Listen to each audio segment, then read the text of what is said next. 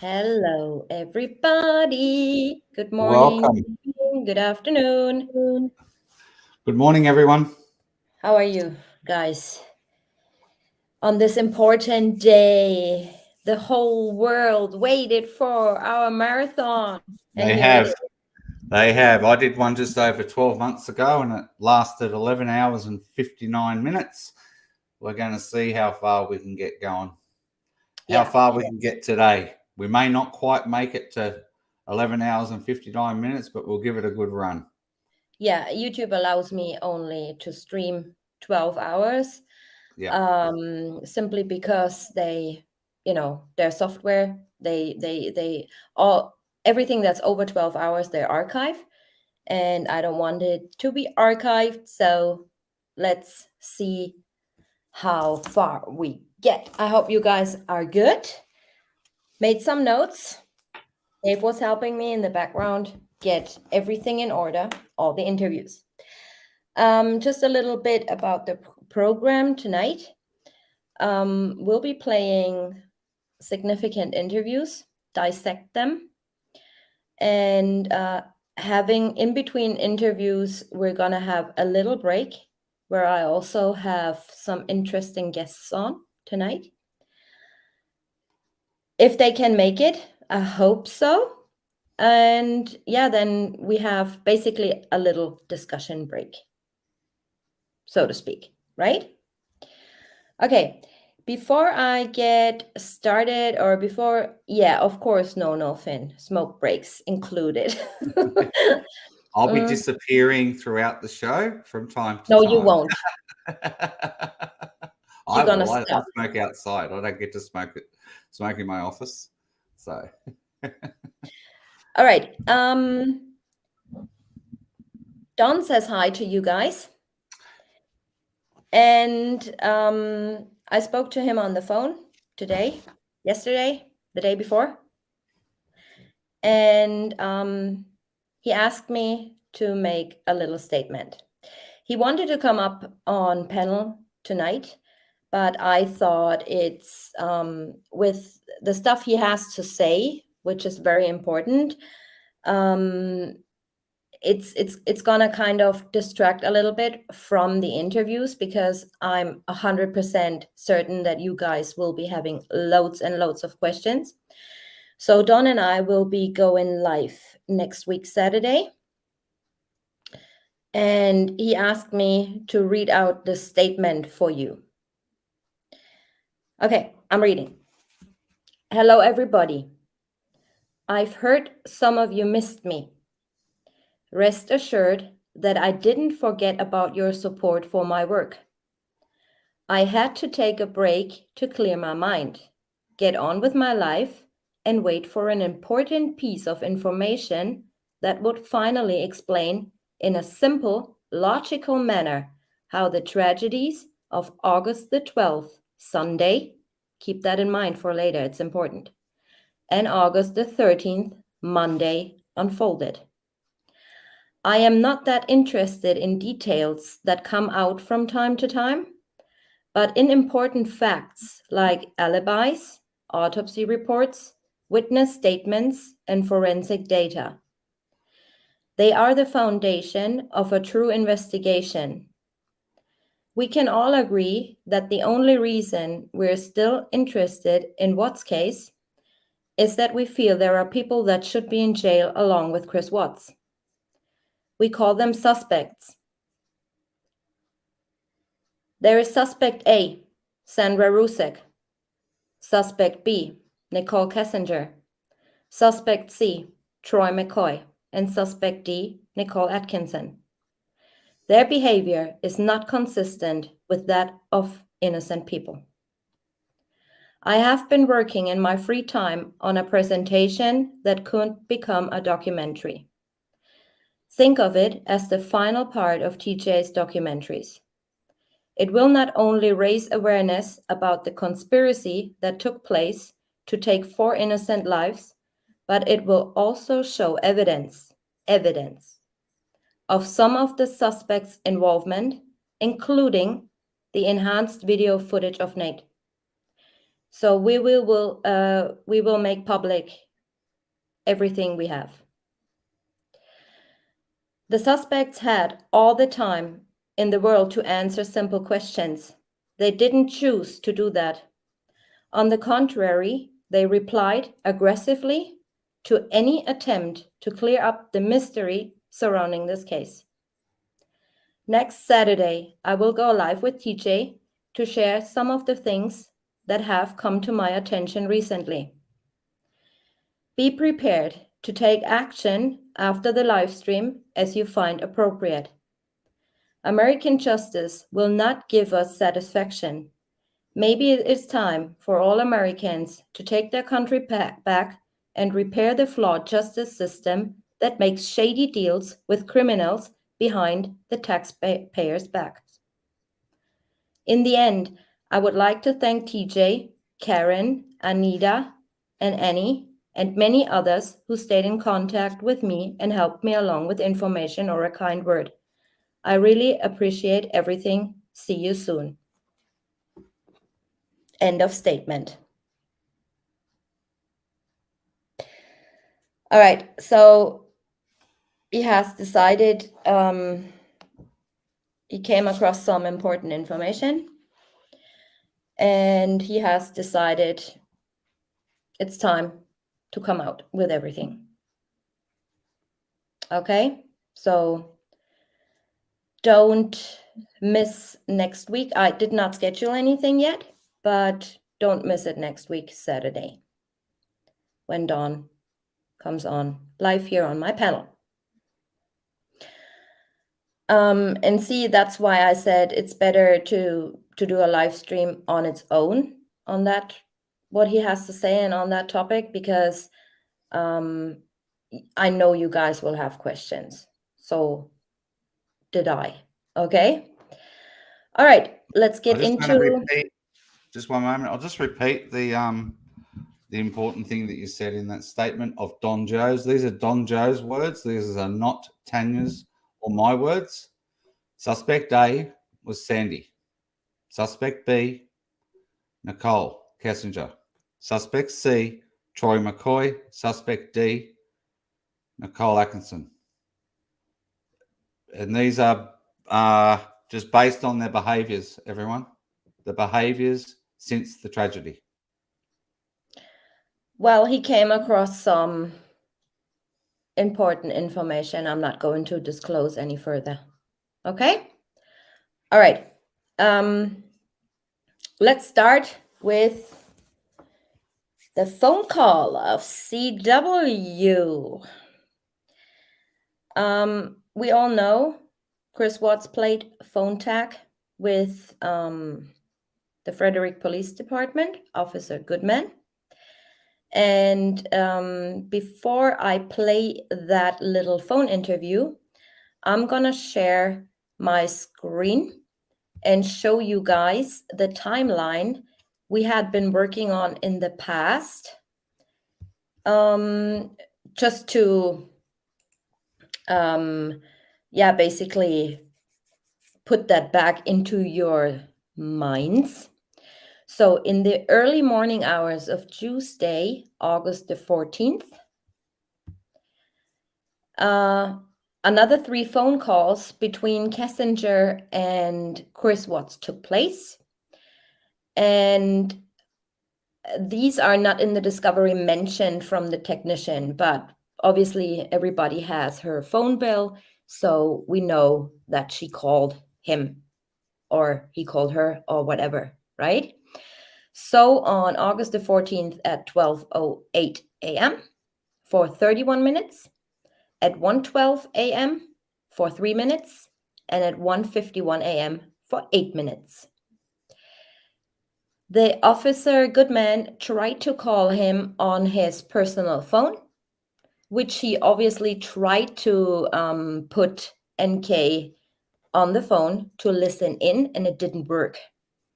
So that's why the officer couldn't go through and heard, like, in the background, click, click, click, click. You know, he just couldn't manage to put her on a 3-way call, basically. So I'm gonna delete that because he wasn't crying. August the 14th at 5:51 a.m.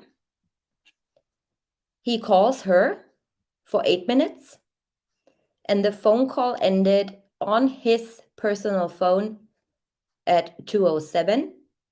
He called her at 2:06. At 1:58, Officer Goodman tried to reach what's on his personal phone, and what started to play phone tag with a line at the Frederick Police Department. Here we see on his work phone, we're not sure, or I don't know, and I have no evidence that she might have listened in while he was calling Officer Goodman back in 5 minutes. I don't know, but it's more than likely. All right.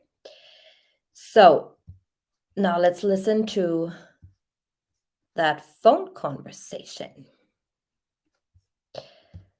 Gonna share that again. Yeah, it is absolutely bold. It's a shame that they didn't really, check all these things. All right, just give me a second. I need to find that phone call again.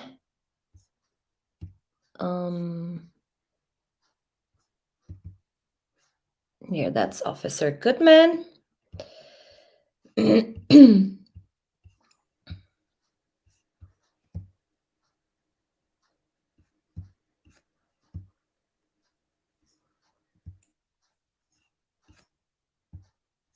All right.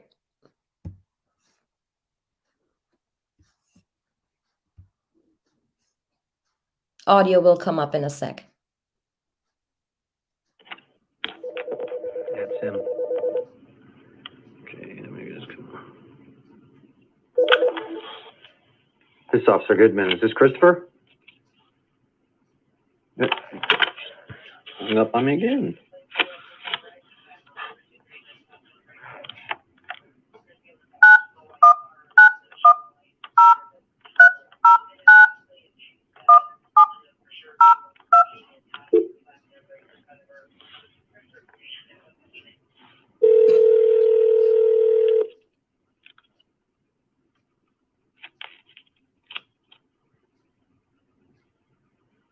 Hello, Christopher?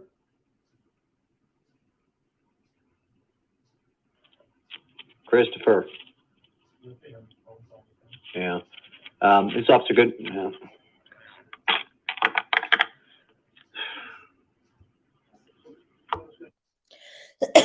So he obviously says something. Let's see if he says something to Officer Goodman actually, or if he says something to NK. Christopher. Yeah. It's Officer Good. Yeah. Did you guys catch that? Something with they're doing a phone call again or something like that in the background. Listen. Sure. Yeah. It's Officer Good. Yeah.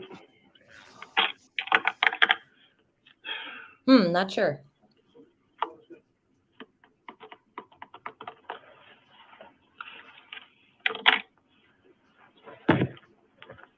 Just going to keep it recording so in case he calls back and get him.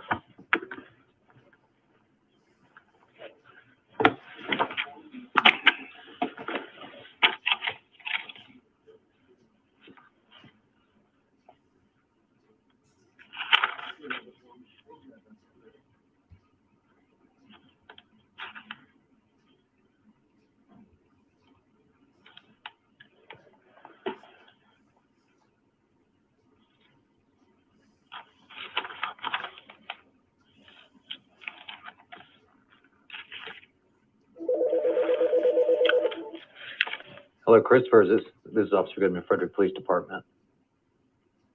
Are you there? Hello? Is that, and that's the number you called and it went right through last time you had contact with him? 910-309-1702. That's what's coming in. They don't have a house phone?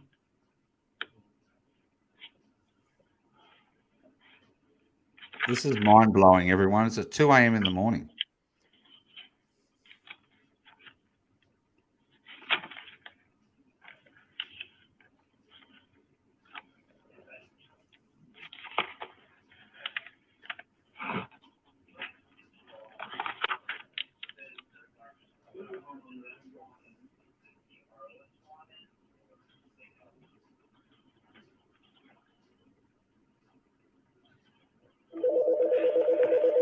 That's a different number now. This is Officer Goodman, Frederick Police Department. Hey, this is Chris Watts. I was trying to call you back from my personal phone. Kept saying call failed, so I just used my work phone. Oh, this is your work phone? Okay. So, we're just trying to, get some of your, wife and kids' information entered in to, put some alerts out there. I just need to get some information about the kids. Do you know how, on Bella, do you know her height, weight, hair color, and eyes? So height would be 42 inches. Okay. That's on purpose. They call him at night to also see, is he concerned? What is he doing? You know, keep in mind that he was a suspect from the start. Weight would be 40 pounds. Okay. Hair color would be brown. All right. Eye color would be brown as well. Okay. Does she have any scars, marks, tattoos?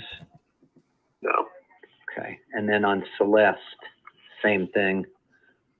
So she is 37 inches tall. Okay. She is 37 pounds. Okay. Blonde hair. Eyes. Hazel eyes. Hazel. Okay. And again, no scars, marks, tattoos? No. Okay. Okay. We're just going to get that information out. He knew the exact weight and the measurements because, you know, it's been planned for quite some time.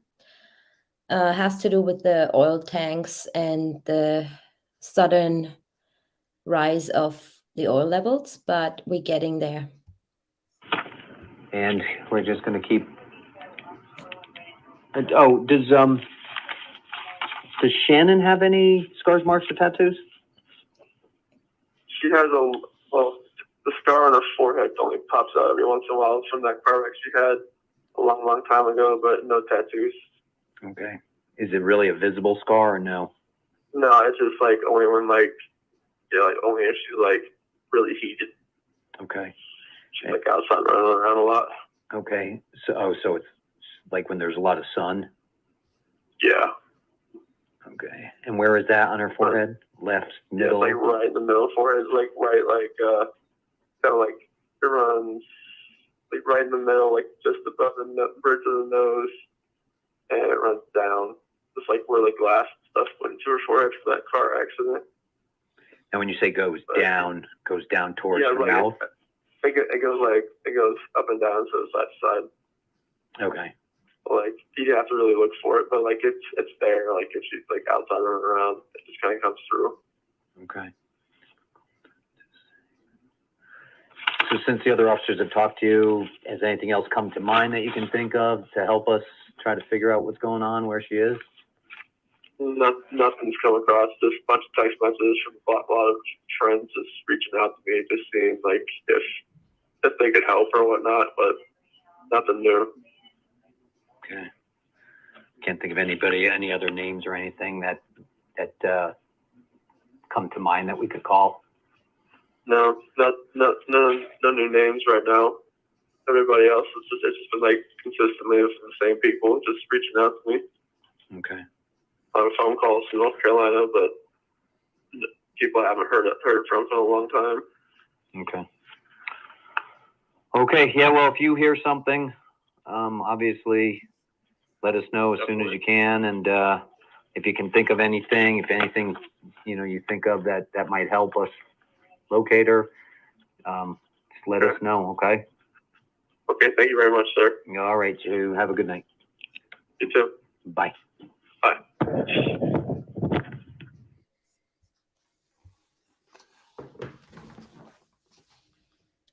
So that was his first, basically, first interview. Yeah, they do that. It's a common, it's a common strategy. They want to see, where is he? What is he doing? Is he concerned? Is he out searching for them? His overall behavior and demeanor. Next up, we have, is it the interviews on the porch, right? Yeah, the porch and the driveway. 2 different TV networks. Okay, there are 2 different interviews he gave to the media. One is Denver 7, I believe, and the other one is 9 News. 9 News, yes. Right, so credit to them for the interviews. And by that time, you got to keep in mind that they already were onto him like flies on poo, right? So let's listen to this when I get it finally. So the porch interview was the first one.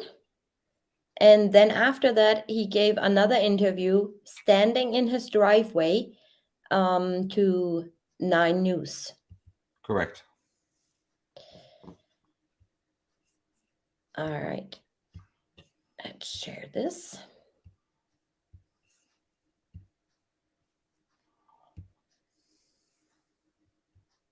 It's the most important thing. Like, I'm not sure. I'll just wait for you to ask questions. Oh, but, like, sorry. it's Wrong one. That's the wrong one. I That's want the them- second one.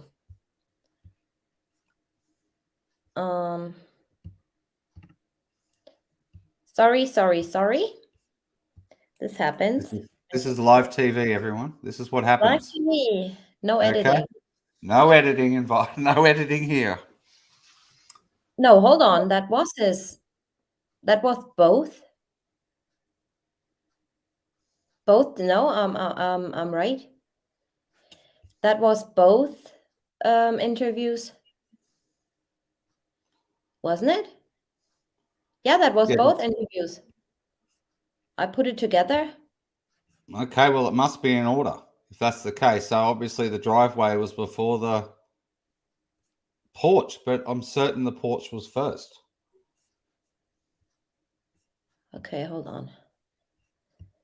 I can just forward to the porch. Yeah. Yeah, this is Denver. And the 9 News Number was 7 was first with everything in this right. case. Okay, let's listen to this. BATTS. What's going on right now around your house? Right now, you got K9 units, the sheriff's department. Everybody's like they're doing their best right now to figure out like if they can get a scent, see where they went. If they went on foot, they went in a car, they went somewhere. And right now, it's just like they've been on point. They're going through the house trying to get a scent, and hopefully they can pick something up to where it's going to lead to something. What happened? Your wife came home. Tell me what's. She came home from the airport 2 a.m. and I left around 5:15. She was still here, and like about 12:10 in that afternoon, her friend Nicole showed up at the door. Like I had texted Shanann a few times that day, called her, say but she never got back to me. But she wasn't getting back to any of her people as well, and that's what really concerned a lot of people. Is like she's not getting back to her. Like if she doesn't get back to me, that's fine. Like she gets busy during the day. But she didn't get back to her people, which was very concerning. And Nicole called me when she was at the door, and that's when I came home.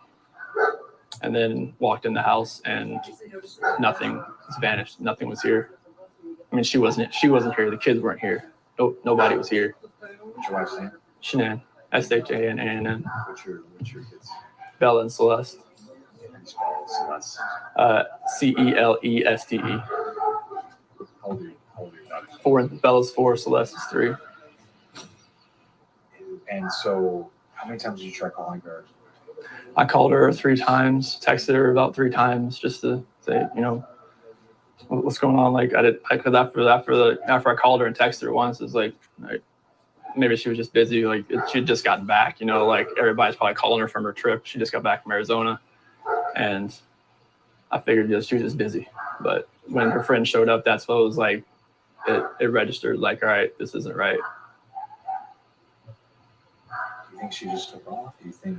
I mean, right now I don't even want to just like throw anything out there. Like I hope that she's somewhere.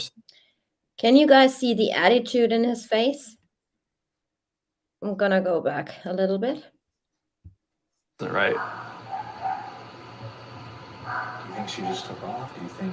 I mean, right now I don't even want to just like throw anything out there. Like I hope. Do you see his face expression? I don't want to put anything out there. Well, but Do you think she just took off? Do you think?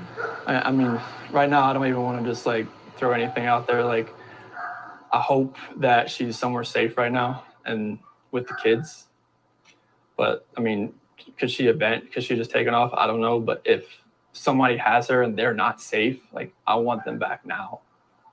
Like that's what's in my head. Like if they're safe right now, they're gonna come back. But if they're not safe right now, that's the not knowing part. Like if they're not safe, last night I had every light in the house on. I was hoping that I would just ran over by the kids running in the door and just like barrel rushing me, but it didn't happen. And it was just a traumatic night trying to be here. I'm gonna ask some kind of tough questions about the relationship with the kids. My kids are my life. I mean, those smiles light up my life. And there's like, I mean, last night, like during when they usually eat dinner, it was just like I miss them. Like, I mean, I miss telling them, hey, you got to eat that, or you're not going to get your dessert. Just like you're not going to get your snack afterward. I miss that. Like I miss them. Cuddle up on their couches. They have like a Minnie Mouse couch and a Sophia couch that they cuddle up on and watch, Bubble Guppies or something. And it was just like, it was tearing me apart last night, and I needed that. I needed that last night, and for nobody to be here last night and to go into their rooms and know that I wasn't going to turn the rain machines on. I know that I wasn't going to turn their monitor on. I know I wasn't going to kiss them to bed tonight. It was. That's why last night was just horrible. I couldn't do it. I want everybody to just come home. Right, wherever they're at, come home. welcome, Mary.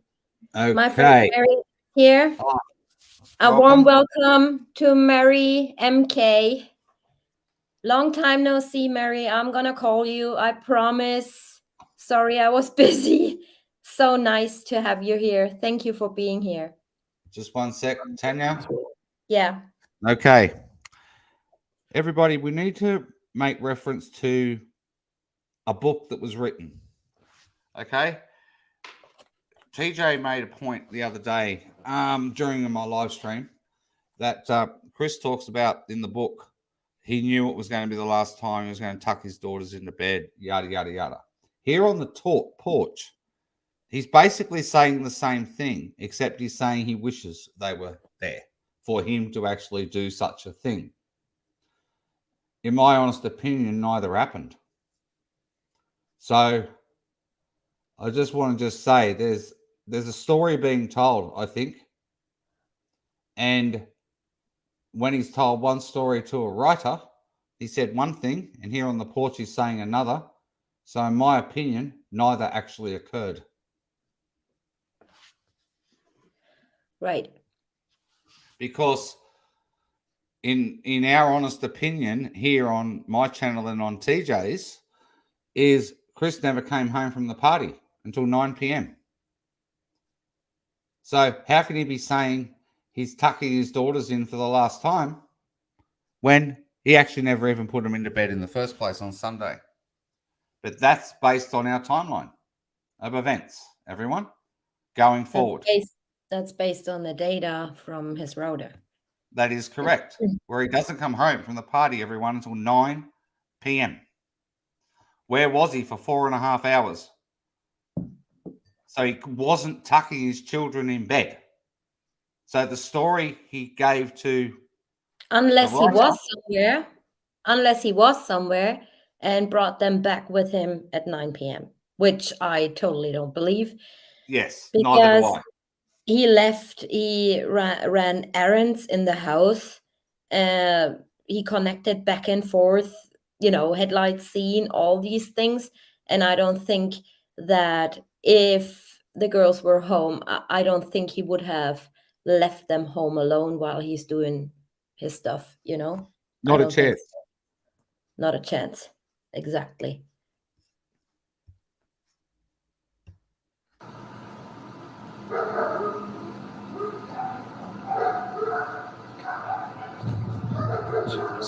Where was she gone for? She was on. She came back Sunday, so that's you at night. Yeah, because her flight got delayed from Arizona because of like other storms around the nation. So she's supposed to get home like 11. She got home at like 1:48. She got in bed about 2. There were no storms. Her flight crew was delayed from a incoming flight, and that crew had to take over the flight from Arizona to Denver, and that crew was late. That's why they were late. What was she going for? Like family trip or like? It was a Thrive direct sales. It was a local event that was down there between a bunch of leaders in the company. And that night, that day she was back. I mean, I left work early that morning, like 5:15, 5:30. So like she barely got into bed pretty much. Great point, No. Barely let me what? She barely let me and then swings over saying something else. Yeah, but the thing is, No Finn just made a very good point, Tanya. Right? Oh, I don't see chat. Sorry. Okay, sorry. Yeah. He keeps saying she. He's actually taking the name Shanann out of his head. He's actually not. He's not actually saying her name. Total distraction. So he separated himself from her, basically. Yep. In his head. Mm-hmm. In my opinion. Absolutely. This guy is a guy in a skirt. What?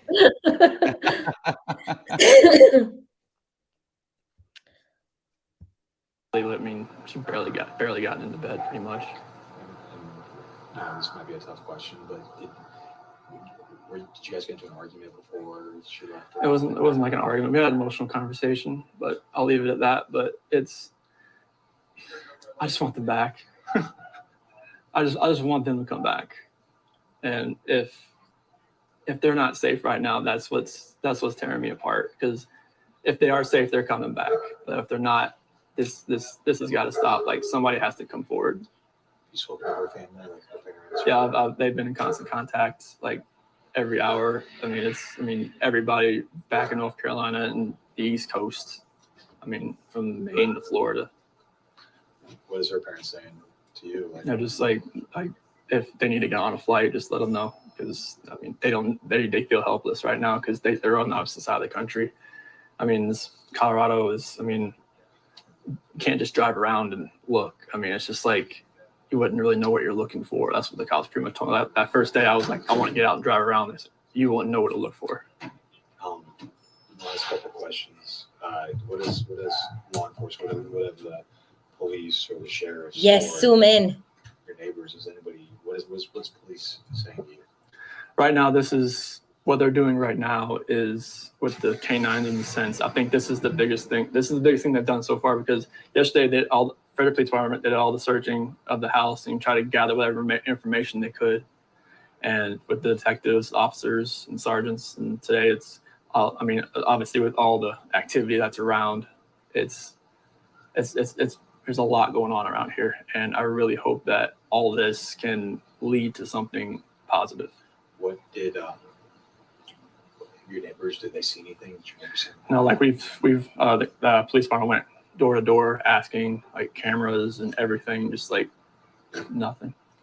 And my last question, if you have any though, so feel free to step in. My last question is, if your wife can see this, if she can watch this, what would you like to tell your wife and your kids? Shanann, Bella, Celeste, if you're out there, just come back. See again, when he says her name, his eyes, And he says, if you're out there. right. Not I know you're out there. My last question is, if your wife can see this, if she can watch this, what would you like to tell your wife and your kids? Shanann, Bella, Celeste, if you're out there, just come back. Like if somebody has her, just please bring her back. I need to see everybody. I need to see. Okay, 3 points where he does that. Shanann, he's saying her name. You know, if you're out there, his eyes go like, ugh. Then the second time he does that, hold on, I forgot. If she can watch this, what would you like to tell your wife and your kids? Shanann, Bella, Celeste, if you're out there, just come back. Like if somebody has her, just please bring her back. I need to see everybody. I need to see everybody. You see his eyes when he says, I need Down. to see everybody. Look down. It's the same expression in his eyes as he does, you know, probably not conscious, but when he talks about her and the children. And this house is not complete without anybody here. Please bring her back. That's it. I can take that mic off you. Oh, wow. Weirdo. Okay, that's next up is the 9 News one where he's in the driveway. Correct. It's the most important thing. Like, I'm not sure. I'll just wait for you to ask a question, but like, I want them wherever they're at. Like, I have no inclination to where they're at right now. Like, I've exhausted like every friend that I know of, and every friend that I have has called friends that Shanann has that maybe I didn't know. You have no friends. And it's just like, it's vanished. Like, she's not, like, when I got home yesterday, it was like a ghost town. Like, she wasn't here. Kids weren't here. I have no idea, like, where they went. And it's just earth shattering. I don't feel like this is even real right now. It's like a nightmare that I just can't wake up. Please. I had no idea where they went. He should have said, I have. What did he say? I had no idea. Yes, he said, I had no idea where they went. He didn't say, I have no idea. Let's go back.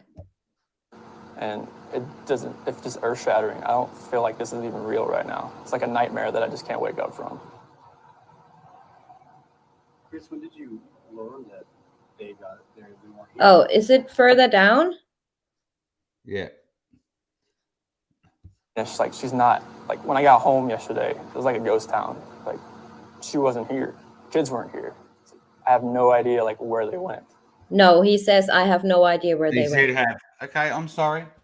I thought it was had. It's just earth shattering. I don't feel like this is even real right now. It's like a nightmare that I just can't wake up from. Chris, when did you learn that they got there and they weren't here? I guess, well, I texted her a few times and called her. I didn't get a response, which that was a little off. And then her friend Nicole showed up about a little afternoon. I could see it on the doorbell camera. And I was like, hey, what's going on? She's like, I can't get a hold of Shanann. And that's when I was just like, all right, something's not right. If she's not answering the door and she said the car was here, it's like, I got to go home. And we got here, got inside. And But he forgot that he told everybody that Shanann told him she's going to a friend's house. Okay. And now he's saying, yeah, when he saw Nicole on the doorbell camera, he basically immediately thought something's not right when she doesn't answer the door. right? He could have said, oh, yeah, that's okay. She's at a friend's house. Mm. Nobody was here. Nothing. And so I read that Shanann hadn't taken the girls to school, which was unusual. Yeah, because like Bella was going to start kindergarten next Monday, and they were just getting ready to start back again. And so what? Lying. He knew exactly that they were starting kindergarten or preschool or wherever they went on that Monday, not next week, Monday. Because Shanann wanted him to make the kids lunch. What? Shanann wanted him to get the kids lunch. Exactly. And you know, so they were definitely going to school on the Monday morning. Yeah, and he knew that. Yep. Kind of. So your friend Nicole kind of tipped you off at something. Yeah, because like she was here at the front door, and that's when I kind of knew, okay, like if she's not answering anybody else either, this isn't like her. Because I mean, she works at direct sales business, and that's what she does. And for her not to respond to any of her people, that, I mean, if she doesn't respond to me, that's fine. I mean, like, she's busy, she's got stuff going on, but not to respond to her people, though, that was not like her. Chris, you've got a beautiful family, you know, and it looks like you all love each other very much. What went through your mind the minute kind of you're like something's wrong? It's like I was trying to get home as fast as I can. I was blowing through stoplights. I was blowing through everything, just trying to get home as fast as I can because none of this made sense. Like, if she wasn't here, like, where did she go? Like, once I got here, it was like, all right, who can I call? Who do I know that she could be with right now? If she went to a friend's house, where could she be staying? And we went through everybody. I mean, just everything in my contact list and her friend's contact list, and nothing has come up. Everybody has said like they haven't heard from her either. I'm just hoping right now that she's somewhere safe, and maybe she's there. But right now it's just like, if she's vanished, like I want her back so bad. I want those kids back so bad. Can you play that little bit again? About the Please? first thought. Where's that little bit where he says he wants the kids back? That's it. And maybe she's there. But right now it's just like, if she's vanished, like I want her back so bad. I want those kids back so bad. What does that even mean if she's vanished? Nobody does vanish. He just said wants Shanann back so bad. And is there an wanted or want again when he talks about the girls? Hold on, I go back a little bit. My contact list and her friend's contact list, and nothing has come up. Everybody has said like they haven't heard from her either. I'm just hoping right now that she's somewhere safe, and maybe she's there. But right now it's just like, Maybe she's there. What is he even talking about? There, where? There. if she's vanished, like I want her back so bad. I want those kids back so bad. I wanted those kids back so bad. Hold on, let me go back. It's just here. It's just here. You've only just it's just his last sentence right now. Okay. Like, if she's vanished, like I want her back so bad. I want those kids back so bad. No, he says I want those kids back so bad. Okay. Oh man, these people need to learn how to talk. Seriously. You know, I wanted to ask you a little bit about the hard part. Your first thought is, where are they? I want them back. Your second thought is, you know, your friends were telling us, and you kind of heard you a little. Oh. You know what? That reporter is cornering him. I want to talk a little bit about that. You want them back so bad. That's pretty good. You're also, your second thought is that you're afraid people think you may have done something. Yeah, I mean, nothing. Everybody's gonna have their own opinion on anything like this. I just want people to know that I want my family back. Like, I want them safe, and I want them here. Like, this house is not the same. I mean, last night was traumatic. Last night was, I can't really stay in this house again, like, with nobody here. And last night I wanted that knock on the door. I wanted to see this kid just run in, just barrel rush me and just give me a hug and knock me on the ground. But that didn't happen. Who are you going to stay with tonight? Probably my friends Nick and Amanda. And then if something develops in the next hours or so, like I'm hoping that somebody sees something or somebody knows something and comes forward. What's the hardest part of all of this for you? Not knowing, like if they're safe or if they're in trouble. Like there's just that variable. Like I'm not sure. I mean, I can't do anything right now from where I'm at. Like I'm not sure if they're safe somewhere, just huddle up somewhere, or if they're in trouble. And knowing that if they could be in trouble, it's earth shattering right now, and it doesn't feel like it's real. The weird part of all of this, it sounds like everything was kind of locked up. There's no signs of them leaving the house. No, like we have camera there. Neighbor has a camera. Everything's checked out. Do you have a camera in there? The doorbell, only right there. The neighbor has one over there. Were all the doors around the house locked? Front door was locked. The garage door was unlocked, but that's normal for, like, when she comes in the house, she leaves it unlocked just so she can come in and out just in case, to get in the garage door, but the back sliding door was locked as well. So how would she have left the house if she did leave the house? Or I don't want to put anything out there, like just suspecting, like if something like somebody pulled in the back, and because we have a driveway back there from the new townhomes, but it's so hard to tell. Like there's no cameras in the backyard or anything like that, so it's really. That's a big giveaway. There's no cameras in the back. Hard to even suspect anything right now as far as how she could have left, or if someone came picked her up, or if somebody took her. Meanwhile, today's reality, you've got cops there, cops here, cops in your house, K9 units. I've never seen something like this in my lifetime unless it was on TV or a movie, and this doesn't seem real at all. It just seems like I'm living in a nightmare and I can't get out of it. Pause. I just want to go home so bad. Okay. Such a defensive way to stand. Mm-hmm. Why aren't his hands in his pockets or down by his side or behind his back, or, you know what I mean? That is getting trapped by the reporter, which is what you just stated just before. Yeah. You know what I mean? The reporter's actually asking him very, very tricky questions, and he's held that demeanor. This is the first time we've now seen him, everybody, away from such a close-up picture. So he hasn't changed the way he's been standing the whole interview, and he's pretty much had his arms folded the whole interview. Mm-hmm. The whole interview, and anybody who would talk about body language would state that he's clearly closed off right now and he's protecting himself, and it's horrendous body language that he's actually giving off. And if you were Tammy Lee, and if you were Bornhover and you were watching this, you would say, he knows something. Yeah, absolutely. I mean, where's his story gone? With they are on a play date. Of course, she's not answering the door if she's at a play date, as he states, So, yeah.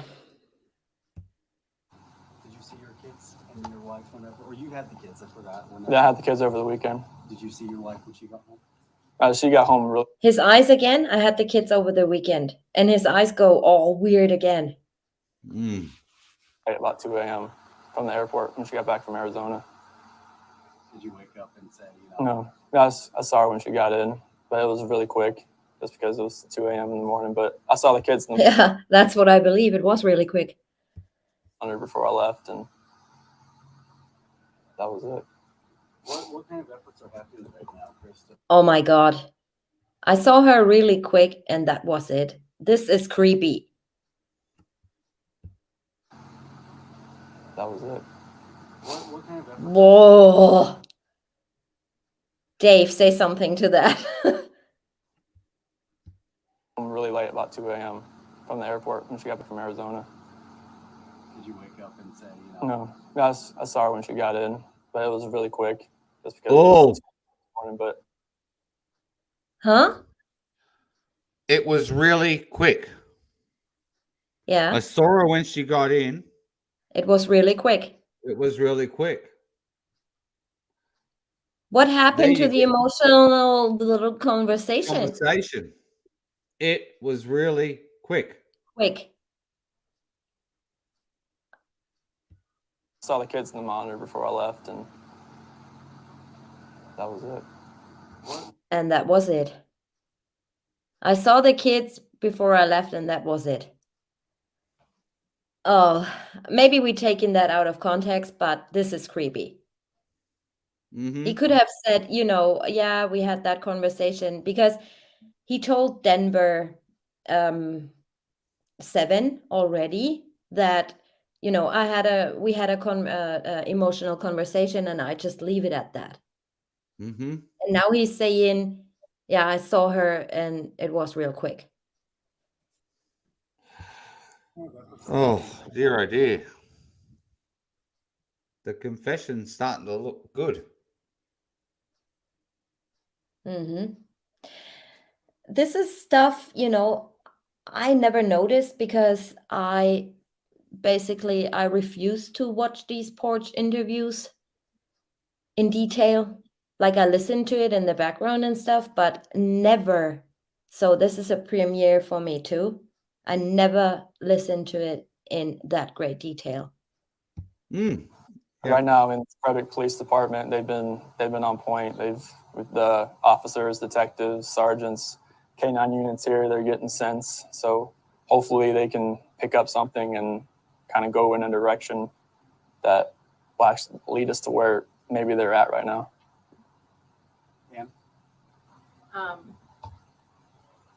Shanann went to. Where'd you get You're that right, shirt? Alicia. Oh, this is Sorry? Alicia Marie, you're absolutely correct. These interviews are hugely important. It's right as it's all going down. It's probably the most important. Yeah, absolutely agree.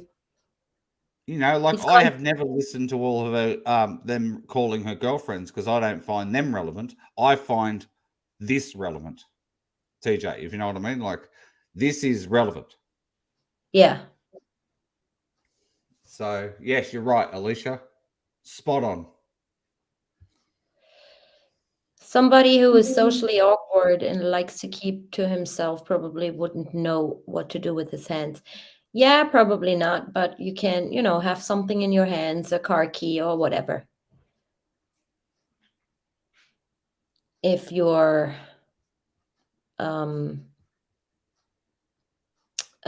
stressed.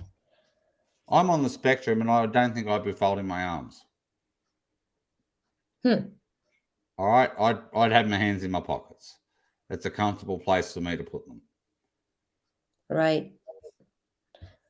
Huh.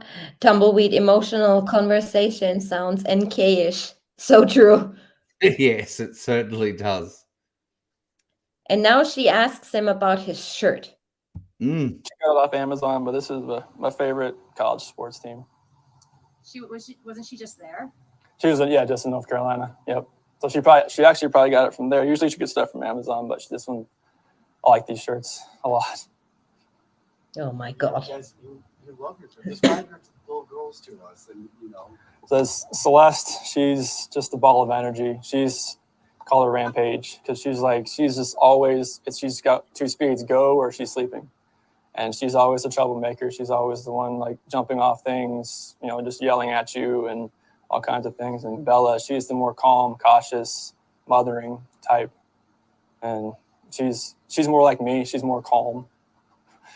But Celeste has definitely got her mom's personality to where she's always just gung-ho, ready to go. Mm-hmm. How you about to have a third child? Mm-hmm. Is that kind of going through your mind right now too? That's why I want everybody back. That's why I need everybody back here. I need everybody safe. I think I'm good. Okay. Oh. Wow. Yeah, loads of stuff learned from this, definitely. Yeah, it's, there are things in this. This is why people, they struggle with me at times on my channel, because I go through so much body cam footage and I go through interviews and I go through this. Oh, he's playing it over and over and over again. Well, for this reason, you pick up new things every single time. We miss so much. And you're watching his body language, you're watching the way his demeanor is, and now it's very interesting. Thank you, Sharon. Yes, yeah, TJ does scrub up all right. All right, she does. But you pick up something new every time that you listen to these interviews, and it's important that we're going to be doing this today, pretty much in order of things actually occurring. If you want to see the dog sniff, like I've gone through it at length on my channel, which is also happening right at this very, very moment, but it's not actually an interview. So what we're actually going through here, everybody, is pretty much interviews. Okay, so it's and some stuff is important to note, maybe in concerning timestamps and who was who where and stuff and like when. that. So and when exactly. Happy birthday, Desired. Yes, happy birthday, Desired. Happy birthday from the whole team. What's it like to be 21? What's it like to be 18? Exactly. Well, 18's no good. You can't drink in America. You got to be 21. So 18's a useless birthday. It's a good birthday here in Australia, and in most countries. I wouldn't want to be 18 anymore. No, Maybe I would want to be 18 with knowing what I know now. Well, yeah, that'd be good, wouldn't it? But hi, Jens. Danke, Jens. Dankeschön.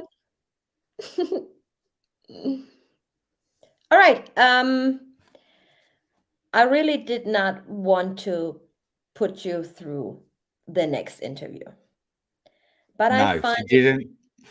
Nah. I was like, oh my God, no, not these kids, and no. The Lindstrom.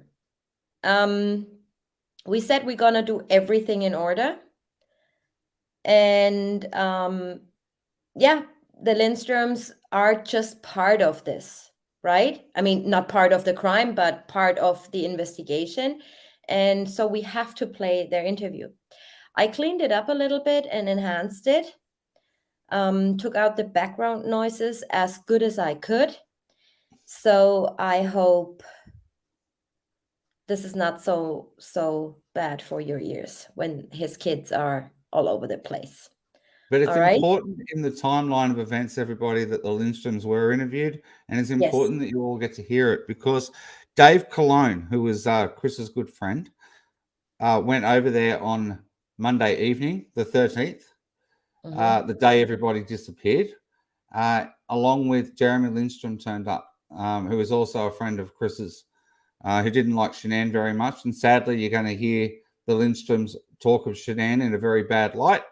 And we apologize on behalf of us both here in the way Jeremy describes what Shanann was actually like. But we can't control what comes out of people's mouths, obviously, in hindsight, in any way, shape, or form. So we do apologize for, it's not us agreeing. It's an interview that got recorded and was released to the public.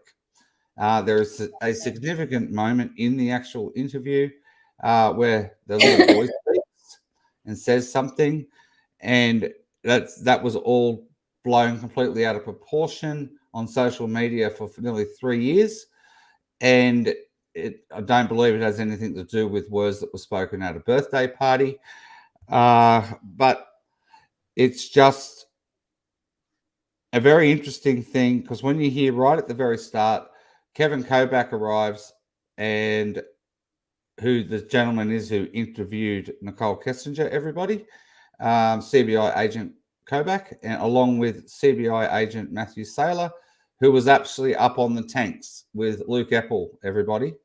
Matthew Saylor, when they were viewing when they had the drone footage going over the top of the two tanks, Matthew Saylor actually interviews the Lindstroms, and Kevin Kobach goes into Madison, is it Madison or whatever her name is? The young girl, Lindstrom's daughter, who babysat Chris. Chris's Kids on, yeah. Yep. We haven't got her interview in here listed yet. Because that obviously happens at the same Yeah, time. but that happened way later. No, it doesn't. It happens right now. Kobach goes in and interviews her at the same time as the Lindstroms are getting interviewed. Okay, can you pull that up on? I'll find that while this is on. Yeah. And while this is on, I'll also duck out and have a smoke. But the thing is, everybody, Kobach goes into the babysitter's room. What age was she? 16 or something? 16, I think. She Yeah. gets interviewed by herself whilst Jennifer and Jeremy are outside. That's the mother getting interviewed by Matthew Saylor. But NA went in as a support person for young Nick when he was interviewed, and he was the same age as the babysitter. So I'm just trying to figure Nick out was whether 15, I believe. she Wasn't was. he? Nick was 15 Was at he that 15 time? or 16? I'm not sure. Anyway, I hope I've given you a rough idea of what actually transpired, and it's important that the Lindstrom's interview does actually get played. Yes. What I find most important in that interview, and we're getting there when we play way later on, Shanann's friends, what's her face? I always forget her name. Lauren. Yeah, Lauren Lauren Arnold. Arnold. Yep. When we play her interview, because she is saying she was actually there that night when Jeremy and David showed up. But none of them mention her being there. And I found that quite interesting. She says she saw Nick and Amanda Thayer in front of the house, and she was there and blah, blah, blah. And I checked on body cam, but I couldn't find her.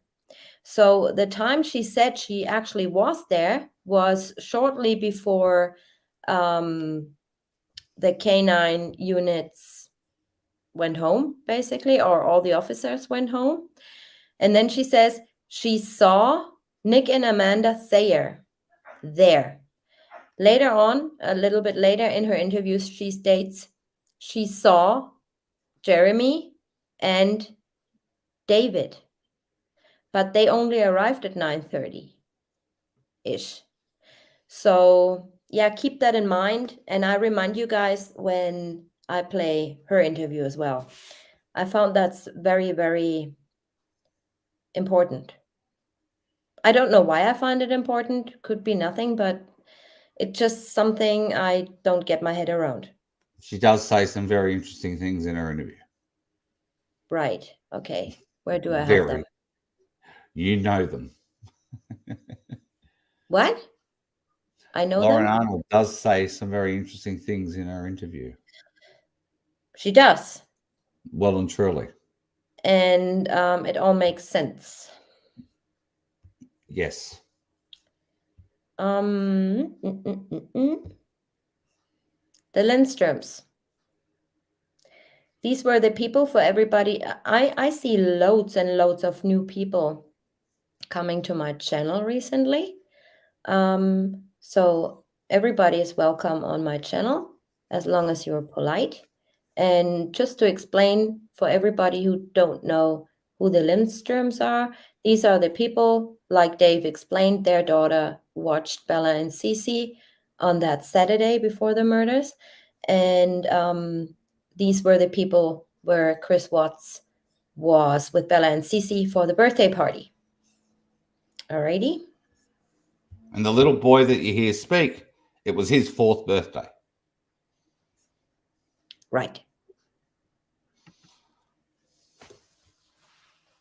Mm.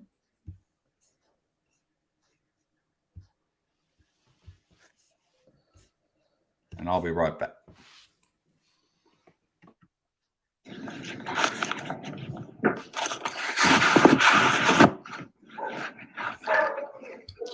This interview, sadly, was is not on video, so I just put the birthday picture in the background.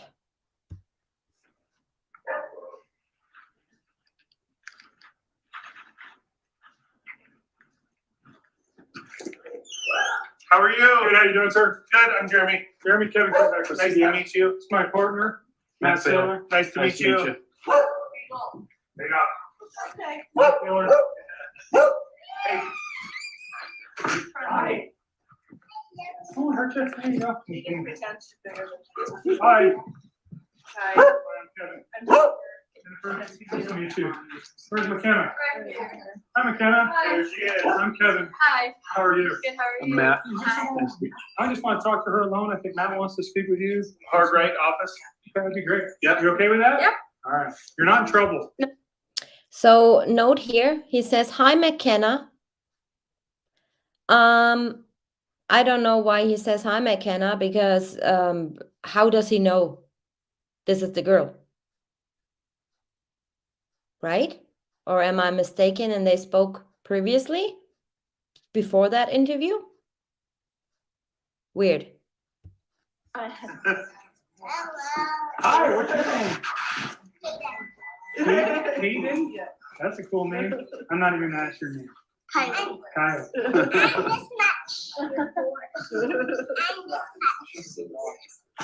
You're 4? Are you the one that just had a birthday? That's okay. It's okay. No, he's No. not. He's just a big puppy and he Yeah. jumps a lot. You have another birthday? You come to Oh, I don't know. Maybe. We'll see. Are you having a party? Sunday. Sunday. Wow. Yeah. Oh. Next year you'll be 5, yeah. He's just gonna skip that, go right to 5. So you guys mind if I talk to you guys real quick? No. Yeah. Sit down if that's all right. Yeah, no problem.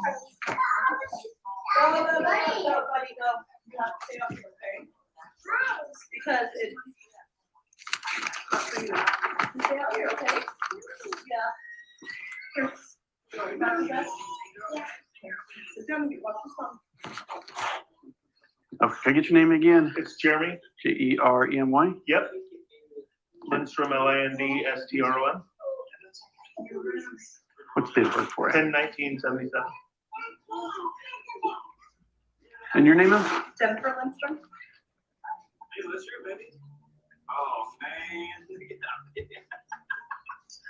And date of birth? 7181. What's the phone number for you, sir? And the address here was, what was your son's name again? Caden. Caden. Kaden. And he's the one that just had a birthday? Yeah. And so his party was last Sunday. This Just this Sunday. Sunday, like 2 days ago. Okay. August 12th. And my understanding is that Chris was here for that? Yes. Okay. How do you guys know him? With both I girls? worked with them at Longmont Ford. Work with, I worked with Chris and Oh. Shanann both. okay. When they got out here from North Carolina, that's the dealership that brought them out. Oh, okay. But they haven't worked there in several years. Yeah. You know when the last, how long ago they quit working there? She left before he did to work at Children's Hospital. She left when she was pregnant with Bella. Yeah, so And 4 Bella- years yeah, ago. 4 years He's ago. 4 years. 4 Okay. or 5 years I ago. would guess his was probably 2 or 3 years ago. Cause she got him the job with the oil field and said it'd make him more money and he went. But they both moved out here to work there at the dealership from, He did and she just got a job there because okay. she didn't have anything else going on.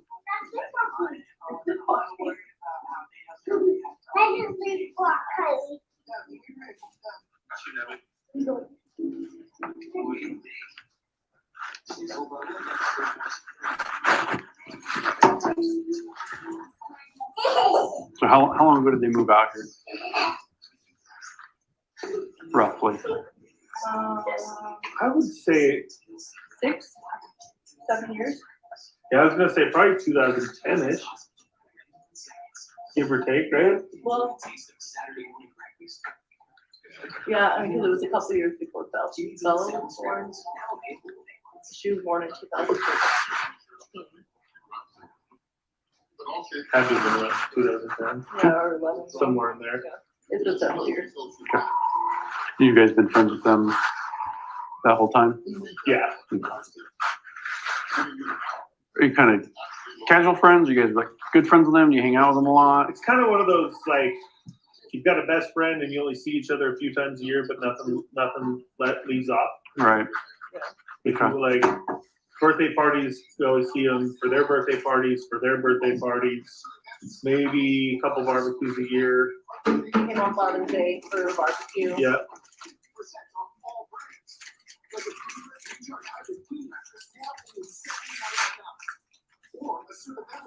Yeah.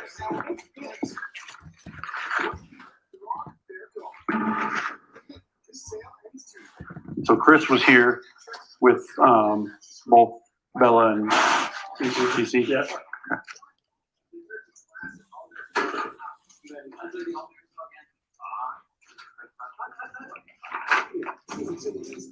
What was his demeanor when he was here? Normal. He's always kind of a quiet dude. Doesn't show emotion very much. Yeah. Just watching after the girls mostly. Okay. How many people were here roughly? Stephen Green, Taylor, Jordan, Emmett, us, and then just kids. Less than So like, Yeah, most of our neighbors were out of town. yeah, like less than- 5 or 6 adults and a bunch of kids. Yeah, 5 or 6 kids. Bella, Buddy, Emmett, Kylie, Austin was over here. So Jackson, like 2 seconds. We went back and forth. You want to eat this, buddy? You want me to open this? Kylie, can you open this with this?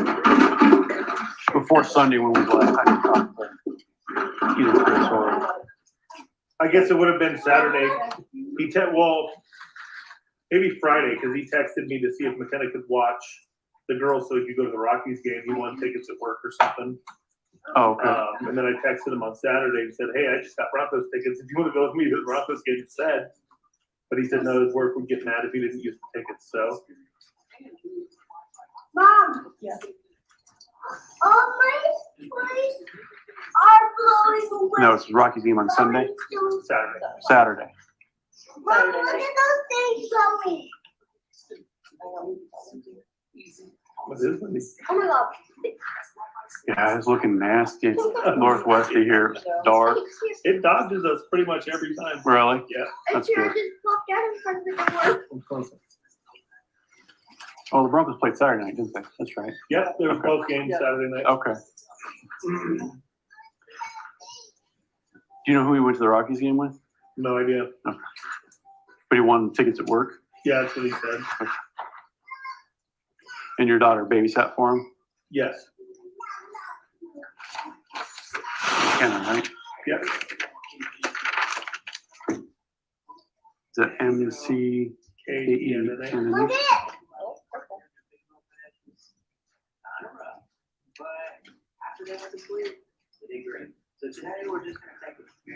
Did she say anything about how that went Saturday? No, normal. She said that the kids to sleep. She was easy. You know what time she went over there? I dropped her off. She's supposed to be there at 4:30 and I dropped her off about 4:25. And did you guys go pick her up? I did. Okay, what time was that? Well, I left here around 10 because she said Chris would probably be home around 10. Okay. So I left around 10. I got there. They probably show a lack of worries about their disappearance because they did not have a very good opinion about Shanann in the start. Very true. don't know what, less than 10 minutes later, and I had him with me because they were at the game. He fell asleep in the car, so I Snapchatted her and asked her if Chris was home yet, and she said no. I said, okay, well, I'm just gonna sit in the car with him because he's sleeping, and then Chris pulled up probably about 15 minutes later, around 10:30ish. Okay. Did you talk to him at all? No, he went in and went in the garage. I don't even think he Me too, Annie. Oh, Me okay. too. he went in and just a couple minutes later, he came out. Okay. Do you know what car he was driving that night? The white Lexus. White Lexus. SUV.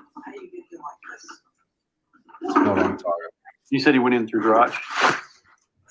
Is that how they normally get in and out of the house? Yeah. So. And then when McKenna came out, she came out the front door. You know what's weird? Everybody seems to know that they never use their front door to get in and out of the house. Everybody Correct. seems to know that, Mm. you know? And yet Jeremy somehow got lost going over to Chris's house on the Monday. How does that work? Really? Yes, yeah. David Colin had to go outside to direct him to the house. Oh my goodness. Yeah. So, but he knows that they go in and out of the garage all the time. How does that work? Exactly. I'm sorry. It's yeah, Really? there's No. so many things don't add up. Yeah. They just don't add up. And the dog ran out after her. So I saw Chris coming outside, trying to get the dog. Mom. Did he park in the garage?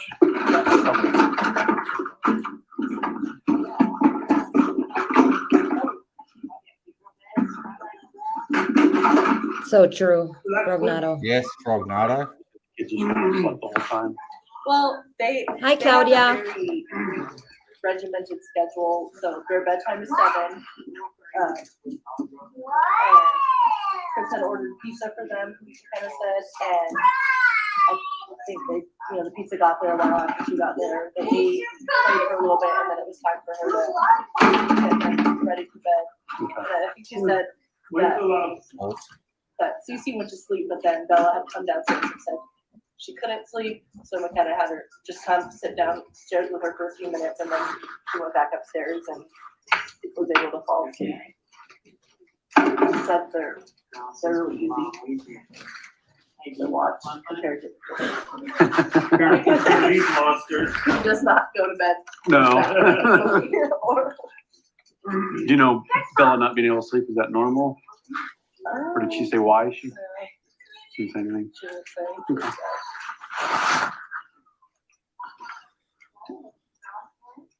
You said the dog ran out the front door? What kind of dog do they have? A little wiener dog. Oh, okay. His name is Peter, I think. Yeah. Peter. I'm sorry, what is it? Peter. Dieter? Yeah. I have no idea how you spell Like that. Deter? Yeah. Sure. That's how it sounds anyway, right? Okay.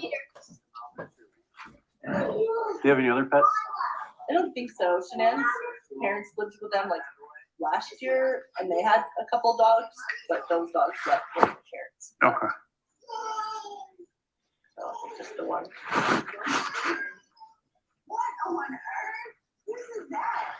Did you guys talk to, So in 2017, the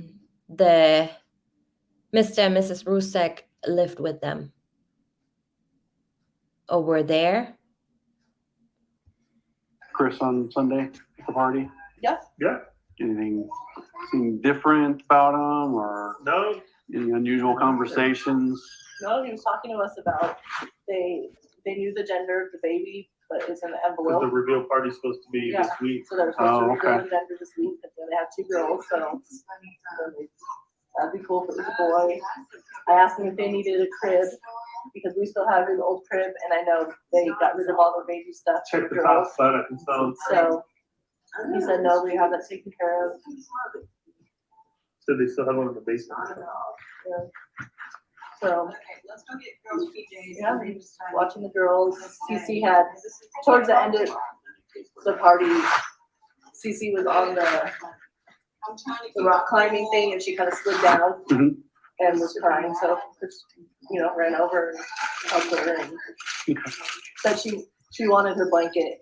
So, her blanket wasn't here. Mhm. So, we had a rough time getting her to calm down. Oh, okay. But eventually she did. How did you do with that? This is important too. The kids went everywhere with their blankets, and he had it at the birthday party. On Monday on the body cam, we see Cece's favorite Yankees blanket in the corner of the bedroom. We also see Bella's shoes on the front porch, on the back porch. He put them out to dry. This is going to be significant later on. Good. Thank you, Catherine. Yeah.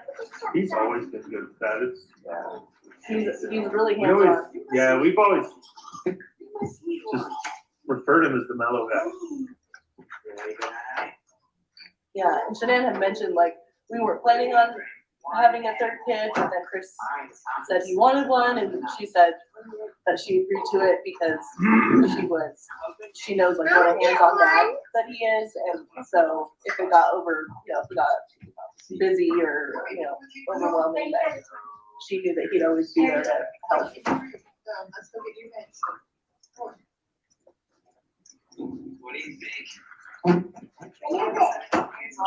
So it was kind of his idea to have the third kid? That's what she had mentioned. That was on Father's Day. Okay. So I was like, oh my gosh, you're pregnant, congratulations. I didn't know you guys were trying or gonna have another one. And so we kind of decided, just to say a lot of another one. So Did she seem excited about it? yeah. Yeah. She said she was very good because her prior pregnancy, she's had health issues in the past, so her prior pregnancies, she's had, not feeling well. Sickness, and she said that so far she's feeling really good, so. No, sir. And I'm assuming she continued to feel good because she's been traveling a lot. Mhm. The prior pregnancy, do you know what kind of, just like morning sickness you mean, or like other health issues? Well, she said that she had lupus, yeah, and fibromyalgia, so she had just a lot of body pain. She has migraines a lot. Migraines. Before they had Bella, she mentioned that the doctor said she'd never even be able to have kids. Yeah. Oh, really? Yeah, she had, those problems. Mhm. But I know that her. She's always been a little weird to me by way of, Health issues. yeah. And the girls have health issues too, which isn't, Christine, type it again, please. I have a delay on StreamYard. Well, and she calls herself Shanann, but her mom calls her Shannon. Oh, okay. So she's got a little bit of a rebellious. yeah, That's not her Okay. name. It's Shanann. yeah. Like she changed the enunciation of it. Right. Yeah, 'cause I was wondering about that because it's kind of spelled. Yeah. Yeah, Okay. and we only knew that because her mom came over here for barbecue one day And he called and called her Shannon. Shannon. I'm like, your mom named you, dude. That's how your name was. Yeah. But she's very meticulous with everything. I don't know if you walk around their house or not, but she's got labels and storage containers in the walk-in pantry. McKenna said it Everything's wasn't, in a certain place. yeah, wasn't quite organized. Like when we first moved in here, she kept asking us if we want If to she help could come over and unpacking and organize. organizing. Oh, She really? just really likes OCD about it. stuff to be in its place and clean and. Very particular.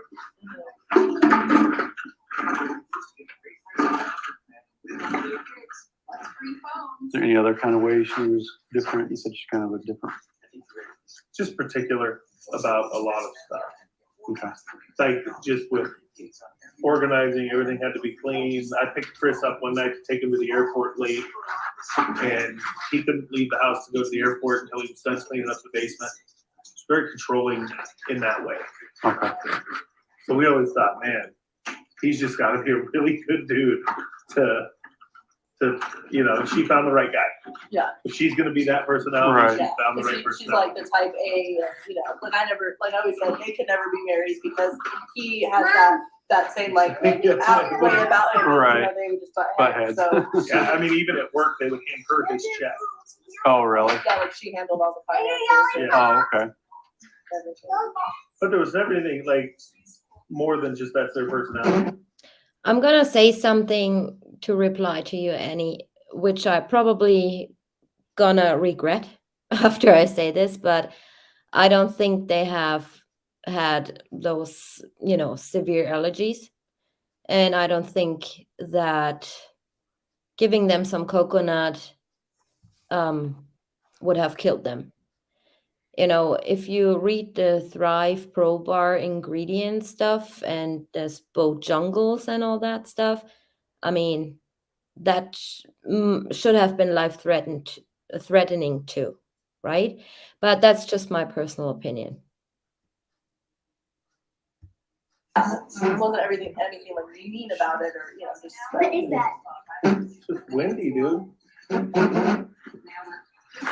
And like when both Bella and Just Cece hitting were the right babies, she had them on this regimen called, I think it's like Baby Sense or something, where every day they did the same thing at the same time so that she could get them on like a set. I think our pool's blue. Oh, okay. Uh-huh. And that's how they go to bed, like Oh, it Press did. pause, please. every night, they know they have to go turn on their Where's the white swimming noise. pool? Christine, I don't think it mattered. I know NA said the kids were light sleepers, so why would they go in and out of the garage? They were sedated. So I can't see the children being light sleepers for anyone. I'm sorry. They were sedated with Tylenol and Benadryl. They were not light sleepers. Not a chance in the world. Sorry.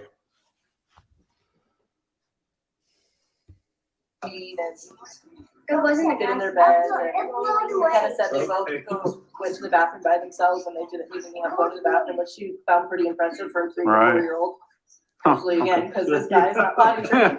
So she's like, yeah, she's like, compared to him, they were like super easy to watch. But that's her style of, and she's very consistent with everything. Yeah. She's the one that can come up with an idea and she will stick it out. Yeah, like this whole Thrive thing. I mean, She's been doing that. She's stuck to it for a long time, and She's doing good She's doing because she's good. consistent. Yeah. There's not a lot of consistent people in the world that can Yeah. follow. Like, oh, I'm going to do this week and actually do it. yeah. Ooh, I That saw just my sucks thing. that she's missing. You said she handled the finances. Do you know what their finances were like? Were they doing well? Were they in money troubles? Do you have any idea? They, at one point, before she started doing Thrive and stuff like that, they were a little bit struggling. But since then, Yeah, and I know that Thrive pays for their car payments because Yeah. they earned like a VIP status. I know she's level. very good at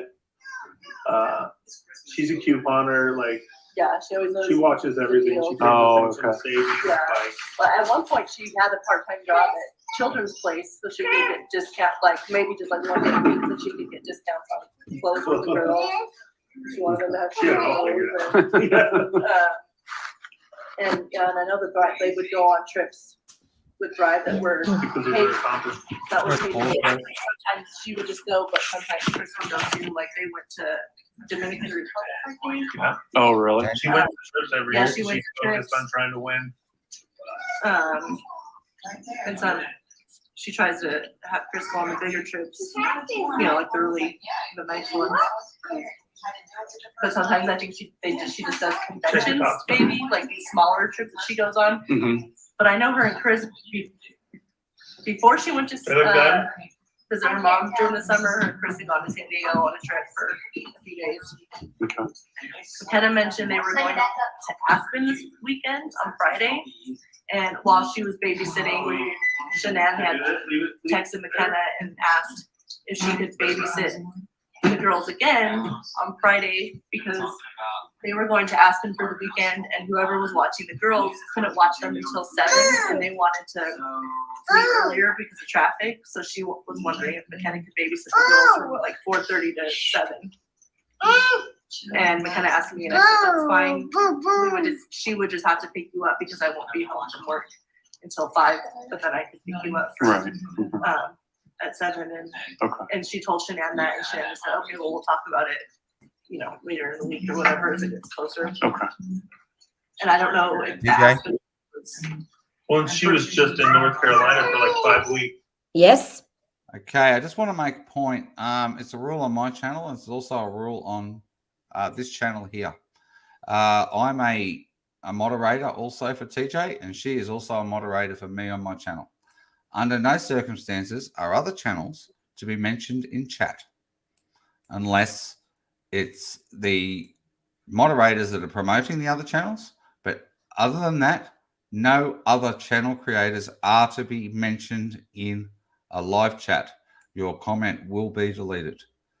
Thanks for that. Cheers. Cheers. Yeah, Before Arizona. Uh-huh. without Chris, Okay. with her parents. But I think And Chris the kids. came at the end on Facebook. I saw them like at the beach, and Chris was there. So You guys know what that was about? I don't know. No idea. But she's I remember when they were here on Father's Day, she said she was going to be gone. Yeah, So invite Chris over so he's not bored at home. yeah. And I don't know. She's never gone on a trip that long before. But it's not abnormal. Her parents lived with her for a year, and then she had a friend from Hawaii come out for like 6 months or something. Oh, really? So it's not uncommon for them Yeah. Oh yeah, but to do those long trips. the girl from Hawaii came out though because Shanann had neck surgery. Yeah. And so she wasn't gonna be able to lift the girls. Oh, And with okay. Chris at work, she needed help. That's right. I think that girl came out because her husband was on a deployment or something. So she's like, Mm. yeah, sure, I'll help you. I don't have anything else going on. So she's met all like different people from Thrive that like we don't know of. Mhm. Yeah. Never met. The only one we met from Thrive is the girl that when she was visiting from Hawaii, and that was last summer.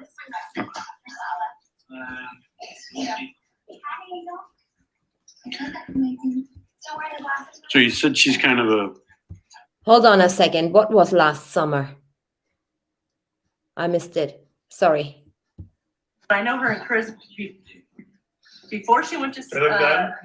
visit her mom during the summer. Her and Chris had gone to San Diego on a trip for a few days. okay.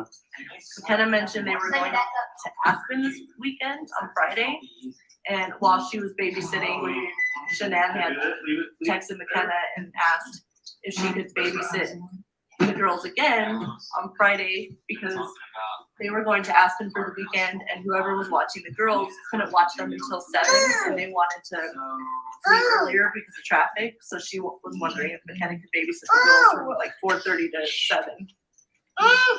And McKenna asked me, and I said that's fine. She would just have to pick you up because I won't be home from work until 5, but then I could pick you up Right. at 7. Okay. And she told Shanann that, and Shanann said, okay, well, we'll talk about it, later in the week or whatever as it gets closer. Okay. And I don't know if the Aspen trip was, Well, and she was just in North Carolina for like 5 weeks yeah, before Arizona.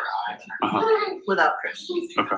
with her parents. But I think And Chris the kids. came at the end on Facebook. I saw them like at the beach, and Chris was there. So You guys know what that was about?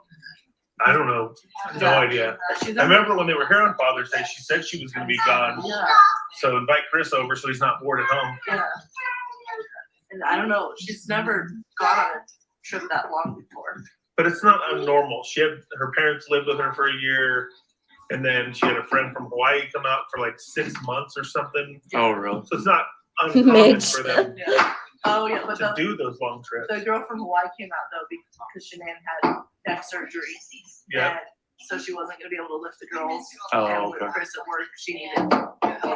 That's right. I think that girl came out because her husband was on a deployment or something. So she's like, Mm. yeah, sure, I'll help you. I don't have anything else going on. So she's met all like different people from Thrive that like we don't know of. Mhm. Yeah. never met. The only one we met from Thrive is the girl that when she was visiting from Hawaii, and that was last summer.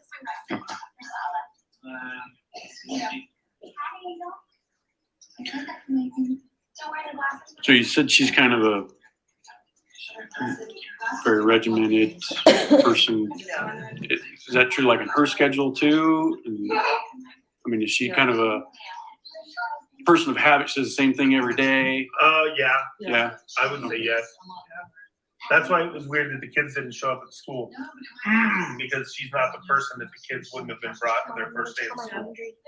Okay, fine. Yeah. When was the first day of school? Yesterday.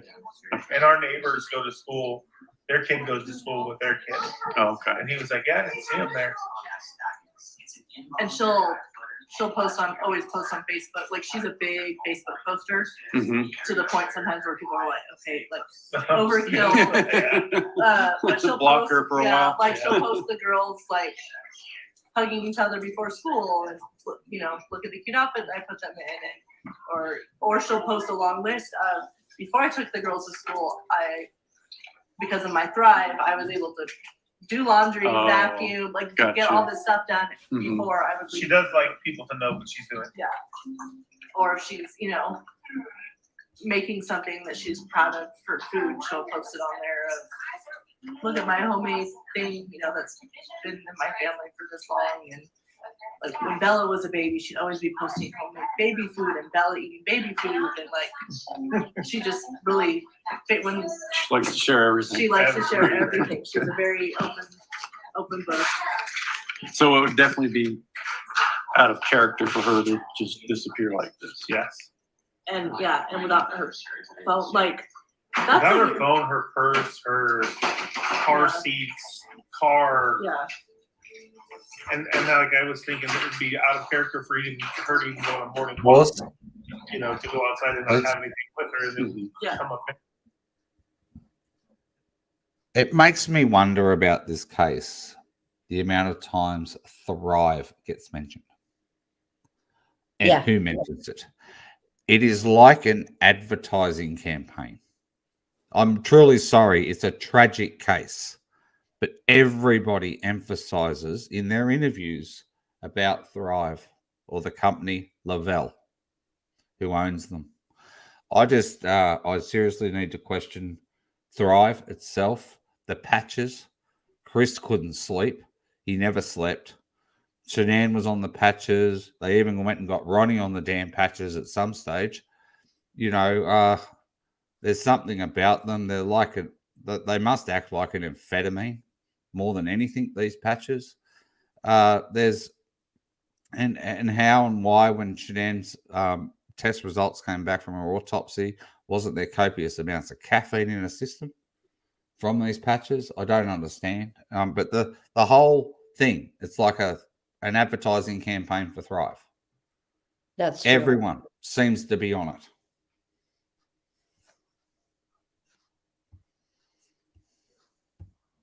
Like Shanann's a person, if you text her, she always has her phone with her and she'll text you right back. Like she Always has her phone. Always has her phone. How did you guys learn that she didn't have that stuff now? I went over to Chris's last night.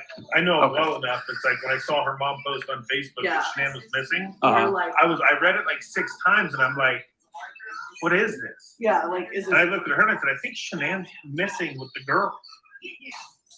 And so I called over there because another one of our friends, Dave, lives in the neighborhood. And I'm like, you're closer than I am. Go knock on his door and see what's going on. And he texted me back and he goes, yeah, it's for real. And I was in my truck and I'm like, because we thought maybe her mom's in North Carolina, so maybe her mom just doesn't know all the pieces to the story and is being, freaked out. And we look at the clock, it's 8:30, 9 o'clock at night. I'm like, no, those kids are asleep at 7. Yeah, those kids are not in their bed.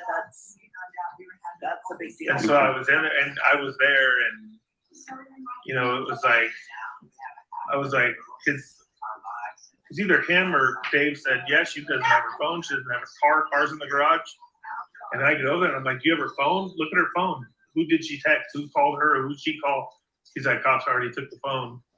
I said, okay, so they're going to look through the phone. I'm like, she texted me, are the car seats in the car? It's like, I didn't even think about Yeah, that. so I'm like, That's maybe like the she car has seats. Uber pick her up or. Yeah, I'm like, if she just said she's out, then, I mean, normally people that are out, they're at least gonna take their phone and car Right. seats and Yeah, and the kids' some medication. kid stuff, and yeah. Cece's highly allergic to certain things, like Cause that was anaphylactic. my first thing, I was like, Galactic the allergic. kid doesn't have Yeah. their medicines, and then I asked Chris, I'm like, she left the medicine too? Like, he's like, well, we have spare medicine in the basement, so she could have taken something. Okay. But I don't know. I didn't want to grill him with questions because obviously he's Yeah. going through something and doesn't need to hear it from 37 Right. people. I'm like, you need anything, dude? I'll stay here the whole night. I don't care. What was his demeanor like last night? Just like the blank stare. Just, I don't know. My phone's blowing up. He's like, I just want to go finish cleaning and try to go to bed. And I'm like, okay, I guess some people get nervous, get weird, get to start cleaning. I don't know. Do you think that's a normal reaction? I don't know. I don't know what people do. Yeah, everybody You reacts know, differently. everybody's, But yeah. based on what you know of him, do you Of think that's him? a I'm sure he cleans a lot. yeah? He does a lot of work around the house, the yard work, but more so she'll have her lists that need to be completed. He probably just didn't know what to do with himself. I'm sure. I was like, Did he seem concerned? concerned, yes. Just shock, more of a shock face. Like, it's like, I have no idea. I'm like, where would they go? Who would they go to? Like, I mean, I'm the question head. Like, I've got to try to figure this out. That's the way my brain turns into. Right. Yeah, and like, Right. we've been talking about this like nonstop. Right. If obviously if things weren't left behind, it would just be like, okay, they're having problems. Adrian. Needs a break or whatever. They had a Mhm. fight. Did he say anything like that? Like they had a fight or they had a blowout, or did he give you an idea of what he thought? I mean, did he say Adrian. anything?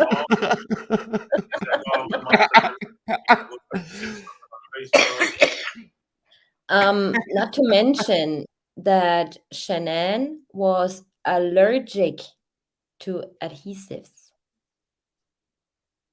Keep that in mind. Oh my goodness. Don't Yeah. go there. She made a post about that even. Oh, It's on her Facebook for everyone. of course she was allergic to adhesive. Oh, Stop laughing. I'm sorry. I'm sorry. Oh dear. Let's go through this torment. 20 more minutes, guys, and Sorry, then everyone. we move on to the real interesting stuff. Yep. Even look at Facebook. And I'm like, dude, I said, should we go look at the park? Should we go walk around? Should we go somewhere? He goes, no, the cops told me to stay at the house because I wouldn't even know where to look and what to look for. I'm like, because I always worry, like, what if they went to the pool? I mean, yeah, they probably didn't go to the pool, but what if they did go to the pool and they went in the pool bathroom and the door broke on the inside and they couldn't get out? Like, it's just not normal Yeah, it's just like for her to not be there. trying to piece all this. Like none of it makes None of it sense. makes sense And at that's all. like the bottom line. Is none of it makes sense. And when you know the people, it's even harder to make sense out of it. Right. And it's freaking weird to see their faces There was a dead bird on the plastered driveway. on the news. To see Like their those faces random- plastered on the news and be like, we just saw those girls on Sunday. I don't know if we're the And last nothing people that was saw out of those normal. girls, like, since then. I mean, obviously we were the last time to see them all together. It's just, So they went home from here and it makes, went to work or whatever. And I keep trying to think like best case scenario, but I can't stop thinking about. I just don't know if she's vindictive enough to do all this just to mess with him or not, you know? But you don't know who's who. Right. You really don't. I don't know. Yeah. A million things that could go through your head. Right. You want to err on the side of everything's okay and Yeah. she's just being stupid right now. But But who where, knows? but where would she go be stupid? Like they don't have family out Right. there. It's just friends. And And some people, I mean, if she's cheating on him or he's cheating on her, and they're telling nobody, then nobody knows any of that. So neither of them have said anything like that to either of you guys? Never. I mean, They're pretty, they don't even strike you as the type of people that would be having an affair on each other. like, they're pretty, like, cookie cutter, and, I mean, they're, like, looks like they have the perfect life. Yeah. I mean, But honestly. that's what you see every time on the news.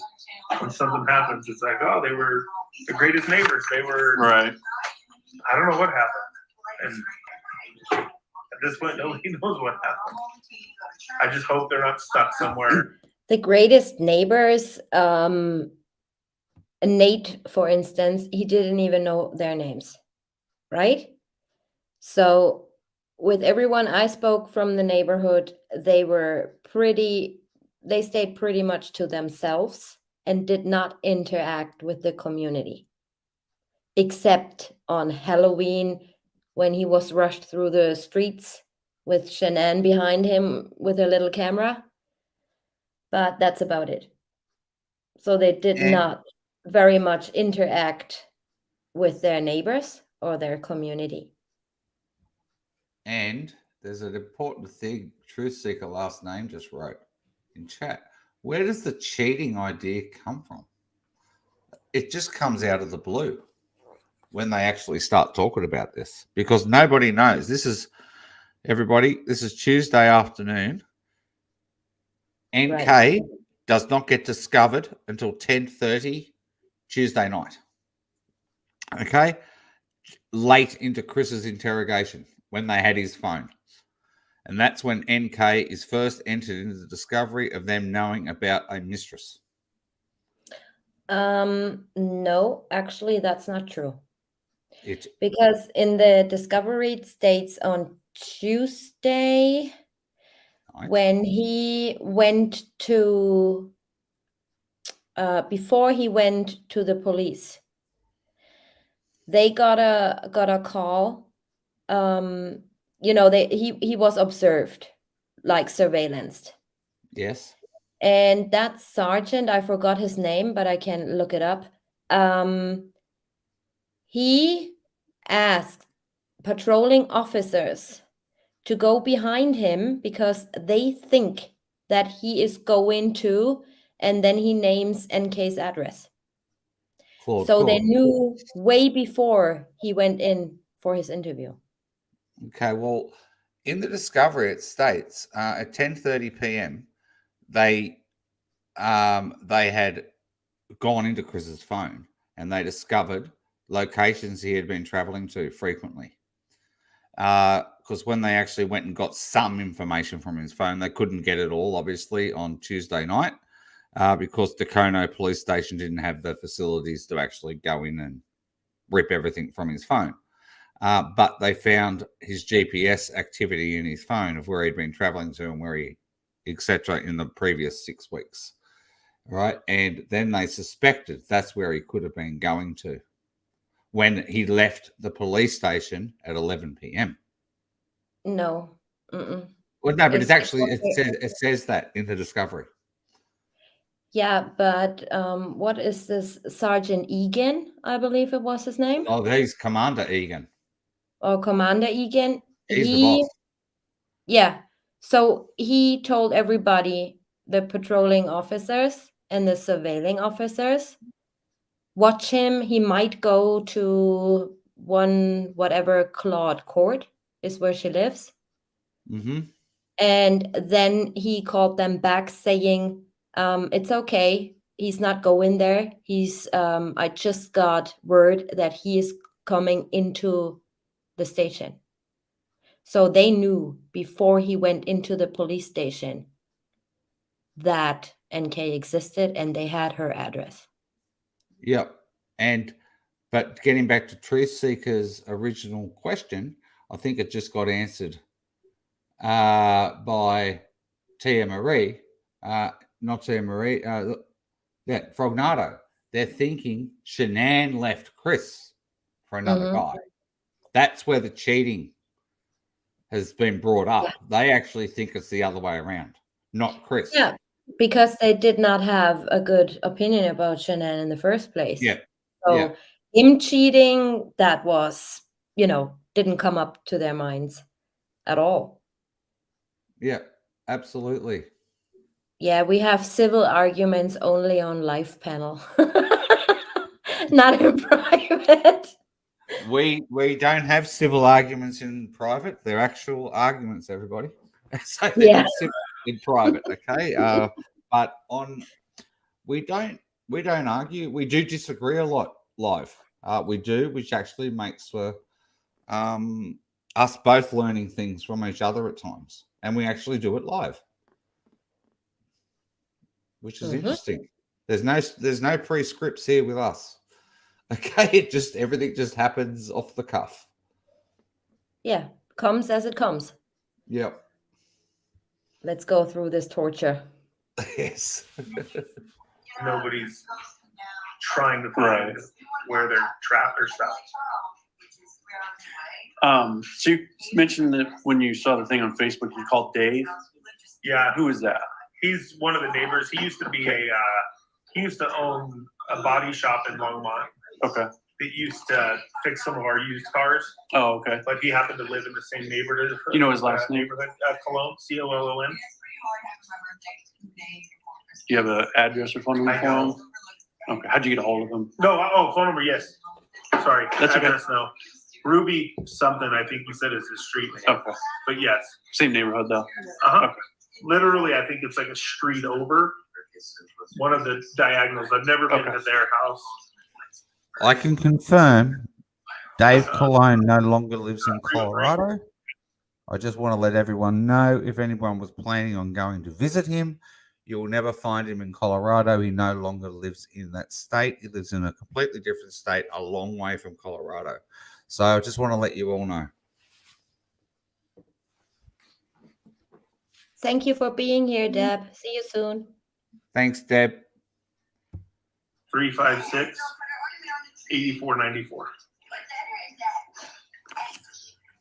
Was there anybody else over there when you were over there besides you and Dave? No. And we were probably there for maybe 15, 20 minutes or so. Just kind of need something from us, like what we do to help.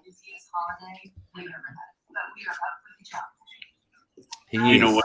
So he said, no, the cops told him to stay at the house. Yeah, he's like, all I can do is wait and hope that they're somewhere and that they're safe. And Did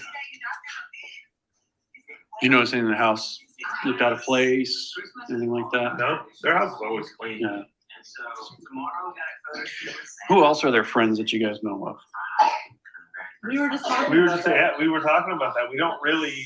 They had some friends that we knew a long time ago, but we haven't seen him post on Facebook or anything like that in years. Yeah, so now I think they're just hang out with like Thrive people, like people they know from Thrive. I think Chris works a lot, Yeah. and she works a lot on Thrive, 24 hours a day, posting, trying to sell Thrive stuff, and 24 hours a day. True. I mean, we only see him 4 or 5 times a year. Yeah. And usually it's them coming over here. Like we haven't been over to. We went there for a football game once, for Yeah. Steelers game. But that was like Steelers fans there. Oh, that was like when Bella was a baby. But she posts so much stuff on Facebook, it's as if you. right. Yeah, we definitely know like where they are, what they're doing. Is he on social media at all? Nah, not really. Every now and again, he might post something Thrive, but it's very far between. What does he post on? Facebook. Facebook? Yeah. Wouldn't surprise me, Marina. Yeah, he's lost a lot of weight. He's been working out. He's like, she posts pictures of, look at my man working out with the kids, doing push-ups with one of them on their back. Like, Yeah. that's why it's so odd that it's like just, I don't know. He's lost a lot of weight recently. In the last year or 2 years, they both did. That's kind of their Thrive. No, Adrian. Dave Cologne was a friend of CW. And they show themselves and how much weight they've lost since they've been doing Thrive, and having this extra energy to do work around the house, clean up. You know, I can get up at 5 in the morning because I have Thrive and Right. all that different stuff. Luke Apple was Chris's supervisor. Yes. You don't know who any of her friends are or his friends? No, and we watched on 9 News, they interviewed some lady that said she was her best friend, but I don't think either. And Dave lives in the neighborhood, but I don't know that he's said hi or hung out in years. Okay. They're not. They knew each other, but they weren't neighbor enough. I think they hung out maybe twice since they both lived there. But I knew he lived in the neighborhood, and I was like, "Hey, come knock on his door."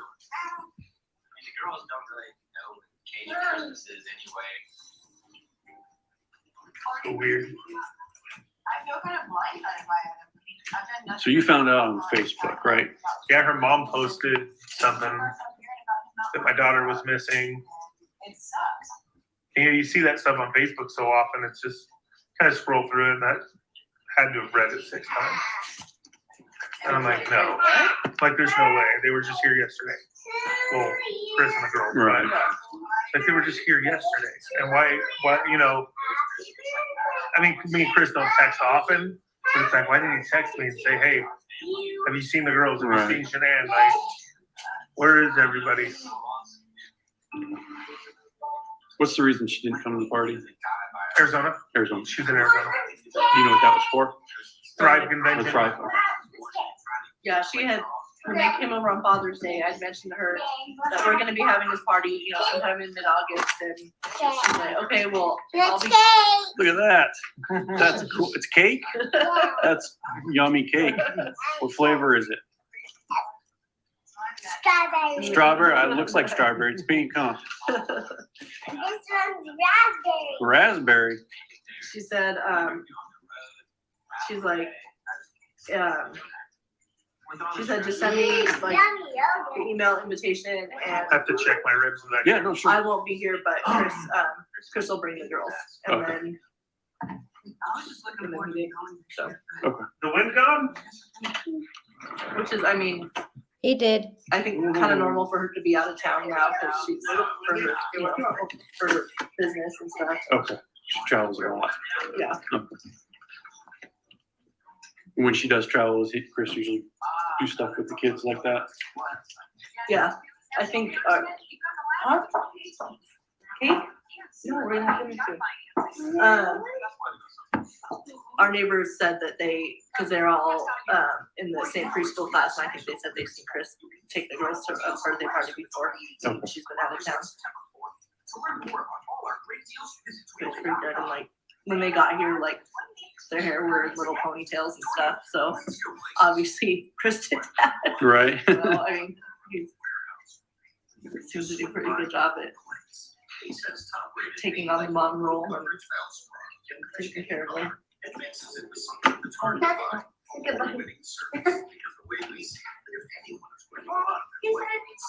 there. 20 minutes, Truth Seeker. Oh.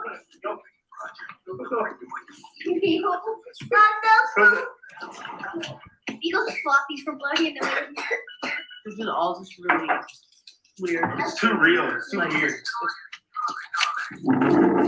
I just picture them sitting in a hole. Your turn, Here Dave. Here we go. This is it, everyone. Okay. Everyone. Shall I needs play it to- again? Absolutely. Really quick? Yep. And what he says just after. I just picture them sitting in a hole. Yeah. I don't know why. What's your guys' theory? That's it. What do you guys think happened? So I look at the like, you can't put anything past anybody in this Yeah. world. Because Mhm. everybody's Pause, please. right. Mm-hmm. Yeah, like people, I just picture them sitting in a hole. I don't know why. So what's your theory? Okay. Everyone, that is not what was reported out there on Facebook, on YouTube, everywhere for 3 years. People said, Oh, Bella said it to him at the party.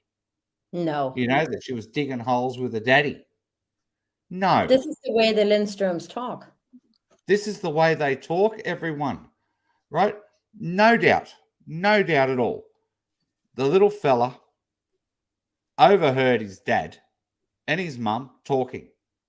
Obviously not very long before the police turned up. And all he's doing is mimicking his dad. That's all he's doing. Because in the background, he's actually mimicked his father already in this interview at one stage. In the background, he repeated something his dad had already said. So there was a misleading of information for 3 years out there. And then I went over this and over this and over this. And finally, everyone now understands that it has nothing to do with Bella saying she was digging holes with daddy. Okay? There's no way in the world they were anywhere digging holes. Not a chance. It came from the Lindstroms themselves speaking, and this little boy has mimicked his family. That is it. That is it. So I hope everyone now understands that is truly, truly how that all came about. There's no mention of digging of holes anywhere by anyone in this case, apart from this little boy mentioning those words right then. And that's it.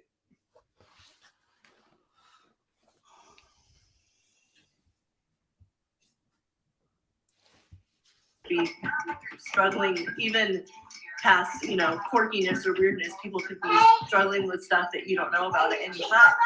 And if she is pregnant and having stress, I'll have some later.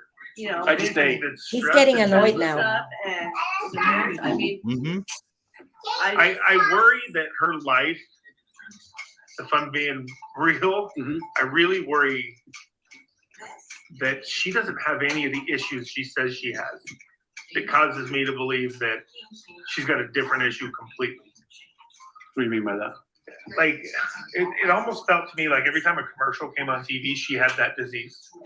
Oh, okay. And doctors say never gonna have kids. And then you're on your third one.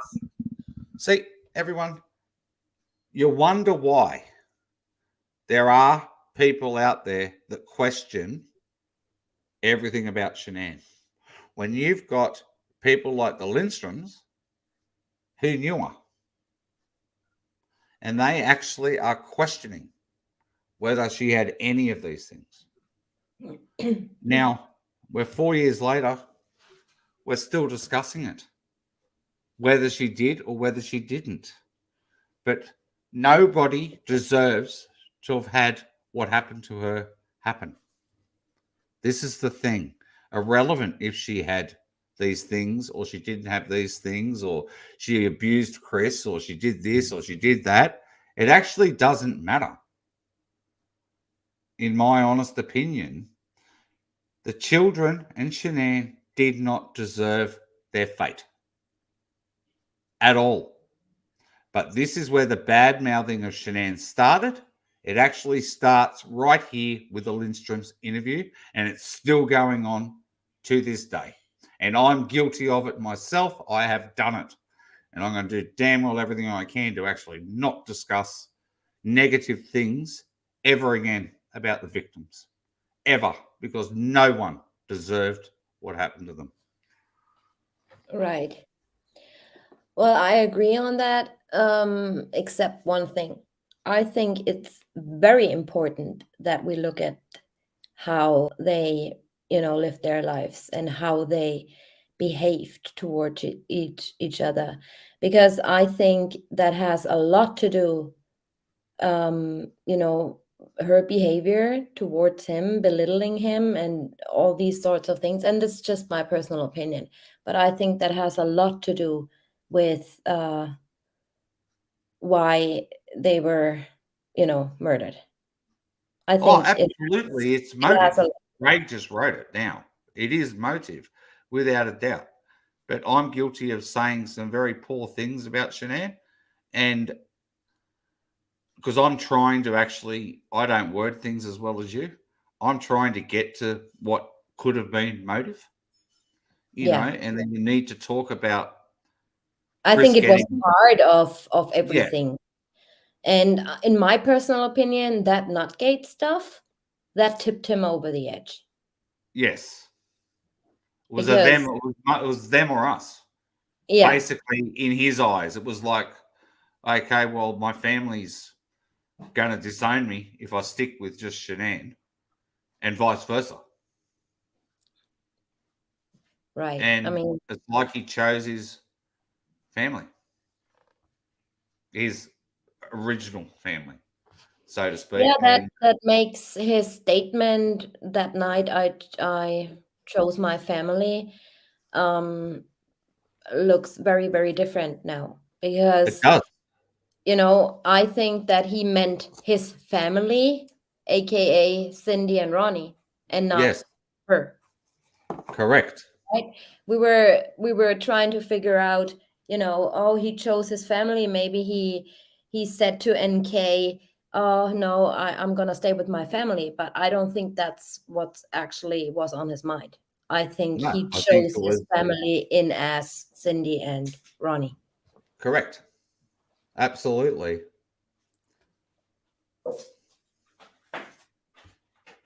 You know, but I'm pretty, I don't know, I'm weird about that stuff too. Like, I don't believe everybody has everything they say they have. Yeah. But for her to have everything, Mm-hmm. I don't think so. You know, so it wouldn't put it past me for her to just up and take off. Yeah. It really wouldn't. You know, that's my hardest thing, because I want to believe that that's the truth, because I don't want to believe anything else. Right. Right. I don't believe Chris would ever harm a fly.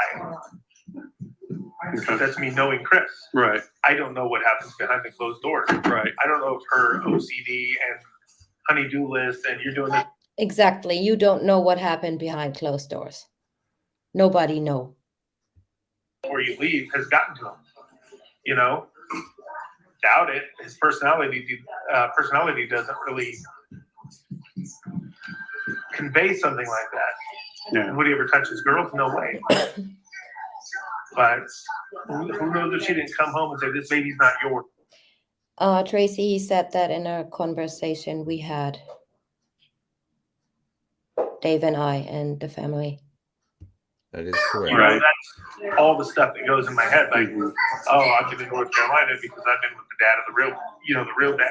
You never know what story pops out of nowhere and causes people to go nuts. Right. But it wouldn't surprise me that she's at somebody's house, her friend's house, like, and she did all that stuff just to. I'm leaving all my stuff behind just to get in his head. Because maybe he didn't do something he was supposed to do, or I don't know. I hope that's it, because it's a safer situation. Right. I don't know. You guys mentioned earlier that she was telling you about the. Stop, buddy. Was it him or her that was telling you that the gender was in the envelope? And He was. he was. Okay. She mentioned it before that they were going to do a gender reveal. Okay. He mentioned, I asked him, I said, who knows who it is? Because somebody's got to do the reveal. Right. And he said that they have another friend who knows what the sex is. So they didn't know? No. He said they don't know what it is yet, but they have a friend who does and was doing something with champagne bottles, different colors or something. That's Can't they actually not send these true. kids out to That's the not pool or true. something? Oops, sorry.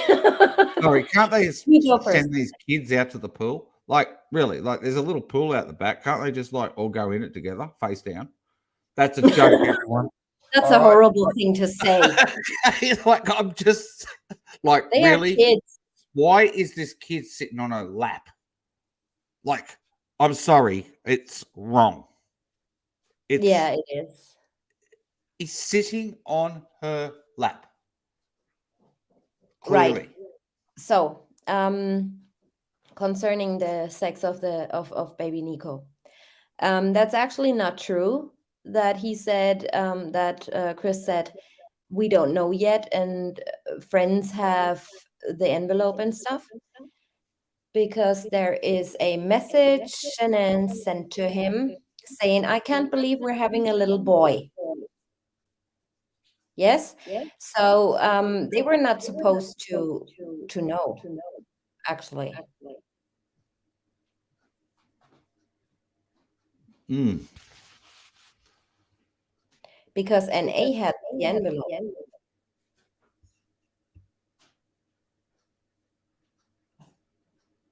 Correct. NA did have the envelope.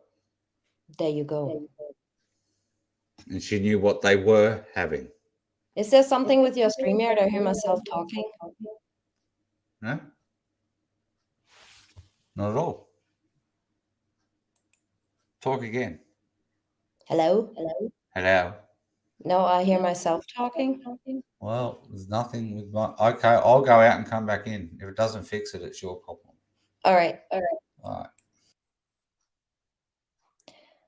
Yeah, there's a bad echo, but when I'm on here by myself, it's gone. So it must have been Dave. It is on your end, Dave. I'm back. Yeah. Now I don't hear an echo. So it was on your end, because when I was by myself on panel, there was no echo. Okay, must have been me. All right. Ooh. So they knew, because she says, oh, I can't believe we're having a little boy, right? So they sneaked into the envelope. But I don't know who that friend is. It's why it's all weird, because the conversations were way too. Yes, that's also true, and this makes me question a lot of things. Like, why would she ask for the sex of the baby? She wants good news. She says to NA, and then NA says, well, I can tell you I come by, right? But in reality, they already knew. Normal with plans in the future. Like, Right. typically, if there's no, hey, we're going to Aspen this weekend, can your daughter watch the kids on Friday? If there's something bad that's going to happen, there's no plan. Right.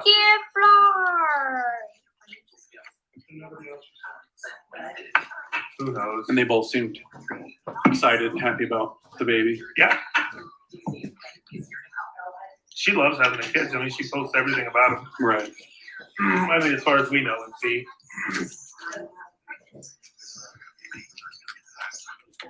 It's just, I don't know. Yeah. If they were having marital problems, I have no idea. They hit it good. Yeah. No idea. Yeah. They don't tell everybody else that they're having problems.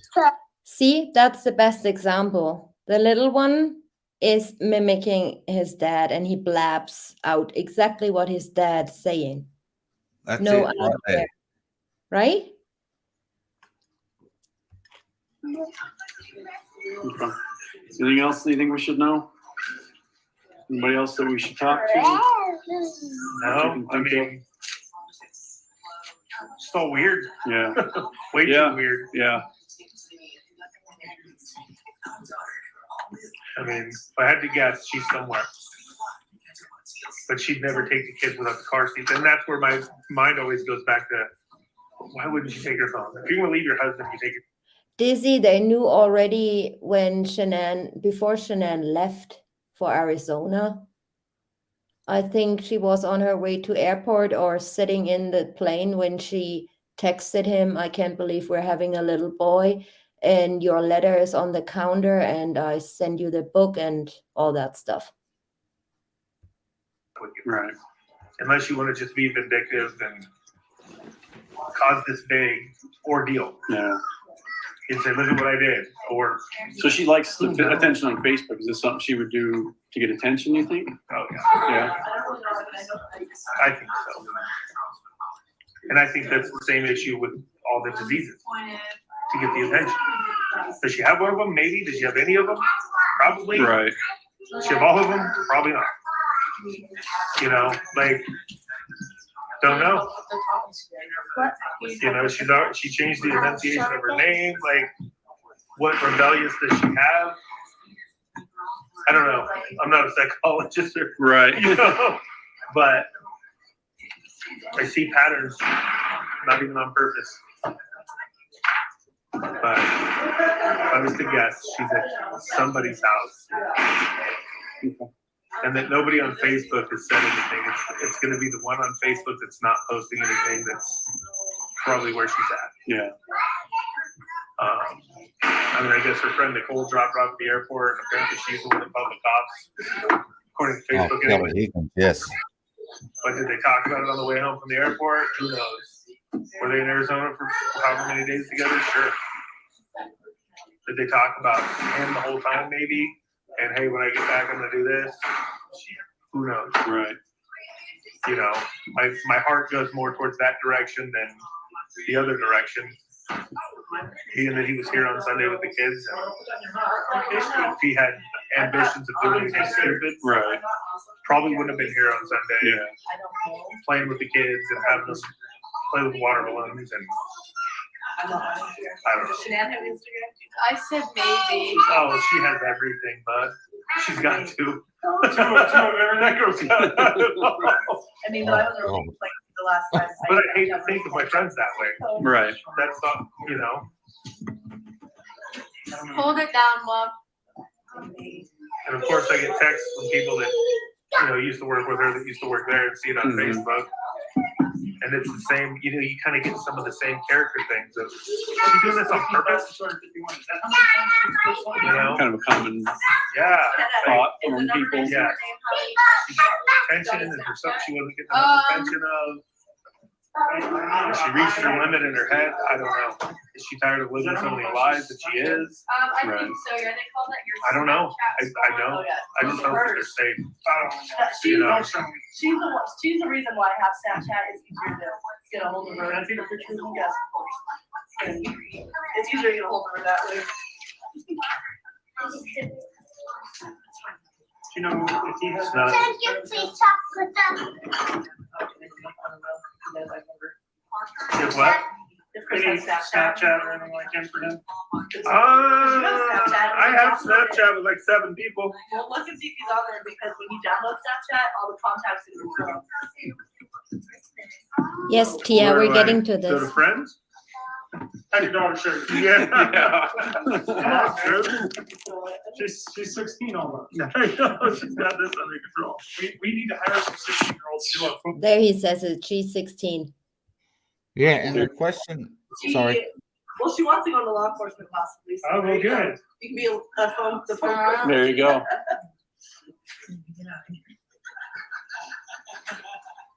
Can you search friends? Type them in? Oh gosh, what are you doing? At friends? That's what I was under because you don't have them on. Search his names. Yeah, right there. Yeah, right there. Or can you? That is. What? McKenna's in the background. She's out of the room now. Yeah. He doesn't even have a score, so he's probably never used it. That's all right. There's some info there. Can you take a picture of that? Yeah, yeah. Oh, and I have Shanann's email because Yeah, what's that? she invited Eli for his Do birthday you have party. an email for him too? So, I bet you I do.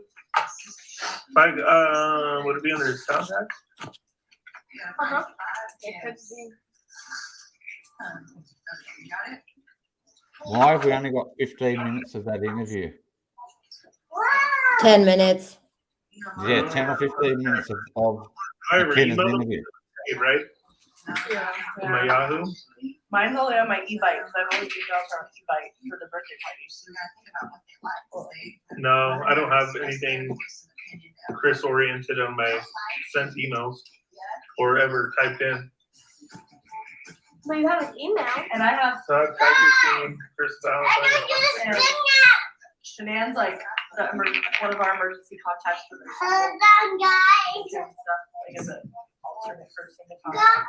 I think we were like the only ones they knew out there when we first moved out here. Yeah. No, they knew the people that Jeannie girl. Jeanine, Oh, she, the one. they lived with. Yeah, they lived Got with it. them. They lived with. They lived with them when they first moved here, like while their house was getting built. And then the last time That's pretty cool. Hot Wheels, huh? Because she threw the baby shower. Look at that. And who's that? That was a good one. It's like one of those names where And I tried to like, I looked at Shanann's Facebook on my phone to try to look at her friends' names, Mhm. and everything's blocked Yeah. to see her friends that you are associated with. Right. But I don't know if they're still. She knows her social They media are, really like, good. I haven't heard Or anything about it. just keep the house somewhere else. Yeah. I had a guy that I worked with was at the Cheyenne Mountain Zoo for that. Oh, really? His Tesla got smashed. Oh, no. To the ground. Ouch. It looked like the car just got completely lowered. It was probably Really? his fault. They Wow. smashed the pillars. Like he said, I've never seen it ever like that. Huh. He's lived in Colorado his whole life. Wow. It's been a bad year. For him. Yeah. Yeah.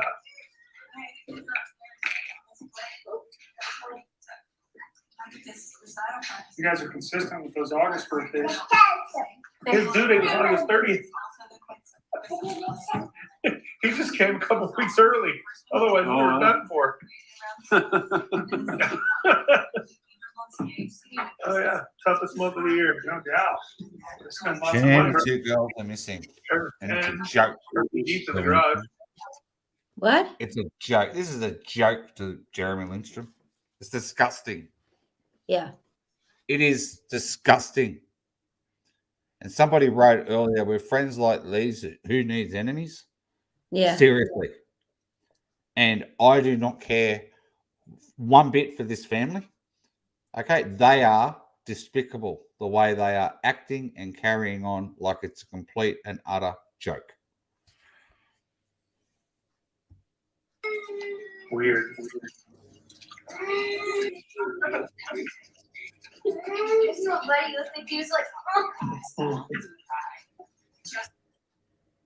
I can't stand those kids, sorry. We don't need to listen anymore. All the good bits, everything's been spoken now. It truly has.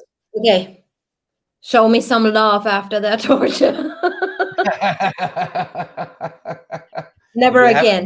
If you haven't thumbs up the live yet, everyone, please go and do it. Oh, Yes, you can tell he's a pig. He certainly is a pig. He's Yeah, a pig. and Penny, yeah, they're acting jealous. They are jealous of what Chris and Shanann have got.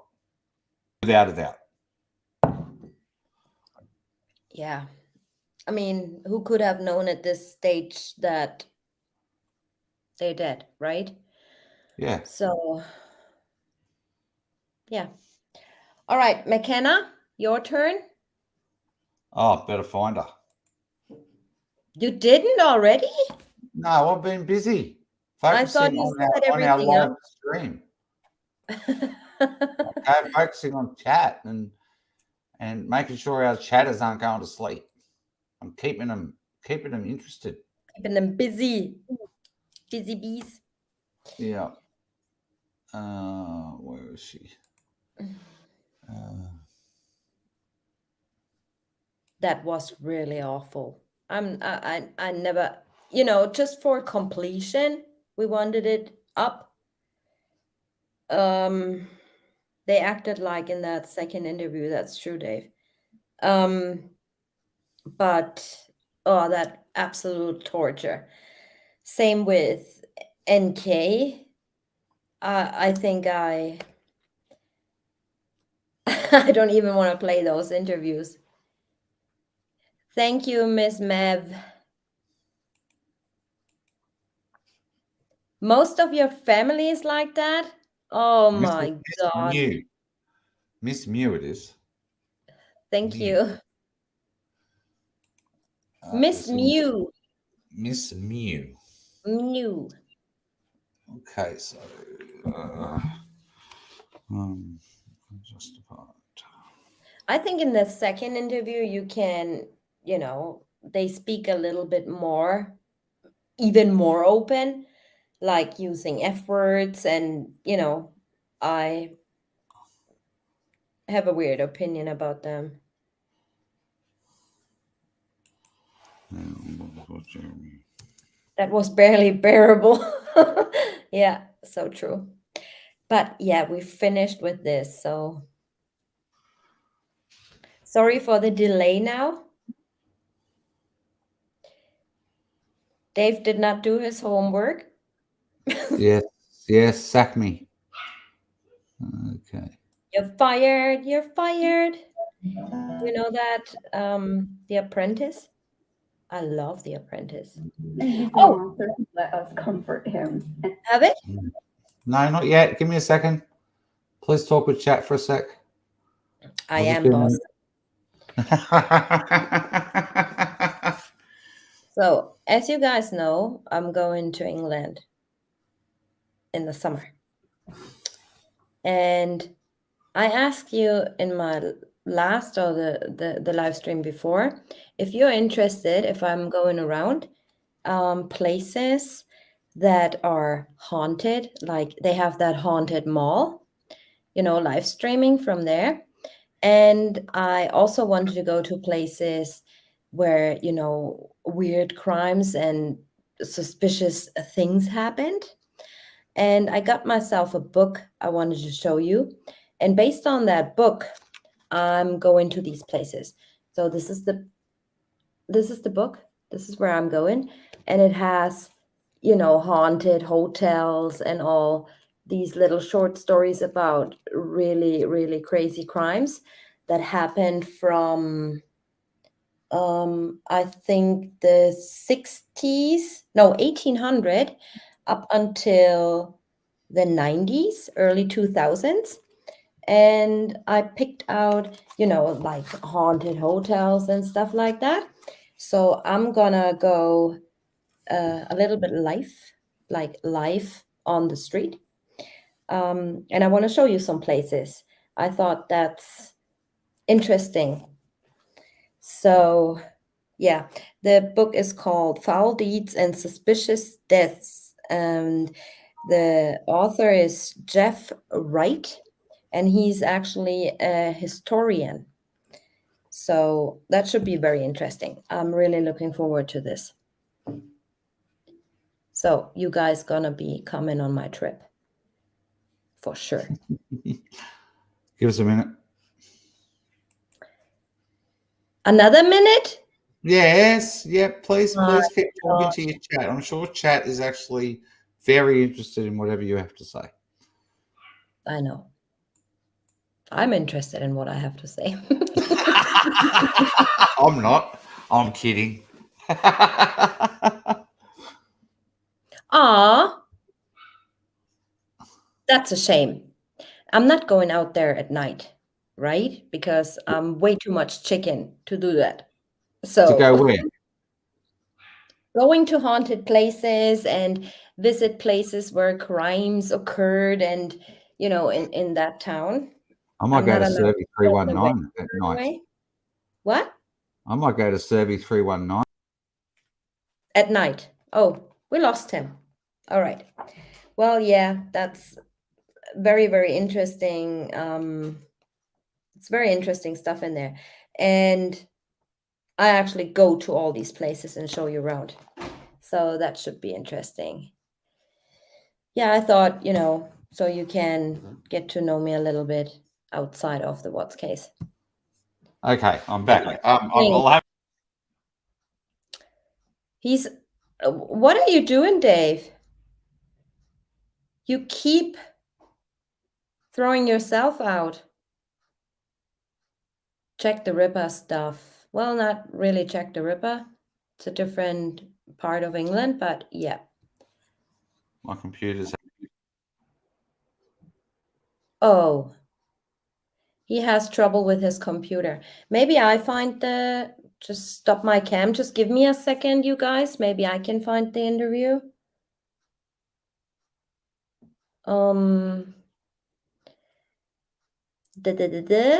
Just chat amongst yourselves real quick. Dave is gonna reboot his computer. Dave, do you want me to just look for the interview?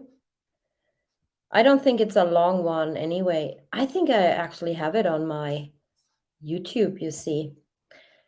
Give me 1 second, you guys, and I try to pull it up. The babysitter. That was a long time ago I uploaded that. Bum bum. I think I uploaded it shortly after her parents.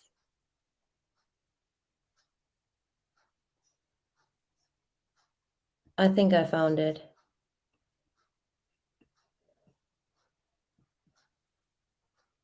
Her friend, I can't remember her name.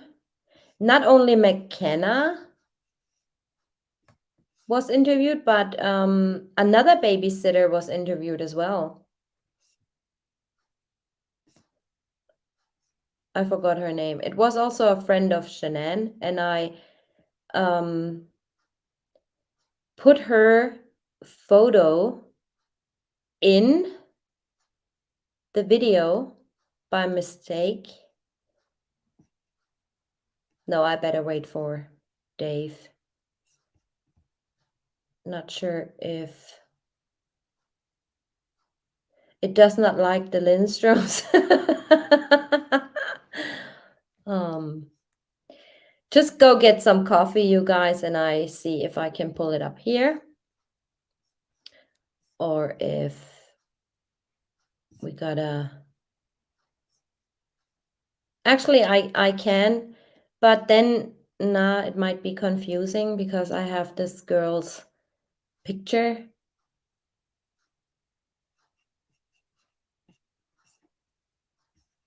Hold on, maybe I have it here in my...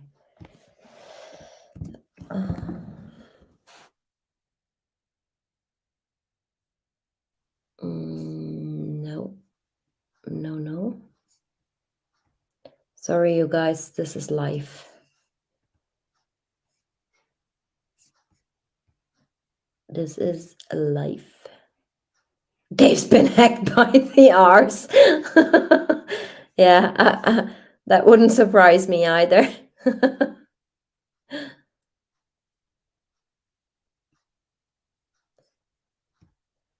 When my granddaughter was 10, she told her mom she saw a ghost man in the hallway.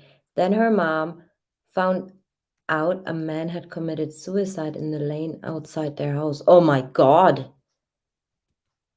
Ugh. Stuff like that, freaks me out. I'm really chicken when it comes to this stuff. My father had an experience with a ghost in a hotel in Scotland. He's never been back there in 40 years. Oh my God. Yeah, these hotels and all these old buildings in England, especially their castles and stuff, they're like all haunted, right?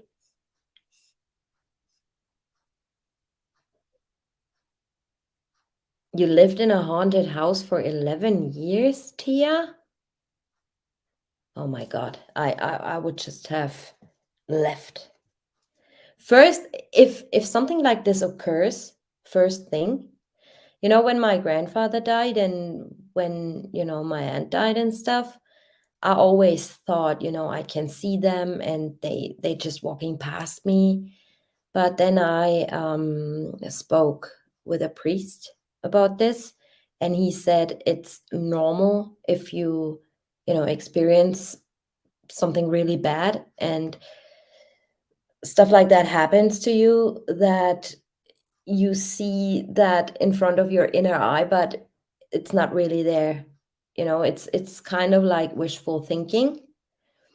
So yeah, he said basically it doesn't exist. And I'm going according to the Bible. It does not exist.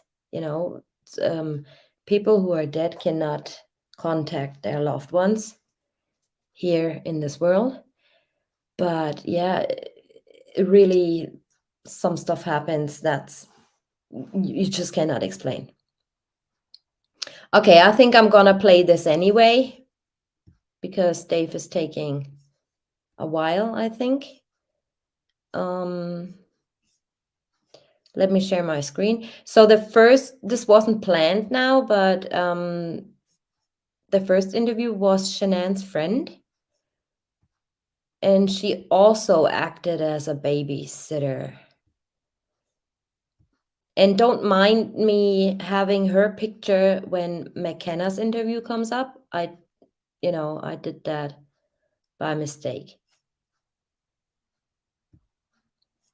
Alrighty, let's go. Oops, wrong one.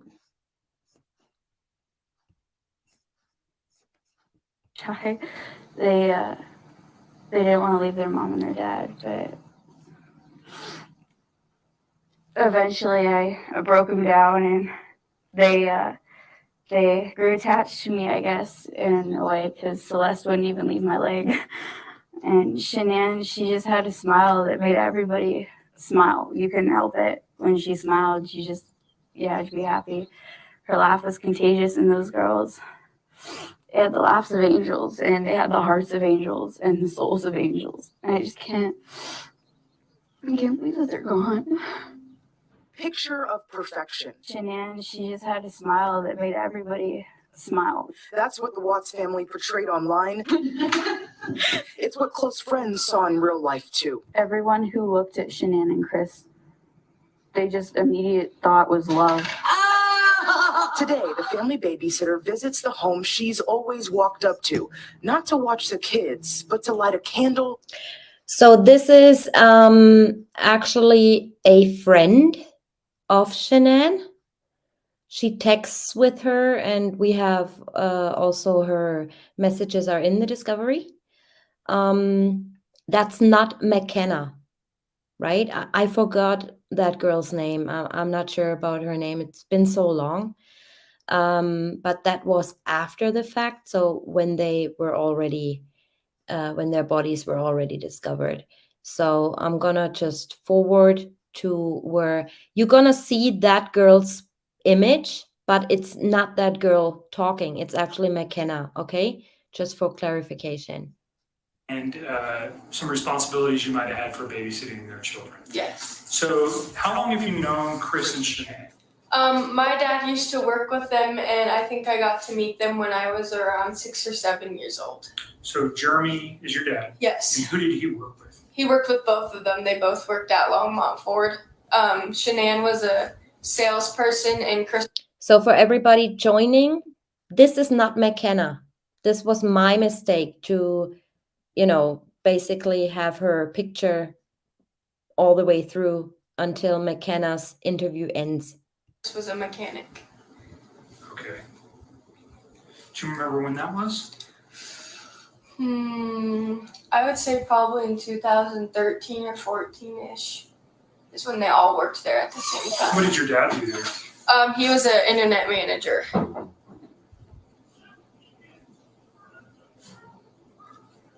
Does your dad still work at? No, he works at Siltahar Motors now. Works at Siltahar, okay, down in Boulder. Yeah. And do you know what Chris and Shanann do now? Yes. Shanann advertises this thing called Thrive, which is a patchy word that gives you like energy boosts, I guess. And then Chris does the oil company where they drill in the ground to find oil. I think it's called Anadarko. Anadarko, Yeah. so he works there. Yes. And Shanann, does she mainly work from home? Yes. Or does she travel or? She travels for business when they have like conventions and stuff, and she posts on Facebook, and I think she advertises, and that's what her job is, to advertise for Thrive. Okay, so she's an advertiser and he works in the oil industry. And so you think you've known them since 5 or 6 years? Yeah. So you babysit for them not on a regular basis or on a regular basis? Not on a regular basis. So how many times have you babysat for them? Just once. Once. And when was that? Saturday night. Okay, so today is the 14th. Monday is the 13th. Sunday is the 12th. So the 11th. Yes. Okay, so you babysat for them on Saturday. What time did you start babysitting? 4:30 p.m. 4:30 p.m.? Yes. And who asked you to babysit? Chris had contacted my dad. On what day? Friday. Do you know what time? No, I do not know. And they asked, He asked if I could babysit their kids while he went to the Rockies game, and Shanann was out of town. do you know who he was going to the Rockies game with? He said something about how it was with his work or something from his work, because my dad was going to the Broncos game that night, and my dad had invited him to go to the Broncos game because he had an extra ticket, and he said he couldn't because this is something from work. So friends or something from work? Yeah. Did you see, so what time, how did you get to his house? Did you babysit there or did he come here? I went there, my mom dropped me off. And that was on Saturday. Yes. Your mom, what's your mom's name? Jennifer. Lindstrom? Yes. Do you know your mom's birthday? July 1st, 1981. It's awesome, yeah. Your mom's birthday. So Saturday, your mom drops you off. What time? 4:30. Was anybody at the house? Chris and his two daughters. Okay. What are his daughters' names? Celeste and Bella. How old's Celeste? She's 3 and Bella is 4. Anybody else at the house besides those three? No. So tell me what happens.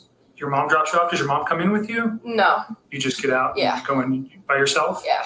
Okay. Do you have a cell phone? I do. What's your number? 720.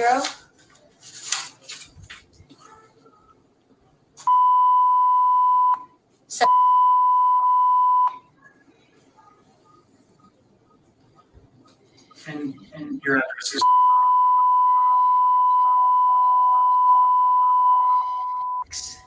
Sorry, you guys, privacy reasons. So you go into the house. Chris, Celeste, and Bella are there. All right.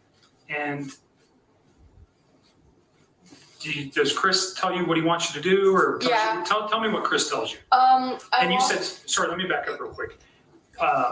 Shanann was not home; she was somewhere else. Yes. Where was she? Arizona for her work. And Chris told you that? Yes, and I had seen posts on Facebook because I'm friends with Shanann. on Okay, so Facebook. you saw it, you knew, Yeah. but Chris told you the same. Yes. Okay. So just tell me your conversation with Chris when you showed up. I walked in and then he asked what kind of pizza I liked because he was going to order me and the girls pizza for dinner. So he got on the phone and ordered them pizza. He gave them their medicine before he left because he didn't want me to have to worry about that. And they were already in their pajamas and he said I just have to play with them and then at 7 o'clock lay them down to go to bed. And he He told you to put them down at 7 p.m.? Yes. And he just showed me where their cameras were for their rooms and showed me how to. What kind of cameras? Green-eyed bandit, I just said, this is the image of one of Shanann's friends who acted as a babysitter. I just took this, so this image is all the way through to the end of McKenna's interview. This is not McKenna, okay? There was Just like put your comment up on the screen, there was TJ. like this little mini thing I could watch to make sure they were okay in their beds. So like a little television you were watching and you could see the kids? Yeah, it was like a handheld and it switched back from each room. Was that part of their video surveillance or was it separate? I think it was separate. And then Do you know if that recorded or was it just live? I think it was just live. Okay. And then he gave me his cell phone number just in case I needed Do anything. you remember what that is? No, it was on the counter and I didn't need it. And then Shanann was texting me and she was like, "Are the girls okay?" I'm like, "Yeah, they're fine." So Shanann knew you were there too? Yes, she called me. Did Chris ever text you? No. So Shanann knew you were there because Chris told her, Yeah. or did you tell her? I think Chris told her. So how did Chris leave the house? Well, so did he run you through these instructions? Do you recall what the girls were wearing? Yes, they were wearing 2 nightgowns, and actually, a police officer came over today, and they had pictures, and they told me to pick out which ones they were wearing. So they went through that with you. Can you just describe them, what they were wearing? Do you remember? They were 2 nightgowns, and I think one was blue, and they just had the. See, why was that important at this stage? What the kids were wearing? Their nightgowns. They were still missing, right? At this stage.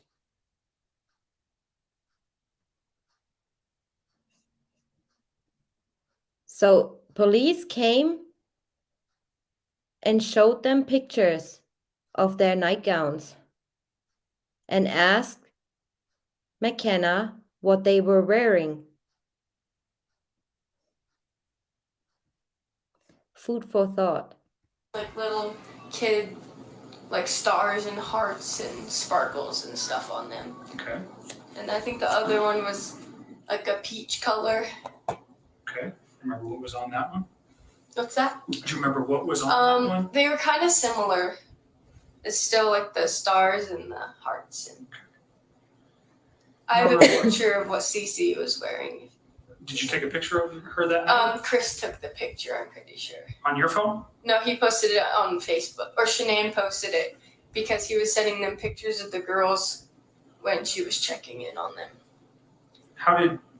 Okay, tell me how somebody got a picture of the girls that night. I'm pretty sure it's taken on Chris's phone, and then I'm guessing he sent it to her, and then she had posted it on Facebook, so that's how I saw it. Prior to him leaving for the game? I can check when she posted it. Okay. Because I noticed that was the same exact thing she was wearing when I came over to watch them. It was. Yeah, she posted it on Saturday at 10:30 at night. And that's the night I babysat. Can I see that picture? Yes. That's the youngest one, Celeste, but she goes by Cece too.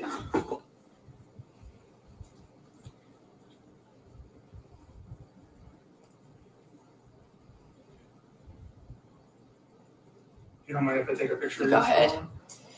Is it bad lighting? It's fine.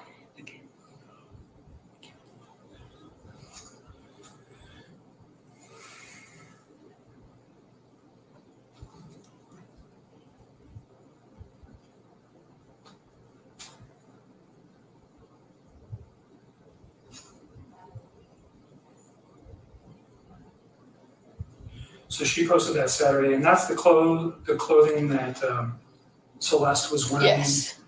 The night that you babysat for them.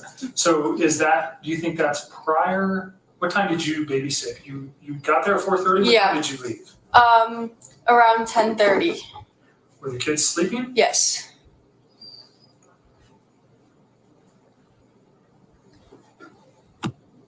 So I'm guessing that was before I came because it's light.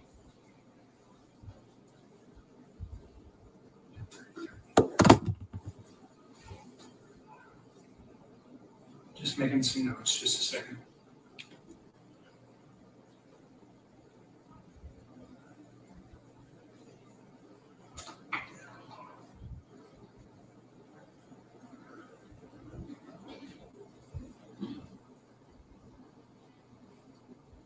So you did not send that picture to Shanann. Mm-mm. Chris must have. Yes.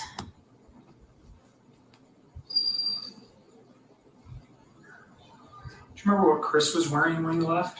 A white t-shirt and darkish, almost black jeans. Do you remember if the t-shirt had anything on it? No, I think it was plain. Do you remember his shoes? No. Keep in mind, guys, that is A jacket, Tuesday. Anything else? Mm-mm. Yes, it is. Does he wear glasses? Yeah, he usually doesn't, but when he left, I'm pretty sure he was wearing his glasses. They were on his Reading ass glasses or early. sunglasses? Reading glasses.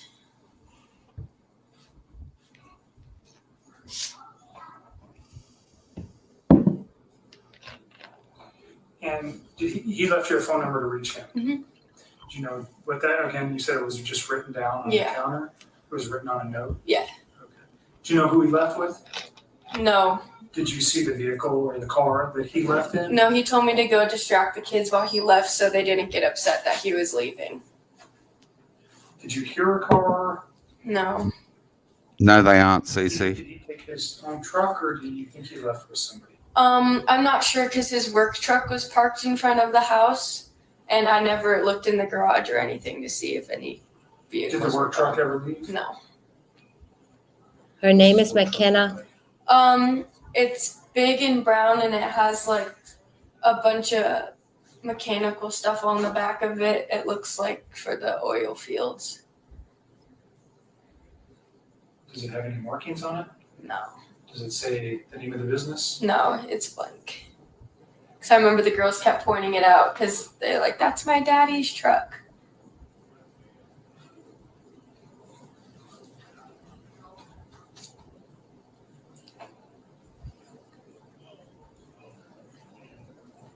So the girls are 3 and 4, but they talk with you a lot? Yes, they're very They're talkative. very talkative? Yes. Okay.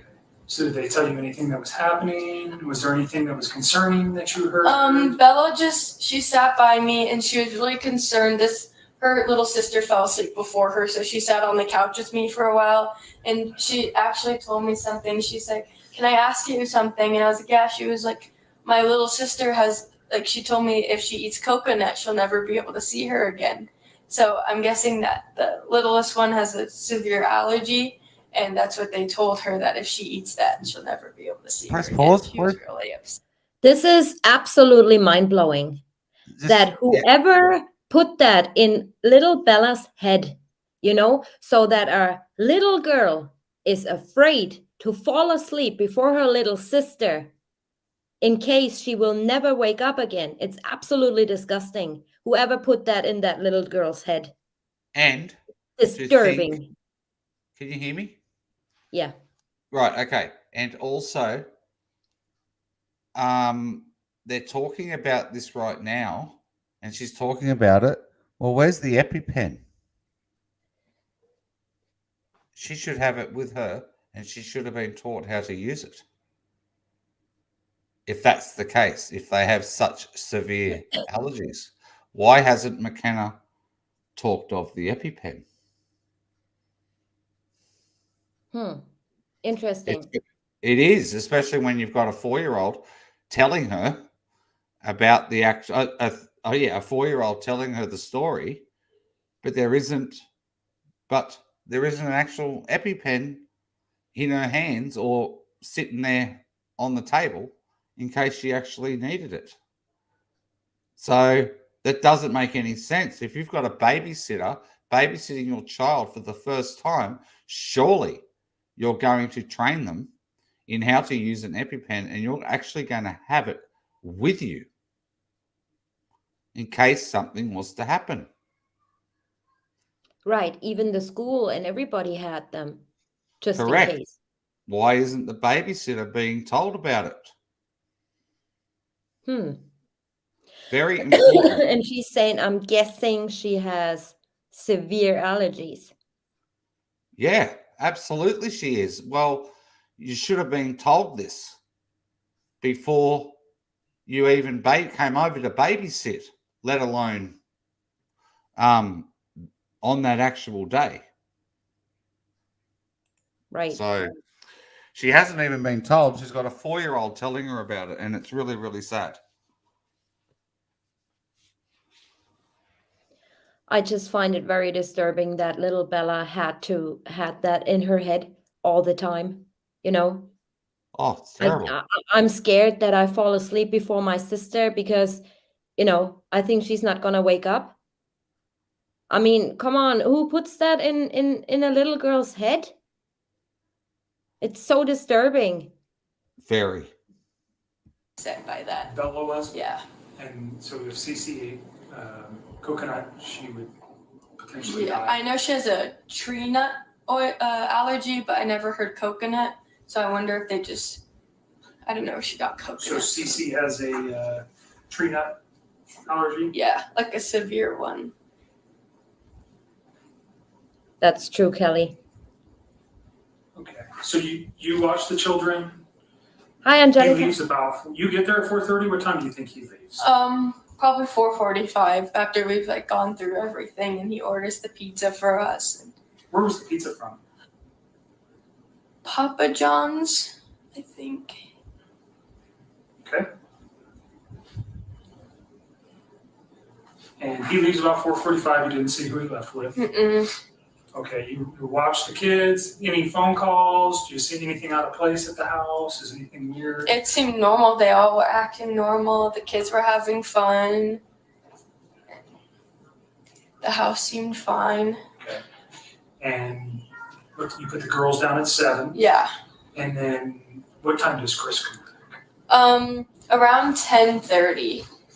Anybody else in the house while you're there? Just you and the 2 girls? Yeah, my mom was waiting outside to pick me up What because time? he told me 10, so my mom came at 10, but when he came home, he said he had gotten stuck in some traffic, which was understandable.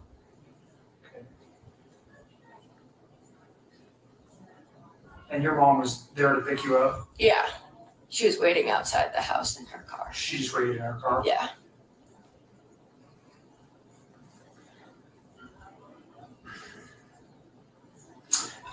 He gets home at 10:30, and he was at the Rockies game, right? Yes. That's where he said he was going? Yes. Did he mention anything that happened, or He just gave me the money and I left.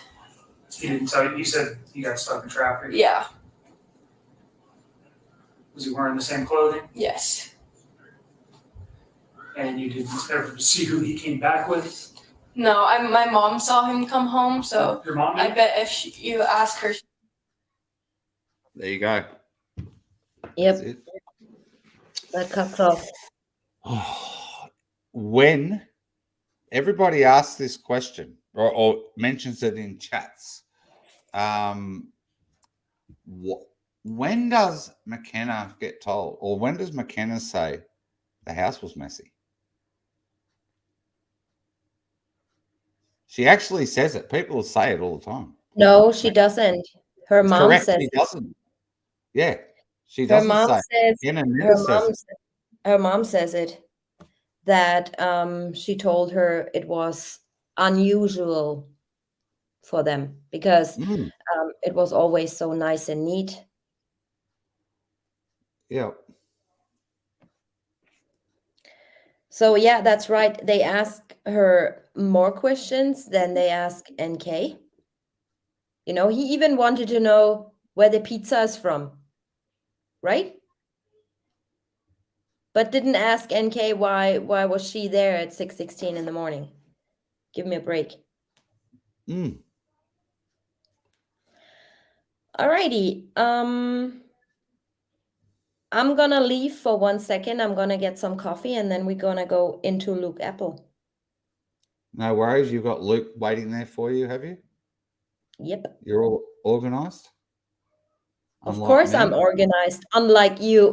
Yes, my computer, my Commodore 86 or whatever it is, decided to go kaput on me, and I had to turn it all off and turn it all back on again. I haven't turned my computer off for a month.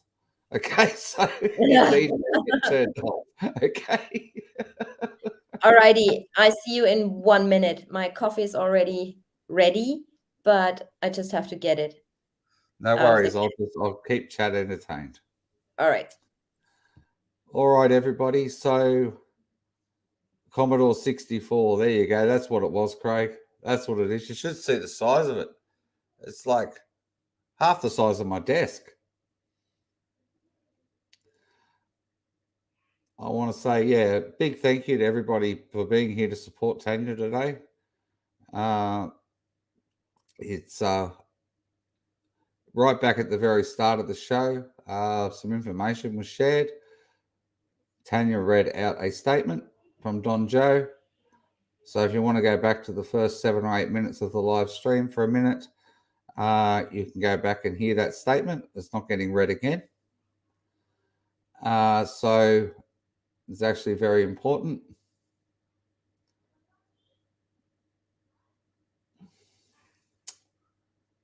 We don't know if the children were ever diagnosed by a doctor. officially, because all the medical records are sealed.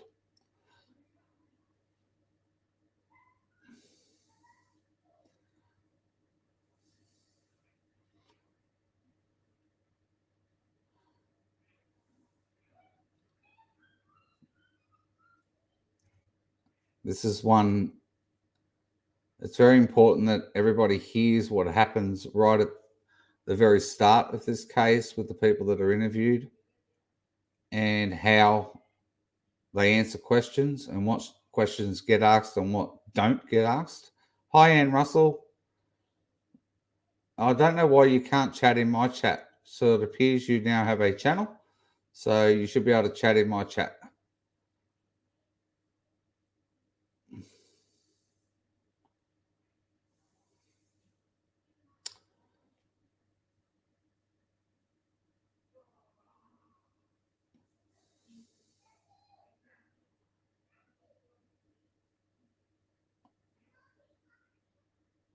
Well, I know Cindy doesn't know if she was diagnosed by an actual doctor.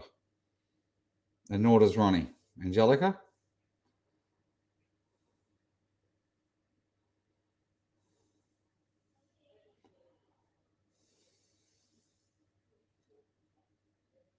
I would be highlighting your questions, but I can't because it's TJ's live stream.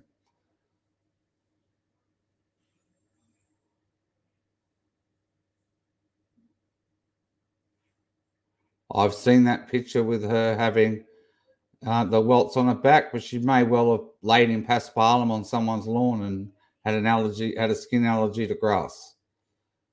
95% of us are all allergic to grass in some way, shape, or form. She might have had a massive reaction to Paspalam because that's what it looked like to me.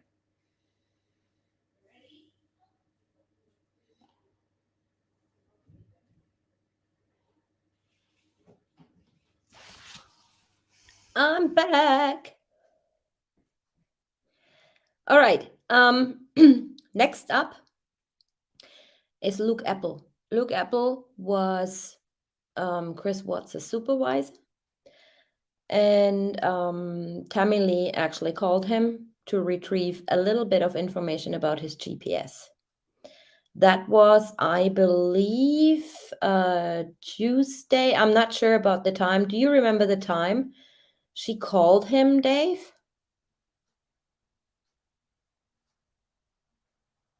You're mute. Can't you read lips? 7:15 p.m. 7:15 p.m.? Correct. It's the exact same time NA gets interviewed at her workplace. This interview takes place with Luke Apple, Tammy Lee talking to Luke. And then at 8 o'clock, Chris's interview, his interrogation starts. So we're going to have the Luke Apple one now, and then we're going to have NA's after this. Yeah, and then there's some stuff that's going to blow your socks off. Absolutely. All right. I will turn off my camera. Mm-hmm.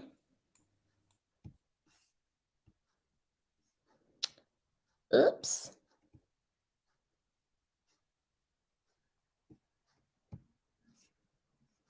Obviously, that video, it's not videotaped, so I put the drone footage in.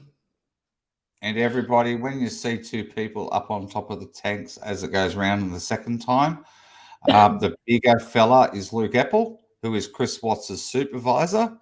And the other gentleman you see is CBI Special Agent Matthew Saylor. Right. Hi, Melina. Welcome. All right, let's go. Hi, Luke. This is Agent Lee calling from the Colorado Bureau of Investigation. How are you? Good, how are you? Good. Hey, I'm just down here in Frederick helping with the missing person case. Okay. And I was just wondering if I could ask you some questions about Chris. Yeah, let me, give me like 2 seconds so I can get pulled over on the side of the road. Oh, perfect. Thank you. Okay. Okay, perfect. So, Luke, so are you Chris's supervisor, or what is your title? Yeah, I'm Direct supervisor, okay. And what is your title? I'm a production foreman. Production foreman, okay. And how long has Chris worked for you? Since would have been April of 2016 when I first came back over to this group, and he was already in the group. Okay. This is Tuesday. Tumbleweed. So right now we're kind of trying to scour his cell phone and GPS records from his truck. Can you kind of explain to me, like Monday morning, where would he go to his job site? So first thing Monday, we had planned on working out by Rogan, which is, I don't know if you're familiar with it or not, but it's east of Brighton, about 30 miles or so. Okay. And we had a couple wells over there that we were trying to get running, and he was headed straight out there. Okay. Did he ever show up there? Yeah. Okay. Do you know about what time he got there? Off the top of my head, without looking at his GPS, no, I don't. Okay. So he shows that about 6:53 he arrived at an address near Kingsburg. Would that be close by? Yeah, that would be probably 10, 15 minutes away. Keep in mind, at this stage, they did not have his GPS. How did So she know what that? Tommy Lee does is reading from his significant locations, right? Correct. So as you can see, they had him under suspicion from Monday. How can she have his significant locations when they hadn't taken his personal phone or work phone into custody in any way, shape, or form? I think they did. No, Wasn't it he in wasn't. at that No, time? 8 o'clock. 8 o'clock, 8:15, they come and take his phone off him, or 8:15. We're going to see that in the interview. Right, 8:15, they take the phone off him, and this is at 7:15. Well, I don't know. Maybe he showed it to them, Maybe. or I don't know, somebody yeah. forwarded information. Yep, that's the only way it could have been done. Yeah, I'm gonna check what time actually that phone call was. Okay. And then how long were you guys there? So I was not out on location. Okay. My guys work, for the most part, they're not supervised directly. If they have problems, they call me, but they're self-sufficient. So, Okay. my understanding is he was out there pretty much all day on what's called the Cervi Ranch. Cervi, is that what you said? Yeah, it's CERVI. Cervi Ranch, okay. We have several wells out there, and him and a few of my other guys were out there pretty much all day with him. Okay. Until he left to go home. He called me to let me know that Shannon couldn't get a hold of her. Okay. And then can you tell me how your GPS works? Like, is it when you start your car or when the car moves, or what triggers that? So both. So when the ignition is basically when the key's turned on, the GPS is on. So whenever the vehicle is started, it records stops and starts and how long the trip was, how long they drove, those sorts of things. Okay.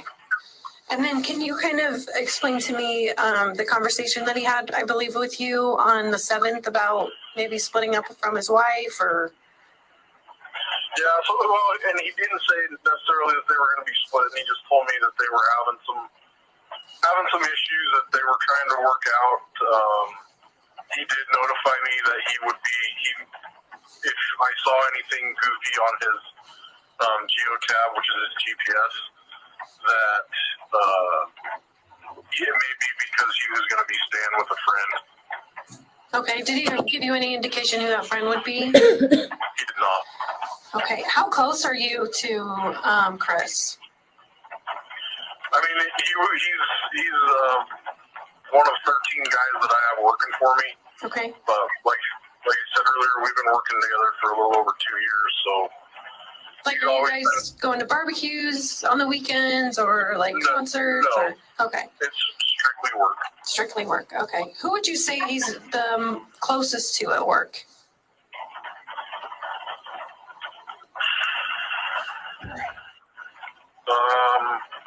Probably Troy McCoy.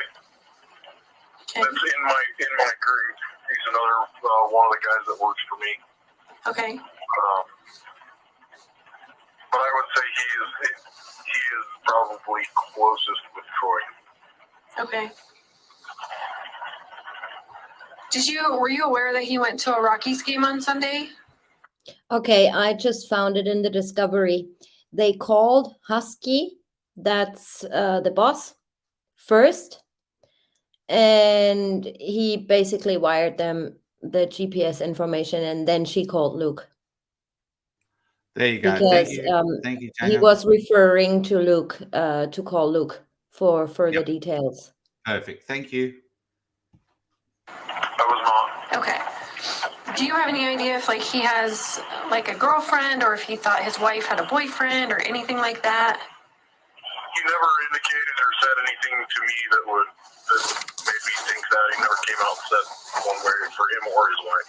Okay. And did he ever go into any details at any time about what kind of troubles that they had? No, and it's one of those deals, being that it was at work, that's personal. Sure. If it's going to affect him at work, then I would like to know about it, but I didn't pry on anything. I wasn't going to dig into his personal life or anything. Okay. Do you know, as far as like his work truck, now can he drive that like on the weekends and when he's not working, or is that pretty much to be driven while he's working? Yeah, it's just for work. Just for work, okay. Yeah. And he does work an occasional weekend, not as much anymore, but he does, on occasion, he will come out on the weekend to work. Okay. So he would be driving it then, but.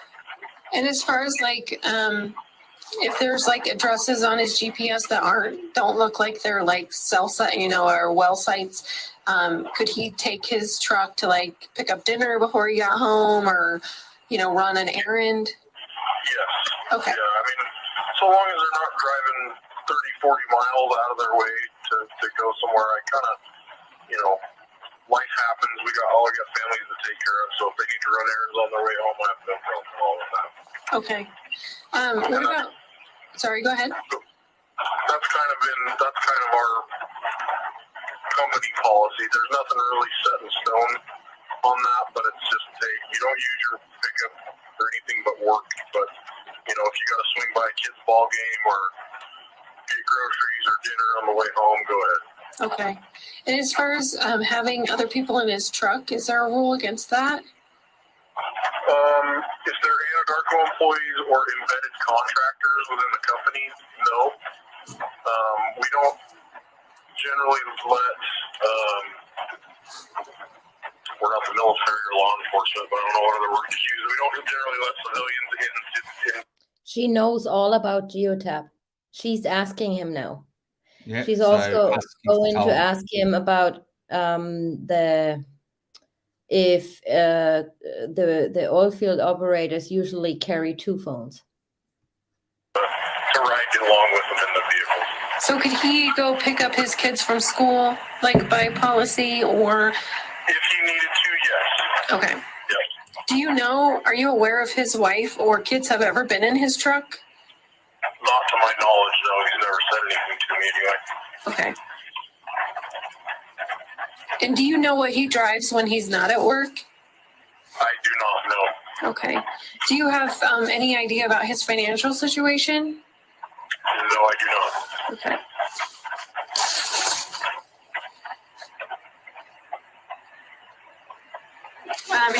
Has he ever talked about his wife? A little bit. More oftentimes than not. He has daughters and I have daughters, so we talk about kids more than we talk about wives. But okay. I know both of his kids have been pretty sick over the past couple of years, so he would talk a little bit about the stress that puts on him and his wife especially, but okay. Never really got into any detail or anything like that. Did he tell you that his wife was pregnant? Yes. Okay. And how did he act when he told you that? He wanted me to kind of keep it secret for a little while because he hadn't told hardly anybody yet. I don't know that he actually even told his family yet, but when he talked to me about it, he was pretty excited. Okay.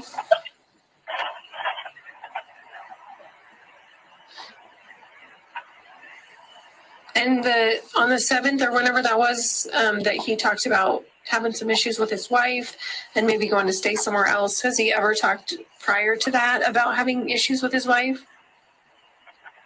No. Has anyone else at work talked about it? If they have, they've never talked to me about it. Okay. Did you have any suspicion that maybe he was having some issues? Not until he actually came to me, closed the door, and said, and told me that first time.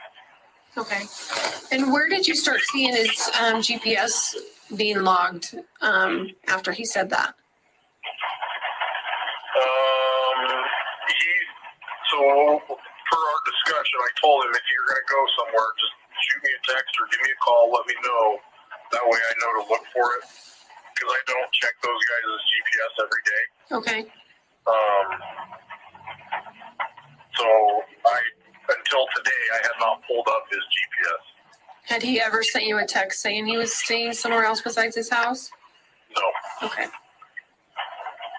Were you aware that his wife was on a trip? Yeah, he told me that she was going out of state. I can't remember the dates on it, but. Okay, is that why he asked for time off of work, or? I'm assuming so, yeah. Okay. Do you know, who he's close to outside of work? I don't. Okay. And when he's at work, does he has a personal phone and a work phone, it looks like. Does he usually have both of them with him? Here we Have go. you seen, or do you know? I don't know. A lot of my. Did you want me to pause? Oh, yeah. This is huge, everyone. And this is to do with Tanya and my discovery. I'm sorry. They know his phones had been separated at some stage on Monday morning. They know. Yeah, she asks him. She's asking him, is it normal for him to have his phones with him at all times, both phones at the same time? Right. Okay, this is so vital. People don't realize how big this actually is. It means Chris Watts had help on Monday morning. Those of you that can't hear in the back row. Someone had one of his phones.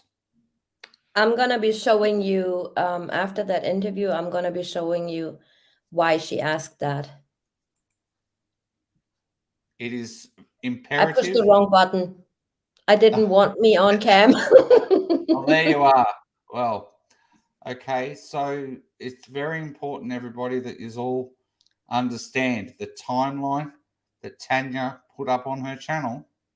It's vital because Tammy Lee knows Chris Watts' phones were separated on Monday morning. Right.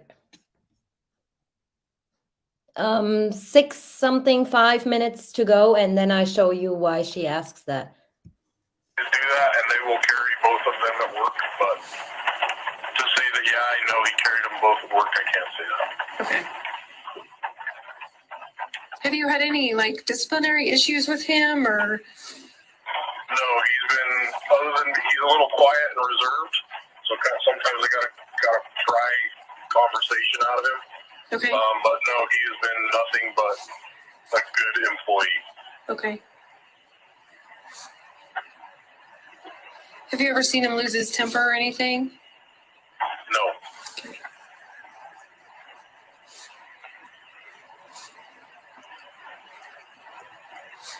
Do you have any concerns about him? I don't. Other than, just being concerned that for what he's going through right now. Okay. But I mean, I have never seen or heard anything that would make me concerned about Chris. Okay. Have you talked to him since all of this has happened? Yeah, so I talked to him last night and then again this morning. Okay. Well, I guess it was this afternoon. Okay. And how did he seem when you talked to him? Chris is somewhat of an introvert. He does not like the attention. He wanted to come back to work. We made the call not to let him just because we work in an inherently dangerous business, and for his safety as well as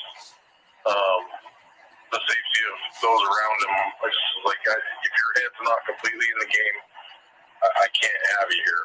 Right. So we kind of came up with a game plan to get him to come back to work tomorrow, and our HR department said they weren't comfortable with that decision, so we're going to give him a couple days off.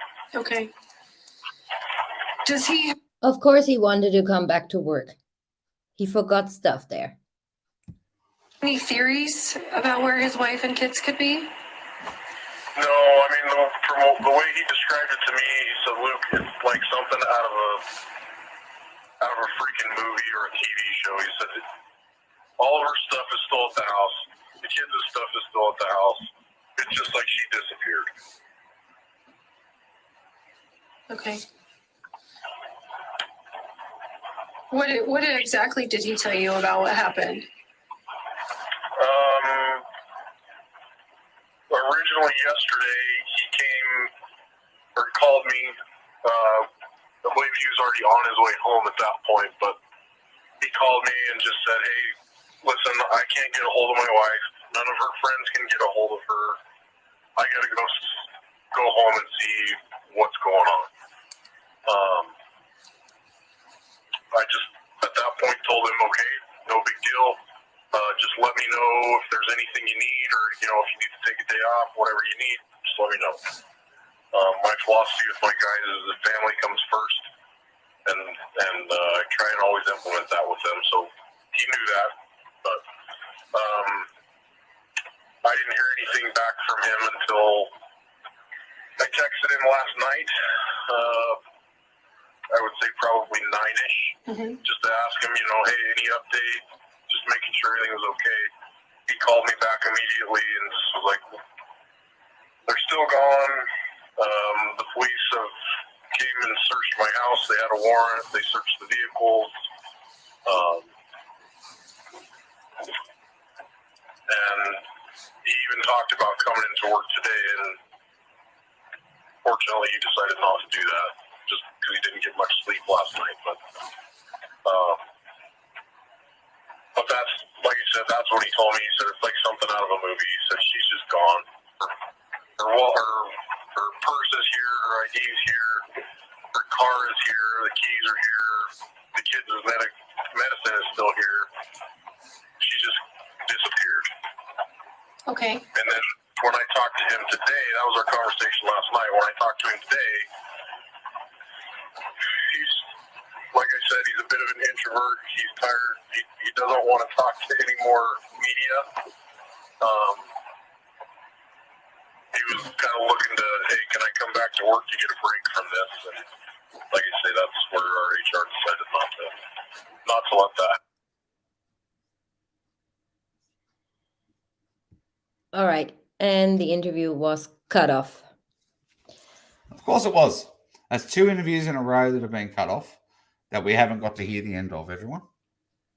Right. So what did I want to show you? The reason why she asks for 2 phones, right? Yes. I'm gonna scroll my timeline. Where's those stupid significant locations?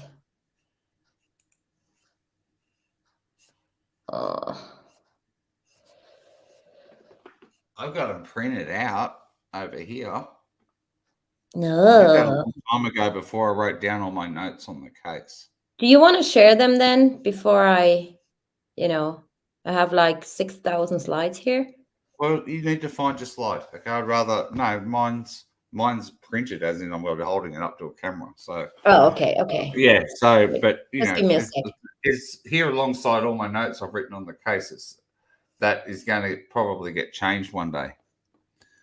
So I can't put up my notes. Yeah, just give me a sec. Scrolling.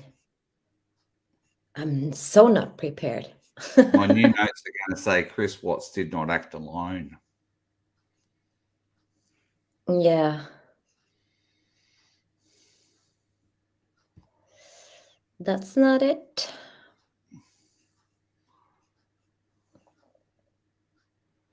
You should have it in your timeline slides. I'm looking, yeah. You've only got 360 slides for the timeline slides. No, I have over 500. Oh my God. Okay, I was only guessing.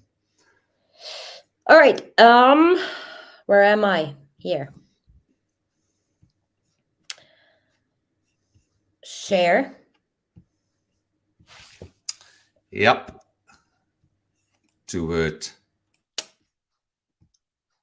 Oops. What did I do? No, I did it again. All right. These are the significant locations. So significant locations other than it's basically, how do I explain it? Significant locations on Apple devices have nothing to do with the network itself. So it doesn't ping off towers. It works with GPS and satellite only. The iPhone gives you significant locations, meaning recognizing a location you recently visited. So on his item 40, that's his work phone. Correct. He entered the Roggen area at 9:02 on August the 13th. Mm-hmm. Entering the Roggen area, they give us, obviously his phone was in flight mode, right? So they give us a circle of the Roggen area. This also has to do with back then, parts of Roggen were categorized belonging to Keensburg back in 2018. And it has to do with the software, with the new iOS and all that stuff. But that's way too complicated to explain, like in 5 minutes. So if you want to know more, just check my video on the timeline of death, it's called. I think it's part 3 or 2. So, however, his significant location is locked at 9:02 from his work phone. They list this from new to old. So the first location you see in August the 13th is the last location he has been significantly to his phone. Then he went to Erie, he went to North Glen, and so on and so on. So the phone locks one location. That means it's not 2 locations like in Platteville. In Platteville, he goes to, let's say, the Batcave and the office. So that would be 2 locations. In Roggen, he only has 1 location, which includes the service sites. This does match up with his actual geotap. When he goes to NK's place, see, this was the first time ever he went to North Glen at NK's place before the ultrasound, and the phone immediately locks a significant location for the first time visited, right? Do you hear? This is important, everyone. I need to actually cut in right now. In the next interview that you're all going to hear, it's very important. Leave that on there, please. NA talks about Chris's behavior when he returns to home before the ultrasound, before they go to the ultrasound. NA came over to babysit the children so they could go to the ultrasound together. Chris arrived home late from work. Now, as you can all see right here, he went to NK's place on his way home. Hence why he was late on Wednesday the 8th to go to the ultrasound and why he was acting shady, so to speak, according to NA, when he arrived home before they went to the ultrasound. So now this is where he was, everyone. On Wednesday before he arrived home, he was at NK's place. Right. Okay, so continue on real quick, just so you guys see it. His geotab matches the significant locations up to almost the minute. So here, for example, on the 3rd of July, he's been to the survey location. As you can see here, Roggen area, here and here, different, one different tank. And he's entering, according to his geotab, he's entering the Roggen area at 12:05. His phone logs entering the Roggen area at 12:06. Correct. So this is how accurate this is. Then leaving the Roggen area at 12:56 and 59 seconds, the phone logs him. He left the area at 12:57 p.m. Just so you saw it, that this is very accurate. So then this is his personal phone. And this is why Tammy Lee is actually asking if the operators carry both phones at all times, right? So here we can see on the 13th of August, he enters the Roggen area at 6:58. Unlike his work phone. His work phone entered the Roggen area at 9:02. Correct.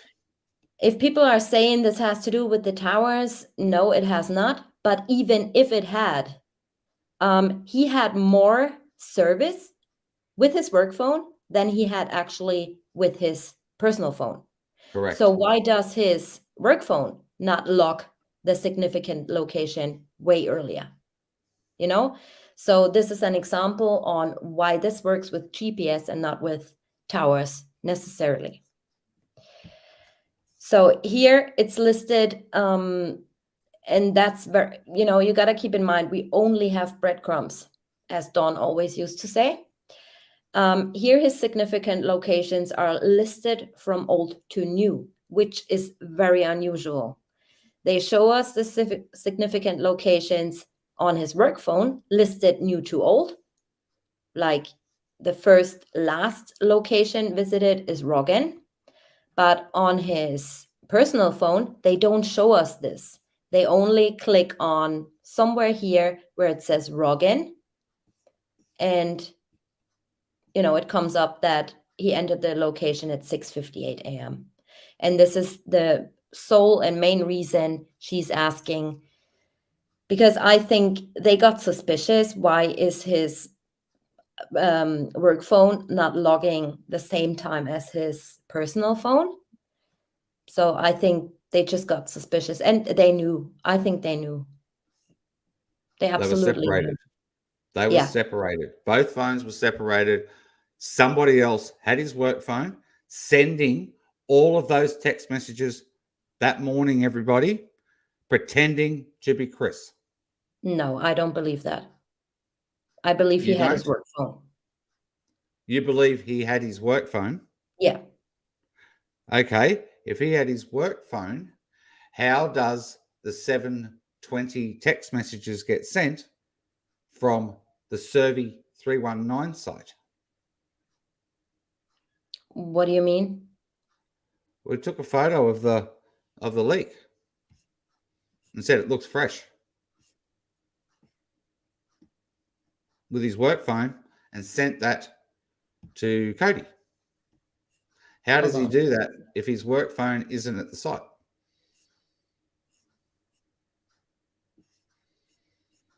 Oh, no, I mixed that up. Sorry. Yeah. I mixed up item 40 and item 41. Correct. He had his work phone. He had his personal phone at the site. His work phone, which was sending all of those messages early in the morning, that suddenly stops when they all go to Survey 1029. Okay, he then starts being on his personal phone after 10 a.m. Hold on. Right? You got to both keep in phones are then together. You got to keep in mind with that GPS stuff. that he might have very well been out at the service site, but not on 319 or whatsoever. Because as I discovered, where is it? But he The sent me a way, message saying it looks fresh to Cody. yes, but is it here? Is it here? No. Here. This is the service side, right? So 319 is somewhere here. Then you have the 629, the 1029, 1119, or whatever it's called, right? So on his GPS, you see that he's circling around somewhere else. Correct. So we don't know, or I don't know, or I have to look for it, but I think this is part of Keensburg, and the other side is part of Hudson or Roggen. This is how it was logged in the geotab. And I think this has to do something with his phones. So, you know, if there were two vehicles, let's say, let's theorize for a sec. Yeah, he was there and somebody else was at Servi. He might as well, or somebody else with his phone was here circling around. I don't know, right? Because we don't know actually at what time he did that. And this is not the Roggen area. It could have been that he was on site, if that makes sense what I'm saying now. It could have been that he was on site, but his phone did not log the Roggen area because, you know, it belonged to Keensburg. That's a possibility. But like I said, this is way too much to get into because it's complicated. And if you wanna know more about this, I can actually make a video on it again. But yeah, it's way too complicated to get it all in this live stream. So just watch my streams on the timeline we did together, Dave, Don, and I. It's incredible. It's incredible work, everyone. The work that TJ has done, combined with obviously Don with his forensic mind and brain, and he's a genius at what he is capable of doing, and obviously myself with my memory of being able to come up with things of when And they me actually being totally all over the place with time zones. Oh my God, hopeless, absolutely hopeless. Yeah, terrible. Sorry. All right, so what we're going to be doing now is head into NA's interview, which has obviously been played recently on my channel. It's very important, this interview, everyone. There are some words used in this that don't make any sense, picked up by a couple of people, where she talks in past tense, but she also talks and talks and talks. And this is very important as well, this interview, because the reason why they went to her workplace is purely because she had nobody to replace her at work for that shift. She had been called to come in for an interview, which she flatly refused, and then called back and said, am I going to be arrested, or am I going to be charged with a crime if I come in, etc. So they ended up going to her workplace at approximately 7 p.m. to conduct an interview with her. So an innocent person never says, am I going to be arrested? I'm sorry, it's common sense. Okay, not us picking on NA, but an innocent person will never say, am I going to be arrested? Right. And before we get into this, I want to read something to you guys. It's from the Discovery. We just heard Luke Appel's phone interview, and he was, you know, Tammy Lee was actually in contact with Husky, that's Appel's boss, and Luke Appel. So Husky basically says, well, contact Luke because, you know, he's working with him and he can give you more details. All right. So this is an excerpt of Tammy Lee's report. She states, according to the documents provided by Husky, It appeared Chris started his work truck at 5:18 a.m. on Monday, August the 13th, 2018. This goes into NA's interview now, so listen to this. And it remained on at his residence for 27 minutes. It appeared Chris left his residence at 5:45 a.m. and drove 47 miles to an oil well site in Keensburg, Colorado. Chris arrived in Keensburg at 6:53, right? So she got the information from Husky and then asks Apple about it. Mm-hmm. Now Tammy Lee states the following. After reviewing the GPS data, I called Atkinson and asked her if she could come to the police department for an interview. Atkinson, and I'm not making this up, this is page 555 of the Discovery. You guys can look at it yourself. Atkinson seemed bothered and advised she was getting ready to go to work. Atkinson then agreed to call her work and said she would drive to the Frederick Police Department to meet with me. A few minutes later, I got a call from Atkinson, who was extremely angry and asked me repeatedly if she was going to be charged with a crime if she came to the police department. I explained to Atkinson that we learned new information and were just trying to find Shanann and her children.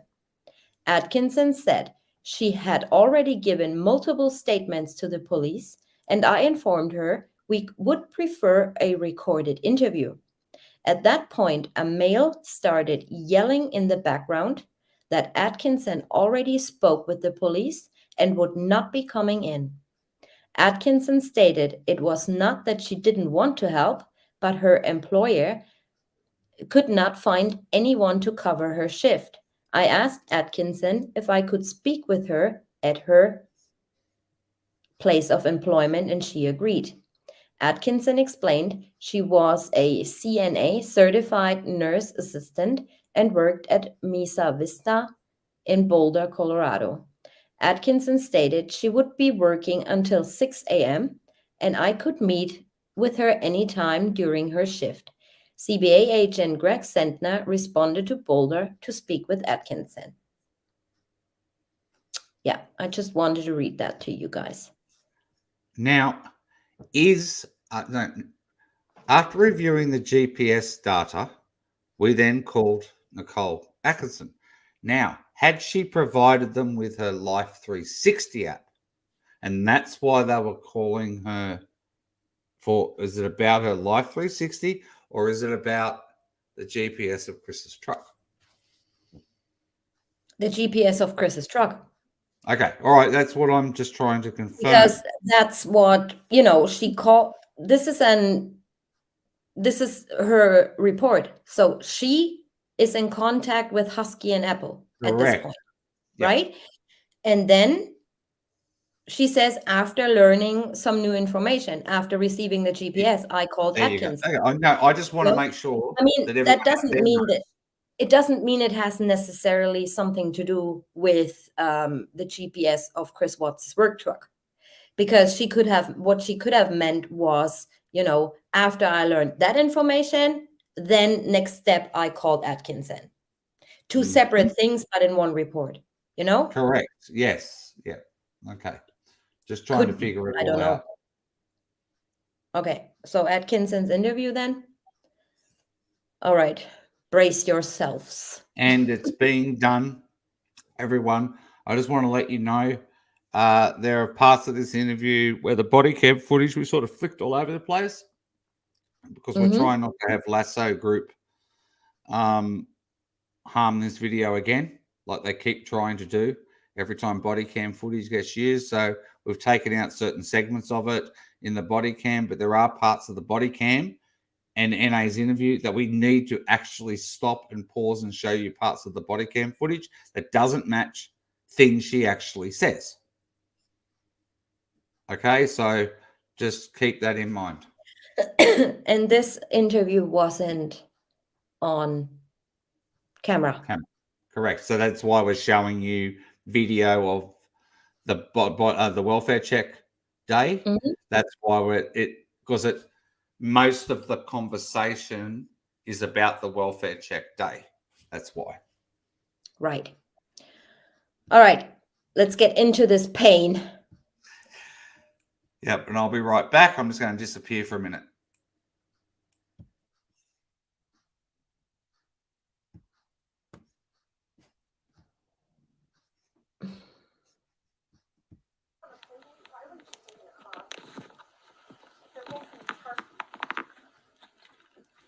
Oh, hold on. That's not the right one.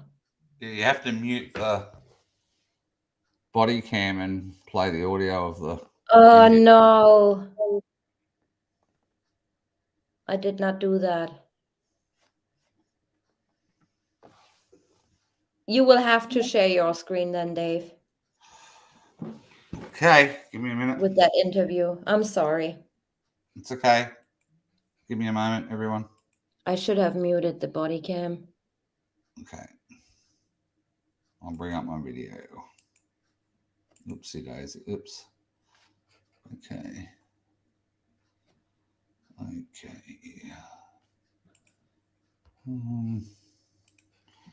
Where are we?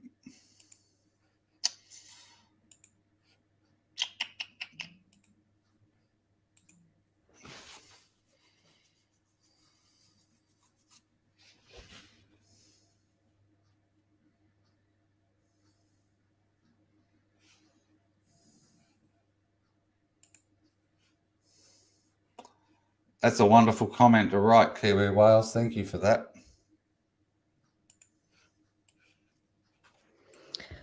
Okay.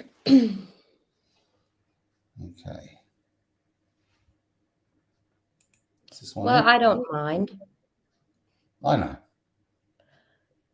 As long as you credit where credit is due. Yeah. Oops. Sorry. You didn't tell me I had to do this.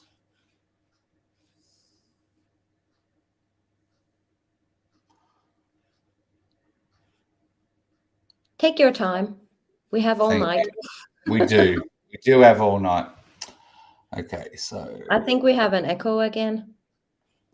Oh, it's because I'm not sharing my screen yet, am I? Here. Okay.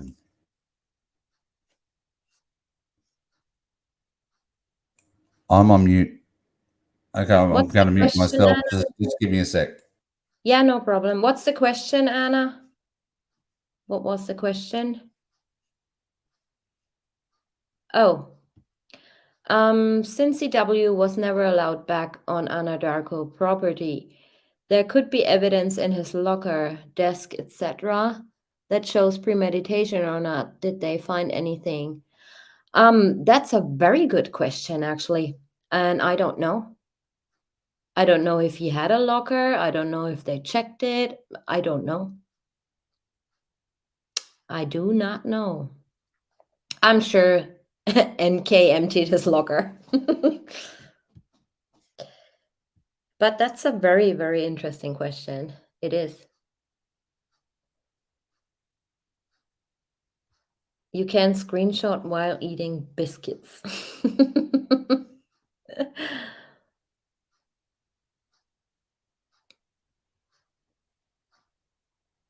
Yeah. Are you guys under pressure? My mods? No. We're a funny little crowd, aren't we?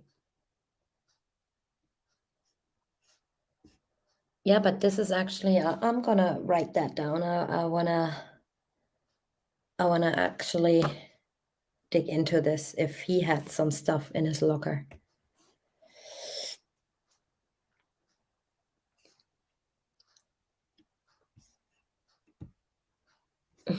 Dave, you're still on mute. Cool. Then you won't have to hear me.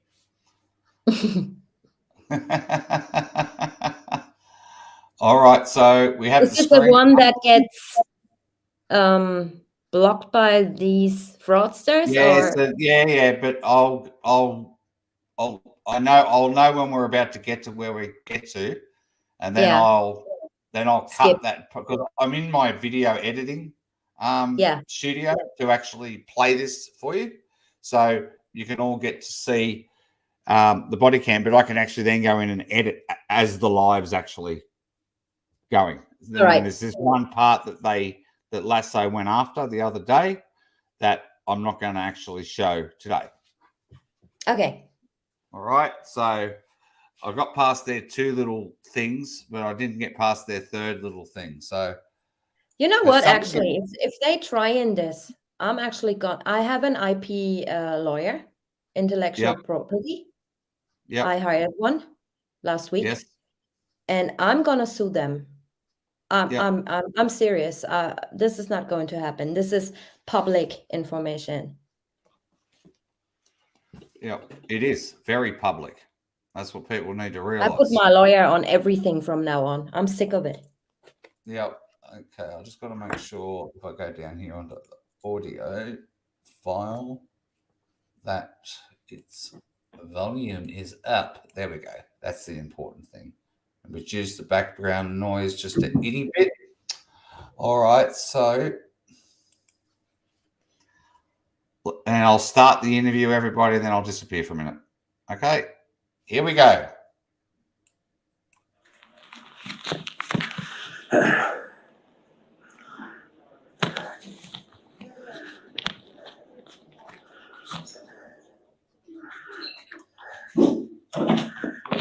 Hi there. Hello. Are you Nicole? This is Dr. Leanne. Hi. Agent Greg Zentner with Colorado Bureau of Investigation. Okay. I just talked to you on the phone a few minutes ago. So we got in a little conference room on the end here and talk. I'd appreciate that. Okay. So all they're doing right now is introducing themselves. And all we're going to do here is just go to there. And you're going to have a black screen for a sec, folks. Just for a couple of minutes.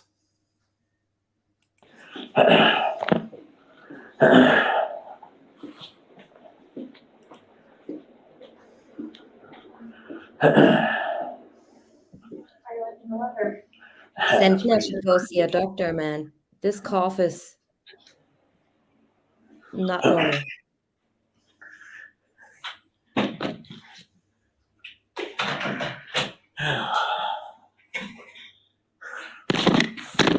Oh, goodness.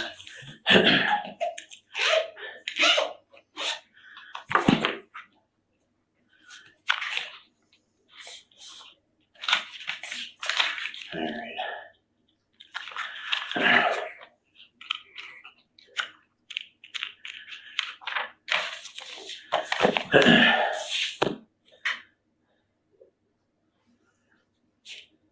That is incorrect. NK was 30 when the murders occurred. She was born in 1988. The murders occurred in 2018. She was 30. NK was not 27. Is it Nichole? N-I-C-K. It's K-O-L-E.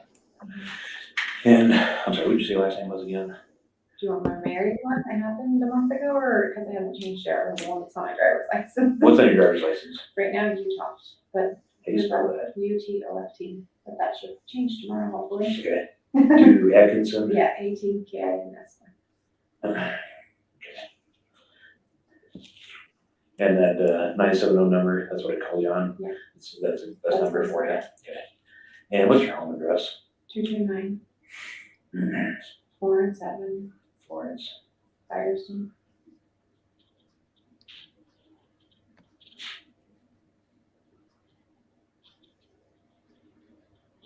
Maybe he has allergies just like me. All right, so I understand that you are pretty good friends with, is it Shannon or Shanann? Shanann, you pronounce it like shenanigans. Okay. Everybody calls her everything else but that, but it's Shanann. Right. It took me like 2 years to get it down. Okay, yeah, I've heard Shannon, I've heard this, that, and the Yeah, other, so Shanann. Shanann, okay. Yeah. So I understand you and Shanann are pretty good friends, is that I mean, yeah, correct? we hang out a lot. We have kids the same age. Okay. I met her because her mom started working for me when I was running a whole bunch of salons and decided to change professions when I'm here, but Okay. that's not important. All right. Okay, so back in 2016, everyone, 2016 and early 2017, Sandy worked for NA. Okay, NA was Sandy's boss. So before Sandy went back to North Carolina. So I just thought I'd let you know that NA was friends with Sandy. And that's how Shanann became friends with NA, was via Sandy. So how long have you known Shanann? 3 to 4 years, I would Okay. say. It was when Bella was little, and then she was pregnant with Cece, and Cece just turned 3, so. Okay. So Bella is the older one, right? Bella's 4. Bella's 4. And then that's Cece- Celeste. It's Celeste, and she goes by Cece, yeah. Or they call her Cece. Right. So Celeste. She's 3. Yeah, she just turned 3 in July. Okay. Okay. And okay. That's a go. You guys have kids that are close in age? Yeah, my youngest. I don't know, Anna.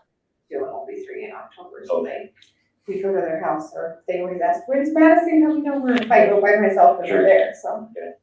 So since you've known Shanann for about 3 to 4 years, when did you meet Chris? The same time I met Shanann, I actually got invited by her mom, Sandy, over for Cece's first birthday party. Okay. I mean, I like talked to her in passing, but to actually like say I got to know her and stuff like that. I met her before, but not like where we'd be developing friendship. So, Cece's first birthday party around the night, went over and I met the whole family and spent some time with them. So ever since then, because we have the same kids in age, and she got me really thrive with her. So. Okay. What is Thrive? I've heard about that. I don't know So what that is. it's these patches that we wear, and it's a nutritional supplement. Oh, okay. So it's not just patches, but I'll be right back. Okay. unless you want more information. I've heard of it. I didn't know what it was. Yeah, it's So- a nutritional supplement. Okay. It just time releases vitamins and minerals into your body all day long, so it gives you like mental clarity and energy. All right. You actually stop craving stuff that you normally would want, like ice cream. I don't crave ice cream anymore. I Really? quit drinking soda. I don't drink coffee. Oh. All right. Good. Yeah. Okay. So were you and Arizona. Shanann? See, now you got me wanting to say Shanann again. Right. So were you guys together in the Thrive Mhm. part of this? Is that like a? It's a home-based business. Okay. It's kind of like Mary Kay, or it's a direct sales Okay, thing. gotcha. So she actually, when I went to Cece's birthday party 2 years ago, gave me a sample, and then I went over to her house and we had play dates and whatnot for a year. We'd go to lunch or whatever here or there, like girlfriends do. And then a year ago, I finally decided to try it. After the sample she gave me sent her, and I was like, I texted her and was like, I'm gonna try it, and she's like, okay. And then like by day 2, I went over and signed up to be a promoter because I actually felt what it was doing for me. So I was like, she's like, you just be a customer. And I'm like, no, I'm going to talk about it. I want to make money off of it. So, Okay. Yeah. So you guys were wrapped up in the Thrive thing together. yes, And we so- left together. We fought together and we flew back together. Okay. So you guys, was there like a Thrive convention this last There weekend? was a training in Arizona Okay. that some of the top leaders of the company were putting on. Okay. Where was it in Arizona? Scottsdale at the Embassy Suites. Okay.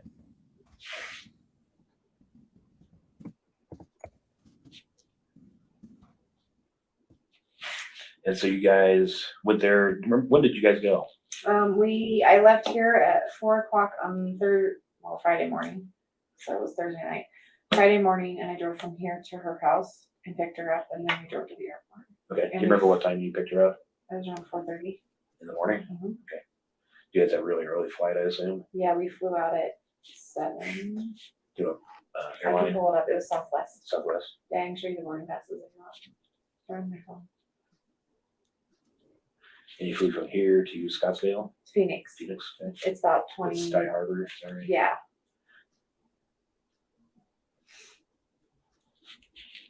Okay, so you picked her up on, that was Thursday, you Thursday. said? So Mhm. what day was it? Thursday the 9th, is that right?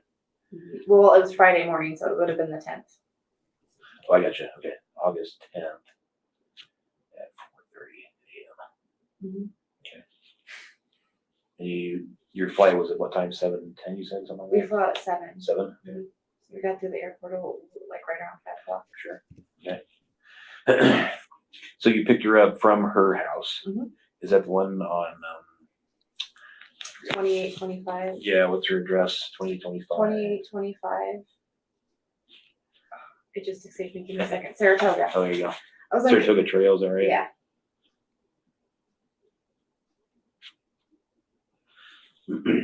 Okay.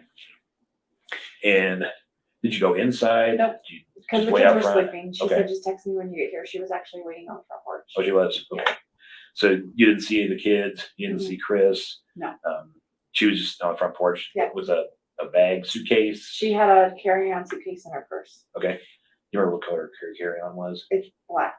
It's in the house sitting right by the stairs. Is it? Okay. I haven't been in there. So carry-on. It was wheels? sitting there. Yeah. Okay. Like your regular carry-on. Yeah, I think it's like I don't know, it's black and has some patent leather on it. Okay. It was sitting because I've been in the house in the last 2 days. It was sitting right by the stairs when we went in yesterday. Okay, so you pick her up 4:30 at her house. She's got the carry-on and her purse. Mhm. What kind of purse does she have? It was a Dolce & Gabbana, like beige colored. It's in the house too. I found it in her office when we went through the house. So it was in the office? Yeah, it was in her office, like right inside the door. I don't know how I walked past it as many times as I did because when we went in, I was concerned about Shanann because I don't know. I can let you ask your questions. I can tell the Dave, story. If you stop. want me to just tell you, I don't know. Well, kind of muddle through this. So Okay. just go ahead. I'll interrupt if I have a question. So I was concerned because normally when we come back from these, you still smoking? she harasses me, and I don't want to say harass me, but she harasses me the next day, like, come on, let's call people, let's get things going, let's work business. And she didn't call it, or she didn't text that morning. Like usually I have a text message between 6:30 and 7:30 from her if she wants to do business or wants to get done or whatever. And Oh, God. Okay, I had to run in. She is saying, I found her purse in the office.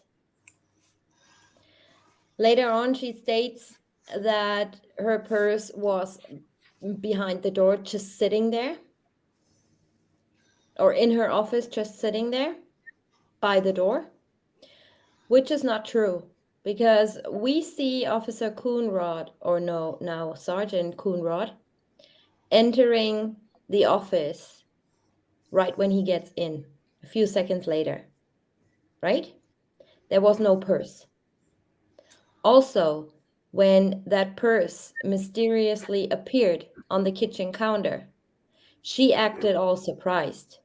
Is that her purse? Is her medication? Oh my God, her purse is here. Right?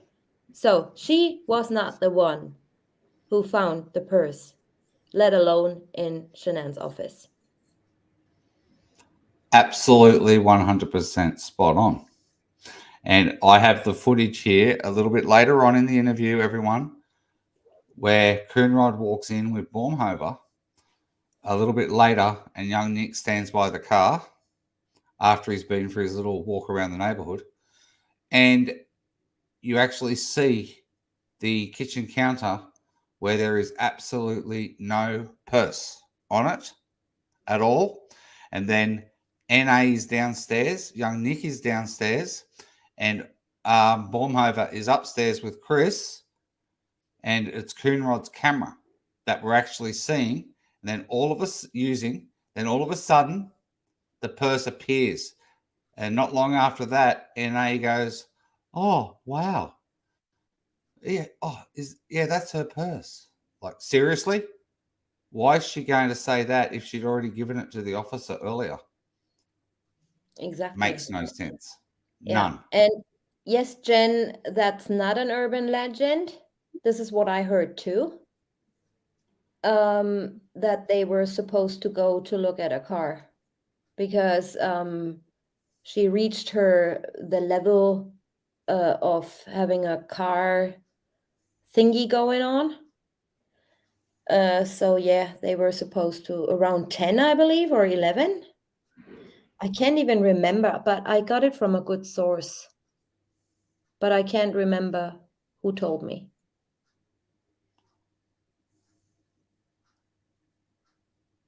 Alrighty, we right to go now? Yep. Okay. Thanks for I think we're just going to play that little bit of audio again, and then we'll be right back into it. I passed it as many times as I did because when we went in, I was concerned about Shanann. Because I don't know, I can let you ask your questions. I can tell the story as you ask them, or I can just tell you. I don't know. We'll kind of muddle through this. So Okay. just go ahead. I'll interrupt if I have questions. So I was concerned because normally when we come back from these, she harasses me, and I don't want to say harass me, but she harasses me the next day, like, come on, let's call people, let's get things going, let's work business. And she didn't call it, or she didn't text that morning. Like, usually I have a text message between 6:30 and 7:30 from her if she wants to do business or wants to get together or whatever. And I had signed up a new promoter over the weekend, so we had plans to go to lunch with her at 1:30. And I woke up at like 7:45 that morning, and I didn't hear anything from her. I thought it was odd, but I know we were both tired, so I rolled over and went back to sleep. And then I woke up and I still hadn't heard anything from her, so I texted her. I can find the text. Yeah. Why is Sandy calling the school when NA is still in bed? How does this all fit in? This doesn't fit in with Cassie contacting anyone early on. Because right now, this just doesn't make any sense. Cassie contacted NA at around 10. I believe it's in the discovery. I could be mistaken, I don't know. But she texts her, have you heard from Shanann? And word is out there that she said, can you go by? Right? So yeah, but I'm not sure. I saw it somewhere in the discovery, but not sure about the times. But I know that actually it was Cassie making NA aware that Shanann is not texting anyone. Yep. And back. no, we are all on Colorado time. Everything in the discovery is on Colorado time, everyone. So when the school says when Sandy actually called the school, it's Colorado time. It is not Eastern time. So I just want to confirm everything in the discovery that was released to the public, it was actually put in a timeline of Colorado time to make life a lot easier for everyone. Right. Okay, I'll keep going.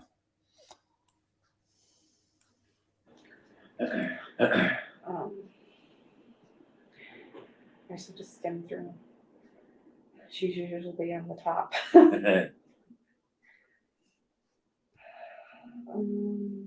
I texted her on yesterday morning at 8:43 a.m. asking her, how are you?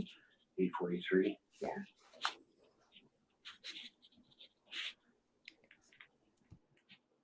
And then I texted again at 8:55 and said, just wanted to see if you were okay. I know you're hurting a lot last night. I hope you're okay. She's 15 weeks pregnant, and she was having a lot of migraines over the weekend. And she she was tired. She wasn't eating because of what like we were pushing food on her and water because she was dehydrated and not eating like she normally does. And I presumed it had to do with what was going on with Chris. So. Sorry, hang on. Let me catch up with you real quick. Yeah, you're fine. Okay, so migraines. Let me make a few notes when we come back. Yeah.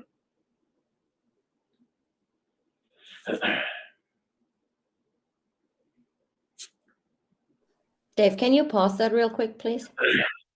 Sorry, I've got a lump in my throat. Excuse me, everybody, as I'm talking about Zentner, what he should be saying to us. Sorry, there's something in my throat. I've got to get it out. Anyway, keep going. DJ? I just want to share something with you real quick, because there were many questions about the school call and all that. I'm going to share with you right now. Okay, so I'll stop my screen. Okay, you've done that. Where am I? So, where am I? So 8:25, Watts made a stage 23-second call to Shanann's phone, which was actually no outgoing call. From his work phone, made right. from work phone, which technically Right. wasn't on site. No, that call never appeared in his work phone. They mixed that up in the discovery. All right. confused. Lang then brought in Kerry Wood, the director of the school. Wood said Shanann's mother called between 8 and 8:30 hours to ask if the girls were in school. At 8:26, Watts searched the internet for the Primrose School of Erie at Vista Ridge. Seconds later, he called the school and held a With his 1-minute work phone. conversation. Lang said between 8 and 8:15 hours, Shannon Meyer received a phone call from the girls' father, Chris Watts, stating they would not be attending the school. Lang said that Chris then asked Meyer if the girls were at school. Lang said that Meyer was freaked out by the phone call and later reported it to police. All right, then here. Where was it? That's NA's text at 8:43. NA texts to Shanann, how are you? Then at 8:55, NA texts to Shanann, just wanted to see if you were okay. I know you were hurting a lot last night. Hope you're okay. Right? Then here at 9, Cassie texts Shanann asking how she is doing. No reply. Then at 9:21, NA texts Shanann, let me know how your appointment goes. So no concern whatsoever yet. Right?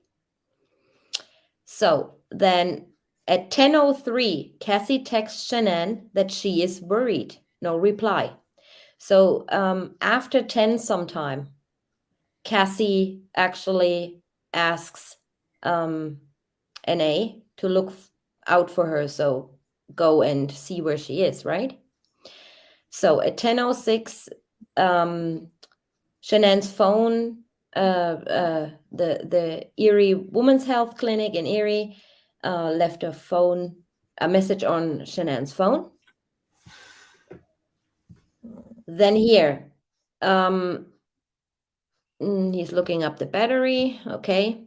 Then here at 10:28, this is the first time Mrs. Rusak contacts Chris. Is Shanann okay? Then Watts made an unanswered call to Rusak. She called him back and held a 1-minute conversation. After that, he searched the internet for hotels in Aspen. And so on and so on. Cancel. Yeah, but why? Why is this on his mind? Why? And why did he do it directly after getting off the phone to Sandy? Right. So he called that number, the Westin Snowmass Resort, and held a nearly 2-minute conversation. Then Mrs. Rusak calls him briefly. Then he searched the internet for Groupon to include the company's contact information. Then 6 minutes later, Watts called Mrs. Rusak again and held a 12-second conversation. 1 minute and 12. 1 minute and 12 seconds, sorry. So this is another thing from the discovery concerning the call to school. Meyer said that Shanann's mother called back around 11 to 11:30 and spoke with her. Meyer said that Shanann's mother said that he was Shanann's mom and that everything was fine and not to tell anyone that she called. She said, don't tell anyone that I called and excuse me for caring. Don't worry about anything. Meyer said that she told Shanann's mom that she was glad everything was okay and that she was glad that they were able to talk to Shanann, and Shanann's mother was hurried and hung up. Maya said Shanann's mother called back again and spoke with Wood at around 3 p.m. So I cannot make any sense out of Maya said that she told Shanann's mom that she was glad everything was okay and that she was glad that they were able to talk to Shanann Shanann. and Shanann's mother. Who What was the F? pretending to be Shanann? Yeah, but further up here, when they say Mrs. No, Lang also said, Lang is the that brought in Carrie Wood, the director of the school. Wood said Shanann's mother called between 8 and 8:30 to ask if the girls were in school. Mm-hmm. Down here it states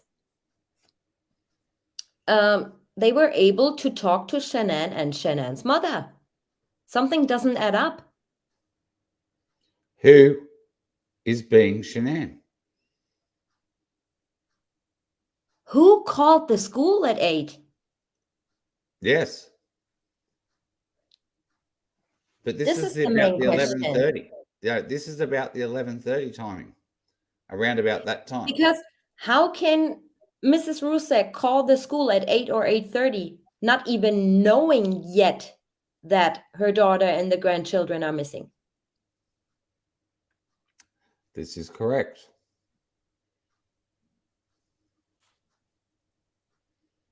This is so weird. It really is weird. I mean, I'm not gonna lie. This is weird. And that she was glad.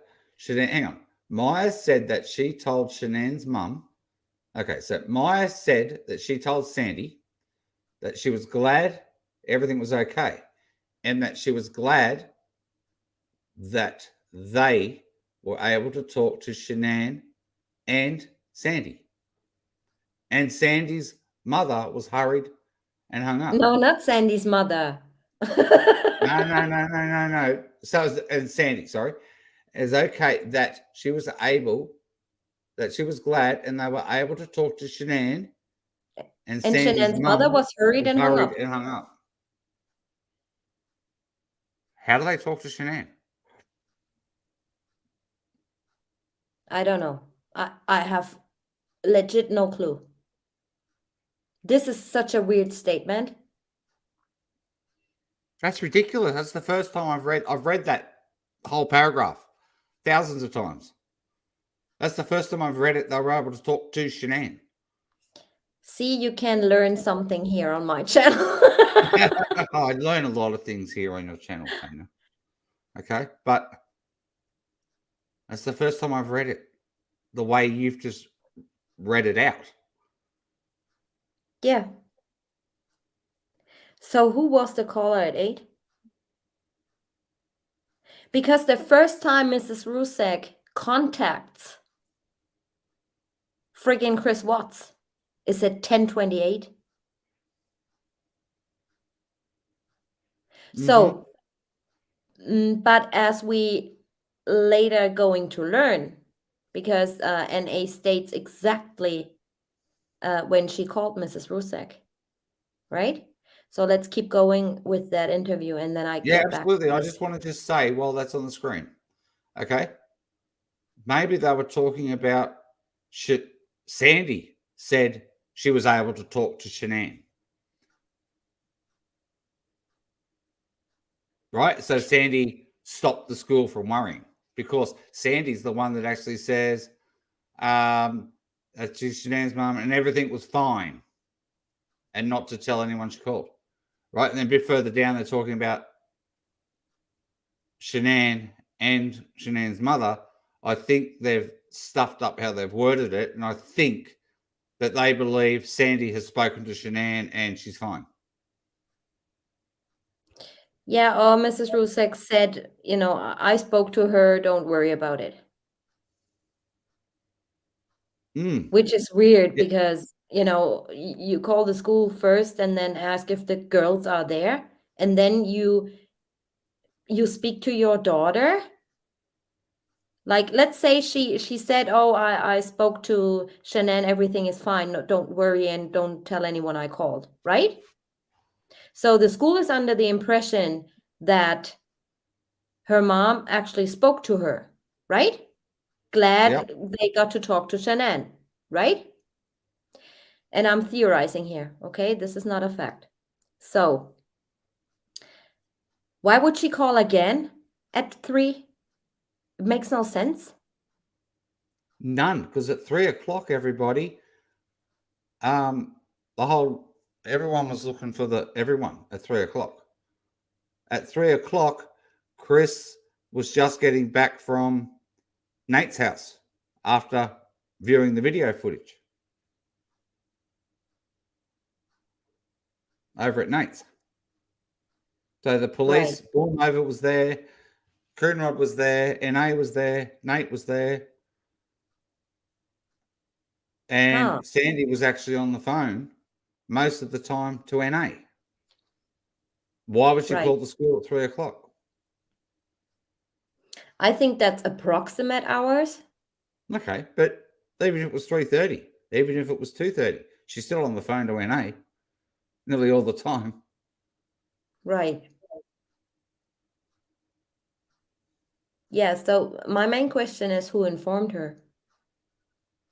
Hmm. You know, because Cassie obviously didn't. Because shortly after 10, she gets in contact with NA.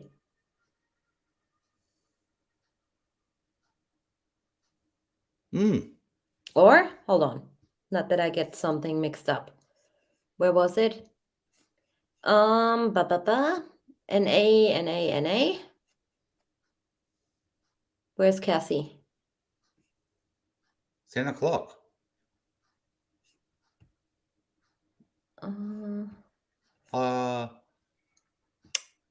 text Shanann. NA How are text you? Shanann. NA text Shanann. Down, further Here. down, Monday. 10:03. Cassie texts Shanann that she is worried.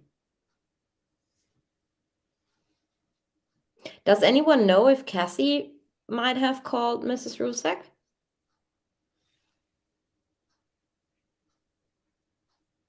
It's possible, but who's calling the school at 8:30? But that still wouldn't explain the 8 a.m. call to the 8 school. a.m. to 8:30 call. And if it's definitely Sandy that calls the school, yeah, now I know why she's on the list.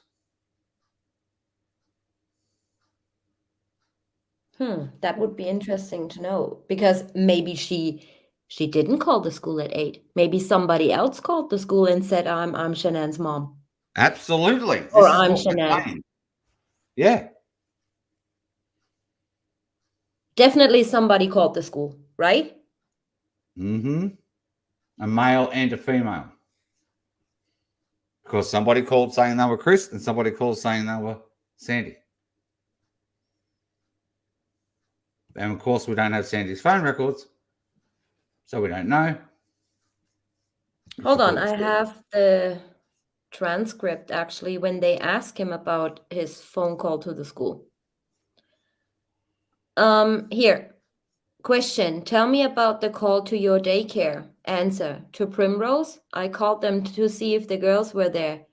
They said they weren't there. Question, okay. Answer, I told them since they weren't there, I put them back on the waiting list. To put them back on the waiting list. Question, that's not what you told them. Answer, I told them that we were gonna sell the house. Put it on the market. We probably won't be in the area anymore. Question, that's 2 different things, Chris. Answer, well, I want them to be back on I put them on the waiting list as they weren't there. Question, why weren't they there?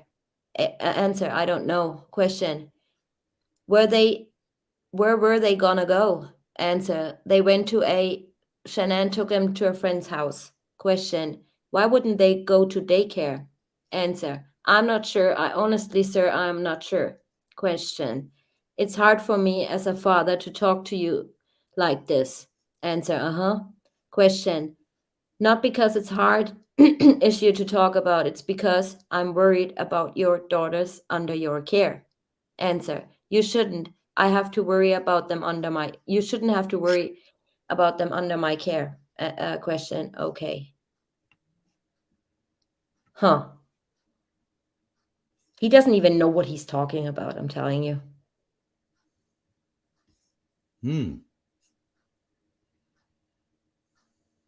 Really weird statement. Very. Someone asks SR on a live stream. I saw and asked SR about this, and she confirmed she called the school twice and not until after speaking to Chris Watts. So there you go. She called at 11 and she called at 3. So who called at 8? Who called at 8 o'clock?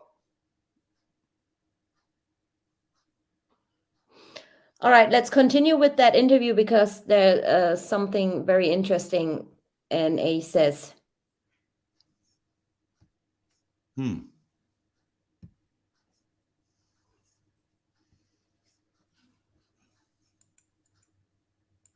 Only part of the story, so I may not be able. Yeah, no, you're fine. I can totally go back follow to your you. questions if Okay. you want, I can jump back. Okay, let me go back to the beige purse. Okay. So that was the beige purse that she took with her on the trip, Mhm. and it was in the office. Yes. Where he found it. Yes. Is that an unusual place for that to be? I mean, no, I don't pay attention to where Shanann puts her purse or whatever, so no, I don't think so, but usually she has it on the counter when I'm there, because we're getting ready to leave, so I don't know. So did you move it at all, or did you leave where it was? I told them I found it, and then they asked me to get it, the police officer did, and Chris, so I went and grabbed it, and I gave it to Chris, I didn't go through it, I gave it to him and let him go through it. Okay, let's go. So I'll let you tell me your story, Okay. and then we'll go back through and I'll ask you questions. about Okay. that. Okay. So let's start with, you go to the conference and we came home. We came home. What time did you come home? Let's start with that. So our flight was delayed. We were supposed to fly out at 8:45, I believe. I'd have to look at the boarding pass and get here at 11:25. And our flight got delayed and we didn't actually take off. I want to say it was 10:20 is when we boarded the plane. And we didn't get here until 12:45 in the morning. 12:45, okay. And then I dropped her off I thought it was around 1:45 because I got home a little after 2. But the neighbor's security system has me dropping her off at 1:48. And she didn't arrive home till 2:10. So it took her 22 minutes, everyone, to get home. So she didn't get home at 2:01. Her Life 360 app has her getting home at 2:10. Just sort of let you know. Maybe she went and got I don't know, some McDonald's or something. Maybe the patches were wearing off. I don't know. Okay. And then I went home and I didn't talk to her again that night. Okay. And what time did you get home? I got home a little after 2. Like it was like 2:01 or 2:03. Okay. It wasn't like we lived really close together. How far do you live away? From her house to my house, I would say like 5 or 6 miles. Okay. It's on the other side of I-25, so. Okay. Over in Firestone. Okay. Oh, right. Okay. Okay. So go ahead. I'm sorry. So then that morning I woke up and I texted her, Mhm. and like I said, I asked her if she was okay. And then and then at 8:55 I texted and said, just wanted to see if you're okay. I know you were hurting a lot last night. I hope you're okay, because she was in a lot of pain on the plane. Last year in August, she had a neck surgery and had to have a degenerative disc fixed. So her neck was really bothering her, and because we sat in the airport extra long, she was sitting for extra long, and she was in a lot of pain. I don't know if it was that, and then she had a headache on top of it. So that's why I texted her that morning, because like I said, it's not normal for her not to text me in the morning usually. Does she have medication that she generally takes for the? Yeah, she had I don't know what it is, but she did have migraine medicine with her. And then she also had anti-nausea medicine with her that she was taking over the weekend. Okay. And they Did migraines make her sick? Yeah. Like nauseated it? Yeah. Okay. Well, no, she's pregnant too, so I don't know if she's taking the anti-nausea for the migraine or There for is the pregnancy. that, yeah, right. So, yeah. So then I didn't hear anything, and I knew she had a doctor's appointment at 9 a.m. That was the other thing. On the way home, she was saying that in the car, she said, it's going to really suck to get up in 3 hours. And I was like, that's only 5:30. Why are you getting up in 3 hours? And she's like, because Cece will be up, the baby. She's like, she's still in North Carolina time because they had just the week prior come back from being in North Carolina for 6 weeks. Okay. Who all was in North Carolina? Cece, Bella, and Shanann all went out. I could look on the calendar and tell you the dates. At the end of June. And then Chris went out the last week and then flew back with them. They were there.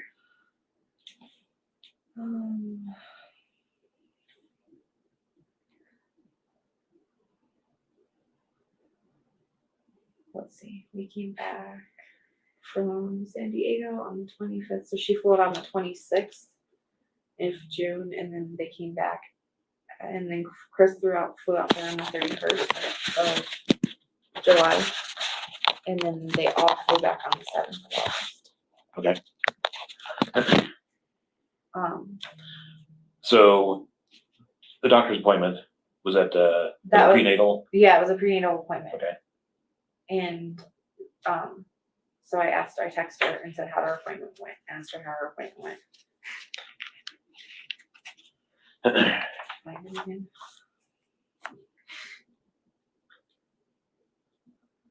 I texted her and again at 9:21 and said, let me know how your appointment goes.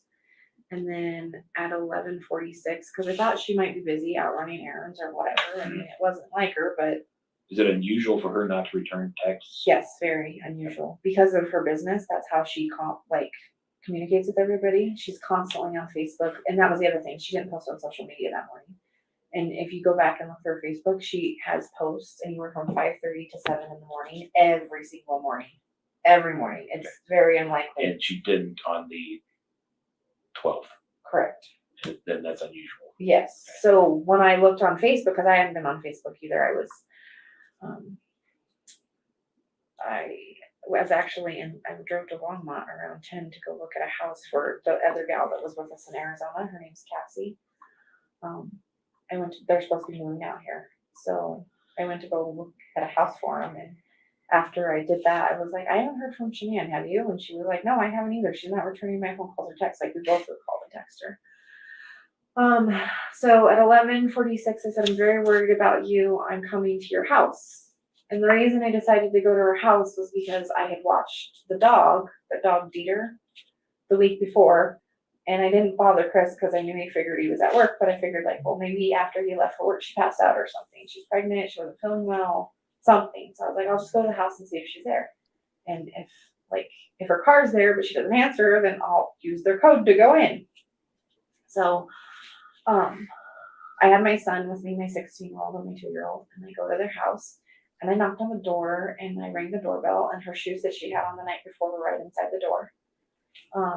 And those shoes she wears everywhere. It doesn't matter if there's unless it snows 3 feet, she will put on tennis shoes, but they're flip-flops. She wears them everywhere. So I was like, well, that's odd if she's not here. And she buys the same damn flip-flops every year because she likes them that much.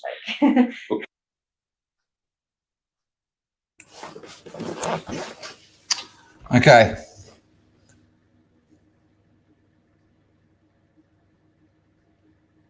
You see it, Tanya? Yeah. Under his shirt? Yes.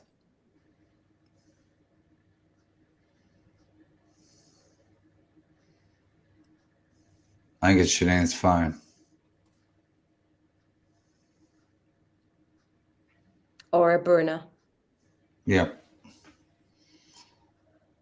Because he doesn't have it when he comes back downstairs and they're talking to him, he doesn't have that under his shirt anymore. Yeah. You can Maybe clearly the see unknown Apple device. maybe the unknown Apple device that connects to the actual home network several times. Yeah, well written. Yeah, Super Sunshine Sue, yes, the same thing, the device.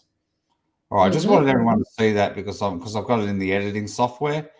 It's easier to stop it and pause it at the appropriate time. There's definitely something under his shirt. Definitely. All right, play. Do you know what kind of brand name they are? I don't. I have a picture of them. Can you send me some of this stuff? Yeah. If you have a picture of the flip flops, that'd be great. And can you know how to do Pause it, Dave, please. screenshots? Can you send me My text. Yep. No, he had not. No, we only had a normal asked what he was t-shirt on. wearing.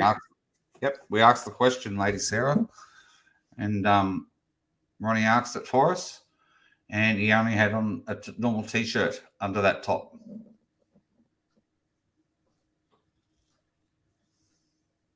Missy B for her ring.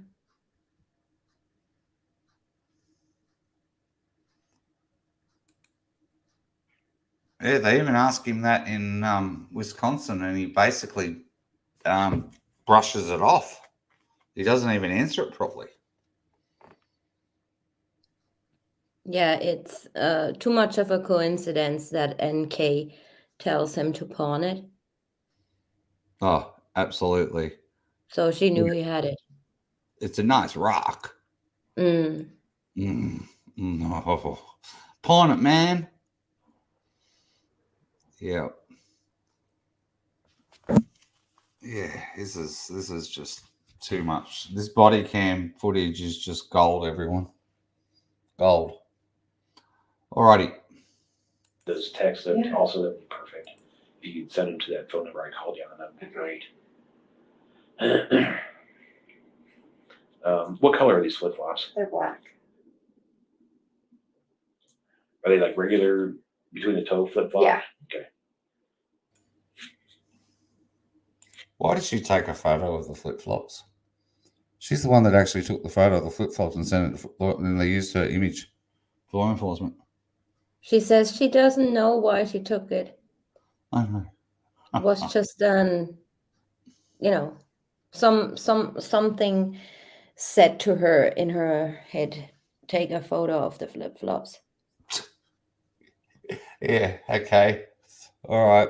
All these premonitions. Everyone's got telepathy in this case. It's just amazing. All righty, here we go. And those were inside the door, and you could see them. Yeah, I could see them because the way their door is, it's a door, and then there's two glass panels on each side. Okay. So I knocked, I ring the doorbell. And she always wears those. All the time. Nothing else. I mean, she wears other shoes. Like if she goes out on a date or something, she'll wear other shoes. But she's always in those flip flops. Okay. Like we went to Arizona, and that's the only shoes she brought with her. Okay. And then. Oh, so she didn't answer. I knocked. She rang the doorbell. She didn't answer. And then I tried the code. I didn't even think to look for the car yet, but I tried the code. And then when I went to open the door, they have one of those locks like you have in a hotel room up top. Oh yeah. So that was thing that flip over. that was flipped. So I couldn't get in, but I mean you could stick your arm in, but you couldn't get in. Right. So I was like, Stop. So you have the code for the door. Stop. I didn't have the code for the door. Okay, did you hear that, everybody? She Why? says at 11 something, right? Or 12 something. She tried the door code. And keep in mind, she was dog sitting Dieter the week before. She arrived at 12:10. What? She arrived at 12:10, according 12:10. to All right. Chris Watts. However, okay? she says she punched the key code in. You know, they have some this thingy where you need a key code, and the latch prevented her from entering, so she could stuck her hand or her arm in. Okay, so now keep going, Dave, and you guys please listen to what she says next, like in a while. Oh yeah. The So that was thing that flip over. that was flipped. So I couldn't get in, but I mean you could stick your arm in, but you couldn't get in. Right. So I was like, So you have the code for the door. I do have the code for the door, but I couldn't. Yeah, I couldn't get in. Okay. So then I was like, why Stop. would they flip this lock? The only time I know of them flipping that lock Please, is when Dave, stop. So she just said I have the code for the door, but I couldn't get in. Okay? Keep that in mind. It's important for later. Okay, keep going. Cece, their 3-year-old, tries to escape. Or, I mean, I don't know if they flip it at night because I'm never there when they go to bed, but the only time I've seen them use it is when they're on the inside of the house to keep Cece from. Look at the kitchen bench, everyone, right this very second. No purse, right this second. Okay, just letting you know. No It purse goes right in her office too, and then you will see that there is no purse. From going outside because she's at that age where she can open the door and she escapes. So the lock was flipped and I yelled through the door. Nobody answered me.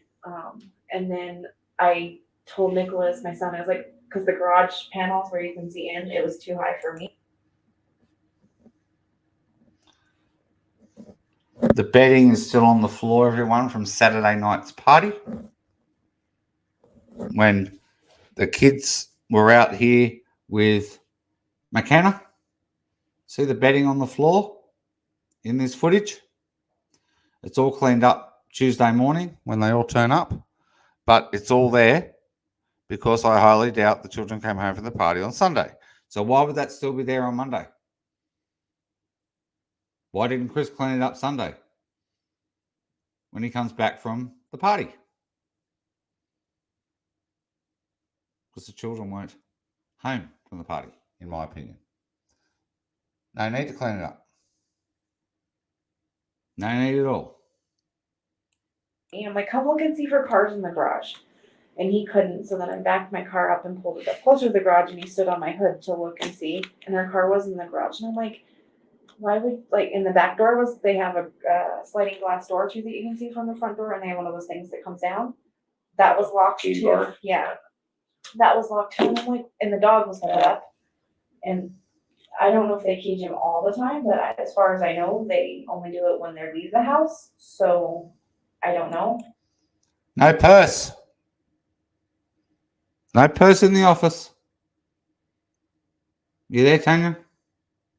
Nope, no purse. And No they purse in the say it was office. just sitting there. It's not sitting Yep. there. It's not sitting there. It's not there. Yes, were you about to say something? No, I wasn't. Okay, that's okay. It must have been NA breathing. And then I don't remember at what point I could look at my phone, but I did call Chris and said, I was like, Chris, I'm worried about Shanann. She's not at home, or I said her car's here, but she's not at home. And, do you know where she's at? It's not, I haven't heard from her this morning. He then told me that she did not take the girls to daycare and they were going on a play date. And then I turned around and I was like, well, if they went on a play date, why doesn't she have her car? And then he proceeded to tell me, he's like, I don't know what Shanann's told you or hasn't told you, or if you know any of this, but he's like, and I'm not trying to bring you into her personal stuff, but me and Shanann are separating and we're going to sell the house. And at which point I said, Chris, your personal stuff is none of my business. That's not my concern right now. Either your wife and you will work things out or you won't. But where is your wife? Because she doesn't, she goes everywhere in that car. She paid for by the company. It was just odd to me that the car was there. Does she have any other mode of transportation? No, that's her only vehicle. Okay. The only other vehicle they have is his work truck, and he's not allowed to drive anybody in it but him. Okay. He will drive home from work, drop off the truck, and pick up. NA, top of the stairs. She actually says, everybody, in this interview, she goes down into the basement. No, she doesn't. Just sort of let you all know. She stands on top of the stairs waiting for Kernod. Her son does go downstairs. He goes down into the basement, but she doesn't. Okay, but she states in this interview she goes down into the basement and looks around. No, she's stood on top of the stairs, keeping an eye out. That's just an observation, everyone, and an opinion. It's not a fact. It's just an observation. Up the other car to go get the kids from school if he has to. Okay. What time did you call Chris?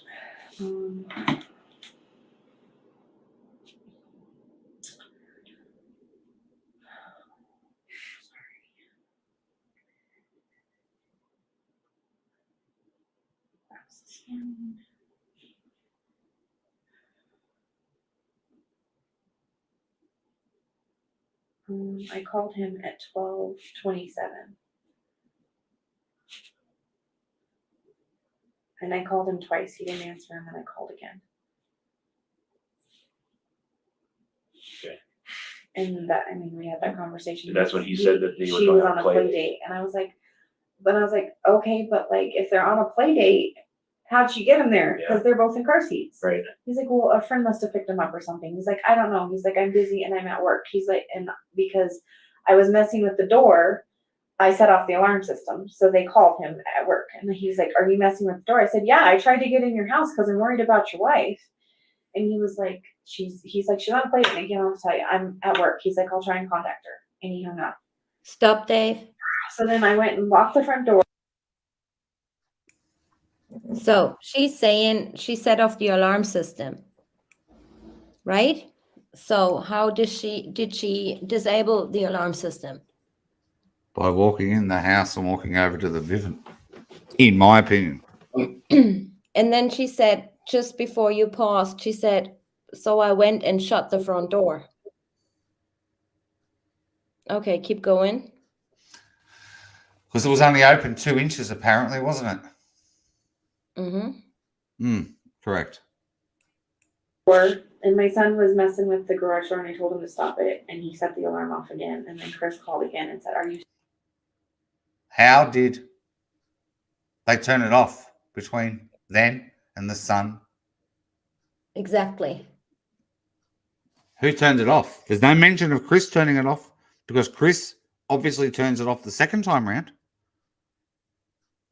because he's now aware of it.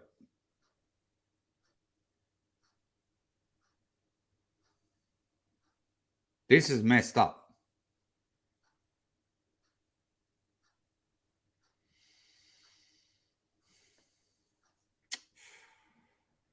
Oh, man. Man. Still at my house. And I told him no because we were leaving. But we left because I'm like, okay, well, let's go see if she went to her doctor's appointment. Because I'm trying to like maybe, I don't know, maybe she did go on a play date. Who knows? So I drove to the doctor's office because I doctor there too, and I know they're not supposed to give out personal, and they didn't give out personal information. Like I'm CNA, I know the whole HIPAA laws and all of that. I just walked up to him and I said, I know you're not supposed to tell me this. I get it. I don't need other information. I just need to know if Shanann Watts showed up for her doctor's appointment. And the lady looked at me and I was like, please, I just need to know if I need to be concerned. And if she didn't show up for that appointment, I know I need to be concerned. And she told me she didn't show up for the appointment. What time were you at the doctor's office? Do you remember? Well, if I called Chris at 12:27, it's probably like 15 minutes from their house. I can give you the address of the doctor's office. Yeah, if you know it. It's 6, yeah, because I go there all the time. It's 651 Mitchell Way. And it's in Erie, Colorado.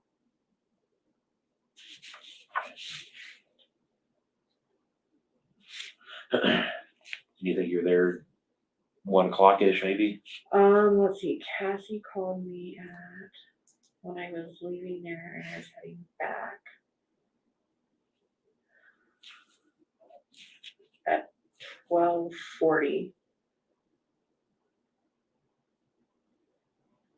So yeah, I would say around 12:30, 12:40. Okay. Because I got 2 phone calls from her friends because they both wanted to know what's going on. Okay. So you think it's about 15 minutes between their house and the doctor's office? Mhm. So we call it 12:45. Would that be accurate, you think? Possibly, yeah. Okay. I'll call it. How about 12:40 to 12:45? Okay. Does that sound Okay. accurate to you? Yeah. Well, I left the house. When I called Chris was when I left the house shortly thereafter, and that was at 12:27. So. Okay. All right. I don't want to put words in your mouth. No, I know. So then after I left the doctor's office, I was like, okay, something's seriously wrong. So, because I've been in contact with Cassie and Christina all morning, because these are people that would normally talk to her every day. I called them. I'm like, what do I do? Chris said she's with a friend. And they were like, go back to the house and call the cops. So then I did. I drove back to the house and I called Chris again. I said, I'm going back to, well, I texted Shanann again. Don't mean to jump around. That's okay. Don't make me jump around. Is that what she just said? I heard, I can't, I don't remember now. Go back. So then I did. I drove back to the house and I called Chris again. I said, I'm going back. Well, I texted Shanann again. Don't mean to jump around. That's okay. I don't mean to jump around. Okay, so this is the important part that you want to also listen to, is this timeline of events in regards to when she calls 911, to when she calls Chris, to when she then tells Sandy something. So this is this little bit that you really need to listen to, because I think you can explain it perfectly, TJ. So Yep. I'll just let it play out, and then you can interrupt. Okay. I'm with you. There's just, I don't get it.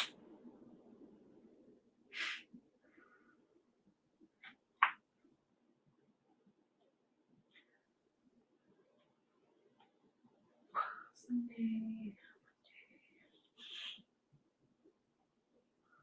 I texted her, this is when I left the doctor's office at 12:47. I texted her, I said, I've been to your house. You won't open the door. Your alarm's set. Your shoes are sitting inside. Your car's home. I'm very concerned. She just said, this is when I left the doctor's office at 12:47. Mm-hmm.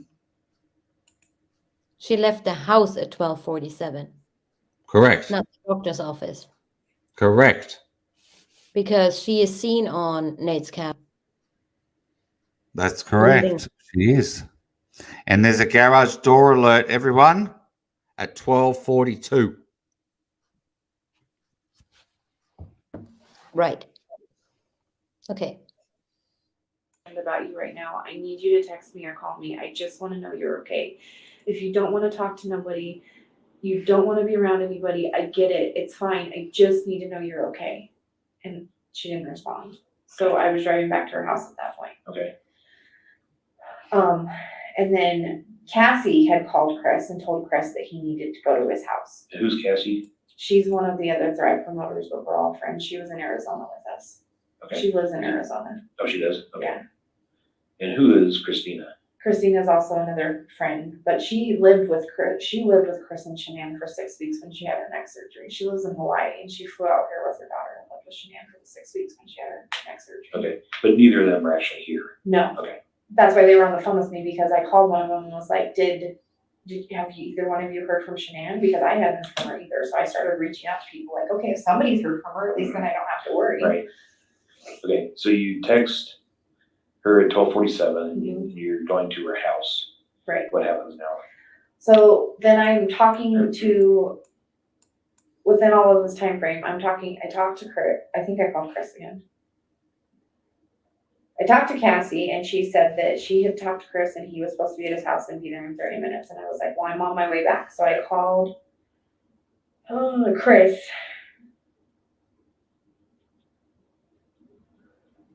She gets muddled up here.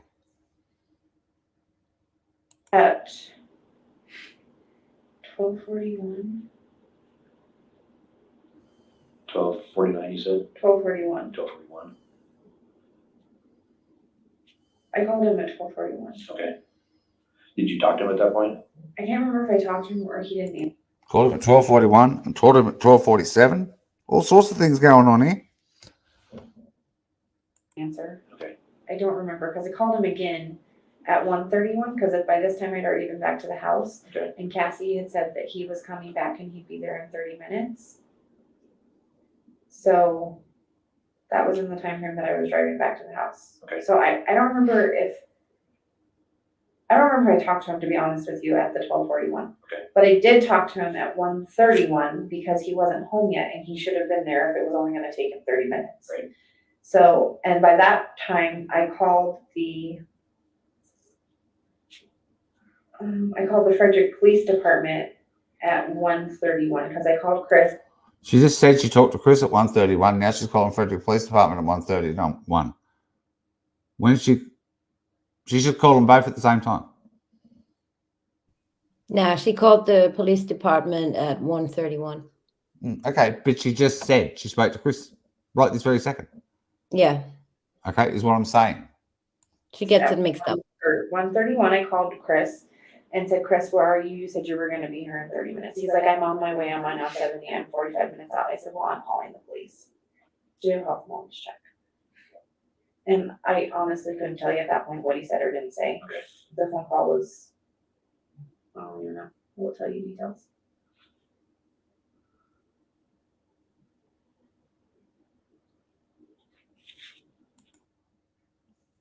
Do you want to play the 911 call now? Sure, can do. I'm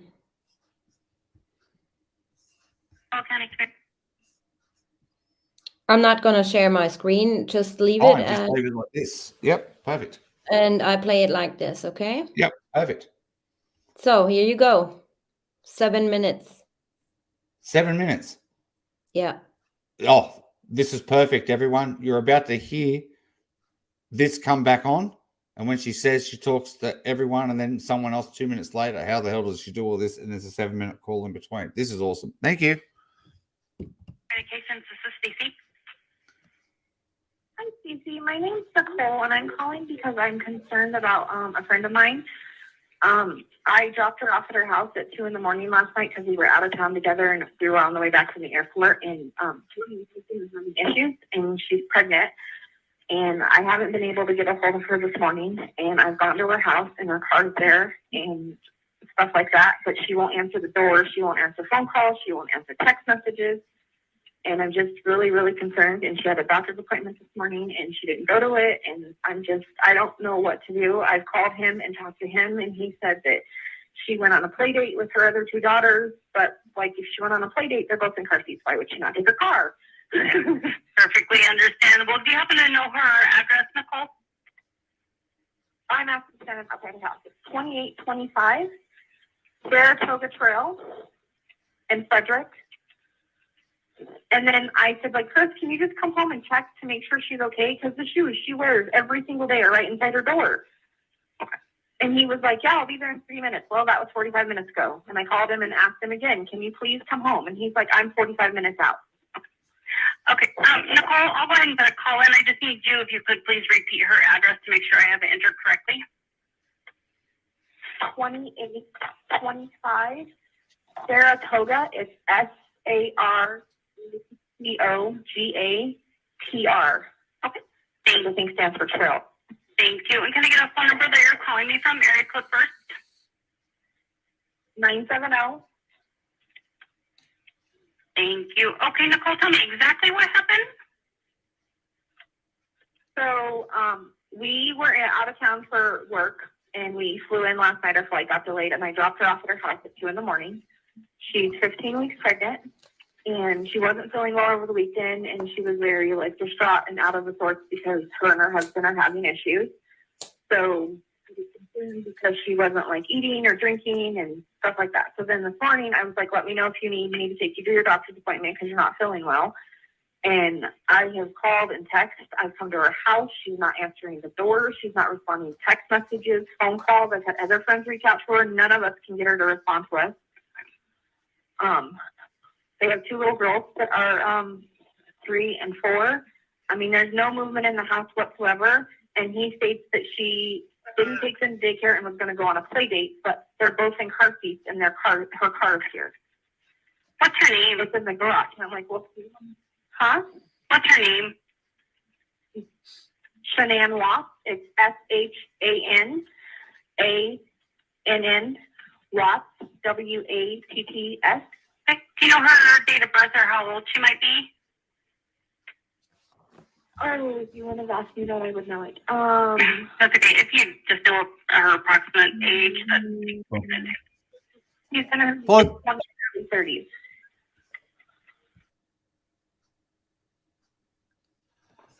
What best friend doesn't even have a clue about her age? I mean, I'm talking close to her age, not even remotely close to her age. I'm sorry, this is late 20s, early 30s. Like, seriously? But No clue. None whatsoever. No. I have don't buy no it. clue. I have no clue what year my best friend is born. I Okay. know her birthday. You're going to be close. But I don't know. Have no clue what year. But you're going to be close. You're going to have a fair idea. Absolutely. Yes. Especially when you both have children the same age. You are going to have a fair idea. Late 20s, early 30s. Nah, not a good enough answer. Sorry, because she was actually 34, I think she was. So what, we're talking 27 to 34 Yeah. is the age bracket we're talking here. You know, late 20s, early 30s. Nah. She knows everything else, every single thing, but not even close to knowing her age. Right. Okay, I keep sorry to going? interrupt. So It's yeah, okay. keep going all the way to the end. Sorry. I thought you were at this point. I was waiting for it. Bear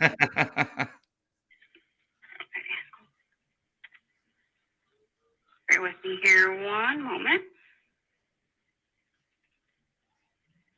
When was the last time that you heard from her? When I dropped her off at her house, I watched her, made sure she got in the house. That was at 2 a.m.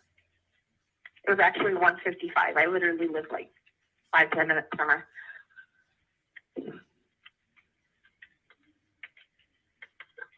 Pause. And her vehicle is it parked in? She tells law enforcement that she thought it was 1:45. Say that again. She tells law enforcement the next day that it was 1:45, but it was actually 1:48. Okay. But she now says, like, this is earlier, she says it was 2. This is on Monday, 2 p.m.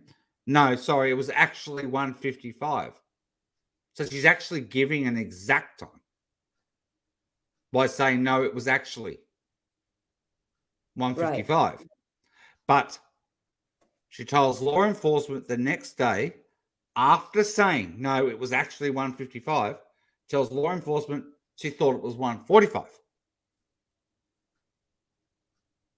That doesn't make any sense at all, because she already corrected herself the day before on the phone to 911. Right. And gave a precise time. So these are little things that I get confused with. Okay? All these little time discrepancies I have big issues with. Sorry to interrupt. I didn't mean to do it. Okay. In the garage? Yes. It's a light Lexus. Okay. And I probably, because I was concerned, I know I don't want to get a doctor's office in trouble, but I went to the doctor's office because I've been used them as doctors. And I said, I know you can't give me things because of HIPAA, but can you just tell me if she showed up at her appointment this morning? And the lady was like, no, she did not. Okay. Is that's unusual behavior for her to not show up to her doctor's appointment? No. Okay. No. Pregnancy, like she was so excited and then got blindsided from her husband that he wanted to separate a week ago. And her husband's name is Chris? Yes, his name is Chris Watts. And he told you that she went on a play date today with the girls. Okay. Yeah, with the 4-year-old. And she told me last night when we were driving home, she's like, the morning's going to suck because I have to take the girls to daycare tomorrow. And I made the statement, well, you could keep them home with you. And she's like, no, that'd be more exhausting. She's like, I have to get up and take them because I have a doctor's appointment at 9.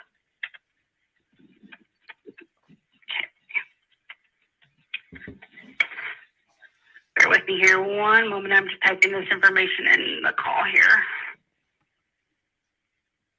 And I'm not trying to cause problems more between them. I just want to know she's okay. Okay.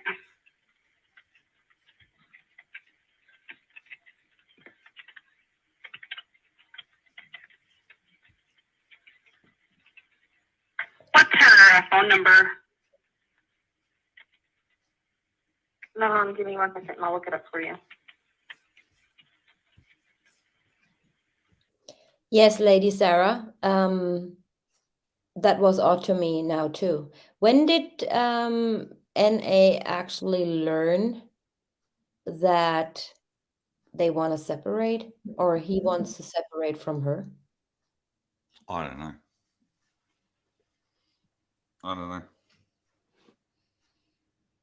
She talks about it. With in Messenger, yeah. Yeah, I'm sure she talks about it in Messenger. You know all about the Messenger things. I haven't got the patience to read Messenger. Well, I can't remember. She said so much. I know. I know. But what I'm saying is I didn't really read much of the messages from anyone to anyone. I check, but sometime. Not that important. Okay. It is 910-850-3286. Okay. And Chris told you that he was on his way. Yes, I just talked to him. Well, I talked to him earlier. One of our other friends did via text because I was going to the doctor's office, and she said he would be here in about 30 minutes, and that was at 1:08. And then I called him and said, Chris, I'm at your house. I'm not trying to cause drama or anything. I just need to know your wife, okay? I was like, where are you? And he was like, I'm on I-70. I'm about a half hour to 45 minutes out. And I just said, okay. And I hung up and called you guys because If Chris Watts was traveling on I-70, he'd be southeast of Denver. He's actually on the I-76. But just letting you know, why would it take so long to get home? Well, maybe because he wasn't somewhere he should have been. I don't know, but she said I-70. Well, I-70's... Maybe she... Maybe that's okay. That's me and numbers. Sorry. But anyway, he comes home on the I-76.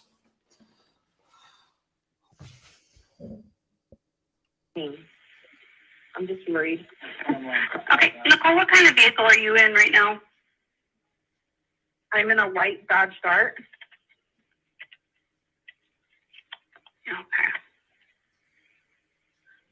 Alrighty, we do have a call in, Nicole. We'll have an officer come out that way as soon as we can.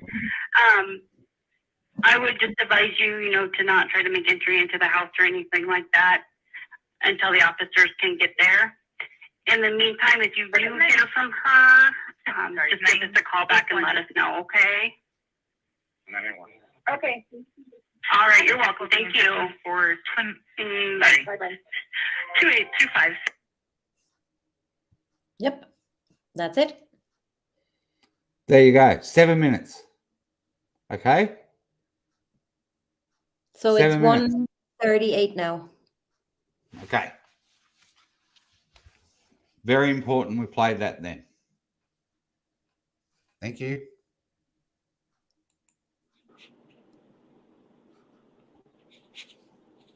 An incoming call at 12:41, and it lasted for 42 seconds. I think that was him calling me to ask me if I was still at the house, messing with the door. At 12:41, I had an incoming call. I think that was him.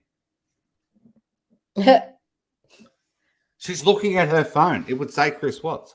Or was it somebody pretending to be Chris Watts talking to her? I think that was him at 12:41. I'm sorry. These are the questions I have to ask. She's looking at her, physically looking at her phone. Right. A 42-second call. I think it was from Chris. Really? Really?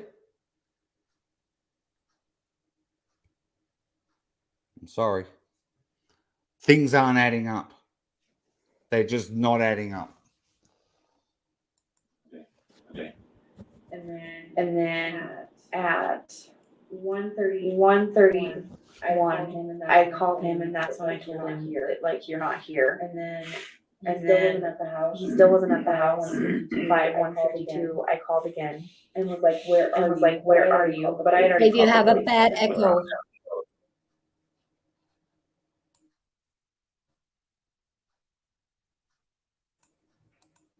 Okay.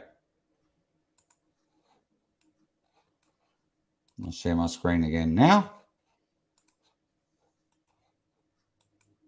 Just a screen sharing issue. Part of the reason why I hate StreamYard.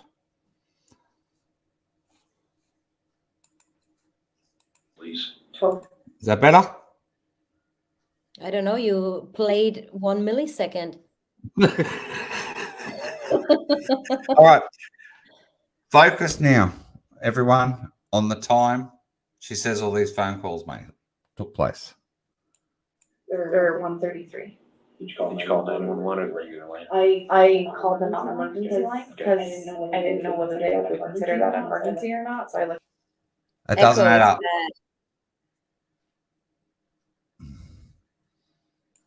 I'll go out and come in. Yep. Oh, Dave and his Windows 95. Yeah, it's hard to concentrate if there's an echo. All right.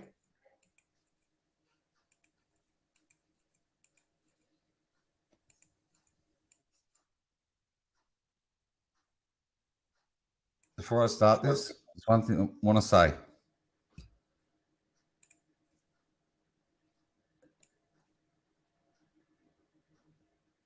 I believe she says right now, is she called emergency services at 1:33? Okay, that's the maths has all got to start gelling because it couldn't have happened. Call the police. 1:33. Did you call 911 regularly? I called the non-emergency line because I didn't know whether they would consider that an emergency or not. So I looked up the non-emergency line and called it. Okay. And then She just said she'd been on the phone. She'd called someone else at 1:33 and someone else at and Chris at 1:31. She called emergency at 1:31. She can't get a story straight. I don't know what she's doing here. There's something messed up. And So then 1:52, you said you got a phone call. Or you I called him again and I was like worried because the police were there and they wanted to know how far out he was because we couldn't get in the house. The police couldn't even get in the house. Yeah. He's like, well, I don't want to break down the door if she's not in there. So the police officer did. So he was checking windows and stuff and trying to figure out how he could get in. And then he said he was like 10 or 15 minutes out or whatnot. I really don't remember. Okay. It was a very short conversation and I can tell you how long it lasted. It was on the phone for 17 seconds, so that tells you. Sure. That's short. Yeah. So then Chris gets there and the police officer was like, do you know where your wife is? And he's like, So Yes. now you guys listen very carefully. Okay, go. no. He's like, well, can you open your door so we can go inside? And he wasn't there yet. And then I called her mom because her mom had lived there too. So I called Cassie because Cassie stayed with her and then her mom stayed with her. So I was trying to get anybody to give us a code for the garage because that was the only way to get in. So I let Chris go and then I called her mom and her mom didn't know what was going on. And I was like, Sandy, Code for the garage. She I said. keep playing. do you have a code to Shannon Chris's garage door? And she was like, she started giving me numbers, but none of them worked. And then I, of course, had to tell her what was going on, and I didn't call her before No, that. the echo is too bad, Dave. I don't hear a word.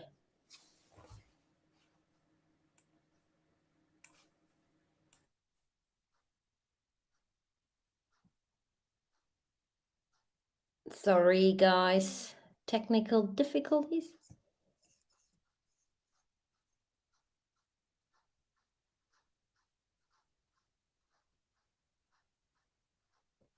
You're on mute. Was like, do you know your wife? I'm staying on mute. Otherwise, Okay. it won't work. Okay? Okay. So just let me see if this works for you. Thank you. And he's like, no. He's like, well, can you open your door so we can go inside?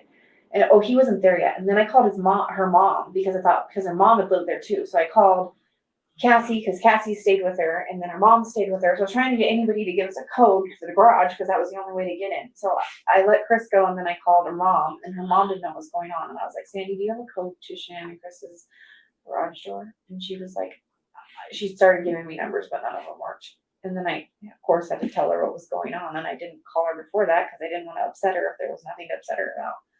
Stop. So, and then Chris showed up and let us in.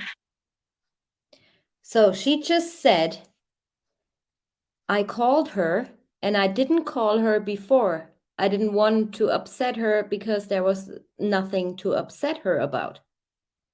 So after she called police and Chris was not there yet, she calls Mrs. Rusek. Mrs. Rusek doesn't know anything Apparently. up until that point, right? So if we take a look at this, where was it?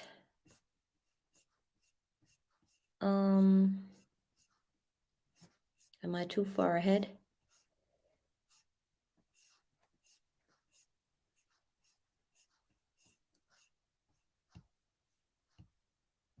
$10.28. Sandy Rusek asked Watts, is Shanann okay? So NA just told us, or told the agent, that Sandra didn't knew anything about anything up until she called her for the code. And this is where I stop because this doesn't add up to me. Do you want to know what else doesn't add up? What? Well, Sandy says she calls the school twice. She actually said that in a live chat or something somebody wrote before, right? And there wasn't an 8 o'clock phone call or whatever. Okay. Right. The first phone call's at 11:30. Roughly. Okay. Let's say the first phone call's at 11:30. Still, we're at 1:30 or at 1:40 something or whatever it is. I don't know. NAN or 1:33s or 1:31s. I have no idea what time of day it is now, right? NA is calling Sandy about codes and worried that Sandy doesn't know anything. Well, it's 2 hours and 10 minutes now after the actual school call. Exactly. Right? And it's now 3 hours after Sandy asks what is Shanann okay? Exactly. So people are lying all over the place here. Everyone is. I'm sorry for being quiet, but it's rotating in my head right now. I'm trying to make sense of this. Everyone is lying. Everyone. I'm sorry, everyone. I'm sorry, everyone here that's watching, but everyone is lying.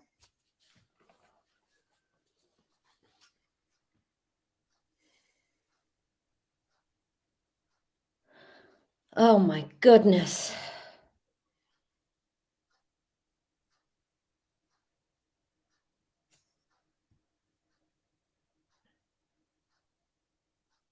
I don't even know what to say.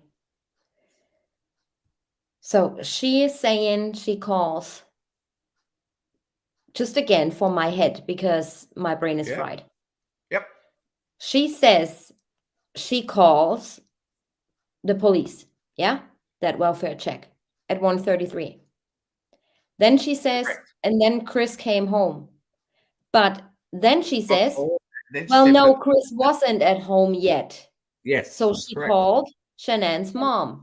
Correct. And Shanann's mom didn't know anything about anything because she wouldn't want to worry her. Mm-hmm. So if this was after the welfare check call to police, then nothing makes sense. Nothing. Correct. Correct.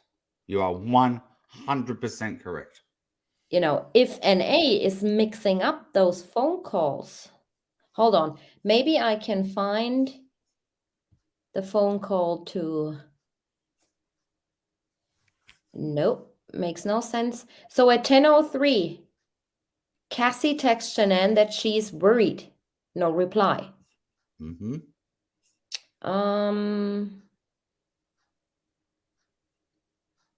The clinic called, so that was all after that. Mm-hmm. Sandy calls 10:28. Watts at Sandy knows 10:28. already. Then Sandy calls Watts briefly at 10:44. Mm-hmm. Then Watts called Sandy at 10:51. For 1 minute and 12 minute, 1 minute, 12-second conversation. 11:46, 12 o'clock, 12:16. Josh Rosenberg is messaging Chris now at 12:15. Okay. You need to keep going. Next page. On Monday morning, when Cassie had not heard from Shanann, she talked with Nicole. Nicole, being Colorado, could go look at Shanann's house. Right. This is what I said. Cassie was on the phone with Nicole while she was doing this, using the camera on the phone for video. Shanann's car was there in the garage, and Shanann was not answering. They grew concerned about Shanann's health. Nicole tried the code for the front door, but there was an internal door latch that prevented entry. The latch was there as Shanann was worried that her kids would open the door. Shanann's shoes were by the door, which was normal. So then at 11:46, NA texts Shanann, I'm very worried about you. I'm coming to your house. Then at 12, CW texts to Shanann, can you call me, please? At 12:16, Josh Rosenberg, Cassie's husband. Hey, bro, Cassie asked me if I've heard from Shanann today. I guess her and Nikki can get a hold of her. Have you heard from her today? Then he's taking pictures. All right. Then here, Watts' phone received an alert from his Vivint panel. Then in response, Watts called Nicole, and he told Josh he just saw Nikki on the doorbell camera. Watts called her. This is the phone call she's referring to, 12:27.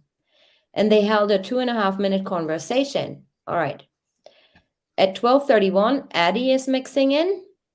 At 12:41, this is the phone call she's talking about, where she says she thinks it was him. Yes, that's right. Watts called her and held a 40-second conversation. Okay, Then here we go.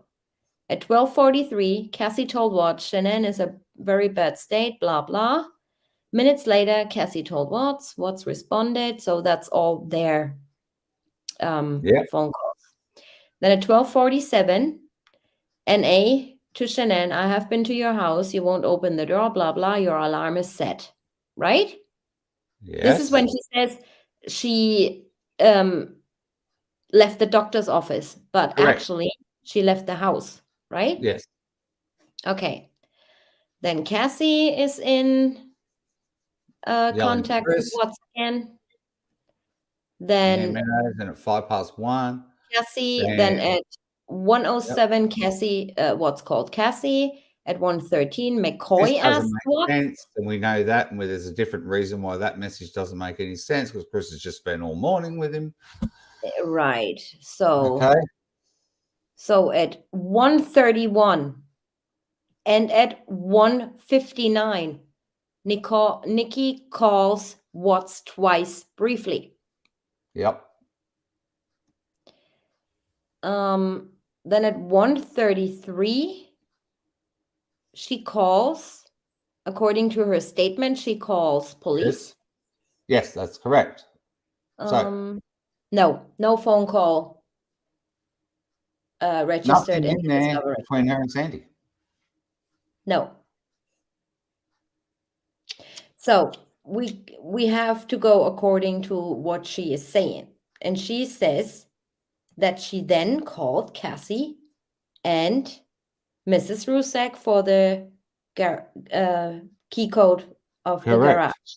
And we know she's apparently on the phone to Sandy because you can hear Sandy in the background. We all know that actually occurs. But it's after the welfare check because the cop is there. Right. It's on camera. Okay, I don't even know what to say. I Okay. So you're with me now? It's on camera when she actually talks to Sandy. It's on camera after the welfare check call. Right. So this whole timeline doesn't make any sense, Dave. No, It doesn't. it doesn't. So if Mrs. Rusek learned all of this after 1:33, Correct. why would she call Chris out in the field? At 10 3 o'clock in times. the morning, right? Or 10:30 in the morning, and then apparently have called the school between 8 and 8:15. Okay. Then contacts Chris 2 hours later. And then she calls the school again at 11:30 and hasn't told NA anything. Okay, something's seriously wrong. Either something's mixed up totally time-wise, or this doesn't make any sense. So this is the first text message, obviously, at 10:28. Yep. Is Shanann okay? And then he calls her. Then he searched for hotels, blah, blah, in Aspen. After he's been on the phone to Sandy. Right. Then she calls him briefly. Mm-hmm. But still, according to that timeline, and you guys, I'm not making that up. That's all in the discovery, right? Correct. So, at 10:44, she calls him again. Briefly. Mm-hmm. Seconds later, he's searching again for Groupon. Yep. At 10:51, he calls her back, and for 1 minute and 12 seconds. Mm-hmm. Now, this is 3 hours before. She doesn't know anything, everyone. Something's messed up. Then that girl Meyer said Shanann's mother called back around 11, Yes, 11:30. called back, everyone. So Shanann's mother apparently called the school between 8 and 8:30. But she didn't speak to Meyer at 8. She spoke to Carrie Wood. Wood said Shanann's mother called between 8 and 8:30 to ask if the girls were in school. Yep. So if she spoke first with Carrie Wood Yes. and then with Meyer, how does Meyer know she called again? Mm. Oh my God, this is messed up. Something's wrong.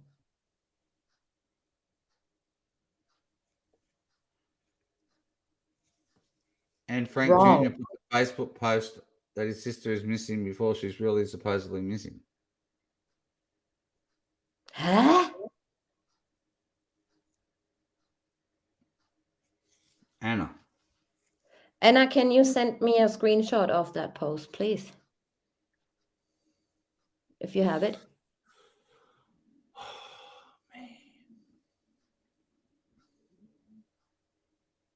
I don't even know what to say. I need a glass of Coke. Can I have a break from this for a sec, please? I know I'm the one playing it. Can I just go out and have a smoke, like for 5 minutes, please, if you mind? Yeah, go and have a smoke. I mean, you can actually keep going with that interview because I don't think there's We much need to stop it when we get to the interesting part about what I talked to you all about earlier. There's obviously a couple of past tense things that she says, but that's all around the same time where she talks about Chris's behavior when he comes home from work on the Wednesday, which we just saw in your timeline of events. he went to NK's house in his work truck on the Wednesday, the 8th, before the ultrasound. And NA's making a point of saying Chris's behaviour, what it was like on the Wednesday after coming back from NK's place. Oh my God. So okay, you guys. it's all getting very, very interesting, and it's all getting to the absolute nitty gritty guts of it all, everyone. So my screen is shared. TJ needs to add it. I don't know if it's added. Is it added? Is it up or not? It is. I thought you want to take a little break. Okay, hang on. Now I'll reshare it. No, I was just going to press play and walk away. Hold on. You guys actually watch my little video about something, and we just have a 2-minute and 52-second break. See you in a sec. Okay, awesome.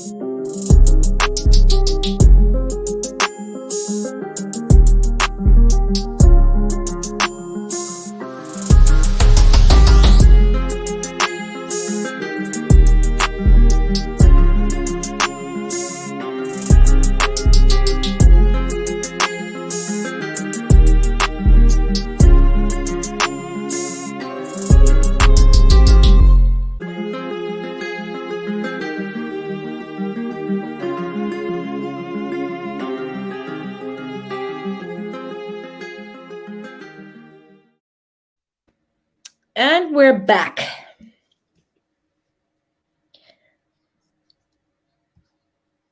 Okay, Dave. I needed that little break to unfry my brain. Yes, these are life discoveries, really. Dave, are you back? I need you to continue with that interview while I check some stuff time-wise.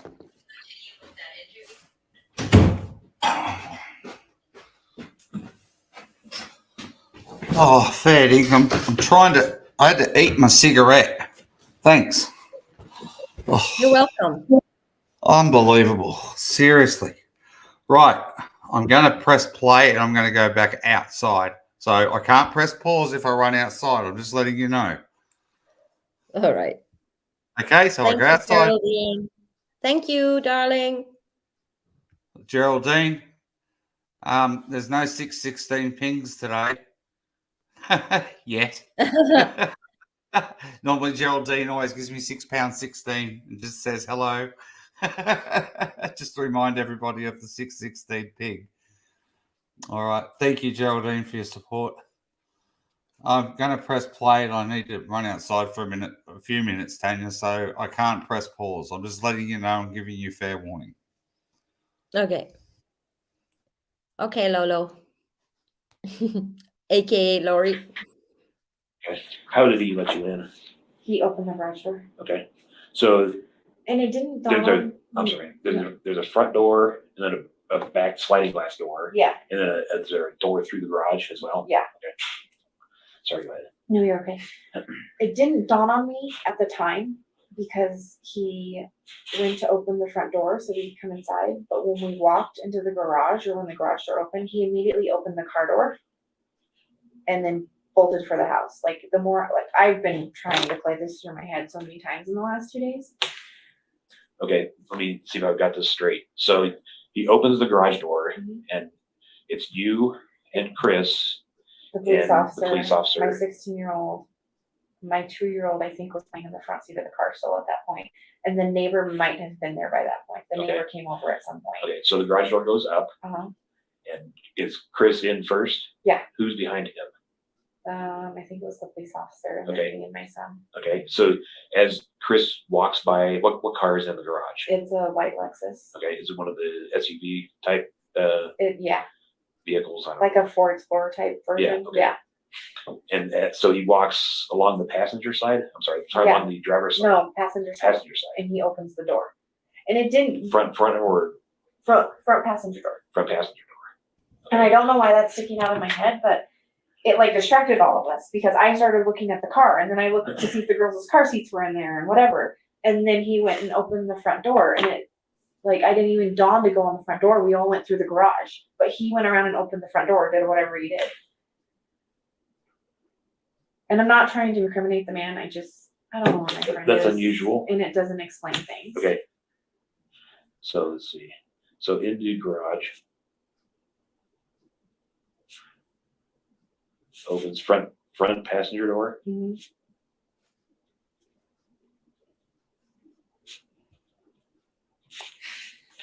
You think that was an effort to delay? I don't know. And it could just be me, like my mind. You know what I mean? Like I'm just trying to like replay the events of what happened.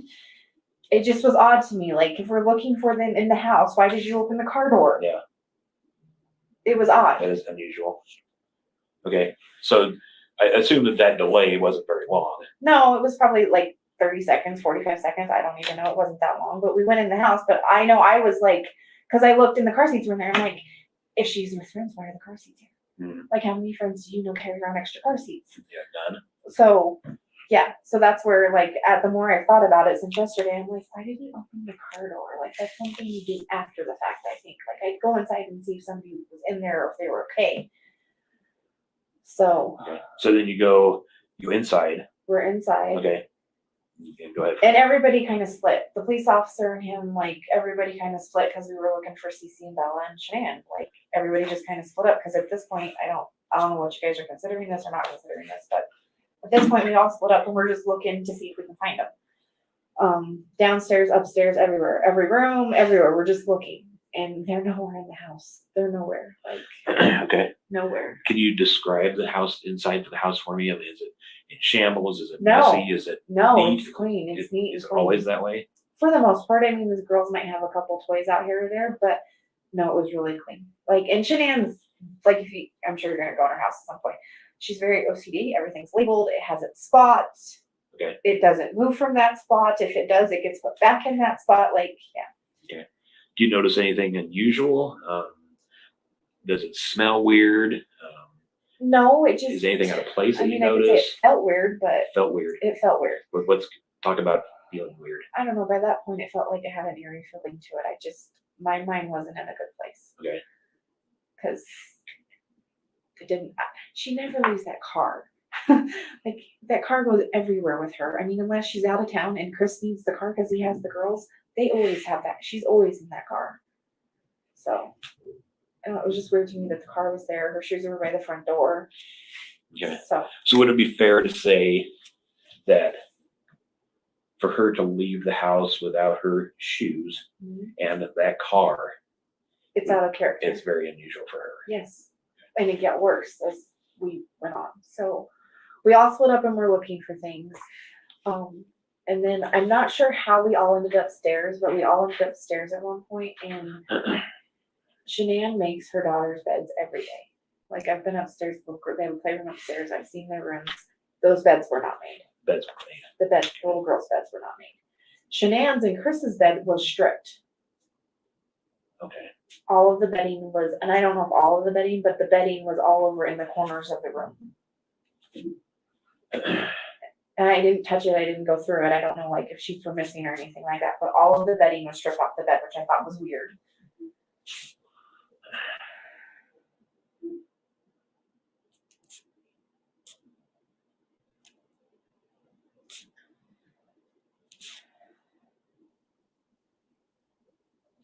And then the police officer had asked if she had her phone on her, and we didn't know at that point. And then like 5 minutes later, my son was like rummaging through the pillows on the sofa, and he found her phone shoved down in the cushions on the sofa. Okay. I'm back. Let me back up to the Okay. bed. Okay. So just so I'm clear, so the girls' beds were not made, and that's unusual. Yes. Okay. And then the bedding for their bed, which I would say was a master bedroom. Yeah. You can see it from the stairs. Okay. And it was all stripped off and then like piled in the corner, or Yeah, there was a pile over, and like if you were facing the room this way and the bed's right here, there was piles in the corner, both of these corners. Okay. So it's in two corners.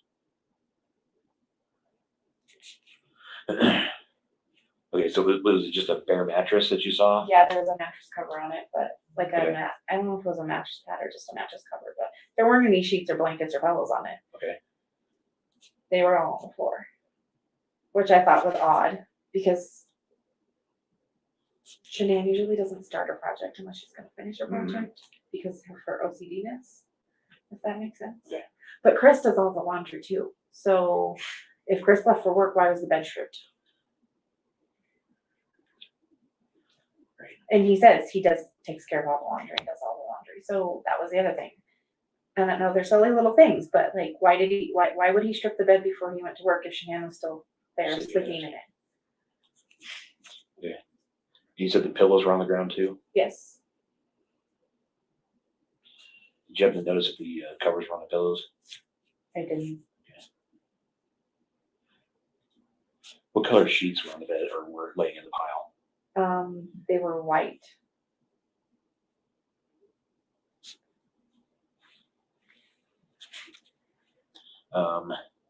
Any blankets or anything like that you noticed? Yeah, there was blankets. I couldn't tell if that, like I said, they have like a down comforter or a duvet. Okay. That was on the floor. I don't know if it had an actual cover on it or not, or if it was there. Like I said, I tried to touch as least as possible.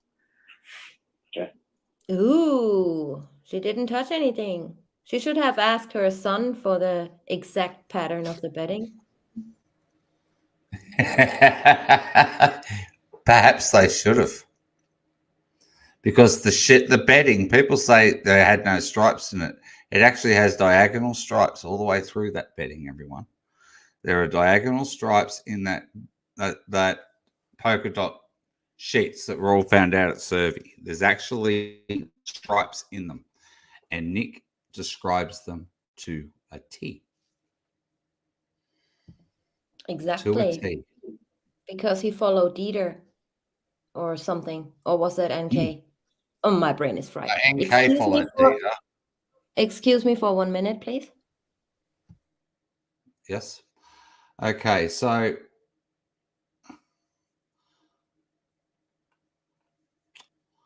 thanks, Martina. That's not very nice of you to say. I want to know what the hell young Nick's doing prancing around their bedroom when he's dog sitting.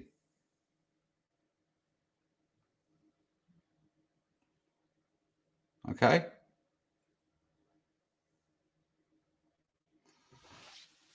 Maybe dizzy.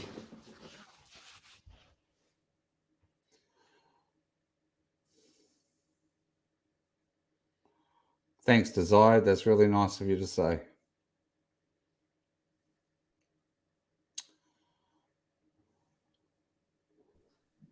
I'm back.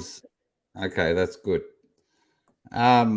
It's just, I'm just saying that it's mind-boggling that Nick knows so much about their sheets. What the hell's he doing prancing through their house at some stage to even notice their sheets? And he's upstairs when all he had to do was feed Dita downstairs. What's he doing upstairs in their bedrooms? Knowing what their Well, sheets they seem to follow Dieter everywhere. Why would Dita go upstairs? Dita hangs around and barks wherever you are. Dita doesn't go anywhere on his own. Ever. He just hangs around your feet and barks. He does not go anywhere by himself at all, that dog. Well, nosy. Nosy. Nosy. Oh, my goodness. Yeah. Very nosy. Can I press play now? Sure. Okay.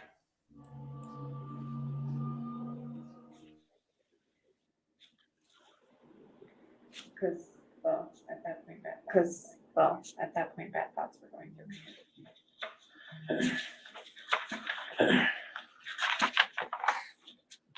Okay, so after you leave the master bedroom, you know. We weren't in the master bedroom. I just saw that from the, like, I looked in the door and saw it. I didn't actually go in yet. So then I turned around and the police officer had asked if she had a phone. Yes. Echo. Oh.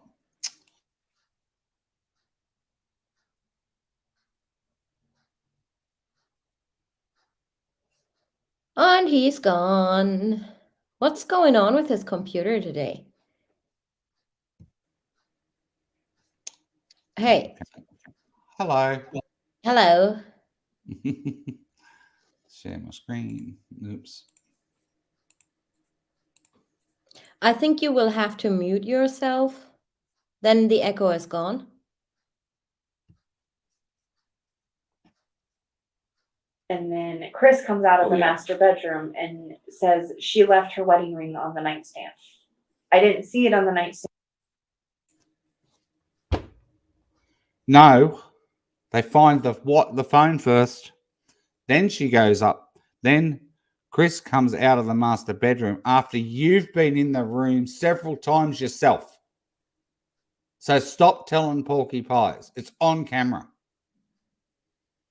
She has been in that room twice, and once she went in there with Chris. Okay, and then Chris gives her the most evil glare when he goes in to get the ring and comes out and he presents this ring to NA. He does not present it to the police officer. He presents it to NA as though, is this what you wanted me to go in and get? The way he does it is truly disturbing.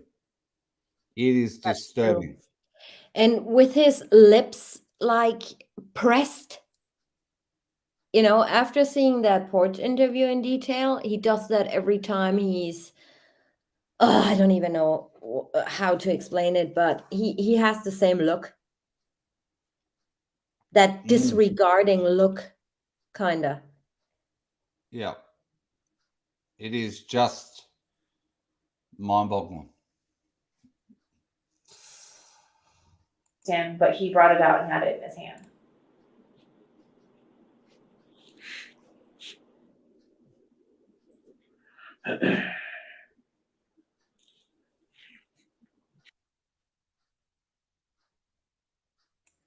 Right now, I'll play it again for you, Catherine, because I interrupted in the middle of it all.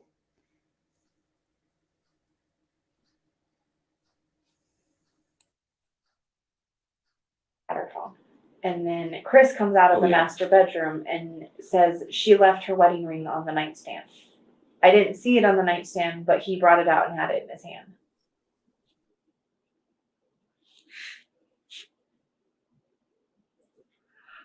Probably because it never was on the nightstand. He had it in his pocket.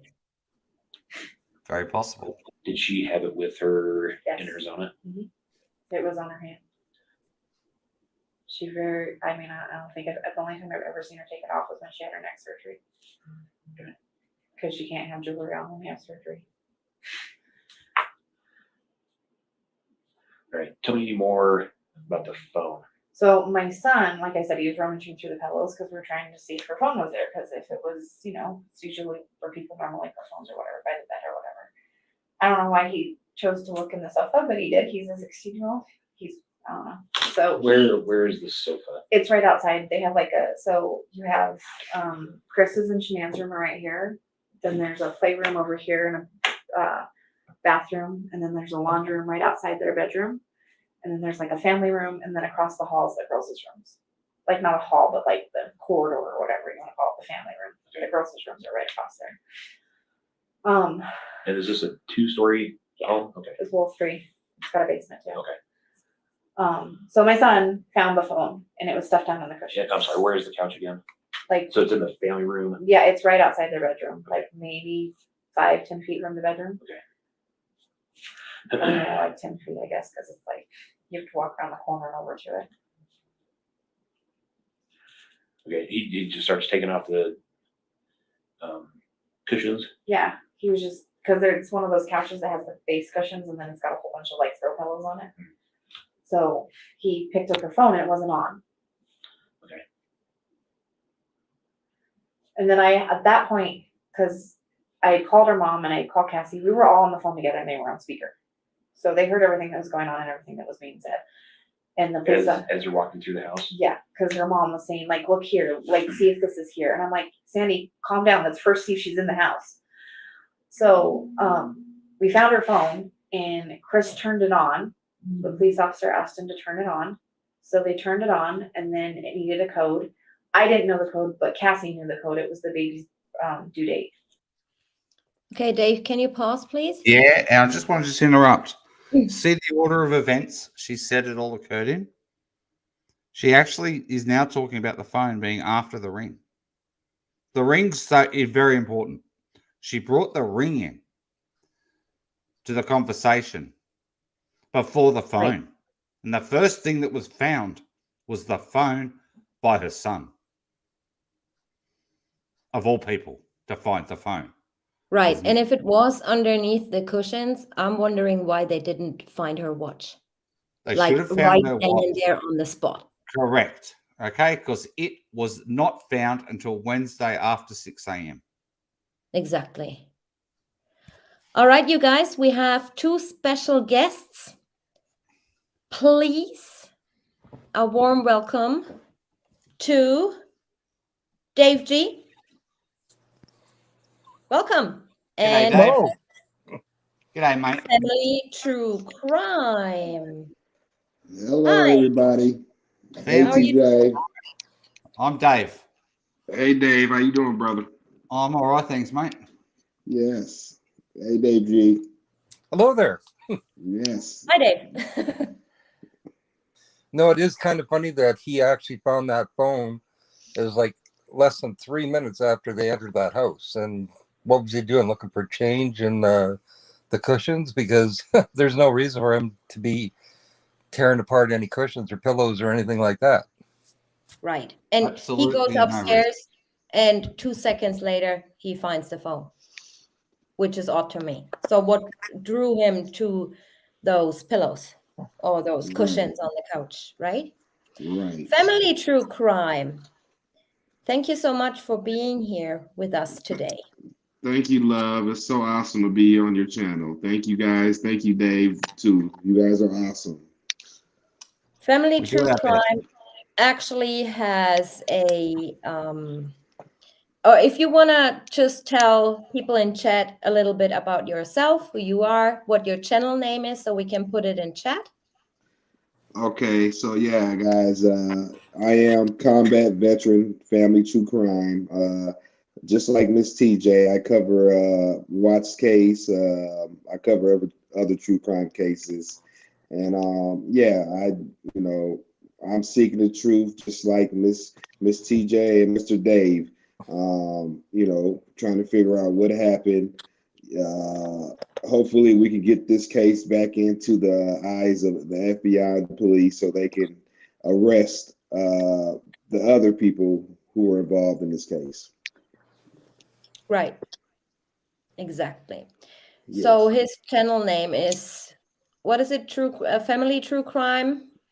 We changed it. It's Combat Veteran Family Combat True Veteran. Crime. Yes, All right. ma'am. Combat Veteran. I'm sure Dave G can put a link up to your channel, and please subscribe to him if you haven't already. Oh, thank you. Thank you, So Lau. Catherine C already found you. Okay. Thank you, Lau. So can I ask you, what's your overall opinion about the Watts case? And do you have a theory, or do you have, just your overall opinion? What do you think went on? I think this was a premeditated crime, a premeditated hit. I believe NK and others were involved. I still think Chris was also involved. He was a cooperating party in this case. But I feel like NK basically manipulated Chris into doing this. And honestly, guys, I feel like this possibly could be almost a setup from, I don't want to go as far as say CIA and higher government, but who has the power to stop an investigation and to give somebody immunity if they didn't witness anything. So I believe NK was involved, definitely. You guys are right on spot. You guys, the information you're putting out is right on. It's right on. Thank you. And you have experience. I mean, you work in law enforcement yourself, right? Yes. So, I mean, I'm not really familiar with how, I don't know every detail. I know a little bit about how the law works in the United States. What do you think is the reason for a cover-up, if there is a cover-up? It's always that mighty dollar. It's always money. You can buy anything nowadays in the United States, your freedom. And either NK's dad was or is still part of the government. I think he was a ambassador. I'm not for sure. So automatically they have immunity off top. So as far as for the people in Colorado, especially Fredericksburg, you need to get this DA out and elect a new DA, and hopefully, he has sense enough to reopen the case. And with all these watch channels, I hope enough would convince him to reopen the case and take another fresher look at it. So, but it's hard. They have to elect a DA in the United States. They're elected positions, so it takes the people of Fredericksburg to act. They have to want to, switch them out, and hopefully they do. And it sucks because I don't have any jurisdiction in Colorado. Believe me, if I did, I would go hard and try to, get Fredericks PD to have them reopen the case, but I don't have any jurisdiction in Colorado, so I have no say so on that half. But us making these videos, I think are could possibly make a change in them reopening this case.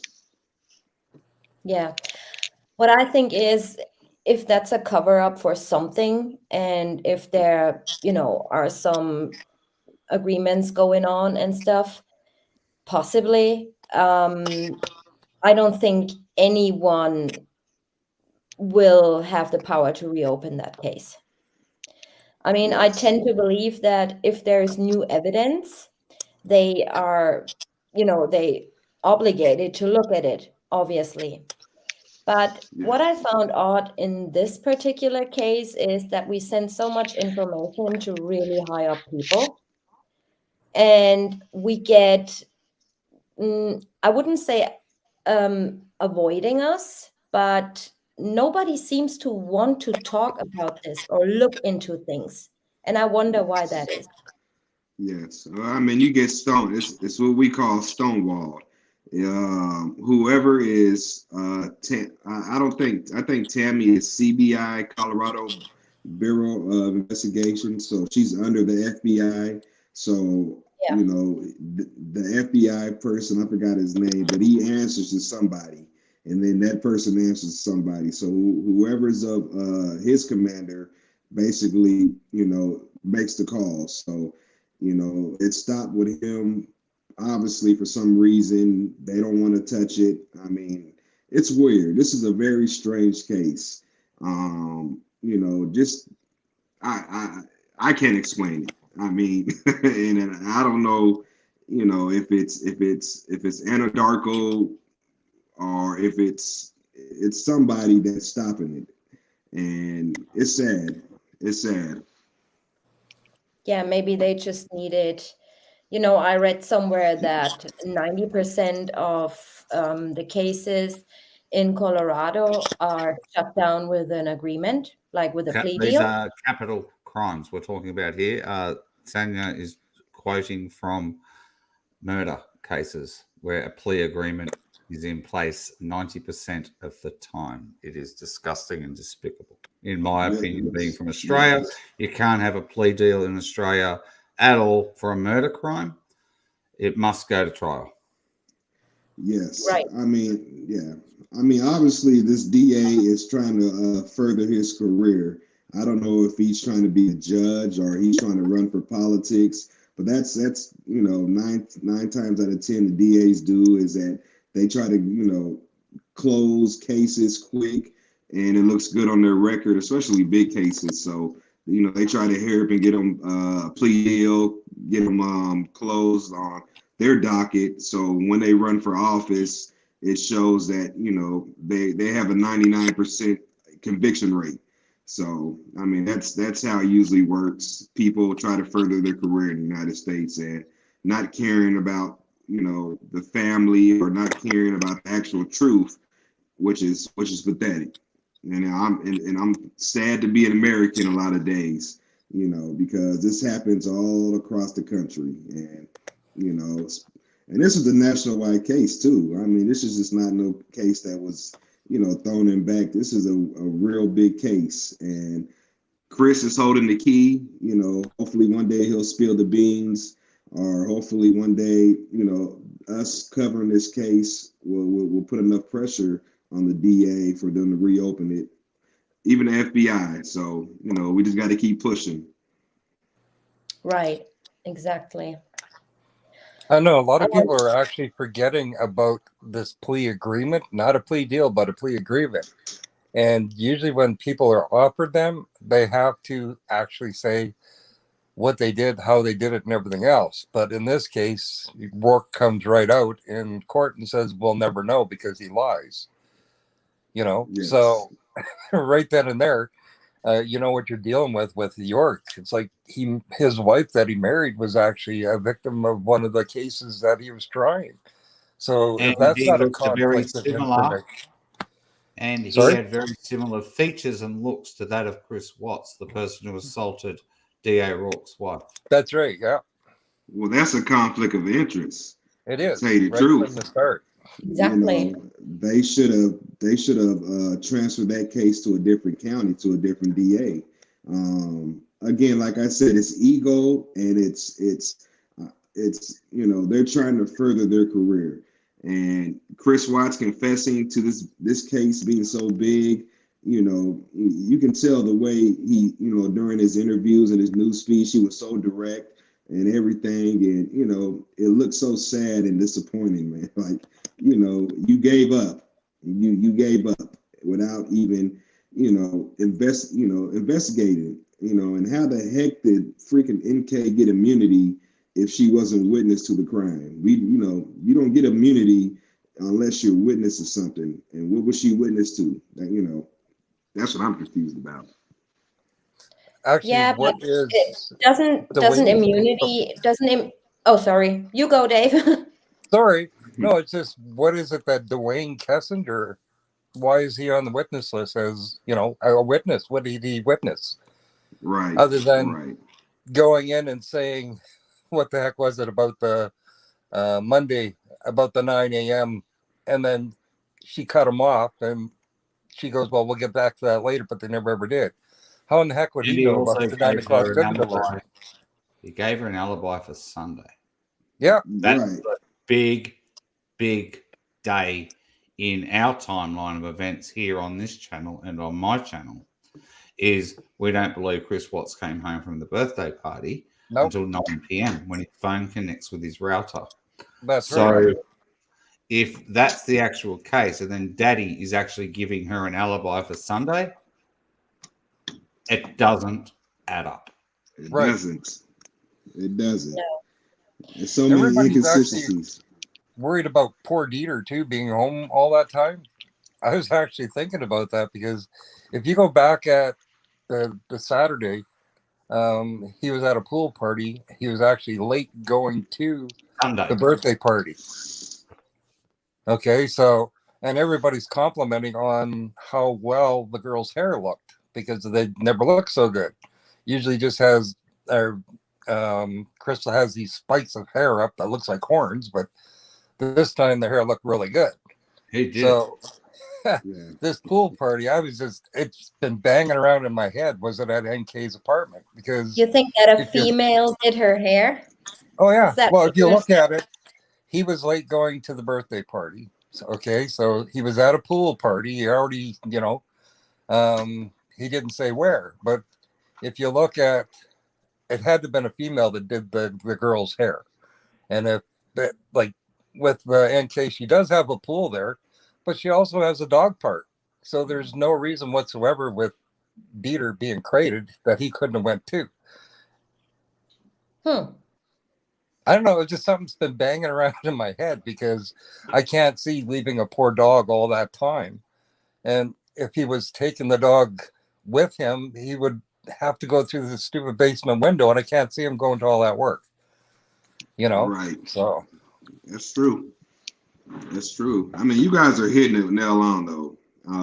You guys are hitting it, you know, people honestly, you know, you guys have to pay attention. I mean, you know, these Miss TJ and Mr. Dave are going over things and the smaller things that people are not seeing, are not catching. And it's sad that people are only think one-sided, that Chris did this and he put them in the back of there's no evidence at all that says they were in the back of that truck. None. And There's no evidence to suggest they were in the cabin of the truck. Yeah, Right. the cabin of the truck. There's nothing that shows that. And people still will believe that though. Still until this day, they will argue with you, and you know, but I know you guys get trolls and and we know why and where the trolls possibly are coming from, but you know, it's sad. You know, it's very sad that there's still a couple of people walking free who are involved in this high profile case. You know, 2 little girls were killed for no reason. 2 beautiful girls and an unborn child were killed for no reason. And we want to know why. And we're going to finally figure out why. We're going to get to it. Yeah. It's just a matter of time, but you know, it stalls. Everything stalls when, you know, the people you put your trust in and think, you know, they might listen to you and they might look at evidence. They're just saying, oh yeah, well, this case is closed and, you know, we have no resources to look into this. Right. It's sad. Yeah. It's sad. Yeah. I mean, it shouldn't. I mean, if you look at the budget, especially for the FBI, which is billions of dollars, I mean, what is it taking another 2 or 3 seconds just to go over the case? But like I said, they already had their mind made up. I just don't know how you can shut down the biggest law enforcement agency in the country. I mean, I don't know how's that possible. You know, it's impossible to do that unless it's another agency that's working. That's, you know, and again, I don't like going over, you know, into that other realm where, you know, CIA, you're talking about stuff like that, you know, and it's scary because, you know, you don't want to blame, you know, those type of people, but it's almost like, okay, who has more power than the FBI? And, you know, I don't know. Well, that there goes back to the talk about the Dirty South, though. When CIA comes into it, you know, so it's all things that we're not supposed to talk about, and weird things start happening when we start looking into them. So, yeah, I mean, it's, you know, I don't know. I mean, you know, they have more power than we do, and you know, and it's, and I told would I do a video on that? Like, it gets scary when they don't want you to find the truth. And they're holding the truth. If they're able to alter stuff like video footage, if they're, you know, able to give somebody immunity, I mean, you know, what are you hiding? What are you not telling us?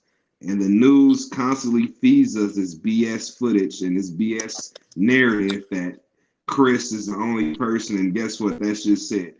Well, people like us who are smart enough and actually realize that Chris didn't act alone. And you guys have the proof, TJ and Dave, you know, and people, you know, either you're going to believe it or not, but smart people will, believe me. Smart people will. I've got a question for you, combat veteran, being involved in law enforcement. I'm an advocate for First Amendment auditors. Okay, so let's just say I like what they do, but I don't like how they provoke law enforcement. That's the one thing I don't like about them. But corruption in the United States police service and all law enforcement across the United States starts at the top, and then it dwindles its way down, eventually making it to someone like yourself, who's an everyday officer out there doing what's good for the people. It doesn't start down where you are and work its way up. So in this case, Frederick Police Department are novices. Okay, CBI are novices. The corruption has to begin in this case with the FBI and upwards. It's not going to start or go lateral and go over to the district attorney who signed off nearly everything in this case.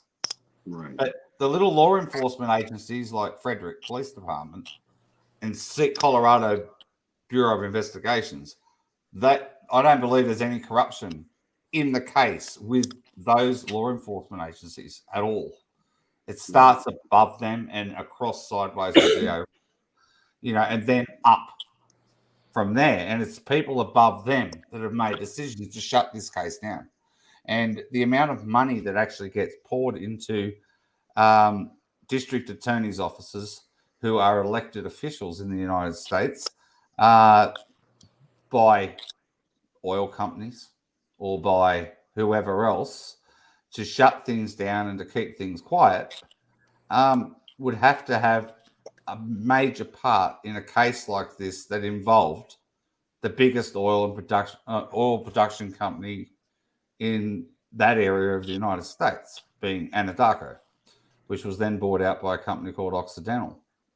So in looking at it like that, corruption doesn't start down where you guys are, does it? It's well and truly way above your pay grade.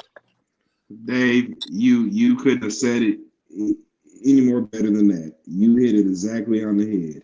It starts, I mean, when they have fundraisers and they get those donations and support, it's coming from those big companies. So of course they work together. It would never come, you know, even if, like I said, the DA can shut it down like he did. He said, stop the investigation. We have Chris.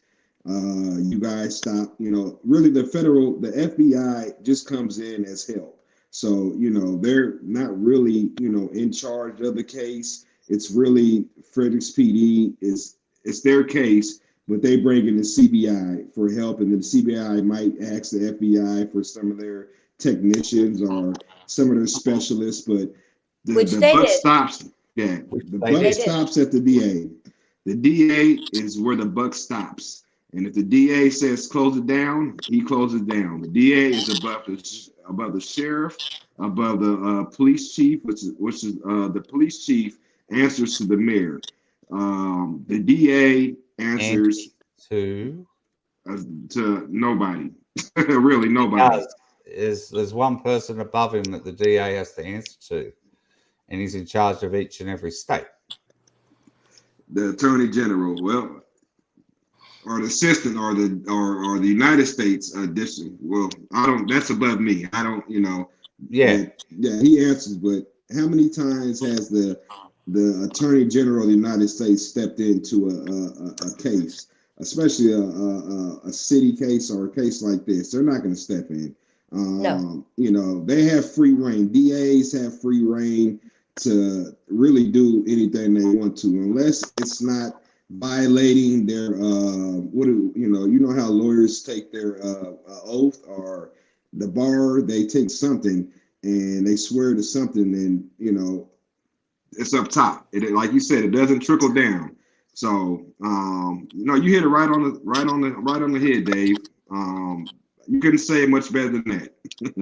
You couldn't say it much better than that, brother. Thank you. So what I'm asking myself all the time is, what is there to gain? What is there what is in for them, like the attorneys and whatever, to, let's say somebody is involved, right? Why would they walk somebody free? Why? That's the golden question, Miss CJ. In my country, it's like there is no plea agreements or plea deals or anything like this. If you're an accomplice, you get the same, you get charged with the same thing. Right? But that happens in the United States though, as well. If you confess to something, they might say, all right, because you confessed and came forward, we knock 2 years off your sentence. Yeah? This happened. Right. But they would never go to somebody and say, or like you are the first person, you work in law enforcement, you know how it works. So they put one person in this room and one person in the other. And they tell each of them, well, this person turned on you. So if you talk earlier than this person in the other room, I give you a deal and you walk free. Right. That's true. So what's the purpose for this? I don't know why this case is so strange and it's like that. I'm asking the same question, like, what's the golden egg here? Why is this case so important? And like Dave said, possibly this could go back to the North Carolina. And again, I don't victim shame. I don't blame anybody for nobody deserves what happened to them. But whatever happened in North Carolina, I still feel like it could be the reason that we're going, what happened to Shanann. I don't think the girls were supposed to, I don't think the girls are supposed to be killed or anything. I just think Shanann was it. But I feel like whatever happened in North Carolina and whatever deal she made with that law enforcement agency or the government contribute to what happened to her now. And that's why I think they planted NK, because Chris is he can be manipulated so easily. And they already had a plan for Shanann. And I also think the guy that she worked for was actually and this is speculation, I have no proof, but he probably works for the government, the United States government, somehow as an informant or, something like that. And, it's just Shanann got herself into something that, she possibly shouldn't have. So, it might be far-fetched, but, What would be the reasoning behind Rourke going to North Carolina and spending 3 days with the Rusicks, though? was so pressing that would take that long to go over things. And it's like him, he said there was only one plea agreement, but there was actually two. So why would he lie about that too? They're hiding something. I don't know what it is, and you know, I have no idea, guys. That's the key question: is what are they hiding? What are you not telling us? And how far does this go up? You know, and it seems to go up pretty high to me. It seems to go pretty high to me because, you know, if Shanann didn't, you know, I know she changed her name a couple of times, 3 or 4 times. I know. Was it 2 times? She was Rizek, then became King, then Watts. Oh, okay, yeah, but then she was her Shannon first and then name. Shanann. Yeah, her first name. Shannon first. Yeah, Shannon first, and then the Right. pot Shanann. Right. So why did they break in her house 3 times, and what were they looking for? Yes. When they, you know, what are you looking for? I mean, is it just proof to show that she's working or cooperating with the government? You know, that's questions that I feel like North Carolina, I don't know their federal or their state agency, I don't know what it's called, but you know, if she's been working with the FBI prior or before and they found out, this can be another reason, you know, because her boss, like Dave told me, Dave G said that her boss was in every one of her lives for some reason. You know, maybe he was commented a lot. He did. Yeah, so they were good friends still till the end. Yes.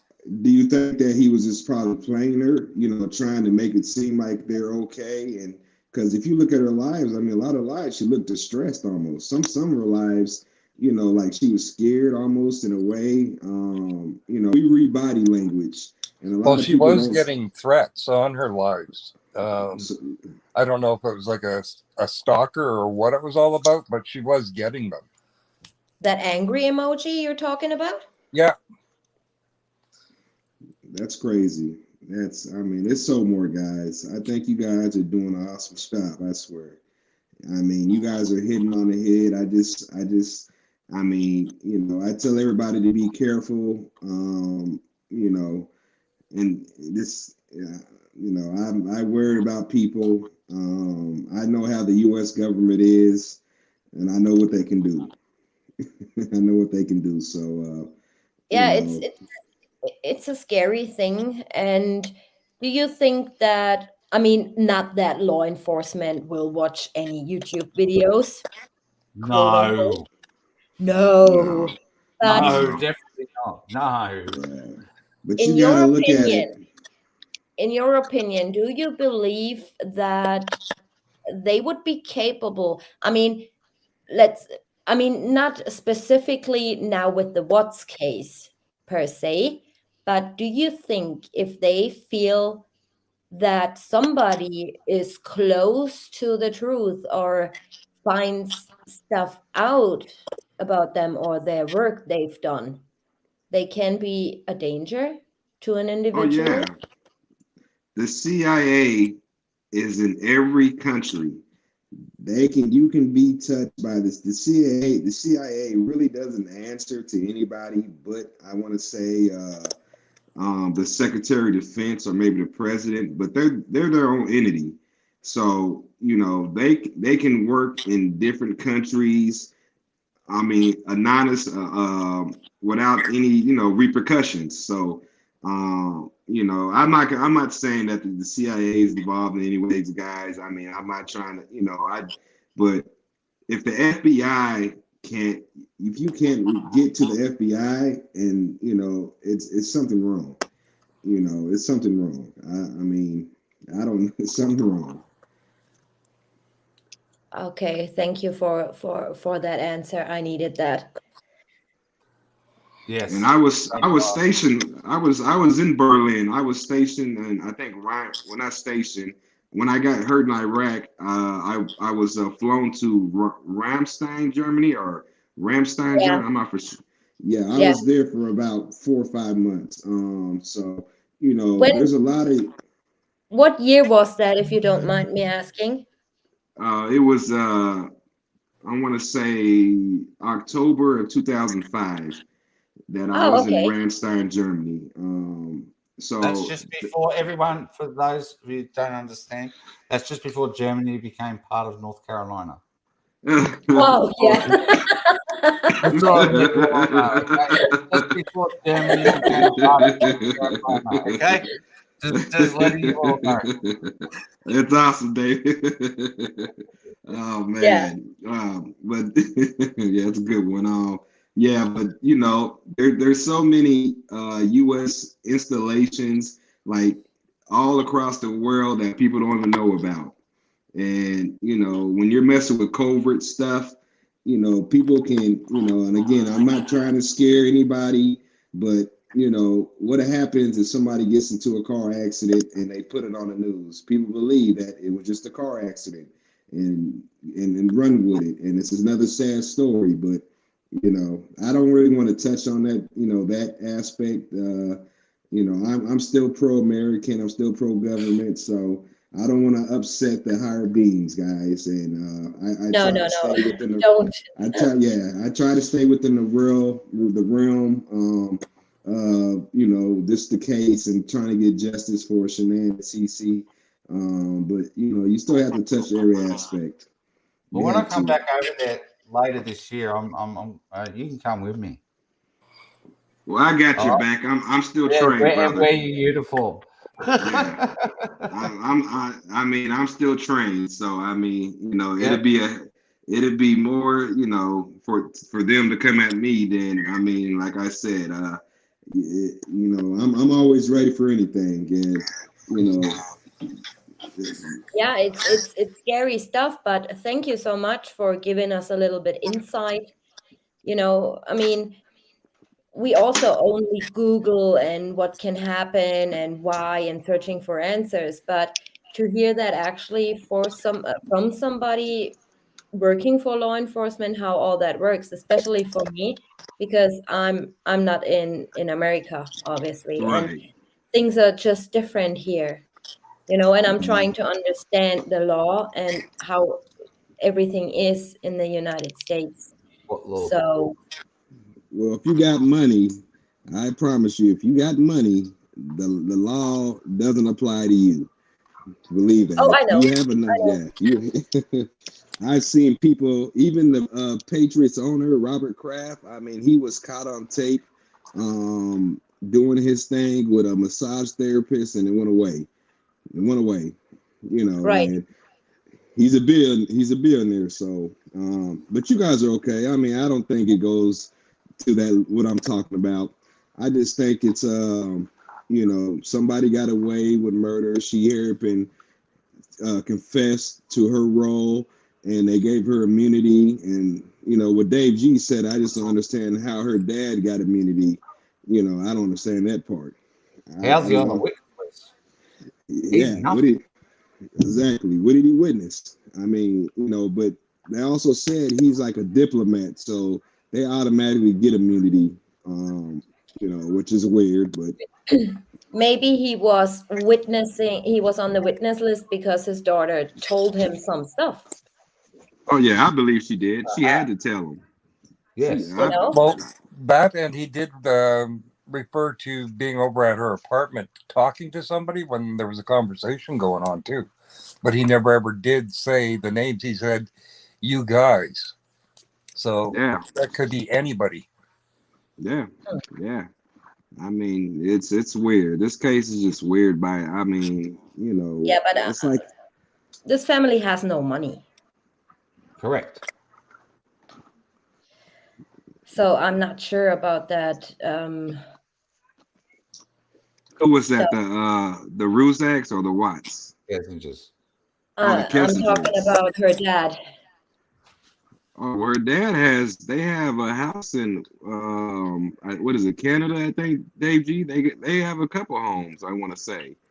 Um, I think was her dad part of Anadarko? Did he? I mean, was he part of that company before He they was sold it? contracted to them to make valves, like small valves.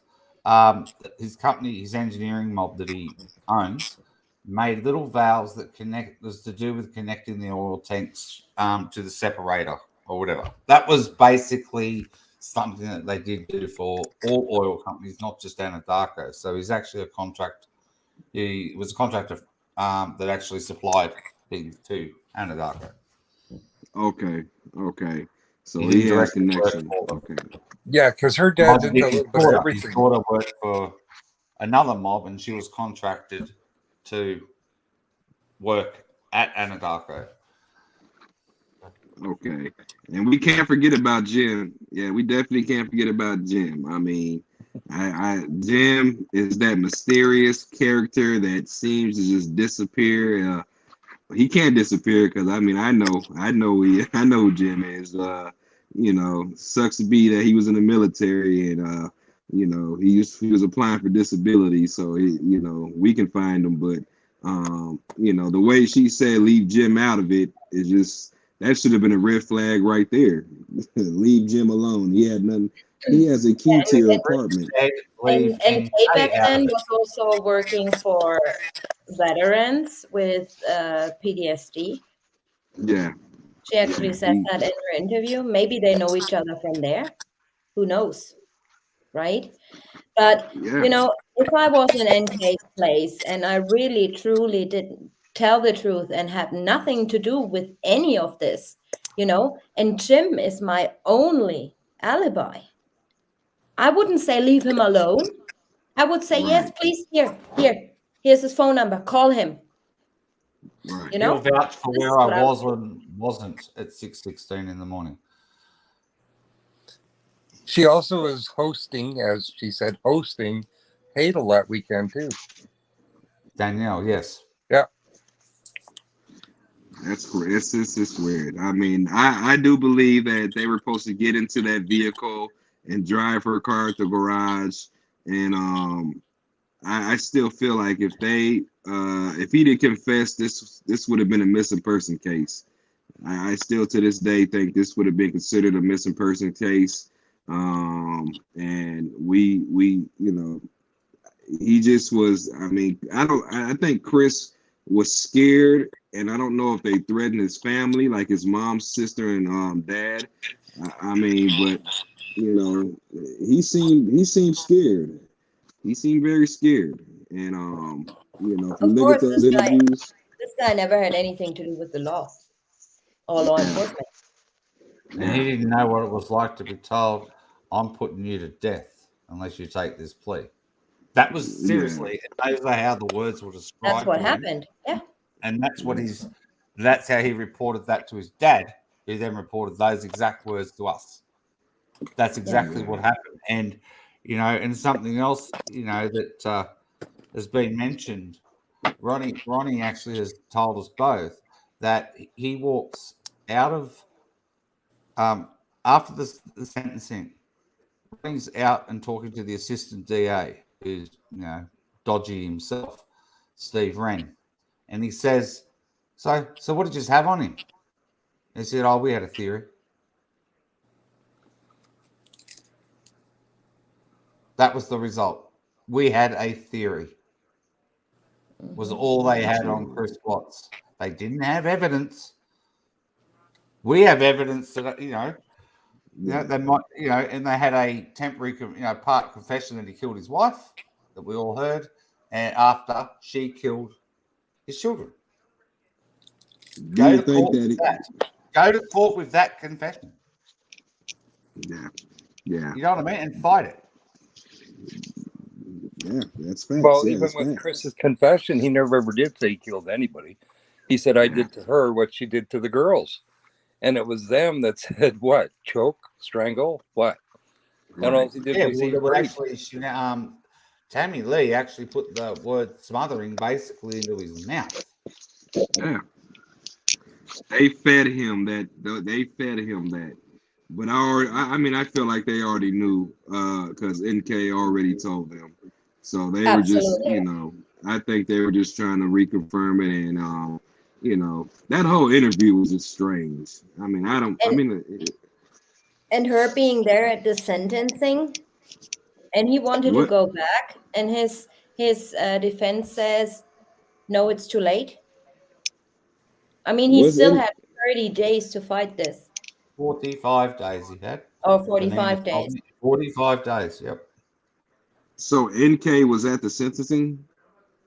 Yeah, Yes, she was in another Was she? room. Out where the out where it it was was in like a that back little hallway door where area they, yeah. Wow, where Chris I did walked not know out. that. When he walked out of the sentence, out of the courtroom, he went to the right of the camera. Is the way the camera was pointing in the corner. He went to the right out of that hallway, and she was in it. Wow. Yeah, that's weird. I mean, I don't know. I mean, you guys think he should have fought it? You think, after listening to his mother, do you think that he should have fought it and and yeah, should have fought the case? He should have not taken that plea deal or taken that deal. Should have fought it. I mean, yeah, all day, every day. There's enough Yeah. evidence that throws other people involved, makes other people involved. End of story. Yeah. And we all know he never would have been given the death penalty, but we do know that he would have been given the death penalty, even though if he wasn't given the death penalty, because they would have put him in a position, if he ended up getting found guilty, he would never have lived, another month in prison. I mean, we know that's what happens in prisons. If you're convicted of killing children, you might as well say your life's over as soon as you go to jail. Exactly. His main yeah. concern is not to be getting transferred back to Colorado. That's his Correct. absolute That's his biggest highest fear. priority and main concern. And Nothing he'll else do matters. anything in his power, anything to prevent that from occurring. Anything. Yeah. They would have killed. They would have. Yeah, that he would have been dead. Probably a year, because, like you said, that's one thing they hate is pedophiles in prison. I don't know if you can say it on your show. Child killers, and they despise. He's the lowest of the lowest. Mm-hmm. And when they did the prison interview, he seemed so happy and cheerful and thankful and all that. I'm in a place where they don't care about your crime, or how does that work? How do you get transferred to another state when you committed a crime in Colorado? Regardless of if your life is in danger. I mean, they'll just take the plea deal. Yeah. Part of the softening up. Like, we're going to leave you to rot in here in Weld County Jail for the next 3 years until it goes to trial. But we're actually going to put you out in general population. Let's see how you go there, Chris. Let's see how many days it lasts between now and trial, when he's already been publicly shamed by the media as killing his kids, because on the night of the actual confession it came out that he confessed to killing his whole family when he didn't. Yeah. But the media had already been told this by law enforcement, that this is what actually occurred. And it didn't happen. So he's already crucified from day one. Yeah. Like I said, whatever the media puts out. I'm sorry, Miss Sorry? TJ. Go ahead. I'm sorry. I'm sorry, Miss Farah TJ. Miller is saying something good. She's saying he didn't get to listen to his mom. And I think that's very significant because, if you have some plea deals going on, you don't want anyone that is close to him to interrupt, right? You Right. don't want anyone to maybe change his mind or has the power to change his mind. And I think that Cindy would have had the power to say, listen, Chris, don't do this because of that and that and that. They're going to do this and that and that. And they had to prevent this for whatever reason, that he is not talking to his mom. It's okay. I'm gonna send you some through Messenger, Miss TJ. I know we talked yesterday, and I got a funny Facebook message about that what we talked about that strike I had, and yeah, Oh, okay. it's gonna make you guys laugh. I'll add in Dave. I'll add all four of you guys, and Perfect. exactly what we talked about yesterday. I just got a message, so that means that somebody else is watching you guys is live, and we're not gonna say names. We're not gonna give anybody any type of recognition. And I laughed my head off. Everybody is free to watch. Yeah, Absolutely. I have nothing against nobody, everybody, and you also. Can I say your first name? Am I go allowed? ahead. Yes, ma'am. Yeah, yes, ma'am. Rodney, you're allowed to take anything you like from my channel. If you need footage or anything, I don't mind at all. Data especially because Thank you. this is the specialist channel for data.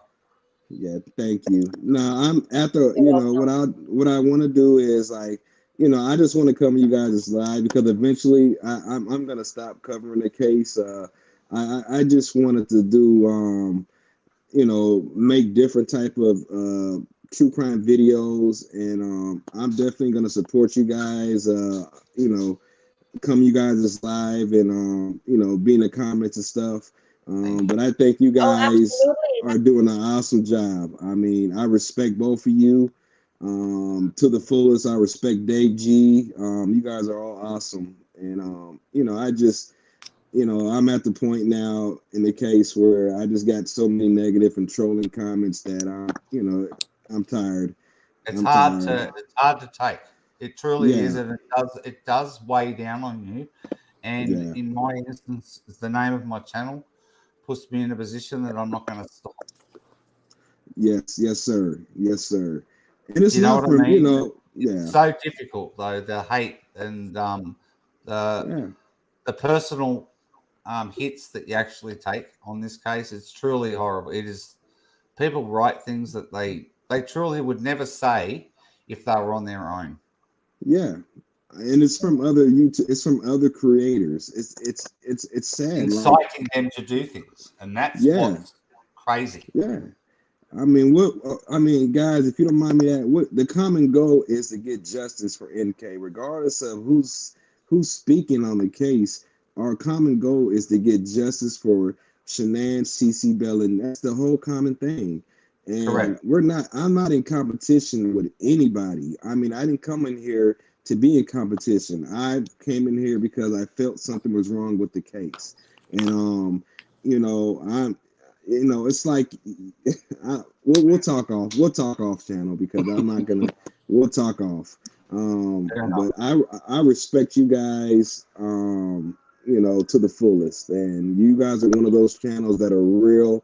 And again, I'm not using anybody's footage. I don't I'll support you guys 1,000%. Just know that you guys got another supporter, and I'll be that supporter. Plus, I know Dave G's great. Dave G's been putting me on a lot of stuff, and I met Miss TJ yesterday, and it was an awesome conversation.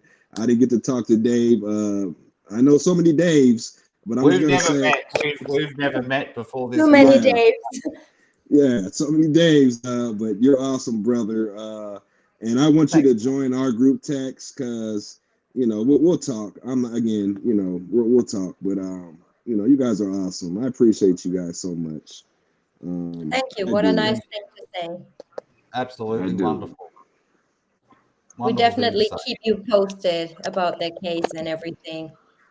It's a shame that it's a shame that you want to give up on this. There are some lows where you have to go through, especially when you're new to that case. And I don't know where all this hate comes from, and I don't really care who's talking what about me. It's just the lies. If somebody lies about you, this is stuff that hurts me, right? Yes, ma'am. I mean, you can say, "Oh, I don't like you," or your nose is too big, or whatever. You can say anything, but don't lie about me if you don't know me, right? And this is what I noticed with that case, with the Chris Watts case, especially. It's it's just too much.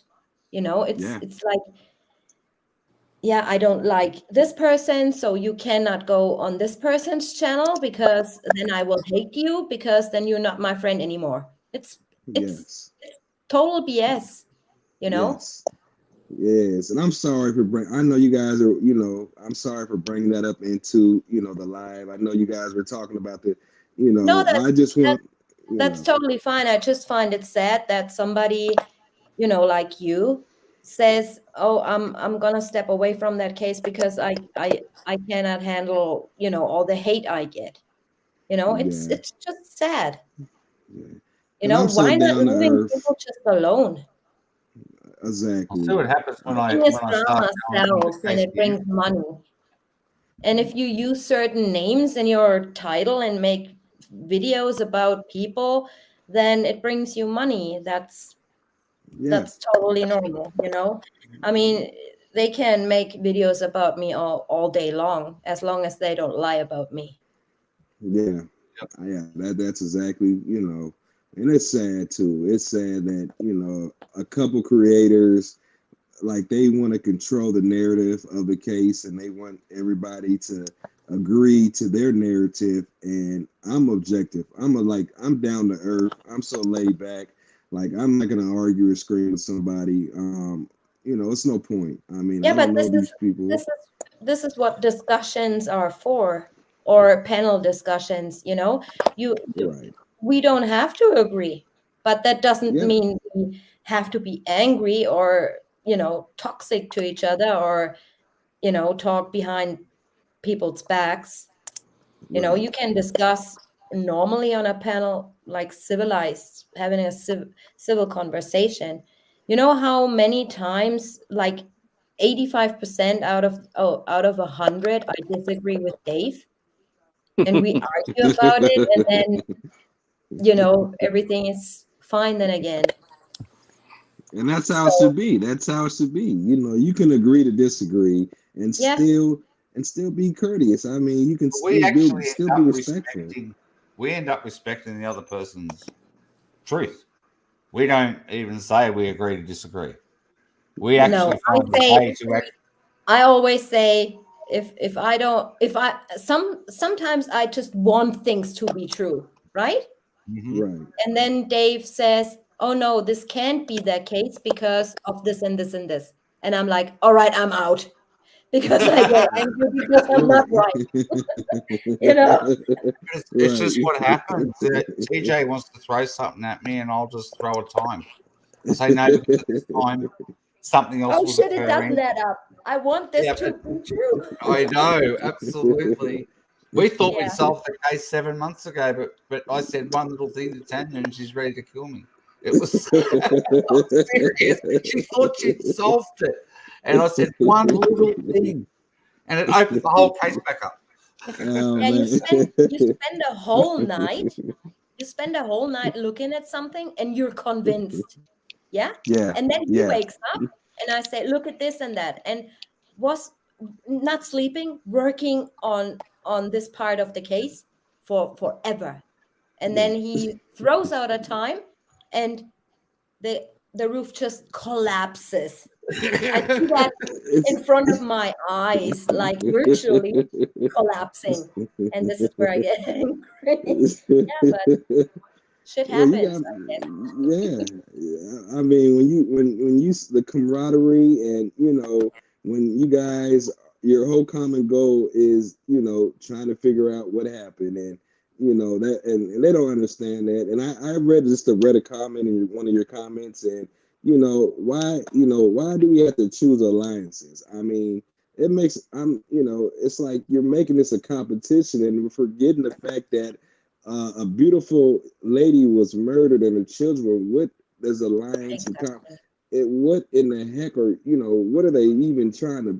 And we know who it is again, and we don't mention we are not mentioning names, but I find it to be very, very disturbing, almost like if you're out here for monetary gain, then you're in the wrong niche for YouTube. Because if you're not trying to find justice for victims, then what are you doing? What is your point? and it's sad. It's sad. It's pathetic. It's more pathetic than sad.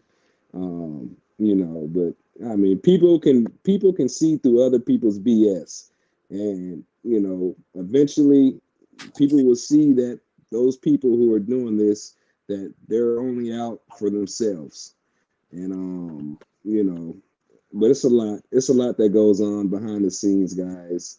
You guys in the comments, it takes a lot to put out this stuff, to review material. You have to give these guys respect. This is time consuming. People don't understand that. You put your lives on hold. So I respect you guys. Thank you. We've been going nearly 7 hours, and we're not even close to halfway through our presentation for today yet. No, it's going to be a part two. We're already at 7 hours. This is unbelievable. Yes. I'm getting my Yes. first morning coffee now from my Oh husband. Yeah, but I'm not tired. Are you guys tired? It's 10:02 in the afternoon for me on Sunday. It's Oh, 9 a.m. for me. Well, I don't sleep anyway, so I mean, I go to bed, I sleep for 2 hours, so I'm up all night anyways. I watch YouTube and then I end up on like giraffes fighting tigers, and I'm like, what the heck? How did I get here? From Yeah, family crime. one thing leads to another. Yeah, and it's weird, but it's awesome though. But I mean, I've been listening, and you guys have hit everything on the mark. You guys are breaking it down like section to section, and you guys are more in depth. I'm not that in depth in the case like you guys are. I'm just speaking more on speculation, but you guys are awesome. Dave G, you're awesome. The new Dave, I'm just gonna say the new Dave. The new Dave. Aussie Dave. Okay, Aussie Dave. okay. I'll be. Well, you're awesome too, brother. TJ, we had an awesome conversation. Everybody's awesome. Everybody's awesome, man. I mean, Rodney, a lot of people don't actually understand what goes behind the scenes here when these creators are actually trying to do something. It's like Kimberly from Unjustified. She took a year to read out the actual discovery. And it was like, there was times one time alone, she spent 7 hours speaking into a mic that was muted, so Oh my God. is time away from their family and their friends and everything else for working on a Cheers. case that nobody wants to open up. Is Miss Kim in? Is she in here, Miss Kimberly? We haven't seen her yet. Oh, Okay. Kimberly wanted to come up. Dave. Yes. Does she want to come up? If she wants to come up, I'll go in the comments, guys. If you want to bring Miss Kim up, and I'll just listen in the comments. I love listening to you guys. I just like listening. I'm so shy. I hate being a person like that's in the face of the channel. I hate it. I'm more of a guy behind the scenes, but I just love listening to you guys. I fall asleep because you guys got soothing voices. Don't take it the wrong way. Your voices are soothing, and the way you say stuff about the case, it's stuff I don't know, and it's awesome. It's awesome. Well, one thing that you'll get from me and Tanya is we're genuine. We are 100% genuine, and there is absolutely zero agendas with us. As in, none. No agenda. Just we want the truth, and so we can then go on and annoy Casey Anthony. That's all we want to do, is finish this and go there. Yes. Yeah. Yeah, I agree.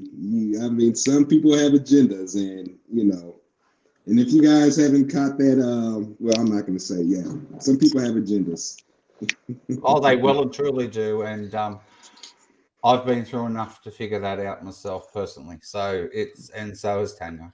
It's what we've had to deal with in the last 7 or 8 months has just been just despicable. So, but we're not here to talk about that. We're here to talk about where we're at now and how far we've come, and we are a force to be reckoned with, aren't we, Kimberly? There she is, the beautiful lady. Hey, y'all. How's everybody doing? Hi, Miss I'm good. Kim. How are you? I missed y'all too. I'm sorry I'm so late. It's been one of those days, and I'm having to use my backup internet, which is horrific. Oh, we hear you clearly. How are you, my friend? Good. It's been a while. It Yeah, you has sound been a good. while. Hey, Miss Kim. Yeah, so I've kind of been listening in the background, you guys. Very interesting. Very interesting what y'all have been doing here. What's Very your nice. overall opinion, Kimberly? As far as what porn?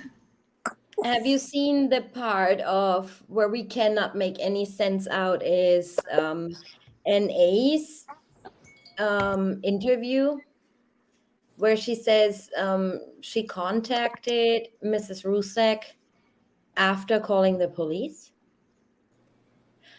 And the discovery, Oh, so she didn't know anything at this point because she didn't want to worry her. But we there already were know the conversations going timeline on of at that the oil field. doesn't make sense. right. Yeah, the timeline doesn't add up.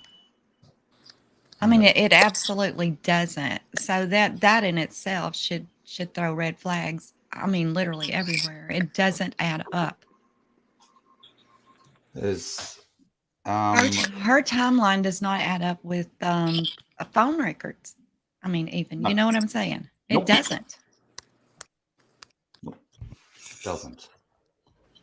There is so much with this case that, I mean, you would like you're doing this marathon here, and it's been amazing, and I've been enjoying everything that I could watch of it. I just came in, earlier from Louisiana, and I've just been listening as I'm unpacking. What y'all are doing here is amazing. I mean, when y'all are pointing out things that even I haven't noticed, well, Hearing you narrate it. Oh the my whole God, discovery to us we all. pointed something out Kim didn't know. Yeah, I was like, wow, hell, I've never noticed that. I never noticed that. Normally And this that happens to me happens. when I watch your live streams. Same. I guess we just cram our heads so full of this stuff that when someone else is pointing it out, it's like, oh, damn. I didn't never even notice that. But you've done so much on your own, Kim.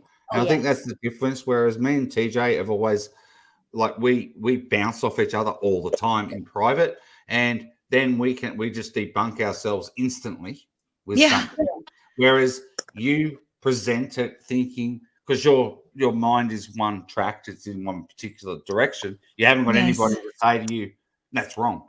You can't, if you know what I mean. Like, you haven't Right. got that person in your ear to actually logically come back at you with no, and then you go off on your little direction, but you actually could have been stopped way back here at some Yes. stage. And you know what I mean? So this is where TJ and I are, I think Oh, we're you a bit- guys work so good together. I mean, I love to hear you guys going at it together because y'all are a hell of a team. Thank thank you. And we do it live. There are so Even many though things we actually do live. if I don't know anything, I always go to your channel because for me, Aw. you already know you're the mama of the What's case, right? You are. So You were are. the And first you are creator rated I've watched on in that the case. top 100 true crime channels on YouTube. Oh, I thank you guys, man. That means a lot. You It truly really, are. really You does. truly are. It's really the truth because if I need something or want to re-listen to something, I just go instantly. Kimberly will have it, and I find it. Yeah, I've got some more stuff, y'all. I'm putting out there too. I'm just Dave G. I've been showing some of it to him. I can't remember. I can't remember all the things we've seen. So I'm telling him, have we seen this or has this footage been cut? Because I remember the footage, but I don't remember this part of the footage. You know what I mean? Right. I want to ask you a question, Kim, because you've been here since day dot. And do we ever hear Sandy physically say the words "check the knife," or do we only ever hear NA repeat that they were the words that Sandy said?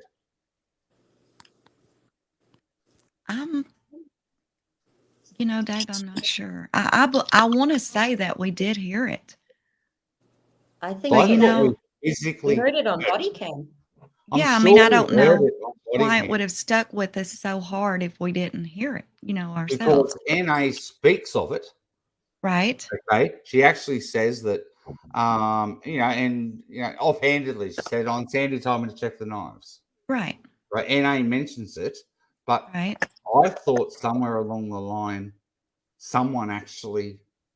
Sandy actually physically said it and we heard it. I'm sure. Yeah, I mean, it had we to, heard I'm it. pretty sure. I'll damn sure go back and look because that's a good question because I believe she did because she was, I mean, NA even got kind of a bit, in my opinion, it seemed like she was kind of a bit annoyed with Sandy because she went as far as to say in her interview, Sandy was telling me to look for everything. And I'm like, my God, let's just see if she's in the house first. Yes. Yeah. So two people, Belle and No, they both say they heard it on speaker. When when NA is calling Sandy, Mm-hmm. she has She her has on one speaker. because she says it. Okay. Yeah. gonna have to I'm go pretty listen. sure because I Yeah. damn sure wouldn't let that hit my head so hard if I hadn't heard it. You know what I mean? I'm funny Yeah, I like mean, that. people want to make t-shirts out of it. Seriously, I'm not kidding. You know, they want check the knives on their back of their shirt for a Chris Right. Watts shirt. You know, so I'm sure we all heard it. Yeah, I mean, I have people come at me every day with stuff. I had somebody come at me just the other day in something in a damn video I made 2 years ago. It was not Cassie. Nicole Atkinson's the hero. She's the one that knew the damn Oh, phone God. password. No, she didn't. Cassie knew it. Cassie knew the phone password. Yeah, I mean, you know, I wasn't insinuating anything bad against NA. I was just pointing out, let's stop giving her credit and let's give it where it's due. Yep. Absolutely. You know. Cassie was actually the one that got the ball rolling, and I know a lot of people don't like to hear me say that, but it is what it is. Cassie's the one that called NA, wanting her to even get a jump start on this, you know? Yeah. I've always called her the unsung hero, if you want to call a hero in this case. Yes. Although Rourke would say it's Nicole Kessinger, right? But and I agree. Hey, I agree with Rourke. She gave bombshell evidence, and he's right. If she hadn't have came forward, they wouldn't have cracked it as fast. He's right. We can't deny that. Well, that's absolutely true. But she just belongs in a cell just down the road from Chris. Yeah, Yeah, they just and- had to get Chris to confess to something so they could arrest him because they could have arrested him anyway. I mean, let's be honest. They had enough. Oh yeah, but they circumstances. would have had a damn Yeah. big fight on their hands. Well, they would have had to Yeah, give him a bail too. They would have had to give him a bail if they arrest him on circumstantial and probable cause. He would have had to have a bail. So they needed a confession to deny him bail. They didn't want him to get out and get an attorney. Period. Right. I mean, she had to tell him something. And after listening to that part of the interview where she, you know, her attitude is like really odd to me when, you know, she grabs that piece of paper and says, well, have you guys found the girls yet? Well, they, you know, well, you're in here with me. So, you know, that was so odd and so creepy. Oh, yeah. Mm-hmm. And it came out of the blue. It did. It was right at the end of the interview, and she just picks up this piece of paper and goes, you know, and she's like, just got it up here and like, oh yeah, by the way, you found the girls yet? Huh? You know, because like it was like a really good hiding spot I chose. Like seriously, by the way, have you found them yet? Yeah, exactly. Yeah, that's what it was like. There was, I mean, they was wanting to save money in this investigation. Well, they wasted money doing a polygraph and sitting with them because they knew where they were. They knew where they were They when knew he at was the taking start the of the polygraph. where they were. Yeah, for sure. I mean, the drone footage proves that. Yes. They even had found Cece's hair on the hatch before That Chris he- even said a damn thing. He actually passed the first polygraph, and then she said, well, you're not breathing properly, and then did it over again. Then he only got one question wrong on the second one, and that was, do you know where Shanann is? But that really doesn't mean nothing either, you know, because the whole thing was a setup. But do we know for a fact, is there proof and evidence that he passed the first part of the polygraph? That's part Because of I what know was in the that Dave discovery, though. requested it and never got Right. it. Right. That was part of what was in the original discovery way back when. So yes, it was in there. Actually, I'll take a look again just to make sure, and then I'll post it in the group. So Oh, yes, please do. then there is a comment about Nico again in the chat. I guess everybody here has seen the actual ultrasound, and on that, it does not specify if it's a boy or a girl. No, it's It does. sharpied out. That's right. Well, the genital area is sharpied out. But if you go back to Bella's, Bella says right on hers that it's a female. So for us to know if it was a boy or a girl, we don't, because we're only going on what certain people have said, and these certain people have not told the complete truth all the way through the whole thing. So, and then with the changing of Nico's name, going against, you know, Shanann's wishes, that's not cool either. But there's Yeah, just I too mean, many it's things pointing originally. that, was it a boy? Was it a girl? Did it become a boy so that Chris would stay with Shanann? You know, it just, the whole thing just stinks. So I don't know. Sorry. No, you're brilliant, Dave. You've always been there for me, and you've been there ever since I started my channel. And Kimberly was right there at the very start, who got me started on my channel. I managed to get a bunch of subs all because of Kim, you know, and which was something I've never forgotten ever. Where you know, from my grassroots to through everything, and it's just wonderful that we're all here together, and now the audience out there is actually getting to hear Dave G's voice that they've never heard before until he came on your channel. You know, obviously I have, and TJ has, but everyone out there in all the groups, none of them had ever heard Dave's voice, ever. You know, he was a mystery. Yeah, I've even had people come to me. Have you ever heard his voice? I mean, you think it's real. Like, trust me, he's real. He's legit. I promise. Oh, yeah, he is. He's well and truly legit. Yep. So Our little machine gun. Excuse me for a moment. I'll be right back. Just excuse Yeah, me, please. no problem. All right, yeah. So we're gonna continue. I don't know if it even makes sense to hear more from NA, since Dave had that recently played on his channel. But what I want to really go through with you guys is the interview of Cody Roberts.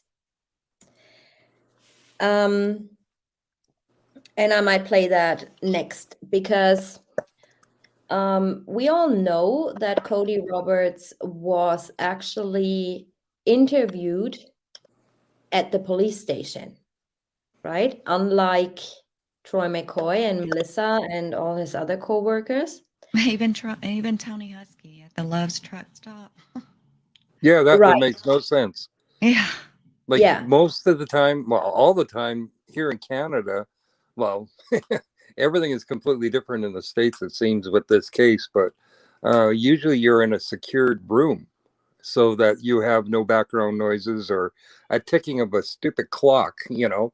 The whole thing is, though, it's secure so that there is no interruptions and you can actually hear what's being said. And it's not in a truck stop, it's not in a park or anything like that.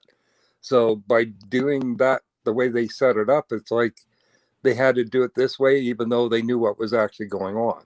And that's how I took it for all the interviews that NK was involved with. It was just something Smoke and mirrors. they had to do to put out there to the public while we did interview her. Everything And to we me, hear, I think they knew about it ahead of time, just like Kimberly said. yeah, everything we hear is for the record. I'm Yeah. telling you. It's for Exactly. the record. Everything we hear from NK is for the record. The discovery literally says that she met with the FBI prior that day, but it was not recorded. Right. It literally says that. So that tells you that she talked to them and she told them, in my opinion, somebody told them where everything was. Why else would they be all up in them hatches? Right? I mean, I can see it if they're looking where he worked, right? Out in the fields, especially if they seen Shanann's sheet, okay? But the hatches, like they didn't even want to believe that even after NK told them that. They had to get Chris to confirm that. Right. Before they would even start tearing them apart. And also they searched that site without even having permission. Right. Yeah. They That's another started thing. to search that oil field way before, I believe it was an hour or half an hour or 45 minutes before they actually got permission. Mm-hmm. They thought in the start that this was the site is state owned, and they started searching. So, and then they got information that this was a privately owned field by the Servi family. The Servi So- family, yes, that owns half of the casinos in Vegas. Exactly. So they already searched without permission, basically. Because in the drone footage, you see the sheet, for example, is placed totally different than it is when they take pictures of it. Yeah. They moved So the they sheet. must have lifted it up and replaced it before they took those pictures, Yes. you know, Exactly. and that just tells me that they went there without permission.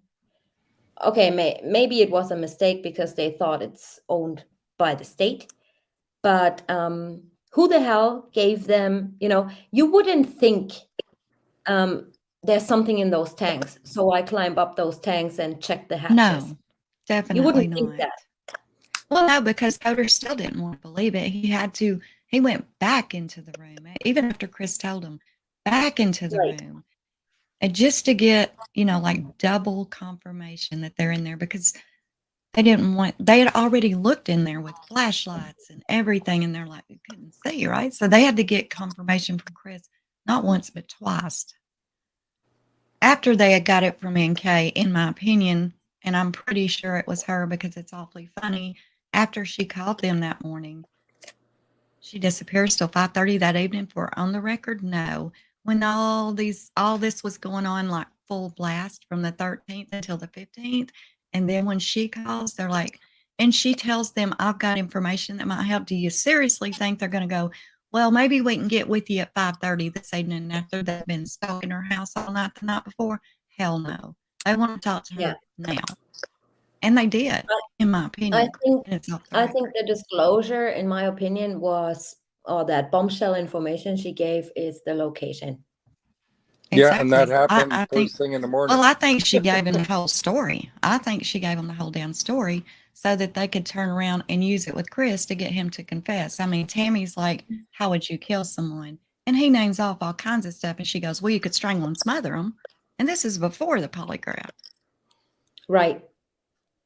So, you know, she's all, I mean, they know. I'm telling you, they know. You can watch, me and Davis broke that damn interview polygraph down, and you can just clip the parts that she's saying, and it's the exact confession. Don't you tell me it's just because Chris ran with what she said. No, that's because that's what Nicole told him happened.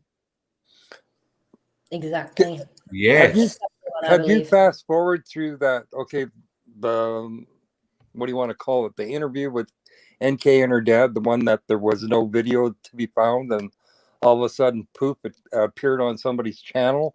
But in there, when everybody's getting up to leave, NK actually makes a comment. Did they find the girls yet? Oh yeah. By the And way, it wasn't.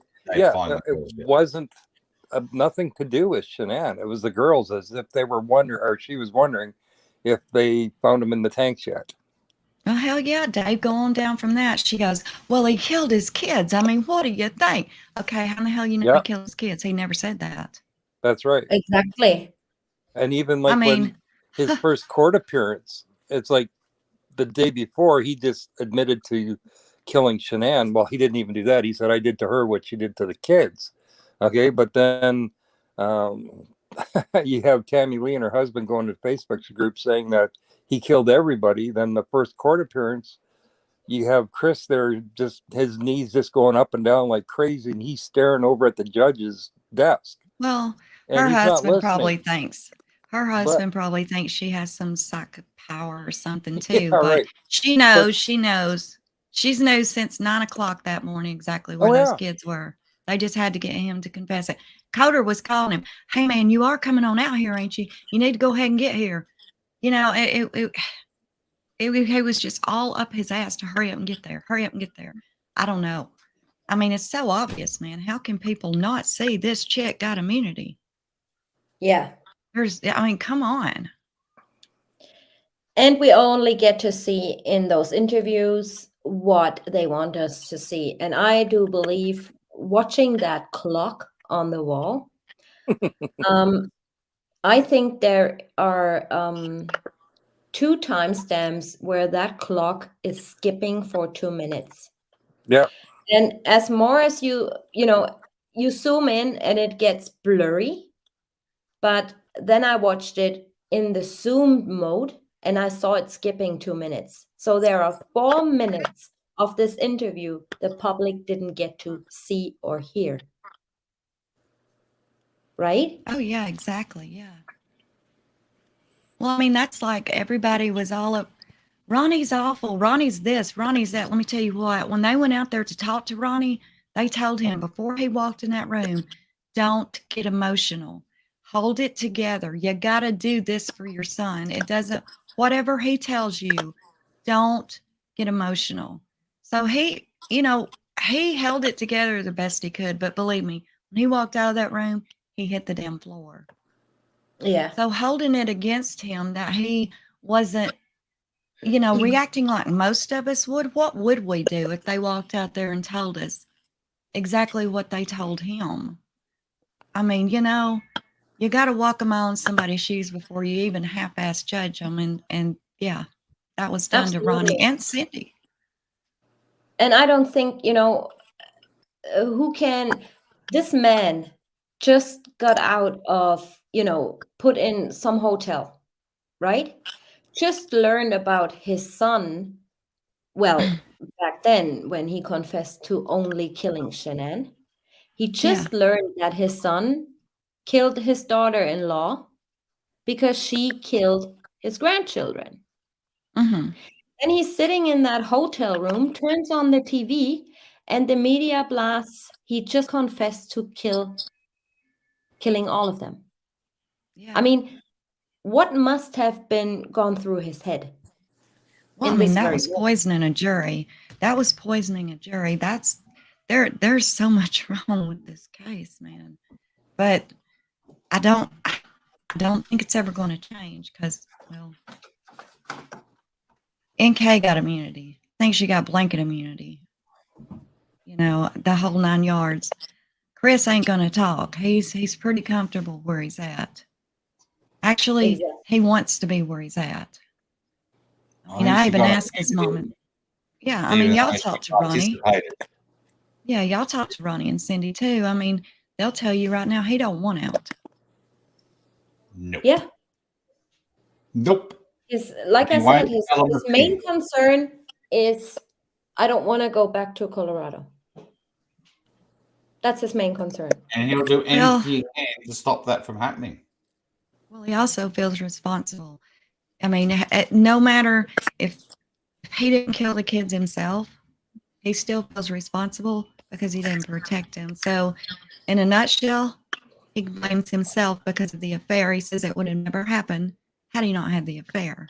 So, it's his fault, no matter how you look at it. That is how Chris perceives it.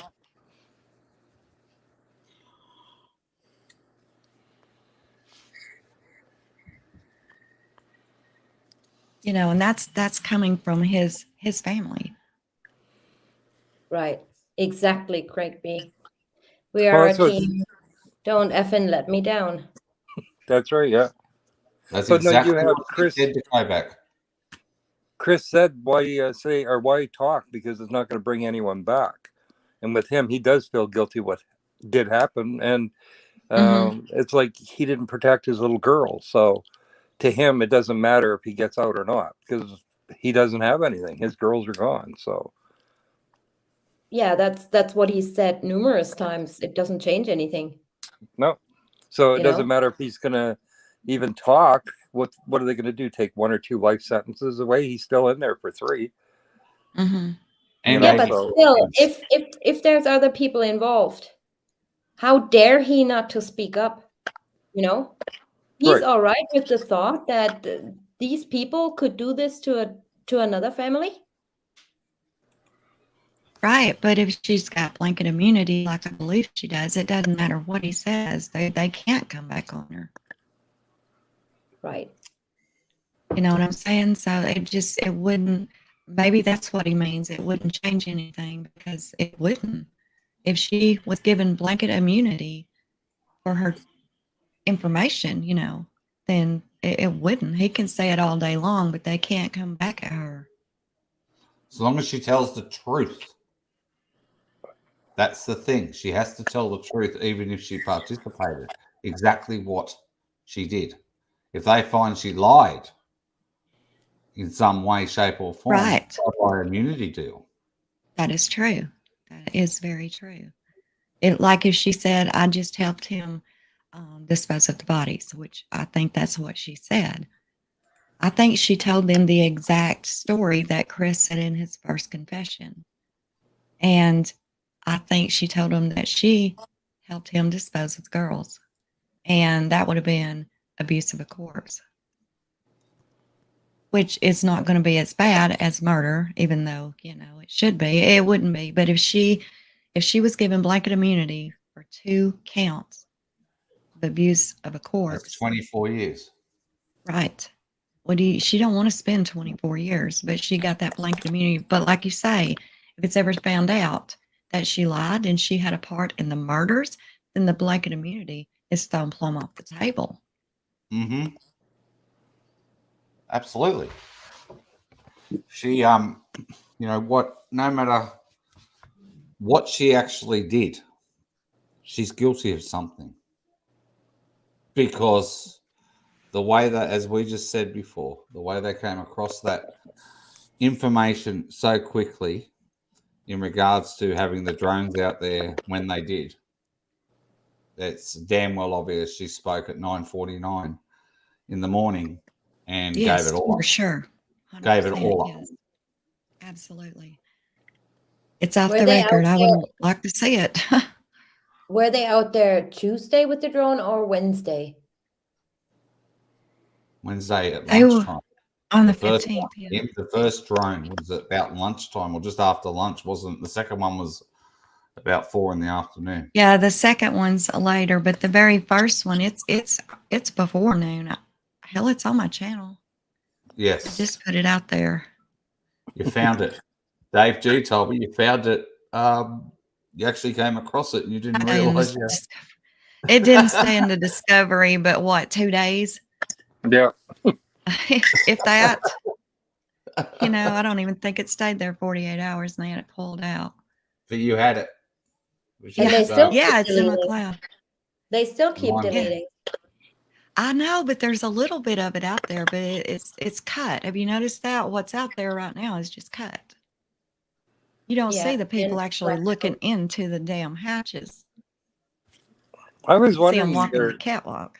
you have Carolyn Dawkins in the chat there. Do you actually have any proof that Chris killed anybody? Because honestly, I can't find anything anywhere that he actually did. So His it's word. like there is absolutely nothing. If you go back to Chris saying that he killed her that morning, he sat on top of her and choked her out or whatever. A weird thing happened because when the police came with the scent dogs, they actually tracked Shanann's scent some 4 blocks away. So if she died that day in that house, then how could her scent be 4 blocks away? That makes no sense. So it's just a question I have out there, especially with the girls. There's absolutely Nothing saying them girls came back from that birthday party and There's went no home. way they came back from that birthday party. Absolutely not a chance in the world they came back from that birthday No. party. And it's like Frank himself said that he may have FaceTimed them. Correct. And he went to check, but he couldn't find out because Sandy went deleted it. So she deletes everything. Yeah. So why is she deleting messages? You know, that makes absolutely no sense. But again, No, there's FaceTime is not registered in your phone as a call. Like it wouldn't show up on your bill. The no, call but it they shows had up in at- your log as it the actually call comes they up. the call they had on 506 or 502 or whatever. it is. 507. 507. I was close. That's a real phone call. That's no FaceTime. That's right. And it was for 12 minutes when Chris Watts was not at home. Right. He did not connect to his home router till 9 p.m. I have to keep emphasizing this to people. Yeah. So you all understand.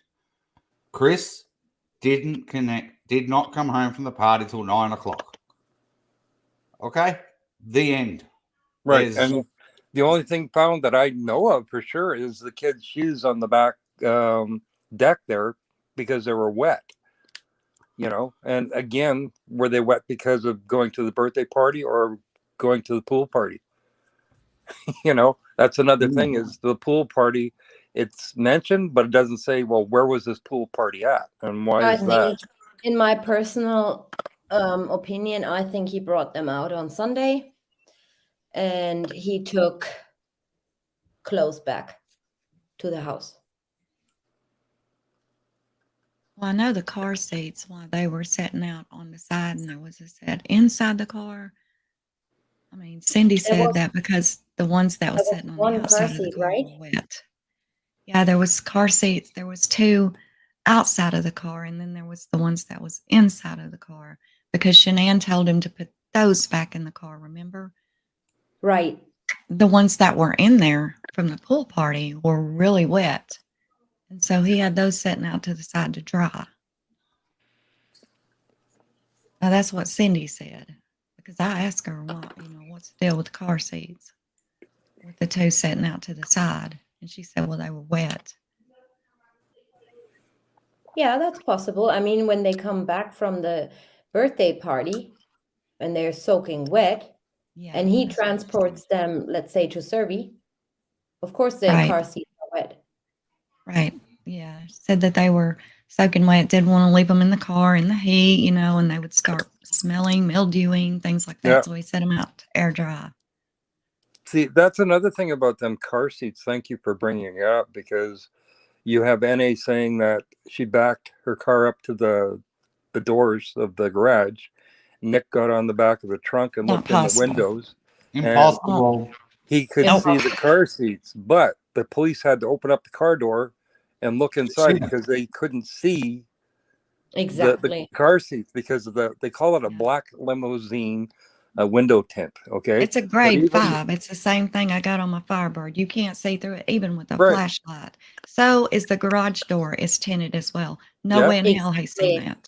But even with that, where's the footage from Nate's camera showing that she backed up? Thanks, Cece. Yeah. I mean, that was just, I don't know. I guess that was just one hell of a good guess from Nicole, I guess. That's the only thing I can figure. There's a lot of damn psychics in this shit. Let me tell you. We got Sandy's a psychic. There's plenty of psychics. Ain't that the damn truth? Look at Tammy Lee. She knew what happened before Chris told her. Exactly. She told Sandy pictured the children in oil at 4:38 a.m. on Tuesday morning. Right. Yeah, man, we got some psychics in this. Damn, I don't know why they didn't just go ahead and take care of it before it happened. They're so good. Yeah. I mean, they had knew the exactly answer what at was going on. 4:38 a.m. on Tuesday. Yeah. To be honest with you guys, I have nothing against this family. But if my daughter is missing and my grandchildren are missing, I'm on the next plane. Oh, absolutely. Yeah. And if I don't have the money for plane or gas, I start walking. you start walking. What Exactly. if you just had a That's what I premonition, was. woke you up out of the bed because a spear hit you out in the middle of the eyes, that something wrong, she dead. But yet, all of a sudden, well, they're missing. Well, I'll be damned. My ass would be there. I'm telling you, I'd be hiring a private jet. I wouldn't even be waiting on no tickets. And I'm not putting down anybody. I'm speaking for me. Especially if I have a premonition and I'm as psychic as they say she is. Right. Now, Thank you, I'm Cece. not throwing down on her. I'm just being honest, and I'm speaking from my own mind, grandma, mom, mouth. Mm-hmm. Who do you think that psychic was that they have that reading from? Because not that gonna thing was say. spot on. It's almost I'm like not gonna say. somebody that actually was there wrote it and said they were Yeah, psychic and sent it in. yeah. It I'm not gonna was. say on her channel. No, It but you was. know who I think it is, Dave. Yep. It was so close. Yeah. Too close. It was too close. I don't believe in that psychic stuff, but that's just me. But that I was don't too either. close. Smothering was the cause of death. Yeah, Michelle Gardner, it's the same thing. If you were going to kill your kids, why not let Ronnie FaceTime them? You know, that makes absolutely no sense. Why dry their shoes out if they're not going to wear them again? You know, there's a lot of things that Chris did, like he packed their lunch and their Yeah, clothes. to cover up. These were little things, what you just do, you know. Oh, look here, her shoes. I came home. They were here, you know. They were here when I left. It's all these little hints and things he puts out there, but then forgets the sheets at Servy. Yeah. And this is the reason he wanted to go back on Tuesday, to get what he forgot, in my opinion. But somebody else went out there instead. Exactly. But he couldn't gather anything that was left out there because he was surprised the water truck guy was there. Correct. And he actually I'm looking for specifically my left the crescent training. wrench. No, you didn't. You were there for a reason. He left Sorry, guys, a but this is training just. seminar. Everyone in chat, Troy McCoy did. He left Thank you so much. a training seminar. He left that early and drove to Servy and got there just after 2. Okay, to look for a crescent wrench. He parks his truck where they put the lighting tower. Okay, some 25 feet from the grave. And he actually says he didn't, you know, he went out there to see if he could. His truthful story was he went out there to see, you know, if he could see anything because Chris was acting suspicious. Yeah, don't Okay. forget they had Yeah, to call but in his butt first again. interview, Yeah, in his because first he interview, never told the he said truth. nothing was wrong. Right. And he never told them he went out there on Tuesday in his first interview at all. It wasn't I until think he was suspicious to them, to law enforcement from the get-go, because they pulled his stuff too. they did. They pulled Like the his same minute they pulled what's his stuff. Yes, that is correct. And then when he's interviewed on the 17th, there's no mention about. He said, "Oh yeah, I parked where Chris parked," but there's on the Monday. But he's only going to be 25 feet from the grave. Well, how can he not say he saw the grave? Yeah. Because where he was parked, there is no way in all hell, if you're looking around, you're not going to see that grave that was 14 feet by 8 feet. It was huge. Like the pile of dirt that was there was massive. You're not going to not see it. I can forgive him for not seeing the sheet, okay, which was 75 feet away from him or whatever it was. But to not even say he saw the grave. Yeah, I think NK told him what happened too. I mean, just be honest. You're talking about Troy, right? I'm sorry. Oh yeah. Oh yeah. Yeah. I made a huge. I broke down Troy's video. I put him with Nicole. I did this big old thing on my old channel, and that's the one that you lost. Yeah, because of him for the most Yeah. part. I mean, he Wow. hates Troy hates my guts. He Oh, I wonder what literally he thinks of despises me. me. He come after me not once, not twice, but 3 times until my channel finally went down. If you notice, I don't have anything about him on my channel now because he came after me hard. And Wow. but let me tell you, That's Troy very is. interesting. Ask Dave. It was bad. I mean, I pointed out a lot of stuff, a lot. I'm not even going to say it here because Troy hates me, and he come after me. God, he come after me hard, didn't he, Dave? I mean, it was bad. He came after me with spears. But until my for what channel went reason? down. I mean, his interview is out there, no matter if you like it or not. It's not. It's a different one than I had. I mean, not a different one, but there's the one that's out there now is kind of. It's missing some things. Really? And he might, yeah.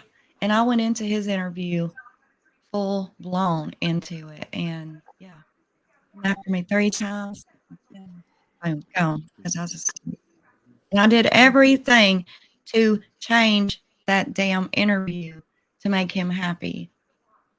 It never worked. He kept coming after me, so I just deleted the damn thing, and I made a video, and then I wake up my channel gone. So yeah. Oh wow. Be careful with Troy. Be careful with Troy. I'm just saying. I mean, do It's you a think creator. Troy was involved? I think Troy knew. I think Nicole told him some things. I think Troy knew a lot of what was going on. I think that's why he went back out there. It's because of what Nicole told him. Right. I mean, why would And he purpose? as far as being involved hands-on, I don't know. But when you're talking about a quadruple murder case here, you can be held complicit with just the drop of a hat. Obstruction of justice, things like that. So Troy definitely don't want his name out here anymore. I can tell you that. So be really careful with him. If you put his interview on there, make sure you're using the one that's out there right now. Don't be pulling the other one up because he Oh, don't I want like the it. other one. I want the other one. I'll play it. Me too. I'll play it Yeah, too. I'll play it. Stuff him. And No, if he you don't does want to do anything, that, I'll Dave. I put mean, him I'm on not even blast. kidding. You don't. And I didn't even see that it was that big a deal. I mean, hell, I was just pointing out little things and shit. He come at me. Well, I with mean, the he put himself out there when he drove out there the day prior, though. I mean, you're putting yourself in the case. So I don't Well, how in understand the why hell he's can he upset. afford now to be a gamer? Come on. Right, exactly. He's a gamer. How can he afford to do that? You got a wife and kids. I promise you, the Thrive she's selling ain't making her that much money. Now you're a full-time gamer? Right. A lot of just people saying. were paid off. A lot of people made money off this case. A lot. This is unreal. This really is unreal. The question is, what can we do to get this ball rolling again? Sacrifice somebody. Oh my Because God. I don't think anything's. No, I'm talking another creator because I honestly don't think anything's going to happen there unless, Chris You doesn't guys have can a say on sacrifice what's me. going on. Thank you. And Yeah, Tiger, there is a lot of money in gaming. My son is a professional gamer, and he actually does do it for a living, and he helps with the software and things like that. And I get there's a lot of money in it. There is, but at the same time, there's a whole lot of money in the oil industry too. So to move your career from being in the oil industry into gaming, unless you're doing some software developing, which I don't think he is. I think he's just a gamer. Then, yeah, I think I that's don't all he's see, doing is gaming. yeah, I don't see how the benefits there could outweigh myself. I would like to Is it interview true Dave. that I heard that he quit his job at Anadarko shortly after Chris Watts was jailed? Yeah, that's what I heard too. I mean, I heard that too. I can't confirm that, but I can confirm he don't like being talked about out here. No, it's kind of strange too because he was in Kansas when that explosion happened there, and then he actually sent a screenshot to Chris. But then, what the heck was he doing over in Colorado, you know, and then right after I'm not that, so he sure quit. the Serbies ain't part of it, Dave. I'm just saying the Serbies are some crooked ass people. Oh, that's right. Yeah. It just that I mean, you're with talking. Have you ever read the biography of the Serbi family from no, Vegas? If you ain't, no. I recommend it. They are drunks. They are multi-billionaires, but they're crooked as hell. Hmm. Yes. I mean, you should read just a short biography on the Serbi family. I So, you want to know, ask I've Tori always one had that in the back of question. my mind, the I Serbi just want to ask family. you one Did question. Nicole know the Serbi family? Did somebody know the Serbi family personally? Because that family is one to reckon with. And that's putting Anadarko Plum off the map there. That's talking about the Serbi family. They've been known to do some shady stuff, trust me, especially with all those casinos. Half the casinos in Vegas, the horseshoes, every one of the horseshoes belong to them. We know how big they are. I did not know that. Wow. The Serbi family is crooked as hell. They fight each other. The families literally fight and lawsuit each other daily, and they're multi-billionaires. One of them Read their went to prison. biography. You'll be shocked. Yeah. I want to Oh ask my Troy God. how his burrito was. Excuse me for a second, you guys. The one he didn't get to have because he wasn't ever there. He was never at the office on Monday morning. He was parked down at the back cave. Yeah. And why was it parked there for 45 minutes? No, an hour. Oh, an and hour. 7 Yeah. An hour and 16 minutes it was parked there. Get it right. Then he took an hour and 7 minutes to actually drive a 40-minute drive. Mm.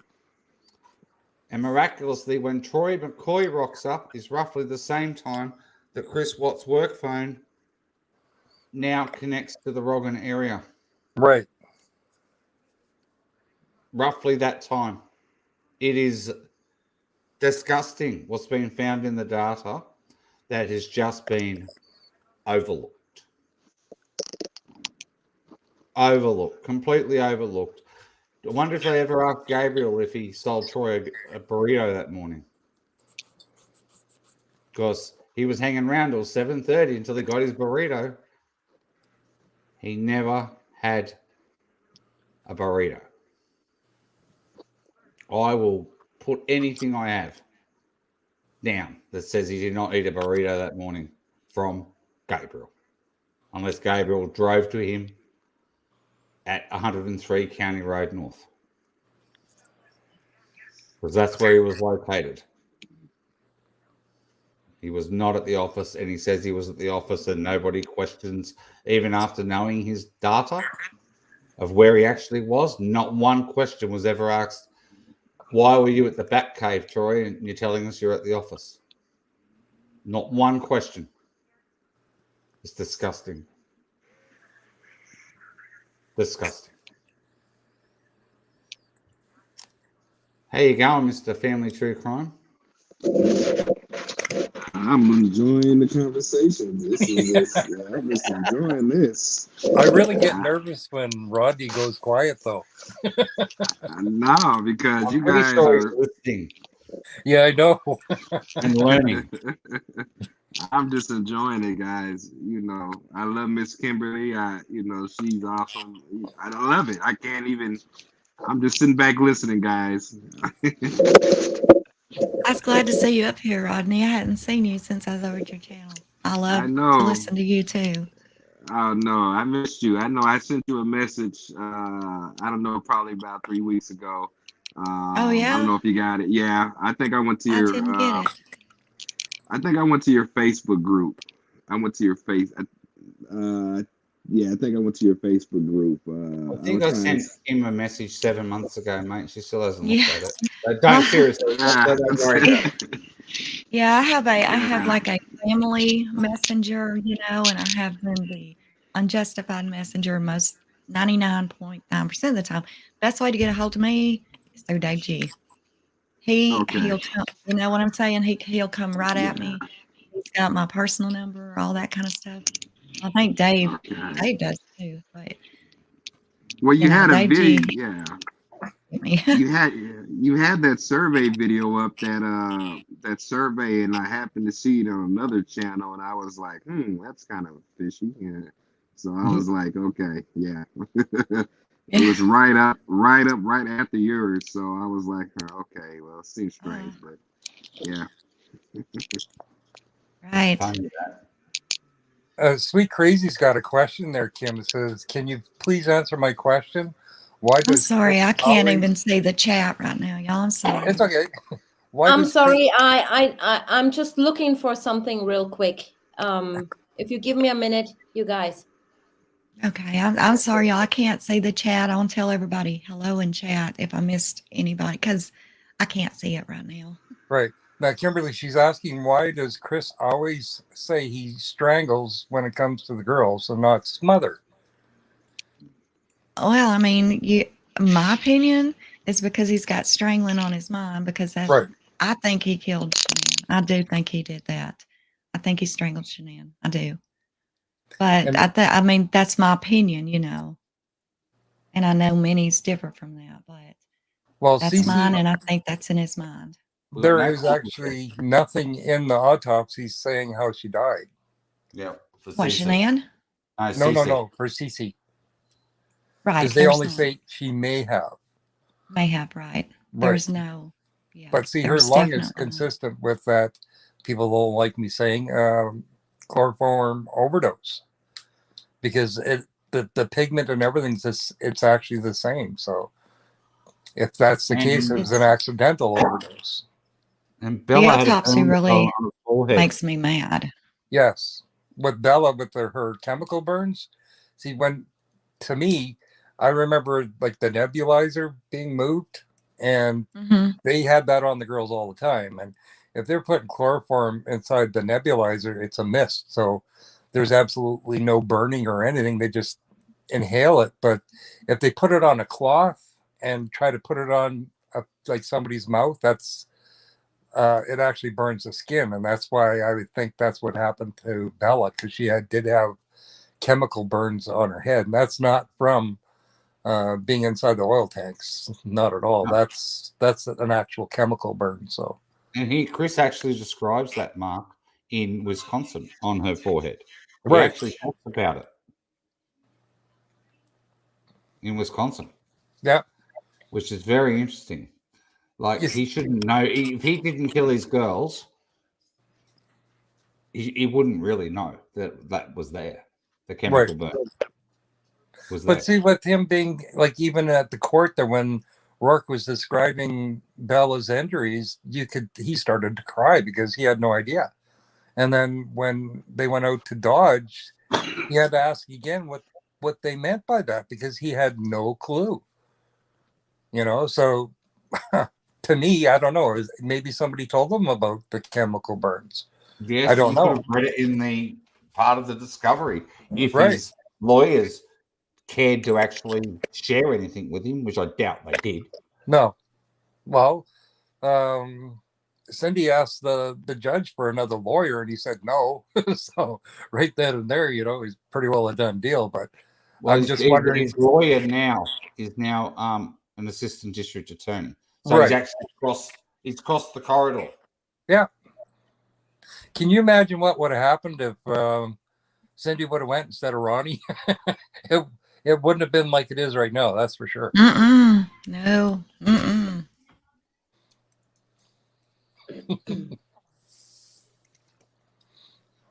Yeah, the Wisconsin interview was a joke. It was basically absolute joke. It was to get Chris to say the things on tape that justified them charging him with 9 counts. Right. That's all. And I reckon before they walked in the door, they said to Chris, "Look, you have to tell us a story because we've got nothing. There's people are asking so many questions. Like, Oh, yeah. seriously, it's out there on Wisconsin. social media. That You know, was you have totally just to shut you have social to say media up. something. You're right, Dave. You have to say something, and then we hear the tape start, and it's, "Oh, hi, do you remember us?" Like, right? Yeah, really. Do you remember us? No, mean, don't remember. You stood in my house for 2 days, Mr. Bormhover, Mr. Coda, who interrogated me for like 11 hours, and Tammy Lee, you're that bitch in the fucking, Hamburglar outfit. No, I don't remember you. That I mean, confession you could. played into Rourke's hands. Oh, I mean, you With thought that they were federal best stuff? friends. the way they carried on in that interview was like they were best friends. It was Like they were just, yeah, it was disgusting. I mean, if you look at the interview on TV, Tammy Lee, how she said, I couldn't stand it, I was sick. But as soon as she walked into the interview, she was laughing, giggling, and, it felt very strange. Like you said, it's like they coerced him into saying that, and it was just a confirmation that they needed for him to, just like you said, for him to charge with those 9 counts. Horrible. Yeah, they needed 9 counts, and he needed to admit to all of them. And that's what he basically did in the Wisconsin interview. Right. But he said he strangled Cece. And then Bella's saying, Daddy, no. I seriously don't know where that's just to dramatize the story. I'm sorry. Yeah. That's a full dramatic thing, everyone. That could be another Cato thing too, because Cato did put a lot of stuff in Chris's head, like that one lady that had that dream. So then all of a sudden, that's what Chris is repeating, that he thought that happened. So what do you do with all that? And the same thing is when he was in jail there, they gave him a book on murdering people. Like what are you doing? Why would you do that? It's kind of stupid. It's like he was taking bits and pieces of different things he read or heard about, and that's how he come up with the things he was saying. And it's like when they did go to Dodge, they come right off, said, we're not going to jack you up or anything like that. We're not going to use anything against you. Well, they never read him his rights or anything, so anything used there, they really can't use against him. So it is just to shut people up and give answers that everybody wants to know. It's the same as with good old Rourke there, not releasing the doorbell footage until 6 months afterwards. And then he said he's not going to release anything else in the best interest of the public. Well, what else is there? Yeah, maybe you can ask in 50 years, because then they are required by law to publicize everything about a case, about a close. Except for the girl's medicals, that was, what the heck, that's 90 years. And then with Chris, his 50 years after death, then they can open up the medical. 9 years? 90. 90. Yeah, Oh, 90. goodness. I'll be dead So- by then. Hopefully I that case is solved. You'll be Until then, 32 if you're still alive. Best of luck with that. I mean, why are they hiding that? I mean, it is so weird that they're treating this almost like the JFK case. Yeah. I mean, it's like it's weird. Like, I don't know. Well, I mean, you got big oil companies, and then you got the Serby family. I mean, you do, honestly, you do have to think about that. And I really don't hear many people talking about the Serby family. It was on their land. So I don't know.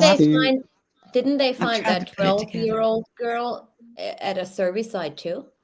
Shortly after. Yeah, there's a lot of there was a lot of shady stuff going on 12-year-old girl, on yes, Serby they did. lands. I just Serby, thought that was these people are powerful. I mean, we're talking Clinton powerful. I mean, the Serby family are very powerful. And there are a number of cases over there in Colorado that are actually unsolved. And this case had to be solved because it became national overnight. Absolutely. Right. This case had to be solved as soon as possible. D.A. Rourke had an election he needed to win. And you're talking about, it's horrific. This case is horrific. But I report on stories every day that you would not believe, or I hate to say it, but just as horrific. They don't get no kind of attention like this. But there again, they're not on oil and Serby and all this. I mean, there's a connection there. There literally is. And I do believe it's not just because of the way the girls were disposed of, because believe me, I see and hear a lot on the stories I report on. It's not just that, it is what is combined here, and that's oil, Anadarko, and the Survey family. And if any of you, I challenge any of you, go read up on the Survey family. They're not what you think. Where are they on Wikipedia? Then I can read it right now for all of us. Oh, absolutely. I mean, of course they are. The Surveys of, just put in horseshoe, Survey family, because they own all the horseshoes. They own several, because they Oh don't my tell they own God. most of Nevada. That's I crazy. put in and Survey Colorado. family, and they come up all over the world, even in I Italy, told in you. Ireland. Yes. That's what I've been trying to scream at people.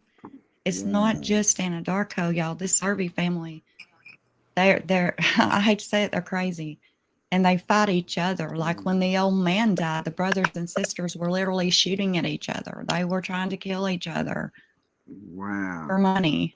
They That family, They originally are from Romania. Really? yeah, Wow. they're everywhere, and they are powerful. They make the Clintons look like me. Okay, they're that powerful. I'm just I saying. could have swore I thought that was just Hold a on, do I name have of the the real site. one? I No, didn't these know are that was actually a family.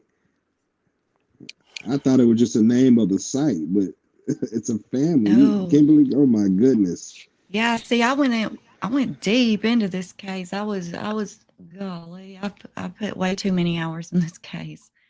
But when I seen Survey, and I'm thinking of that family because I'd read their biography back a long time ago, and they continued to get worse and worse and worse as the generations, and more money hungry. And you're like, okay, this is on Survey Ranch, with Anadarko oil. There's a lot going on here. Okay, and where in the hell has NK and her dad came from? And I'm not saying they're part of government. I don't know. I mean, you can get immunity without being any part of government. But there again, if you are part of government, you can get it a whole lot easier.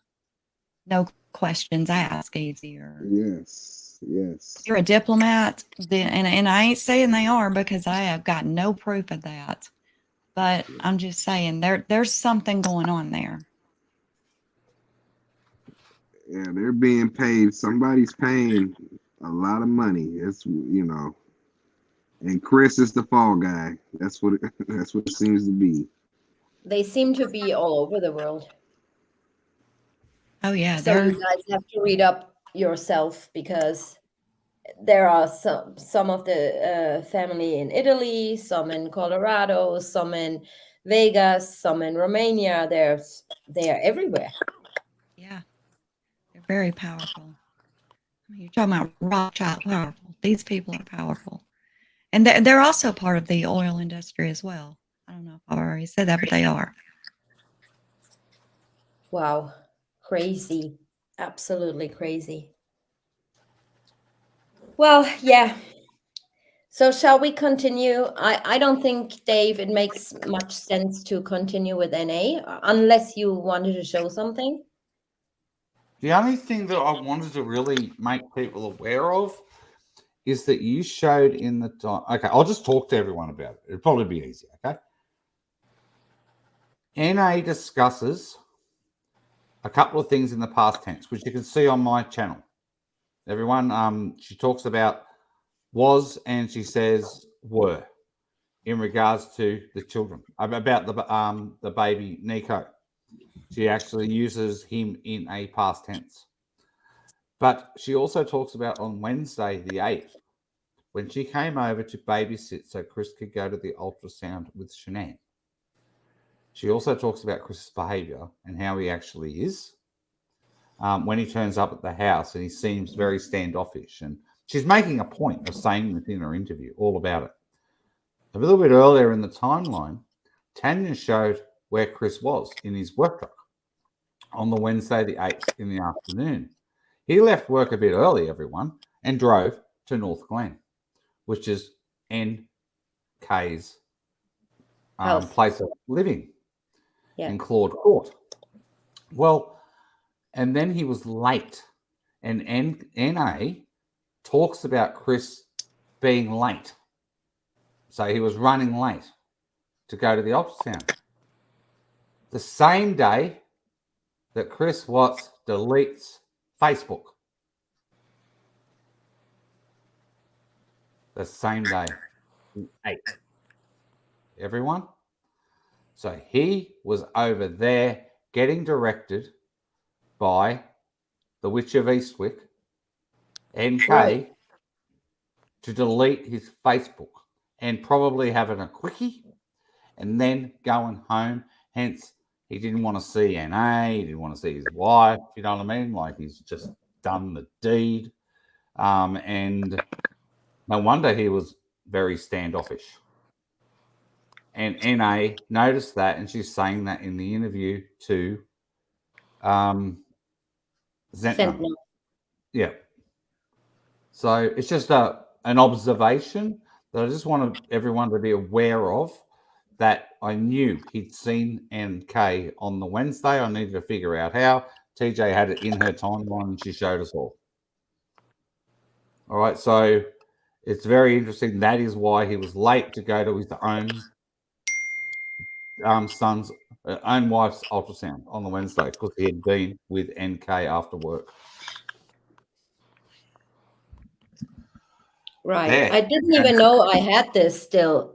And I didn't know it was significant for you. Well, it's significant for me. It mightn't be for anyone else, but in the NA interview, it's significant because she explains he was running late. Now we know why he was late. Because he had been spending time with NK in the work truck. He drove to her place in a geo-tabbed work truck. Then went home. Right. He didn't give a shit about his family.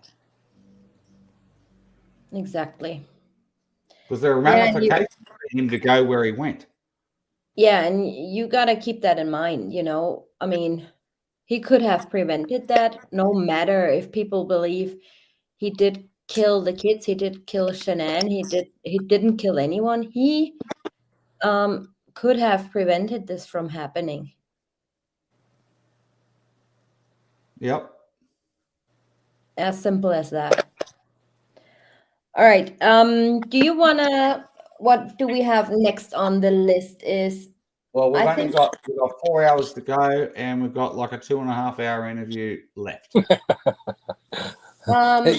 Hey, so are you I going to think we finish should, off with the NA? no, I think we we're skip gonna, that. we're I'm going to sick of skip the rest of NA because I only did it the other day on my channel, and nearly everybody here that's in What about chat. young Nick? No. No, we go in according to We're going according to the timeline, Dave. Oh, okay. No, I just wondered Okay. if there's... Next up is Chris Watts' interrogation. Oh, cool. first No, one. with young Nick there. Yeah, I'm going to have to step off and get back in here with them, but I'm going to be listening on my AirPods. I want to thank y'all for inviting me up here. It's really been an honor. Talk to all Oh, of you you're guys. very welcome, Kim. Anytime. Thank you, Miss Thank you Kim. so much I'm for also being gonna here. step off too, guys. I'm Yeah, gonna so listen Yeah, too. thank you. So much Oh, for being God. here, Rodney. Back to us. Yeah, it's Thank good you, to see you, guys. Rodney, TJ, Dave, and Dave. I Thank love you you, Dave and guys. Dave. Pam. Thank you, Here we go. Dave. Thank you, TJ, Take Dave. care. Thank you so much, All Okay, right. guys. All Thank right. you. Bye. We'll be listening. Bye. Bye-bye. Bye. See you later. All right. Yeah. The first interrogation, right? The first interrogation. I can bring that up. Okay, that's your turn because I don't have it. I have it somewhere. But yeah, you play it better.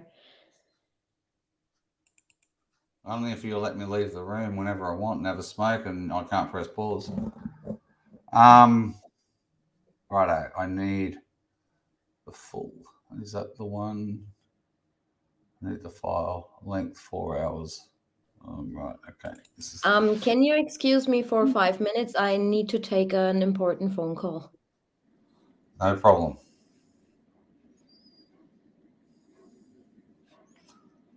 Okay, I'll talk to chat.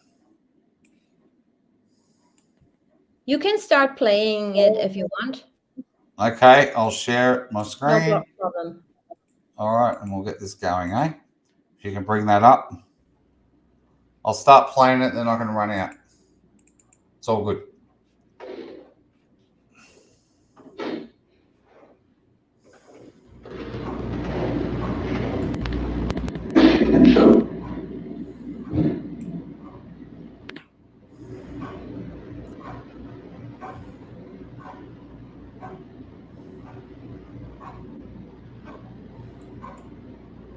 Thank you for being here, Combat Veteran Family True Crime, and Unjustified, and Dave G. You're all absolutely amazing. Sincerely appreciated having you guys up here with us. I don't smoke in my house where I live, Colleen. That's why I don't. But I'm going to disappear now as soon as Coda walks in the room.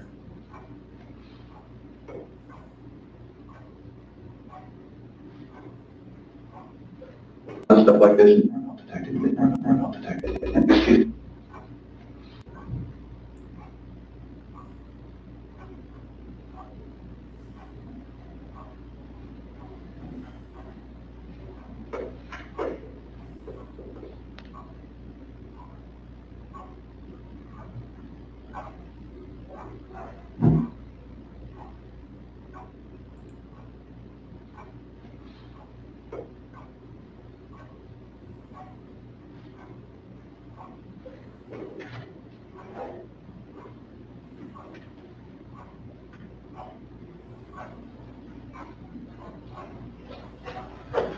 Alright, let's do this. I'm going to sit next to you so we're going to together. So what I want to do is, we have a bunch of people coming in, you know, from your neighborhood. Somebody saw something, somebody knows where these kids are. And I keep saying kids, I'm sorry, the kids in your life. And I should say, I work these quite a bit. I want you all to observe how well he puts Chris in the corner. It's very, very well done how he does it. How he puts Chris in the corner, everyone. It's brilliant. Just observe how he does it. And so tonight, if I make one of those mistakes when I say kids instead of your wife and kids, I apologize. We work it a lot, so I apologize if something comes out wrong or, anyway. So, I know you're going through a lot, so we're not going to keep you here all night. Can we go through this? Yep. So, okay, let's see, 148 doorbell detected visitor. What does that mean? So the doorbell has a camera on it when you get up to a certain proximity, and when you ring it, it detects a visitor. Okay. People are already distracting me there. Oh. So in fact, you know, let's do this. So I work a lot of stuff like this in bank robberies, and when I talk to, you know, a witness at a bank robbery, sometimes I find it best for them to just say, tell me what happened, get it all out, and then once you get it out, let's go over it, okay? So just get it all out as far as this. Tell me exactly what you remember, and I'll take notes about where we can go. Okay. So this 1:48 a.m. Let me switch chairs, because when they come knocking, when they come knocking, I gotta use that key. Do you need more water? No, I brought you beer. How clever was that? How clever was that? Okay, Super Sunshine Sue and Colleen. The conversation you two are having is about me smoking. Why don't I smoke in my house? I don't smoke in my house because it's actually a rental, and I don't want smoke alarms to go off, and I don't want the house to smell of cigarette smoke, stale cigarette smoke, because it absolutely stinks. So I go outside to smoke.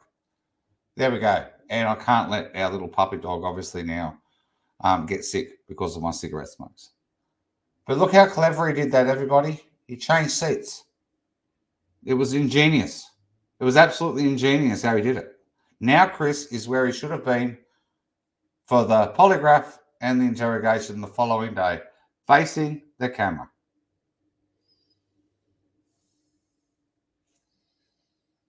Oh, thank you. All right. All right. So 1:40 a.m. doorbell detects the visitor. So when we were over at the neighbor's house the next day, we were looking at his camera as well, and it didn't show anybody walking up to the driveway, which is kind of weird. That's the only reason I put that on there, because it showed Nicole dropping her off, but nobody actually walking up to the house. It was kind of weird, but she was in the house. Okay. And what time are we talking? This is still 1:48. Okay.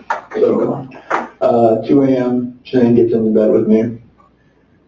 4 a.m., that's when my alarm goes off for work, and I proceed to get dressed, brush my teeth, everything I do upstairs. Okay.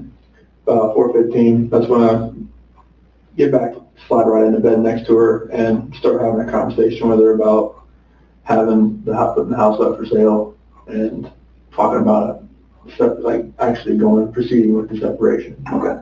And obviously it gets pretty emotional, like we're talking about, like we felt the disconnection was there, like falling out of love, and trying to stay together, maybe just for the kids' sake, but we're realizing that doing like our homework, it's not, most of the time that's not going to work. Yeah. And it gets pretty emotional because we have 2 beautiful kids and we have 1 on the way.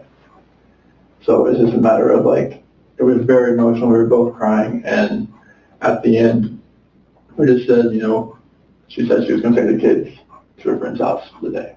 She would be back. Okay. I was like, okay, it's fine.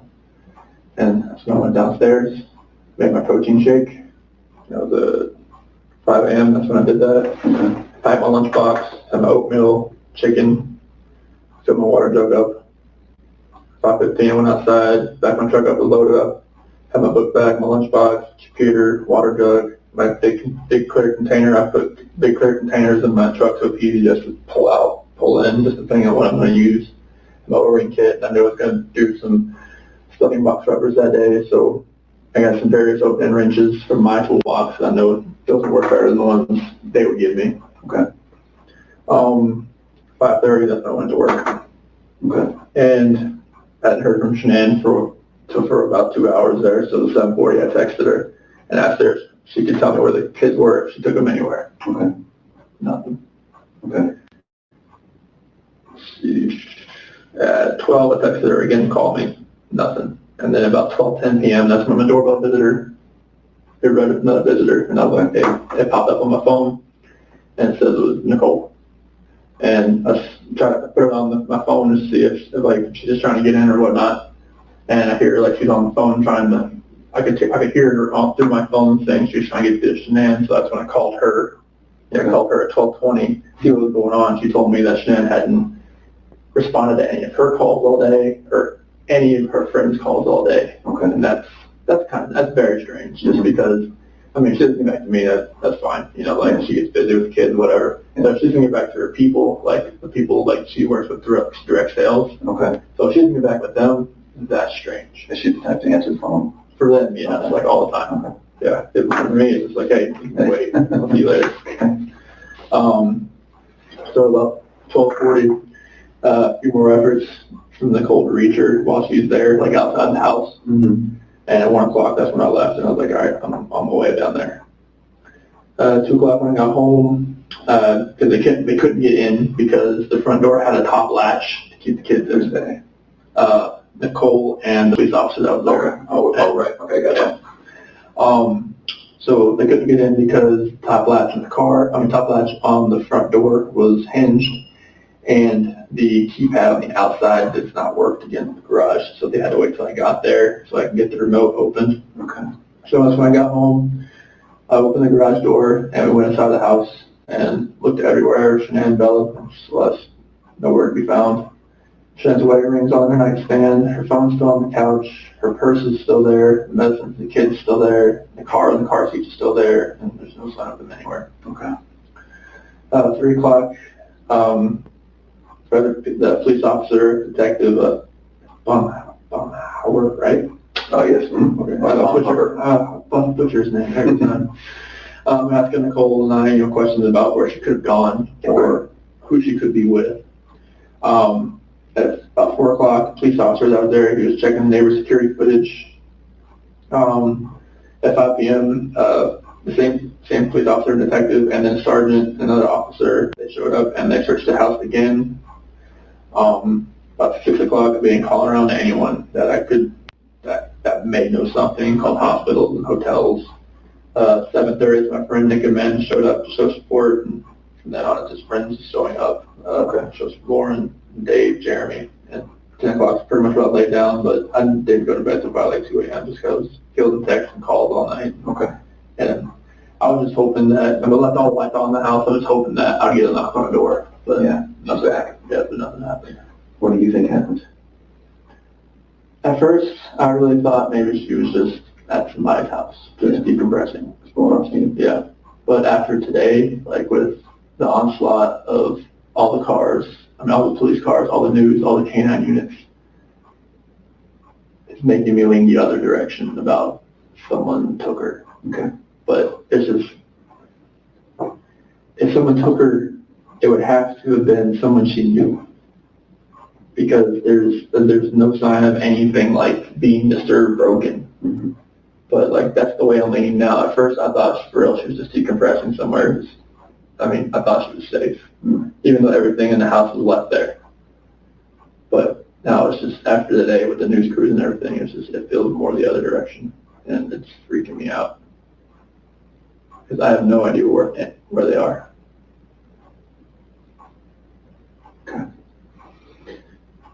If you could think of anything that we could do to find them, what would it be? Everything that I've exhausted so far is like people that have car seats, because she left the car seats. And she would never just, Bella could sit in a regular booster chair that because she's about that time. Mm-hmm. Celeste isn't quite there yet, but all the people that I know that have cars, they've contacted me. Mm-hmm. There's definitely a chance there's somebody I don't know. Being a guy or a girl, and she has plenty of friends through like direct sales that I've never met that could have a kid that they could come and just say, hey, let's go, like just back up in the back, put them in, let's go. But I wouldn't have their name, I wouldn't know who they are. Okay. And this is like that's what's driving me nuts. Like when I told the news crew, like if she's out there, like just come home. Like if someone has her, or like not just has her, but she's at somebody's house and she's just decompressing, it's time to come back. Because now this is real. Okay. This has gone to a different level. Absolutely. Okay. Do you have an inkling of if it's good or bad? Yes, I would have thought that she was safe and it was good that she would come home. Today it's more on the other side. I don't think that she would let it get this far if she was just decompressing somewhere. She's not talking to anybody. As far as, are people that have reached out to me? No, she certainly isn't talking to anybody. Well and truly.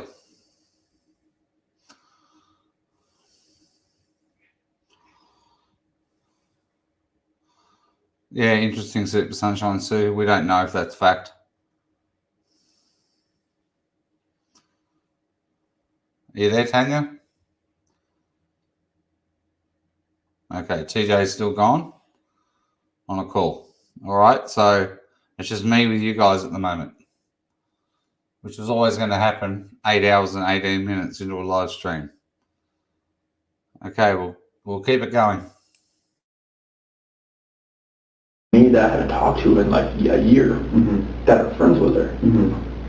Like one of her best friends, Judy, lives in Florida. She works in the police department down in Miami, and she called me today. Like that's one of her friends she would confide in. Oh, okay. So and she hasn't heard anything. Nothing. And nobody's heard anything. Her parents. She doesn't like talking to her mom, but still, her mom calls her enough that she would at least answer once. Yeah. And if she's, I'm married, I know how it is. If she's hacked off at her husband, would she call her mom?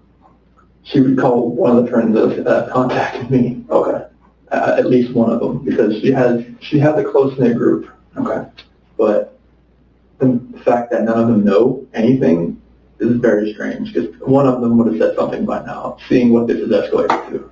Is it possible that her close-knit group isn't close with you and there is somebody who knows where she is right now? I don't think so because, I mean, Nicole is she's very close with Nicole. And the way Nicole is acting right now, as far as how emotional she is yet, there's no way, like, she knows. What does that mean? There's no way, like, she would know, like, where she is if she knew. Oh, so you're saying if Nicole... He's protecting Nicole Atkinson right now. There's no way Nicole Atkinson would be acting the way she is if she knew where Shanann was. That's very true. But Nicole was acting the way she was because she was being directed, in my opinion, by someone else on what to do, where to be, and how to go about it. So not only does he protect Nikki Kessinger, he's protecting NA from something. He's doing that right now.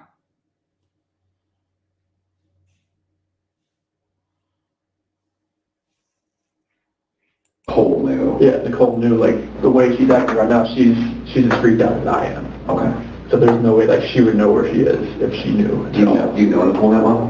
I'm decent. I mean, she's been over at our house a good amount of time. Oh, okay. Yeah. And you've obviously spoken with Nicole? Oh, yeah. And you don't have any weird feelings from her? No, she was there at the house. Like, she was the one that was ringing the doorbell trying to see what was going on. Okay. Do you have a sense that the police here, the FBI here, do you have a sense that we have a good enough list of people to call and check with? So I think so, because I've gone through my entire phone. I know Nicole's gone through her entire phone. Amanda, anybody that lives here that knows Shanann, they pretty much have the same contact list. Okay. So if there's somebody that's not on my phone, it's on theirs. Okay. Has somebody... Thank you for being here for the length of time you have, Catherine C. It's been a magnificent effort. Hope you sleep well. And I hope you get to sleep listening to Chris's voice, sadly.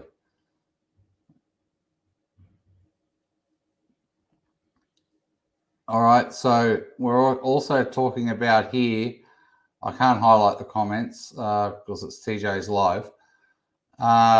Very important, he does not say they are best friends, Snoop Cat. He only says Nicole is close to Shanann. And how is he protecting NK, says Angelica.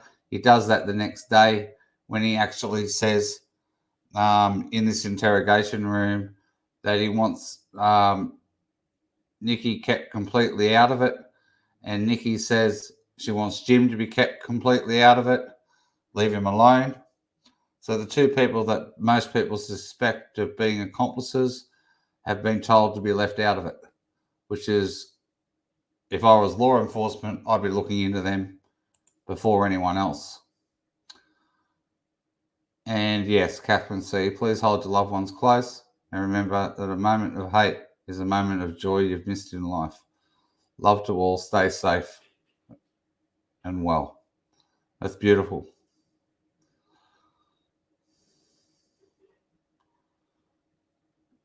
We are analysing this interview, but I'm just sort of talking about what we know now as well.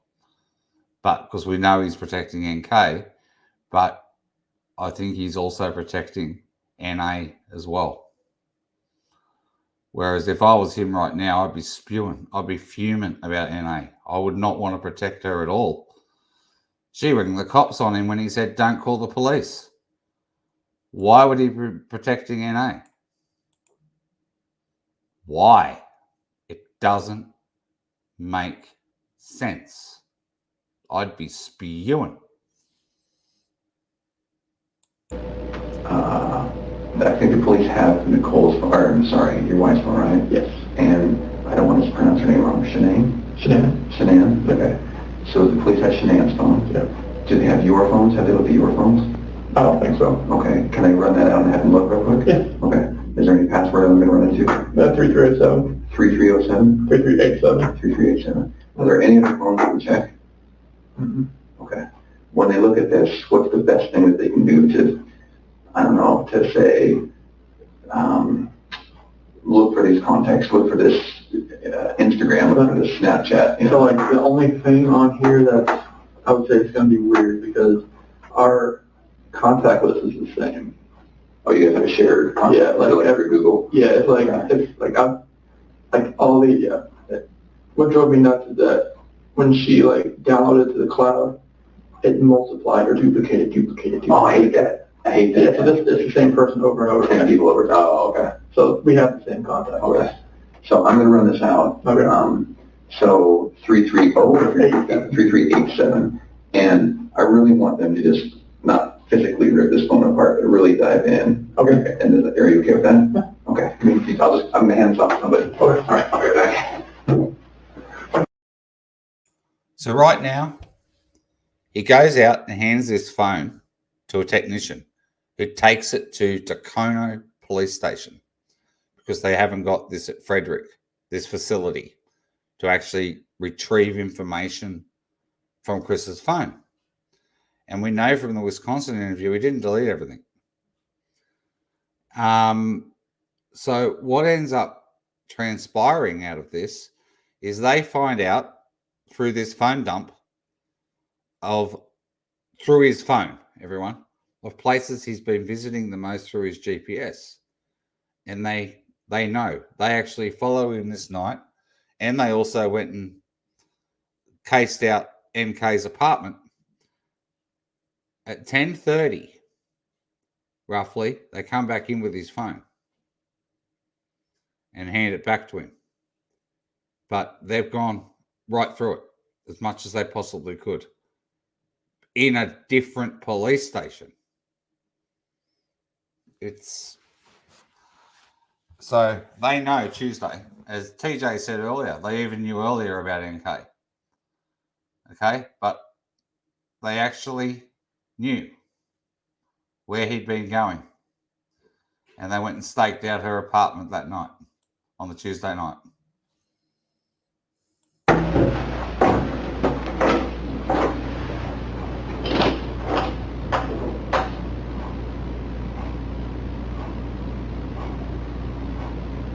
Okay, that's 3387. Okay, you get that? 3387? Right. Are there any other phones at home we can look at? That's the only ones I know of. It's hers and mine. Computers. She has a laptop, but she barely uses it. Okay. Where's the laptop? In the office. At home? Yep. Okay. I think that, I'm sorry that I'm catching up here. This always happens. The police are the first people to get a call. Then when it's serious like this with missing kids. I don't believe he's particularly defending NA as such, but possibly protecting the person who's directing NA. And in turn, it's protecting NA. Then a day or two later we come in, so I'm sorry, I'm playing catch up. It's always good to repeat it though. So laptop at home, does it have a password? If it, I don't think so. It might, but that's the one she uses. Oh, okay. Yeah, just in her office. Do you have any idea? I have an idea what the password could be. Okay. It's like 428 4915 capital S lowercase w. That's their main password. 428 4915 capital S lowercase w. Okay. And we'll probably just have you bring that in for us. Is that okay? Okay. So they don't have it now. The cops don't have it now. Okay. So laptops. Any other like a Fitbit? Is there tablets? I've had, but I have not found that. Does she have it? I've not found it yet if she has it, but I haven't seen it in the house. Okay. So possibly she has it? Possibly. Oh, okay. When did you buy that? Oof, that was a long time ago. And so is it a full-on iPad like? Yep. You could use it to like Wi-Fi. Wi-Fi. Could you use it to navigate to an address? You could text from it. Oh, okay. So then if it's possible and she has it and she's somewhere hurt or somewhere that we can't find her, she can't. In other words, could we somehow track that? Does that GPS? It has to be connected to Wi-Fi for it to actually. Oh, so it's not like a phone then, it's a, no. Okay. She has a watch as well, but I've not found that. She has like a Apple Watch. Apple Watch. Okay. Do you know where that is? I've not found it. It's not on the charger. He has not found her Apple Watch, everybody. It's not on the charger. Her Apple Watch gets found just after 6 a.m., sometime after 6 a.m. on Wednesday, the next morning. As they go in and do a search Wednesday morning. Why wasn't the Apple Watch found when the watch was found? Sorry, why wasn't the iPhone watch? Why wasn't the watch found at the same time as the phone? So both under the same cushions. Asking for a friend. Who put the watch there? Who had access to the house to put the watch back there? Apart from Chris. It's not at your house that you can tell? Okay. Do you think the password for the iPad is the same? No, it's probably 2385. 238. Is that common for her? Yes. And what On a 4-digit it is. Okay. What about for her Apple Watch? 2385. 2385. Okay. I don't have an Apple Watch. Is that one where you have to unlock it usually? Okay. And does she usually have a password? Mm-hmm. Okay. On her phone, it's different because it's 6-digit, but okay. What's your phone number? it's going to be 013119. Is that a birthday or something? The next baby. Oh, Due date. due date. Okay. I'm sorry to hear that, man. So she's, and again, this is probably something that the cops in the other room know about. If she's due in January, she's 4 or 5 months pregnant? And she was 14, 15 weeks. Okay. And that's the truth, Ali. Sandy was also asking about Shanann's watch, even saying she bought yes, she did buy the Apple Watch for her. Okay. And Sandy mentions that in the same phone call as when she talks about she had a premonition of seeing the girls in oil, covered in oil. And she also talks about Shanann's watch at the exact same time with Officer Goodman at 4:38 a.m. on Tuesday morning, 2.5 hours after phone tag. Protecting your assets, Tiger. Did you guys know the sex of the baby? You weren't telling anybody yet. But you do know it? Mm-hmm. Okay. But she knows it? Yeah. Okay. So let's finish this, and then we'll get into more of this. Okay. So how else can we track her? Does she have another phone that you know of? That's the only phone I've ever seen him use. Okay. What's the phone number? 910-850-3286. Okay. So, strap on your CSI hat. You can imagine the FBI has some pretty cool tricks and toys and everything. Is there anything you can think of that we should be doing that we're not? Honestly, everything that I saw today was like, it took me on a whirlwind. I didn't think all that was going to happen. So that everything that happened today, I thought you guys were like spot on. Okay. Is there anything that a friend has said? Oh, has the FBI done this? Well, you probably didn't know the FBI was involved until an hour ago. Yeah. Is there any good ideas that your friends have had saying, man, they're going to try this, they're going to do this? A lot of people have asked about Amber Alerts, but I'm not sure like why that. I'm not sure I'm sure Amber Alerts have to deal with like, all right, if you know someone has taken a kid, like since the last person you saw was with the mom, and you don't think everybody's gone. Yeah. That's probably why Amber Alerts not really used in this respect. Well, they did a press statement. So Amber Alerts are a little bit different. One thing that helps Amber Alerts is cars. When you're driving down the freeway and you say, missing person, look for this car. What car do we look for? That's the only car she has is the one that left in the garage. A Lexus. Mm-hmm. And that's what you drove here tonight? Yep. Okay. Do you have any other cars that you drive? Just my work truck. Okay. Lexus. Does fill it out. The Lexus is here. Okay. How could she have left the house? Only way she could have left the house somebody picked her up, but it would have to have been from the back. If it's the camera in the front where the neighbor, the way it faces the driveway, it would have picked that up. Only thing it picked up was me leaving at like 5:26. Okay. How do you know? Is it your camera? It's neighbor's camera. Oh, did he tell you?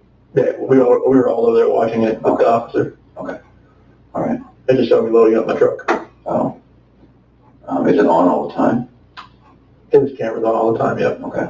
And all it saw was you leaving? Yep. Did it show her coming home? I didn't show her walking in, no. Okay. But she was in the house when I left. Obviously. So I was just like I'm just trying to think. So the camera, is it possible that it doesn't catch everything? Like a motion detector?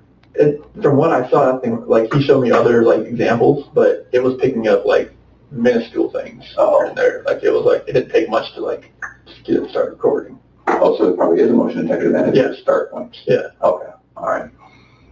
Okay. So then there's his camera, your security system. Yeah, my doorbell camera right there. Their doorbell camera. And the only thing that was strange about mine that morning was that when I left, it said garage door 2 remained open. When you left? Were you parked in the garage when you left?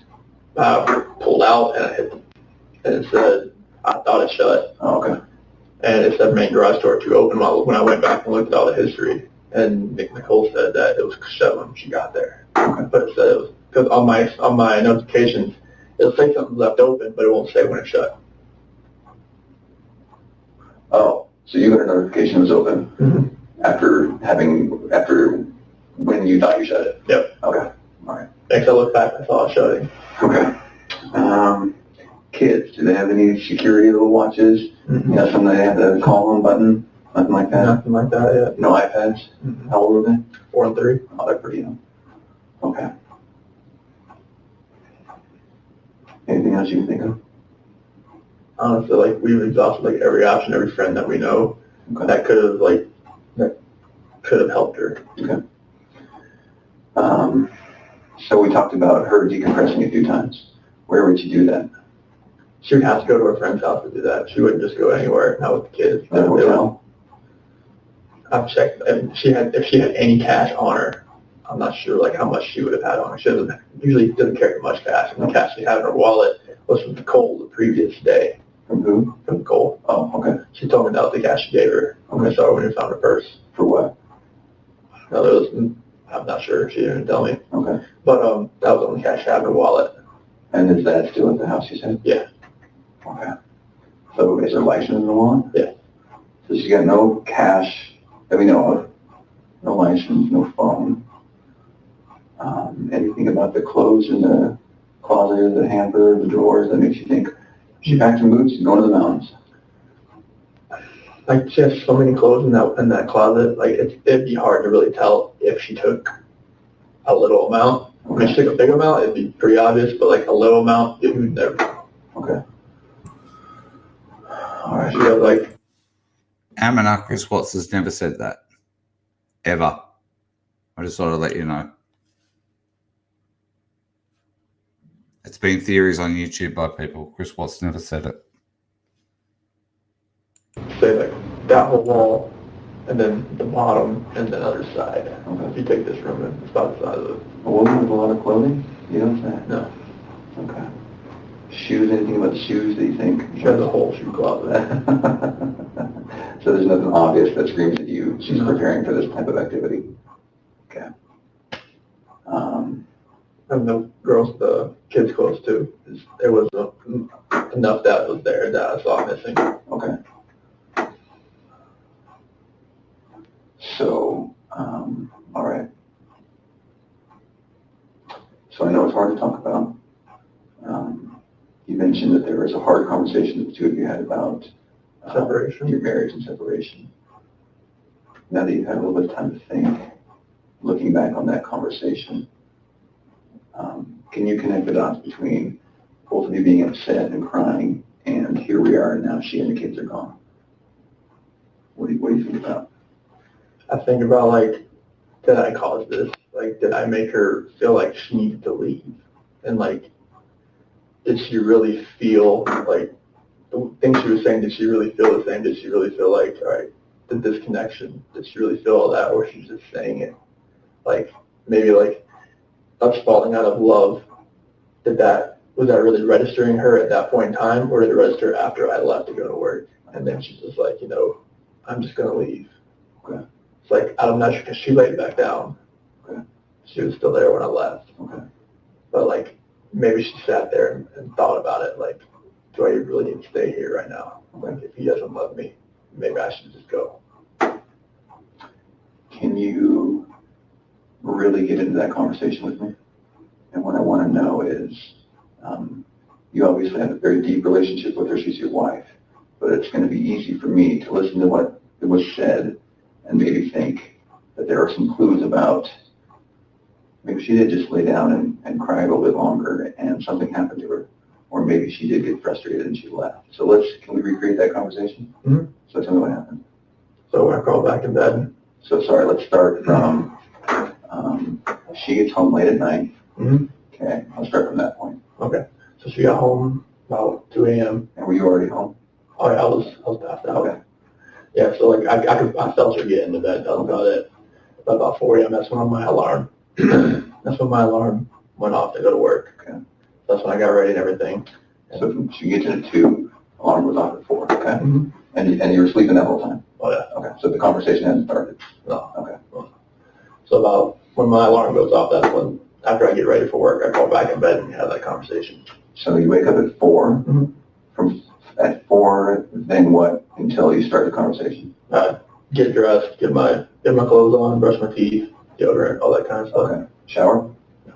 Okay. Shower, yeah, night before. Okay. What do you do for a living? I work in the oil and gas. Okay. So then it doesn't matter if you go to work without a shower. Okay. Doesn't really matter. All right. It's gonna be bad anyway. Yeah. So then you wake up, you get ready. I'm sorry I interrupted you. You're fine. So then what time are we talking about when you're ready to talk with her? About 4:15 or so. Okay. And so she was asleep from the time she got in from 2 to 4, Mm-hmm. or 4:15. You wake up at 4:15, you're ready. Okay, and at 4:15, you start talking. Mm-hmm. Why do you talk at 4:15 in the morning? I felt like I needed to talk to her face to face because like I wanted to say something. I like when she was in Arizona, like I didn't want to do it through a text. I didn't want to do it through a call. I was like, I got back in bed. I was like, I needed to talk to her about this because she had told me like when she was going to fly back that she wanted to get up with me so she could take a shower. She wanted to get there without me. What do you mean when she got back? When she flew back in. From Phoenix? Yeah. Okay. So she told you, let's have a talk? No, she wanted to get up with me so she could take a shower and get the airport off her because she was her flight was delayed. Oh, okay. Her flight was supposed to get at 11, but okay. Thanks, Tiger. Thanks, Sue. Thanks, Kiwi Whales. Thank you. Appreciate it. So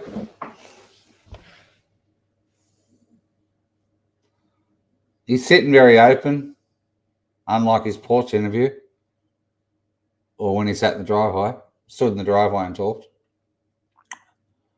Wait till Coda starts getting in a bit closer.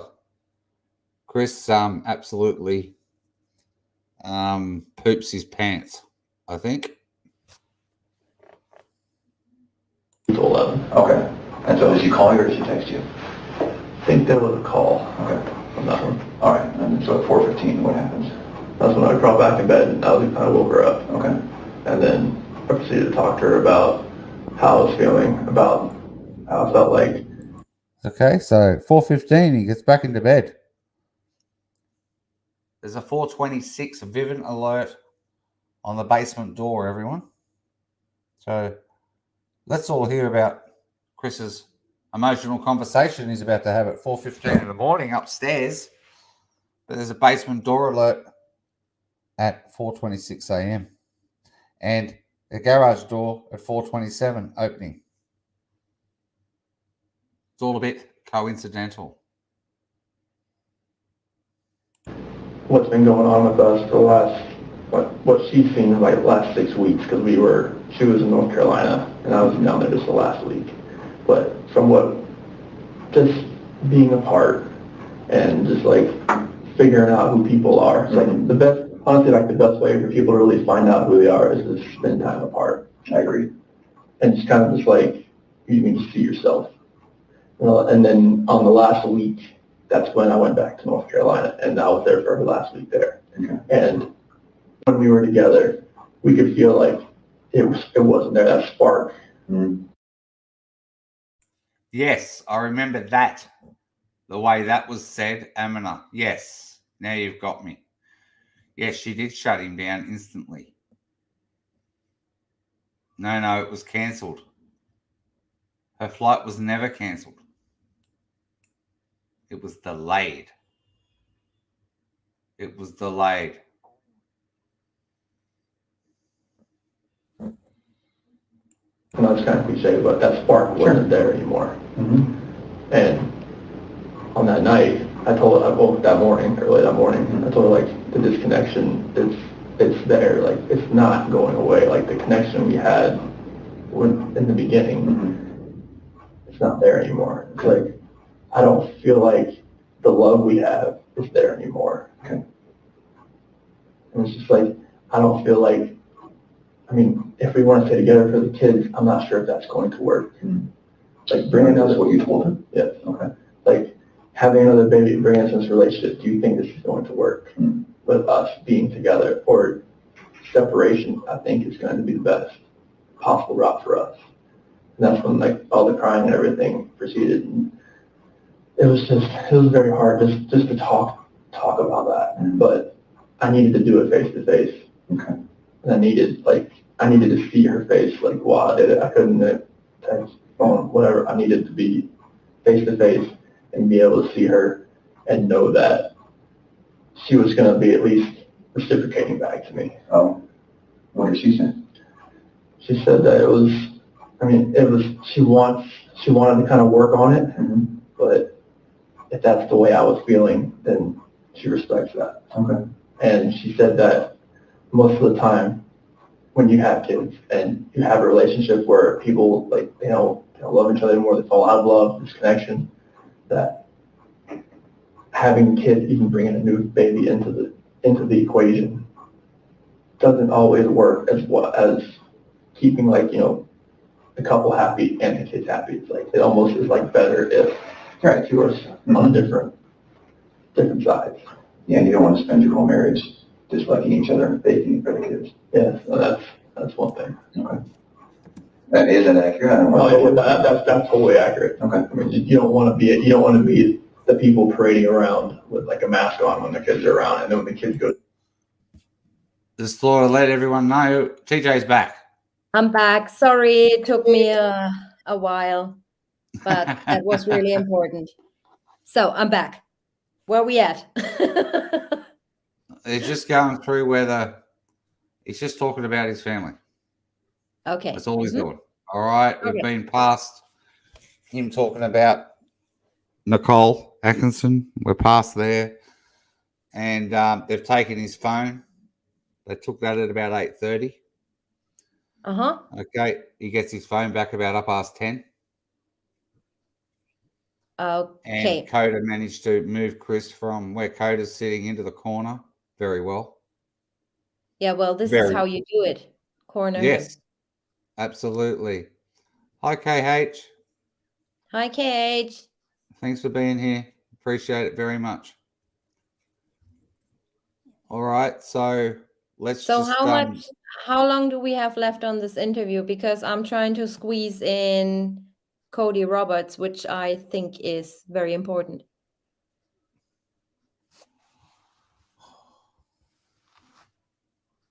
Uh, 11 o'clock. You got 2 hours. Oof. Okay, just play. Okay. Just leave these very separate ways. Yeah. Like, that's what I don't want. Okay. And that's why we're talking about that separation that night. Okay. And that's why I got so emotional right there. Okay. Emotional for you too? Oh yeah, I was bawling my eyes out. Okay. So then How does he have this 4:15 emotional conversation, everyone, when we have a 4:26 vivid alert on the basement door about to occur? It's all going to go pear-shaped. So then, how long did that conversation last? It lasted, so about 4:15 when we started, because we talked about the house as well. Okay. What did you say about the house? Like, we needed to sell the house. Like, there's no way, like, we can stay in this house and have another kid and be able to just keep everything afloat. And she's like, well, where do you want to move to? I was like, well, we can move to Brighton, we can move, are you familiar with the area? Kind of, yeah. Okay. So we can move to Brighton, we can move to Longmont, we can move like, wherever, somewhere that's cheaper. Okay. And she's like, well, because she had already contacted the realtor the week before through an email. To see like what she thought. And that's when like I actually contacted Ann that day, like a little like pretty much probably about 8 o'clock that day. Who's Ann? The realtor. Oh, okay.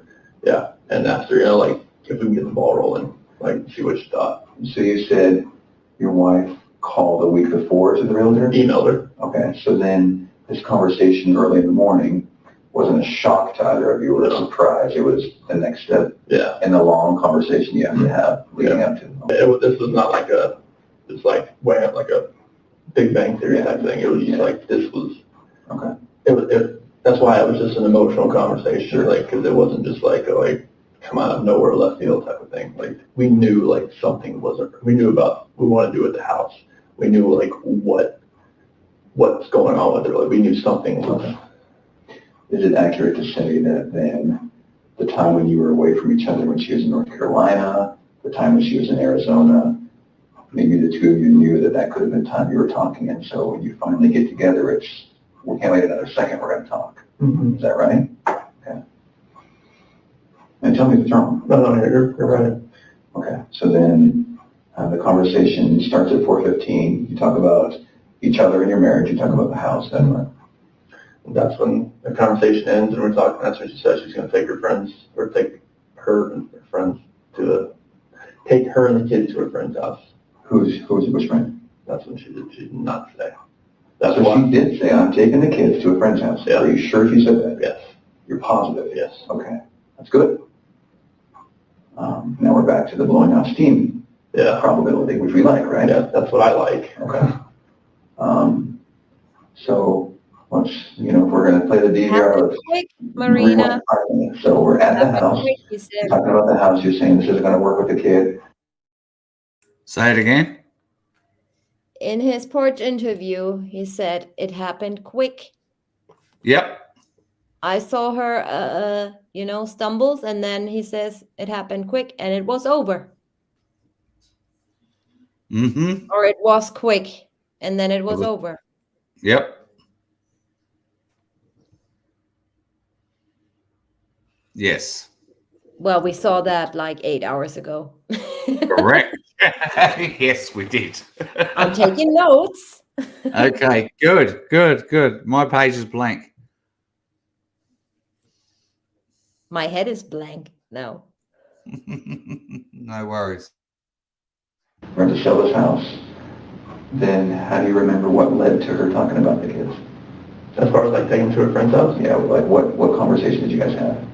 Well, that's when I rolled out of bed, and that's when she pretty much told me like, I'm taking the kids to a friend's house today, and I'll be back later. Are you sure she said she'll be back later? On a scale of 1 to 10, how positive? That's a 10. A 10. Yeah. Okay. So she said, I'm going to take the kids to a friend's house, but I'll be back later. Why? From what I just told her. That doesn't make sense though, because you'd be at work, why would she have to leave? That's the thing, like, why, I'm not sure why she wanted to go somewhere. Okay. But that's what she wanted. Like, maybe she didn't want to be in that house after what we were just talking about. You just talked about it, yeah. It's no longer mentally, emotionally her house then. Okay, so let's focus on, I'm going to take the kids to my friend's house. What does that mean? Hopefully it's someone that she trusts. Hopefully it's someone that she knows pretty well, and hopefully maybe they have a kid that Bella and Celeste can play with. But you have no idea who that would be? Because we've exhausted all those information, all those people. Okay. Does that surprise you? Because I don't know your wife, but maybe that's something that's in her wheelhouse. Does that surprise you that she said that and did that? It doesn't surprise me that she went somewhere. Like, she said it could have been a play date. Okay. But she was very vague in the fact that she just said she was going to a friend's house. Okay. And didn't say who. Okay. That's why I text her, like, if you can tell me, like, where the kids are. What time did you text her? That was 7:40. Okay. And no word from her, obviously. No. Okay. So then we're at I'm gonna take the kids, I'm gonna go to a friend's house. You sure she didn't say I'm gonna take them somewhere to a hotel or to Oh, there, no. You're positive she said to a friend's house? And not just someone's house, but a friend's house? Yeah, because, like, if it was a hotel, I would have definitely asked the question, like, why are you going to a hotel? Yeah. Okay. That wouldn't, yeah. Where can we look to find friends that you might not know about? Honestly, Facebook's the only place. Facebook? Because that's the one she frequents. Okay. It's the only place. What's her Facebook account? Or her username? I think the Shanann Watts. Just regular Shanann Watts? Well, they have access on her phone. SHAN? ANN. ANN. And so they can, I think they can log into the phone, right? I think they're in her phone, right? Oh yeah, they just gotta hit the icon and it's right there. So it's right there. They can They can do whatever they want. and they can, okay. All right. It doesn't take much. It's always logged in. Okay.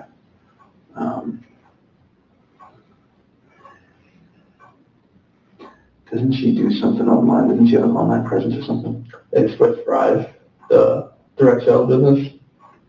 Isn't that like her job? Yeah. So it's called what? Thrive. Yeah. The company's called The Bell, but the company's called The Bell. Lavelle? Yeah. LE-BEL. LE-BEL. Okay. Yeah. But the product's called Thrive. Okay. What is it? It's probiotics, prebiotics, vitamins and minerals. It's all plant-based stuff. It works very well. Dietary, supplementary. Okay. What does she do for them? She's a promoter. Okay. Sales? Yes. Okay. Is this I think I've heard Thrive. Is this like you try to sell it personally to people you know? Okay, so she doesn't have a storefront that she works at? No, it's all cloud-based. Okay, home-based. She doesn't work from home. I can work anywhere. And so where would be a list of contacts at Thrive that we could go start talking to people? Oh, we've already gave them all to them. Like everybody that she contacts through Thrive, they have them in that phone. Have that? Yep. In that phone? Mm-hmm. Through what? An app? No, just like all the people that she contacts throughout the day. Okay. Like from Addie and Sam, and they're all in there. Addie and Sam, where are they? Addie Maloney's one of her leaders. Yeah, Marina, you're on board. Absolutely. Marina, Good you comment. are on board. Great comment. Back east. Oh, okay. Sam Paley, another leader. Someone who's supporting her sales. Yeah. What about people who, because she's in sales, what about customers she tries to reach out to she doesn't even know? How does she do that? Messenger. You messing with strangers? Either it's her Facebook page is I guess it's public. Okay, so she has friends on friends Facebook that might someday think if they want Thrive, they can reach her. Mm-hmm. How else does she do it? It's mainly just through Facebook. Through Facebook? Yeah, like if she has, she might do it on Instagram every once in a while. She'll like sync them both, so that goes to both. But Facebook and what was it? Instagram? Yeah. And what's her Instagram username? I have no clue. You have no idea? No, it might just be Shanann Thrives. Shanann with a underscore Thrives. Okay. So you don't do Thrive? I do. She kind of runs it. Okay. Do you do it separately from her then? I'm sorry. Angelica, it does matter. It really does matter. Because it means he had help, no matter what. Okay, so the Sunday theory with the children is very, very likely. Yeah, I'm convinced. Very likely. Very, very likely because his phone didn't connect with his router till 9 p.m. Okay, so not only that, but every time he takes or makes phone calls, it does happen that he connects, reconnects, correct. disconnects. Yes. So it's highly unlikely that he was at home before 9. Correct. 1,000%. TJ? 1,000%. It's a different team, but I'm under her. Okay. It's like she signed me up under her. Okay. So whatever I do helps her. Right. Okay. What else we're not thinking of? So let's continue with, I'm gonna go to my friend's house. Then what happens?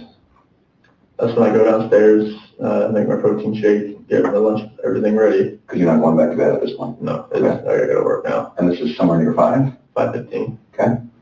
And then that's when I go out, get my truck, load everything in it, and 5:30, or about what the neighbors think said, about 5:26, I'm gone. Okay, and she's still at the house then? Are you sure? Yeah, because she never came back downstairs. And explain your house being, you leave through downstairs? I leave, go downstairs and leave through the garage. So then this conversation happened upstairs? Yes. In the master bedroom? Yes. Okay. Dave, pause, please, you're sure or you- go back a little bit. Did you hear what he just said? She never came back downstairs?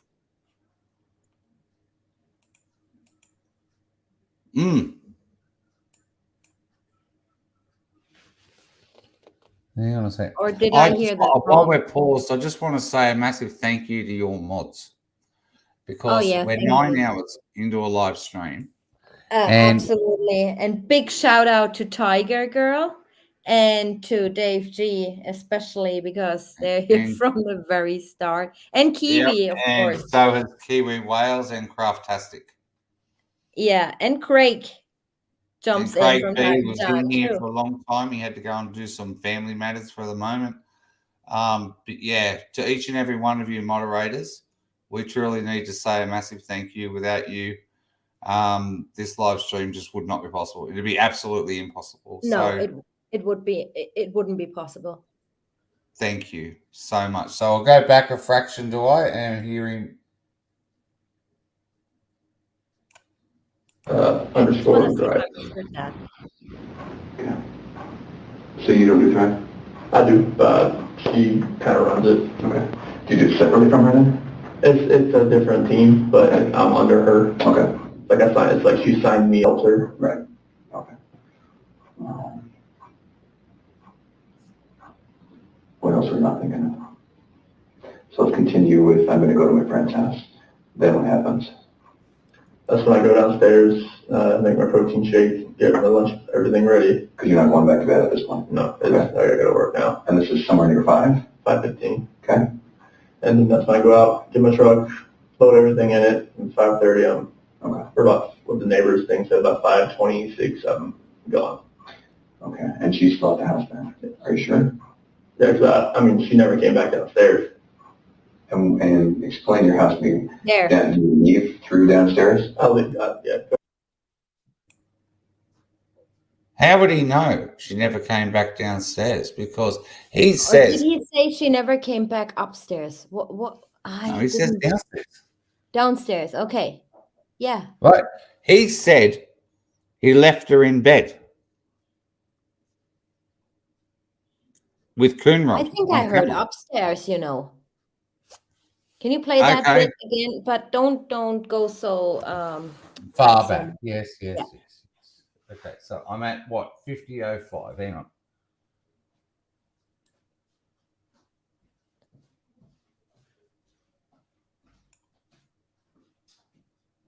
Get my truck, load everything in it, and 5:30, or about what the neighbors think said, about 5:26, I'm gone. Okay, and she's still at the house then? Are you sure? Yeah, because she never came back downstairs. And Upstairs. explain your house being, you leave through downstairs? She never came back Upstairs. upstairs. So Coda says she was still at the house, and he says, well, she never came back upstairs. What does that even mean? She was meant to already be upstairs. She never came back upstairs. And his story was she was killed in her bed. I highly doubt that. To this day, I doubt that.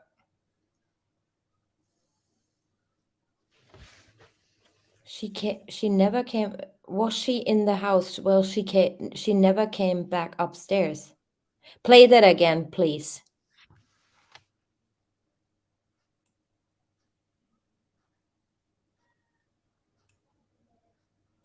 Get my truck, load everything in it, and 5:30, or about what the neighbors think said, about 5:26, I'm gone. Okay, and she's still at the house then? Are you sure? Yeah, 'cause I mean, she never came back downstairs. Upstairs. And explain your house meeting. Then you leave through downstairs? I'll leave, yeah, go downstairs and you leave through the garage. So then this conversation happened upstairs? Yes. In the master bedroom? Yes. Okay. Give him a What else are we not thinking of? So let's continue with, What we need to listen to, Coda repeats him. Okay? Yeah. So Yeah. whatever Chris says, Coda repeats.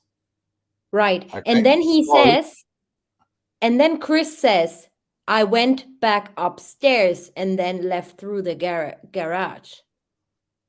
Yes. Play that again, please. Yeah, I know we I'm are. a pain in the ass, but I need to be You sure. are a pain in the ass, but don't worry, it's all good. Hey, you want to know that as bad as me. Yeah. I go to my friend's house. Then what happens? That's when I go downstairs, make my protein shake, get my lunch, everything ready. Because you're not going back to bed at this point? No, I gotta go to work now. And this is somewhere near 5:15. Okay. And then that's when I go out, get my truck, load everything in it, and 5:30, or about what the neighbors thing said, about 5:26, I'm gone. Okay, and she's still at the house then? Are you sure? Yeah, 'cause I mean, she never came back downstairs. And Yeah. explain your house meeting. That you Yeah, leave yeah. through Pause it. downstairs? Explain Okay. it. You leave through downstairs, he says. Coda says. Yeah. So he says he's going upstairs, right? Yep. Meaning from the basement upstairs, doing his stuff, and then leaves through the garage. Yes. And neighbor's camera says 5:26:27 gone. Okay. Yeah. Then Coda says, and she was still at the house. Yes. Are you sure? Yes. Well, I mean, she never came back upstairs. So Which with him meant saying she she was never in came the back basement. upstairs, he meant the main floor. Correct. She was in the basement. There you go. Busted. She was in the basement. Yep. Holy crap. There's your 3 flights. When he comes I need a upstairs, coffee. there's your 3 flights. There's your 3 flights. She goes upstairs when she comes home, down to the main floor, and down to the basement. Yeah, There's your but 3 flights. in my calculation back then, I disregarded Denver Airport. So it could very well be that she only climbed 1 flight of stairs or 2 at home. I don't know how many flights of stairs, but it doesn't really matter. It's important what he says. And he says he came upstairs, did all his stuff, Yep. meaning he was in the basement, Yes. coming upstairs, did all his work stuff, left through the garage, 5:26:27, gone. But it's actually 4:26. There's your Yeah, basement door opening Right, at 4:26. right. But with him, meaning she never came back upstairs. Upstairs from the basement. From the basement, exactly. Because he was already upstairs, meaning the main floor. And Correct. this is where your motion sensors detected movement, Lots of movement on the main floor. the main floor. Exactly. And when she came home, there was no commotion upstairs, because if she had went upstairs, went downstairs, and if Chris was on the main floor, that motion sensor and Vivint would have detected movement, and they didn't. It says clearly there was no movement on the main floor from 2 a.m. to 4:26. So Correct. everything that happened to that woman happened in the basement. And he Correct. just admitted it. He just Basically. confirmed. Yeah. He just confirmed it. Yeah. He actually says it on Tuesday night, everyone, and they let him go home. And Craig Coda said is it. not You stupid, did, Craig. He You repeats. said the basement. Oh my Lord. Holy Scheisenhausen. Oh my As you God, I will- can't even process that. Let's I'm so listen glad again. we Let's played that listen interview. again. You ready, everyone? Ready. Put your earmuffs in, put your earbuds in. Turn it up. We caught him right here, right now. How else does she do it? It's mainly just through Facebook. Through Facebook? Yeah, like if she has any, she might do it on Instagram every once in a while. She'll like sync them both, so that goes to both, but. Facebook and what was it, Instagram? Yeah. And what's her Instagram username? I have no clue. You have no idea? No, it might just be Shanann Thrives, Shanann, underscore. That's way too far. Okay. Get my truck, load everything in it, and 5:30, okay. Or about, what the neighbors thing said, about 5:26, I'm gone. Okay, and she's still at the house then? Are you sure? Yeah, 'cause I mean, she never came back downstairs. And explain your house being that you need. She never Bomb. came back upstairs. Now explain your house. Listen to this. Through downstairs? I'll leave, yeah, go downstairs and leave through the garage. So then this conversation happened upstairs? Yes. In the master bedroom? Yes. Okay. It happened in got the him. basement. He got him. He's not stupid, you know. He says, so explain your house, bloody bloody blada. So yeah, basement. So yeah, I went upstairs. So that conversation happened in, what did he say? Upstairs? Yeah. No. No, it Cody happened just busted him. in the basement. Exactly. There was no conversation. Come on, give me a break. Holy hell. Okay, guys, we need a coffee. Shall we do a little coffee break? I need to go. Look, we'll just press play and I'm going to go and pour a coffee and go and have a cigarette and I'm just going to press play. We got him. Yeah. Do you make it in 2 minutes 52 so I can put a No, little? I don't. What have I got? What have I got? What have I got? That won't affect your channel. No, don't put anything up. It's No, okay. no, I'm just thinking. I just have to boil my kettle. Go and put, look. Okay, TJ. I know what you can put on. I'll do it. What? What? You do it. Put on the. Just put on the survey. The drone footage goes for 8 minutes. Oh, okay. Hold on. Yeah, guys, we need a little 5-minute break. That's just too much.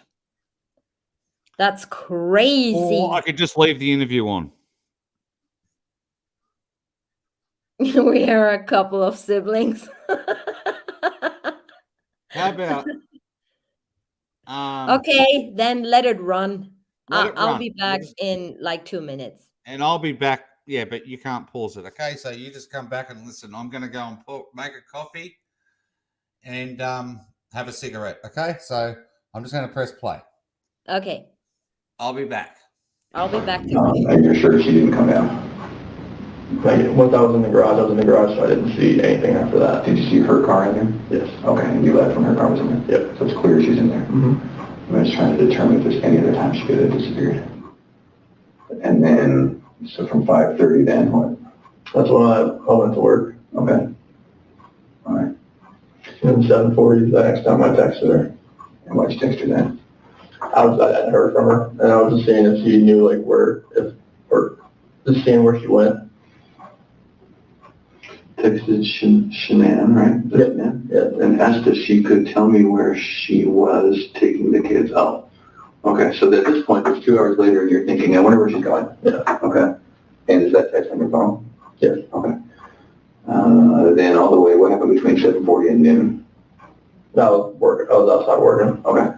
Noon, texted Shanann to call me, and that's going to be on your phone too. Okay. 12:10, doorbell visitor. That's when Nicole was at the door and it pinged on my phone. Okay. What's she doing there then? Oh, then 10 minutes later, you called Nicole to see what was going on, and she told me she couldn't get a hold of Shanann either, and that her shoes were Shanann's shoes? Yeah. Were next to the door, and her car was in the garage, next to the door, inside or outside? Inside. There's like a little small rectangular window next to the door. Okay. She right in there. Does that mean anything to you? Does Shanann or her shoes always by the door? Yeah. Okay. So when you come in the house, does she usually come in the front door? Well, unless she drives in. Okay. Then she goes into the garage. Okay. But that was just from the previous night when she came in. Oh, okay. So then, let's think about this for a minute. If she comes in, drives in with, what's your other car, Lexus? Yep. She drives in the Lexus, comes in. She comes in the garage door that way if she drives in the garage.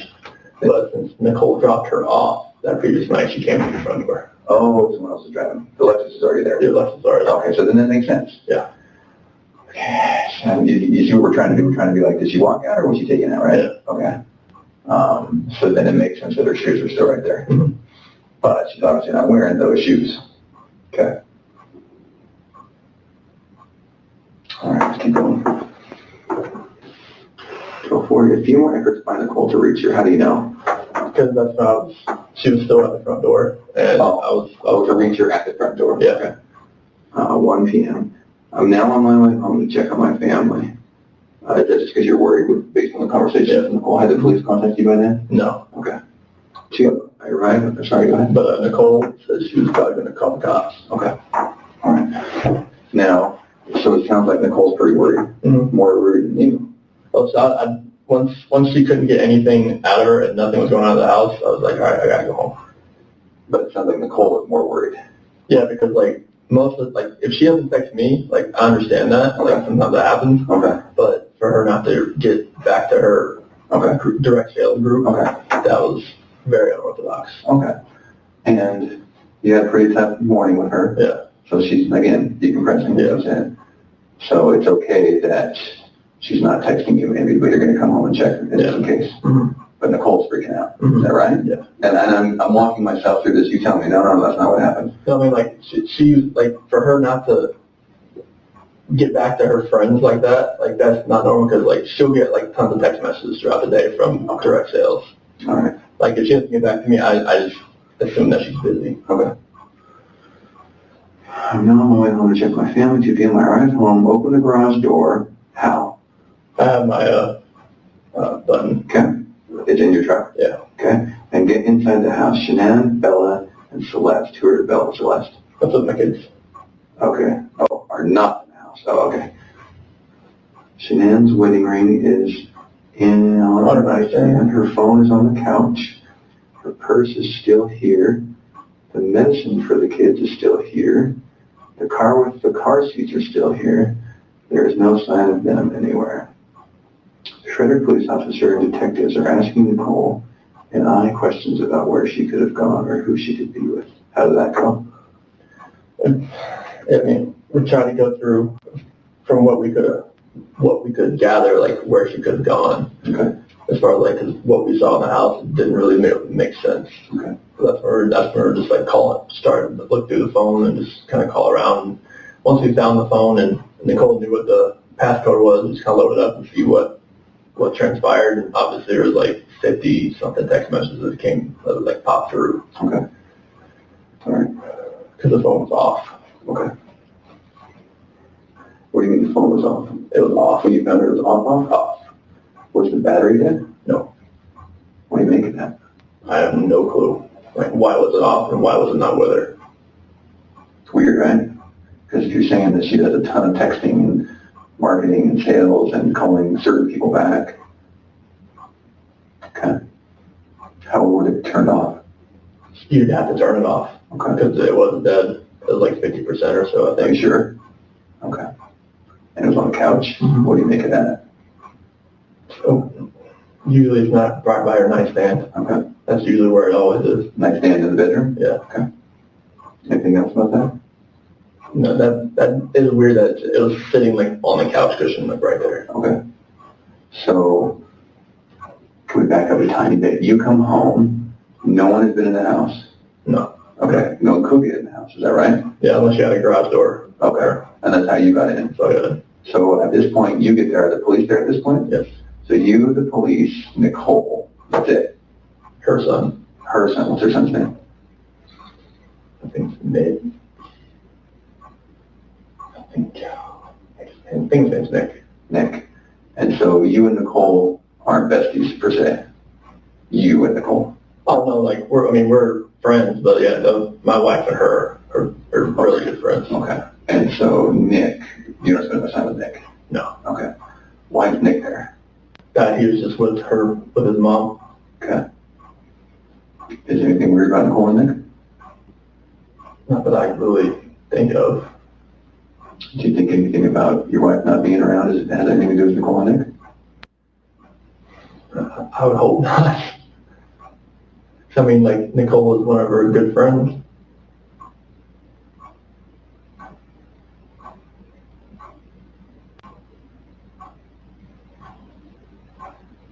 Okay.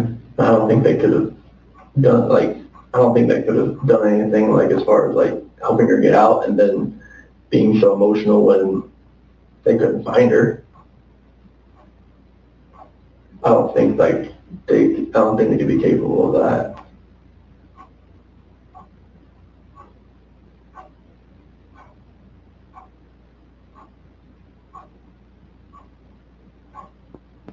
Okay. So then they're at home. Police officers there. Mm-hmm. Then walk me through that. So as we go through the house, You immediately go through the house? I open the garage door and I just go into the house. I'm looking, like, I just go in the garage door and I'm looking. Is the police officer saying, hey, let me talk to you for a minute? No. No, okay. What's the vibe like? I go up there, shake his hand, but I'm like opening the garage door at the same time. Okay. And then I go through and then they're waiting at the front door. I go in, open that up, and then they come in. Oh, so they didn't go in the garage door with you? Okay. Well, they went in the garage. They didn't come in the way I did. All right. So then everybody goes in. Okay, and then what? I run upstairs and I look in the bedrooms. Okay. And because that's where she would be? That's where I would expect. So is this a standard house, upstairs bedrooms, downstairs living area? Yep. Okay. There's one office downstairs. Okay. And then upstairs, then what? I'm going to Bella's room, going to Celeste's room, playroom, master bedroom. I'm looking everywhere, like bathrooms, and nothing. Okay. And then? I found the wedding ring right there on the nightstand, and then... Right then? Yeah. Okay. Is that weird? She only takes it off and she covers her hair. Okay. And she'd already covered her hair like the week before, so okay. That was just like probably a result of her conversation. Oh. I would think. Okay. And then Nick finds her phone on the couch. And why did he find her phone on the couch? What's he looking for there? No, he was looking for clues. Clues, just looking around too, and it just happened just like to run across it right there on the couch and next to the cushion. So he found it. It's not as though you were calling it. He just found it. Yeah. Okay. Then what? saw the officer that we found the phone, we turn it on, Nikki puts the passcode in, because it was a 4-digit passcode before, and it was a 6-digit this time, so. Now, like 13119? Yeah. She knew of her friend's passcode? Yeah, I didn't, because it used to be 2385, but when she changed it to 6. How did Nikki know it? Maybe she knew it over the weekend, because I'd never seen a 6-digit passcode on her phone. Is that normal to you that Nicole might share her passcode with somebody? I wouldn't think so. Do you know her to have done that before? No, because she's only told me her passcode before. Like her phone's her lifeline. So. Okay. Are she close with Nicole? She's decently close. How long do they know each other? Probably at least over a year. How did they meet? When Shanann's mom lived here, Shanann's mom worked at she's a hairdresser, and Nikki was like one of the managers. Oh, Nicole, sorry. Okay. And then did Shanann get her hair done there or something by Nikki? No. Okay. Nicole. He hasn't even talked about Nikki Kessinger. but he said Nikki because he's so used to saying the name Nikki Kessinger. Did you catch that, TJ?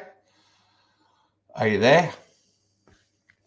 Yes, I'm there. I'm just looking for the blueprint of the house. I have it somewhere in my folder. He just called Nicole. He just said the name Nikki, talking about NA. But then he emphasized Nicole.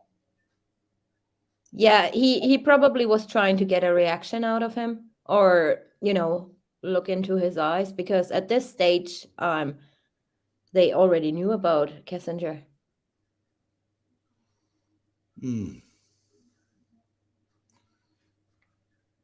Yeah,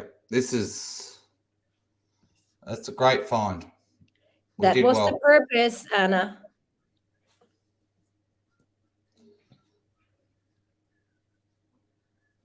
Thanks, Anna. I'm just looking real quick because people in chat were asking about, you know, the layout of the house. Takes me a minute.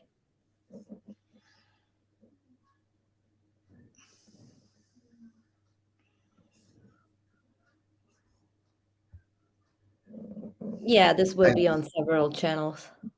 I would imagine so. It's okay, guys. It's okay. You know, we It did was it. Chris. Angelica's saying what I'm saying. It was Chris that said the name Nikki, not Coda. It was Chris that was calling Nicole Atkinson Coda. Calling Nicole Atkinson Nikki. And then he corrected it and said Nicole. Nikki. He's so used to saying the name Nikki. Yeah. Okay. And he always calls Nicole Atkinson Nicole. Right. I put a watermark on it. There's no watermarking needed for this. This is Don't public forget, information. I'm not putting up with this stuff anymore. No. Everything goes straight to my lawyer. I do the same thing now. Yeah. I'm sick of it. Absolutely. Yeah. And Nikki Kessinger was never brought up yet at all. And he said that Chris Watts said the name Nikki. Seriously, it does need to be heard.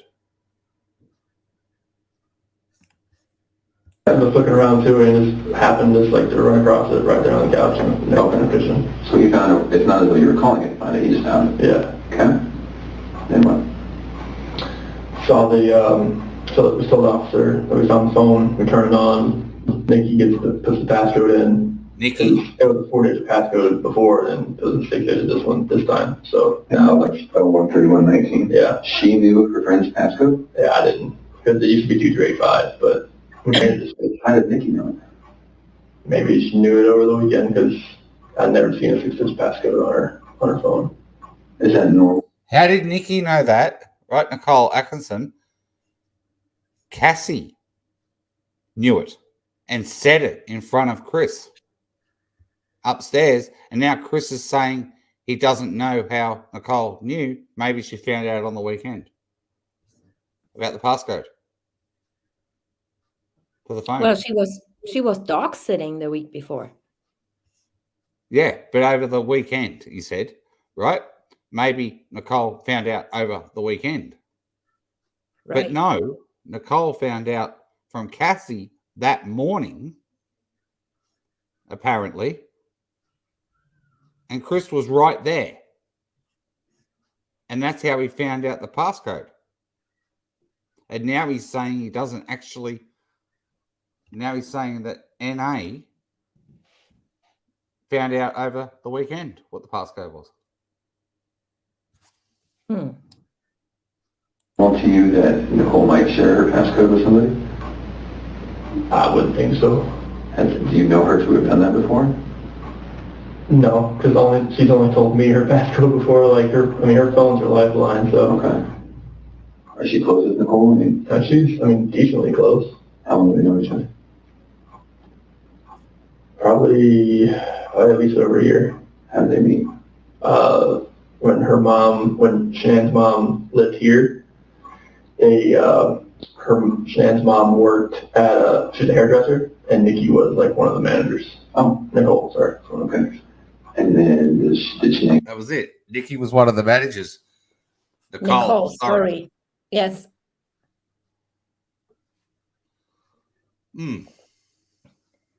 Okay.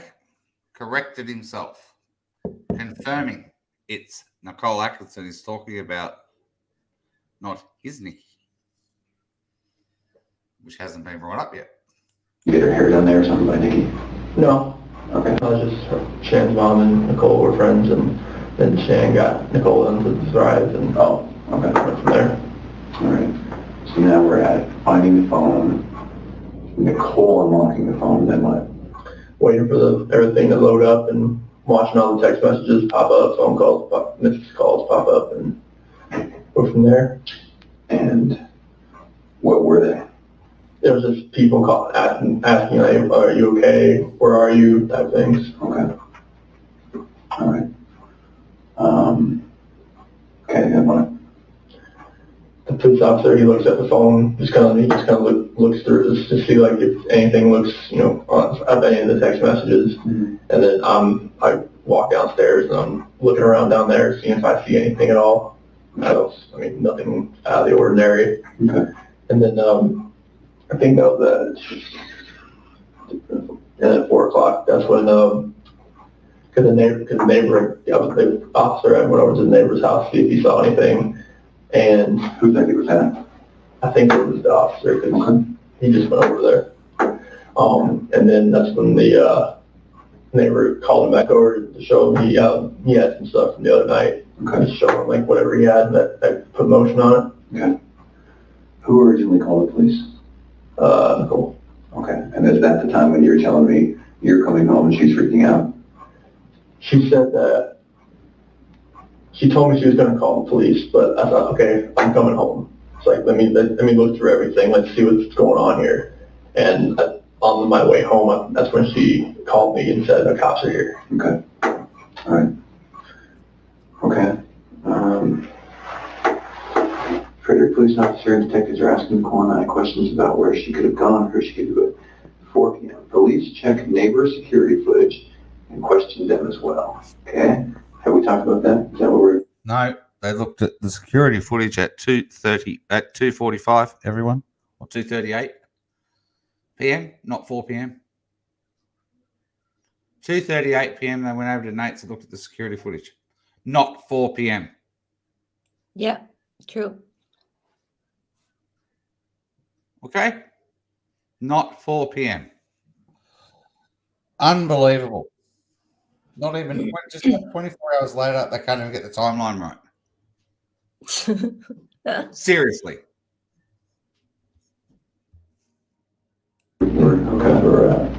Anything else about that?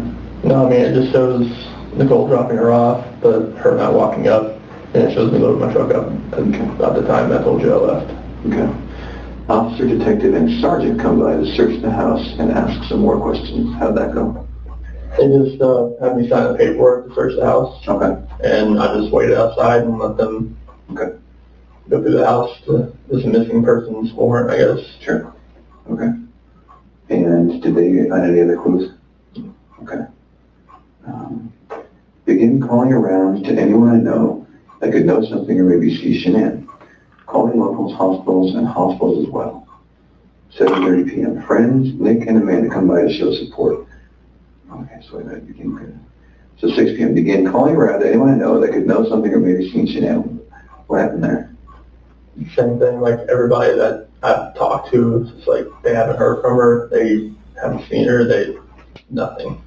Called, what's up? Who's helping you make these calls? That's just me, just at this point. That's you by yourself? I was by myself. I'm sure Nicole and other people were doing that while they were gone. Okay. Because they were gone at this point. Where did Nicole go? Back to her house. Back to her house. She was there when they came back to search the house. Nicole was? She was parked outside. When is this 5 o'clock? Yeah, she was parked outside. Did she come in and help them? No. Why not? Well, because... You're spot on, Tiger. Thank God we stuck with the interview. Oh, true. I was just saying that to Dave on Messenger. I'm so glad. Because I Oh, wanted to squeeze Cody in real quick, but and you said, Dave, well, we can cut and put Cody in, and I said, nah, let it play. I'm so glad we did. yeah. Oh, there you go, everyone. I can't believe Chris just absolutely stuffed up right there and then. Right And there. Coder fully noticed that. Yes. You know, every time Coder discovers something in his head, he's like, you know, he does that. Oh my goodness. I'm happy now. We made a discovery after all these years. Yes. Yes, we have. Yep, we have. We've been going for 9 hours and 35 minutes, everyone. Okay, I think there is going to be a part 2 of a marathon. Over on my channel next time.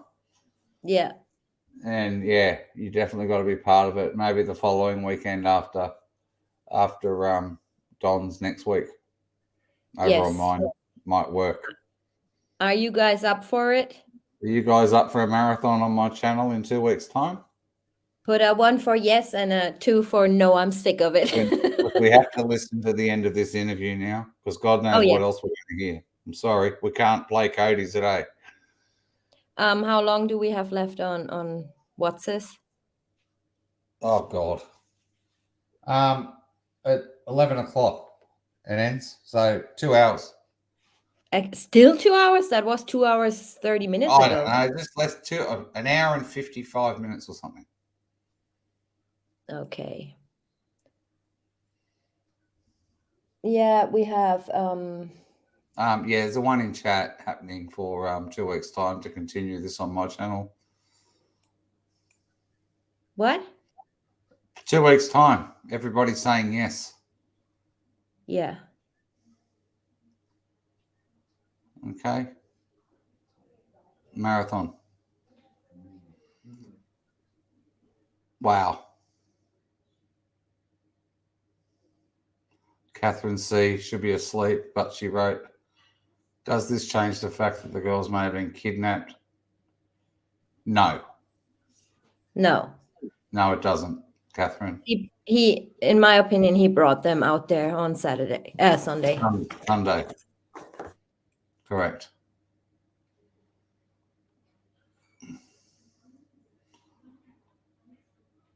Yeah. Tall glass waters for Dave and TJ. I know they're thirsty. Yes, we are, Marie. I'm almost all coffeeed out now. All right, I better press play, otherwise we'll still be. I thought we'll do it 24 hours. Little mama, don't even think about it. I mean, YouTube only lets me record 12 hours. So 11 hours and 59 minutes. So yeah. You can't hit 12 hours. They told me to wait outside. Oh, okay. Fair enough. Is there any weapons in your house? No. Okay. If we wanted to bring a lot more people with a lot more tools and tricks to your house, can we do that tonight? It's up to you. Okay. I was gonna stay at a friend's house, and I was on my way over there. Okay. Tonight, but that's up to you. You're gonna stay at a friend's house? I was. Okay. If we were to get into your house without you there, how would we do it? Punch the passcode in the front, 2285. Hey, pause real quick, please. Front door. And I have somebody who wants to say hi in chat. So I'm gonna turn my camera on real quick. Okay. This is Jordan. My 8-year-old. Oh, hello. Say hi, There Jordan. he is, my little mate. Hello, how Oh, old are hey, you? buddy. Where you from? What's your shoe size? He was begging a long time ago that, can I come on camera? And I said, no, you can't. But yeah, I thought it's about time. You're gonna see him when we're doing live streams in England anyway. So this is Jordan, Good on you, buddy. fresh out of bed. Yeah, my little mate. Okay, say goodbye. Goodbye.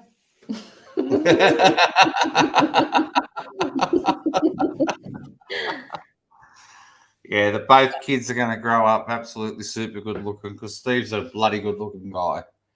I am. You know, so What? He just said, I am. True story. True story. Wanna come on camera then? Nope. Nope. Come here, All right. Steve. Come and say hello. It's only me and TJ. He said, yeah, and 300 others. He's having his coffee, so he doesn't want to be disturbed. What? Okay. Bedhead. Yep. He's got a I bed look head. kind of disturbed now too. I got a little bit cold. You got 2 hours to go. Okay, You can let's do it. roll. Let's roll. I thought you said latch or something preventing you from getting in. I know, but if you don't latch, it's unlatched now? Yeah, okay. We might think about that. I think it's a good idea. All right, what do you think? I was just gonna go to a friend's house because I couldn't stay there. Last night I couldn't even sleep there. What friend's house? Nick and Amanda.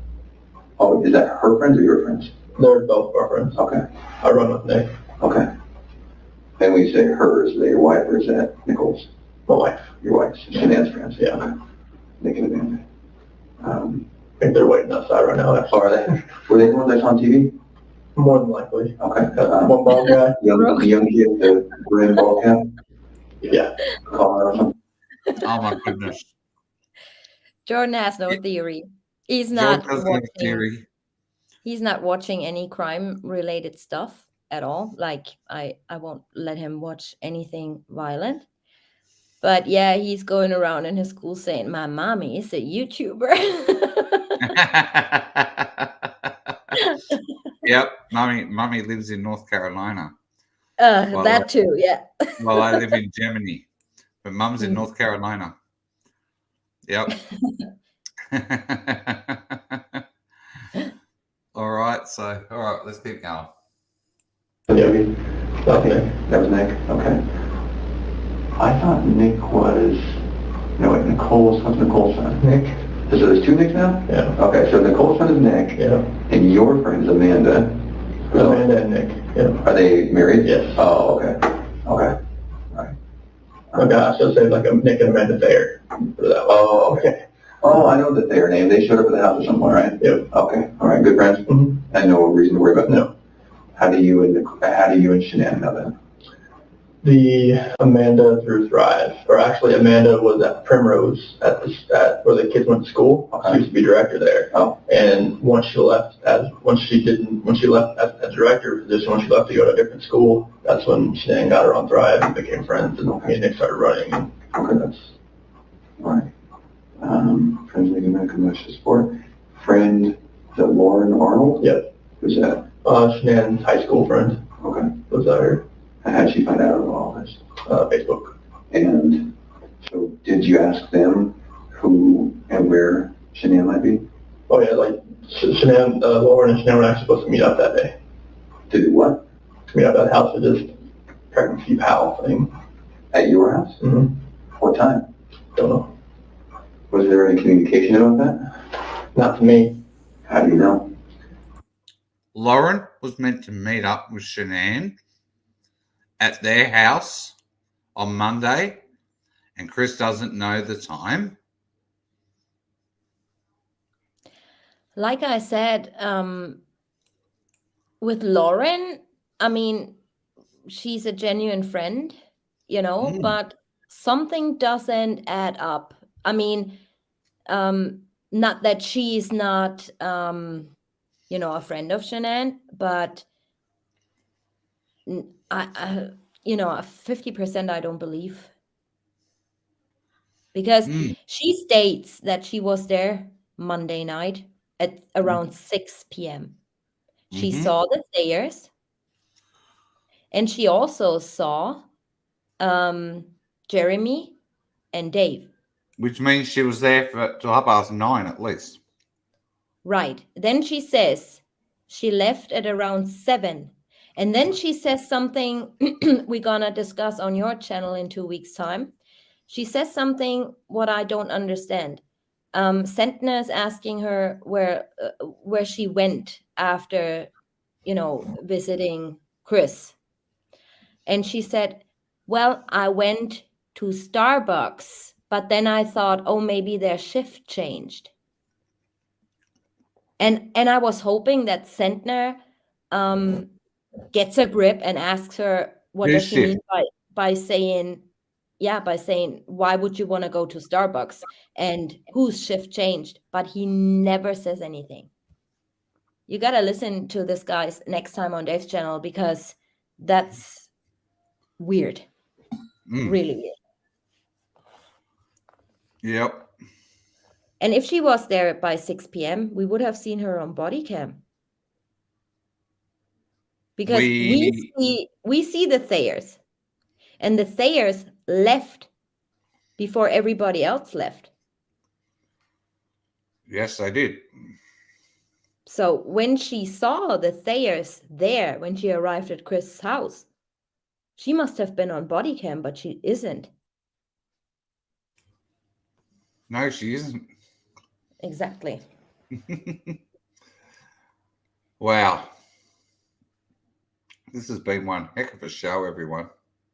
Like, wow. Anyway, we are seeking the truth, everyone, over here, even on Red X Crime Files. And I think we just sought a little bit of it just a very short time ago. Absolutely. Let's go. That was the first time I heard of it because she said that they were supposed to meet up that day. Oh, when she came over at 8, yeah, she said, holy cow, we were going to meet together, something like that. Yeah, like that. She came over at 8. Yeah, but everyone, the last person to leave on Monday was at around, what was it, 6:30, according to the reports. And then they set up surveillance for Chris. So the Thayers at that stage were already gone. So how can she see the Thayers at 8 p.m.? They weren't there. They won't. This is... Oh, dear. Okay. She heard about everything on Facebook about Shanann being missing. She's like, yeah, her and I were supposed to, Lauren said her and I were supposed to meet up and do a little pregnancy pal thing. Is Lauren pregnant? Yes. Okay. First kid? Third. Okay. And so, both third kids. So they were just going to meet up because they're expecting mothers. Yeah, they're probably just going to just hang out and find each other in a while. Okay.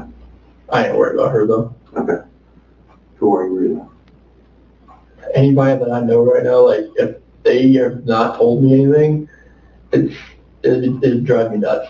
It's driving me nuts because like there's no way like the people that I know that have kids that could have helped her if she's at somebody's house right now, like they would have had to say something. But with all this going on, there's no way they could have kept their mouth shut by now. So then who are you worried about? Honestly, like I can't really say like if I'm worried about anybody right now as far as like any of her friends that I know. Okay. All of them are showing like their deep concern about what's going on right now. Okay. And I think like with that deep concern that can't be faked. Okay. So then who are you worried about?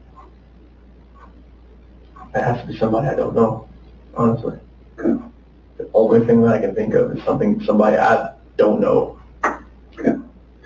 Does your gut tell you that Shanann and the kids walked out or that they were taken out? Yesterday I would have said they walked out. Today I would have said I'm leaving. Jen Madison. Amazing. Lauren was pregnant.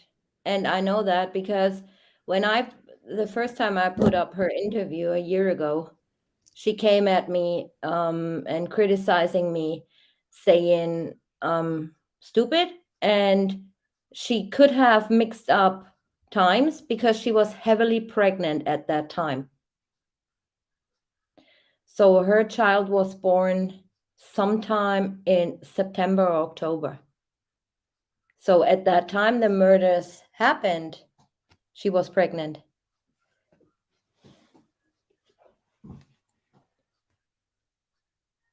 Aren't you the popular one? Huh? Aren't you the popular one? Lauren came at you. Well, she deleted her. I only got her comment on email. Mhm. You know, I still have it in email, even though if you delete it on YouTube. So, Yep. and I went to obviously reply because I wanted to know more. And Yes. it was gone. So I had no chance to reply to her. But Mhm. that's what she said. She might have mixed up times. Well, this happens when you're heavily pregnant and in the summer and stuff. That's what she was saying. Mm-hmm. The other direction. Friends Dave Cologne and Jeremy Lindstrom come by to show support. Who are they? Dave Cologne, when I worked for Ford, he ran an auto body shop. He actually works for Boulder County Sheriff's Department now. Oh, okay. And Jeremy Lindstrom, he worked in the sales department at Ford when I was a tech, and he works on the Ford dealership now. Okay. And Jeremy's daughter just watched the kids over that this past weekend too, so we know them pretty well. Oh, what's his daughter's name? McKenna. Okay. Was she the one watching the kids the night before? Mm-hmm. Okay. I saw her name in her report or something. How did that go with Dave and Jeremy? Oh, good. They're just there to show support, chilling in the kitchen. Just two of them? Yeah, that's me. Yeah, me and them. And Lauren and all them had gone by then? Oh yeah, everybody else had gone by then. Okay. Everyone else was gone by then. When Dave and Jeremy were there, so how the hell does Lauren Arnold see Dave Cologne and Jeremy Lindstrom? It seems like that he knows a lot about Lauren Arnold. And they haven't seen each other for some time, she states in her interview, right? So he does know more about Lauren Arnold, that she's pregnant, that's her third child, that, he probably can tell you when she was born, but he does not know that much about N.A. And N.A. was basically, quote unquote, Shanann's best friend at that time. He doesn't know Nick's name, really. He doesn't know what age he is. I believe he says he's around 12 or something. Right? So he does not know a lot about N.A., but he knows everything about Lauren, which I find is strange. And then again, we don't know if they met, on a regular basis, but according to her, is they haven't seen each other for quite some time.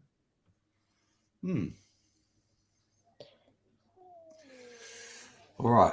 Yes, I am much. I just had some pikelets. I should have called pizza. I should. With butter and strawberry jam on them.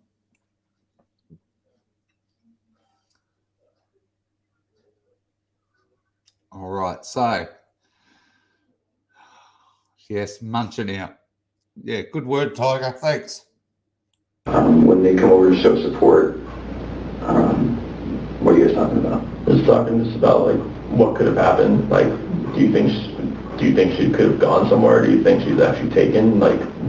Just random questions like that. And then they're just talking about just other stuff to kind of get things off my head a little bit. Okay. Okay. 10 o'clock. I lay in bed and proceed to take calls from friends and family the rest of the night. How did that go? Just answering. Nobody can sleep as far as East Coast. Anything Addie, Sam. Who's Addie and Sam again? Addie, they're leaders in Thrive. Okay. They're people that Shanann reaches up to. Okay. Have we talked to them? Oh yeah, you talked to them on the phone. You have. I've texted them, it's all on there. Okay. And so the real live communication sense, we couldn't find Shanann? Yeah, like that. Okay. Have police talked to them? I believe so. Okay. Just on the phone? Yes. Are they in North Carolina? No, they're like northeast. Northeast what? Like Baltimore. Oh, okay. Yeah, over there. All right. Who else calls? See her mom, talk to my parents, talk to my sister, texted with Kelly, that's another, she lives in New Jersey. Oh, who else? Jeremy, Dave, all those people. Okay. All right. Can we talk about something that's kind of hard to talk about? So when I work investigations like this, I have to keep an open mind on everything. Okay. And part of keeping an open mind is listening to you talk about your wife and your marriage. And the day she goes missing is the day that you guys have marital discord. Okay. So you can understand what I'm thinking about you. Yeah. What do you think about that? Makes me sick to my stomach, honestly. Like, I know, like, I've talked to a few of my friends, is like, this does not look good on you. I'm like, I know. It's like, if people knew that we were having marital issues, they're going to look at me, especially with the way everything looks. It honestly just makes me sick to my stomach because this is something that I would never do. Ever. I know, like, you have to look at every vantage point. This is something I would never do to my kids or my wife at all.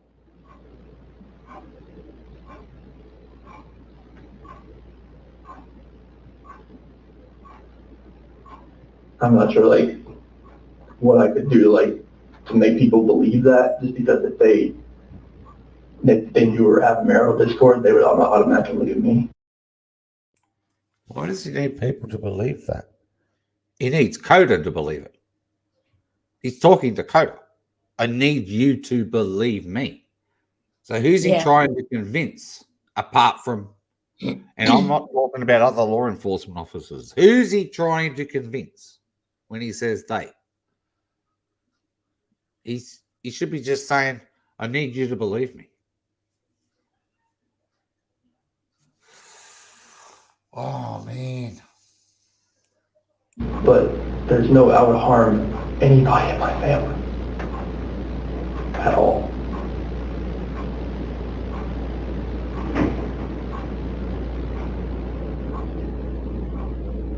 I know we were having marital discord and we had that conversation that morning, and then she goes, we have no idea where she is or the kids. I promise you that I had nothing to do with any of that. Any of what?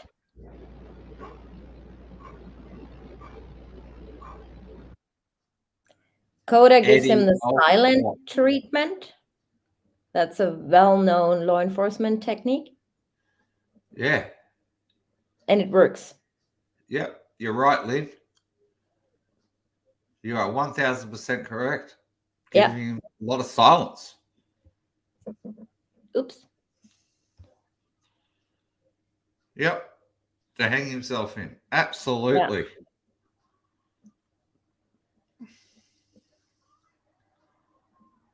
Oh, man. Oh.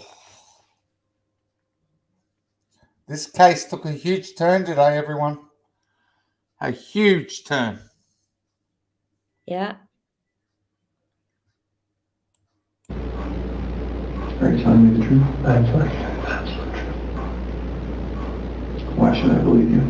Because I'm a very trustworthy person, and the people that do know me, they know how I'm a calm person. I am not an argumentative person.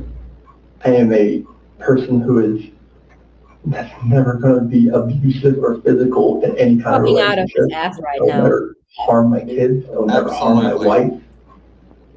I mean, you can talk, and you can talk to any of my friends, any of her friends. They know me. They know I'm a low-key guy that's quiet. So I'm not about confrontation. I'm not about anything that elevates to that level. I mean, like, if someone like yells at me, screams at me, I just take it, and I just try to get it by the wayside and get it back to where it's just a cool conversation to where, like, none of that gets to that height, because I am not that person. I've never been that person.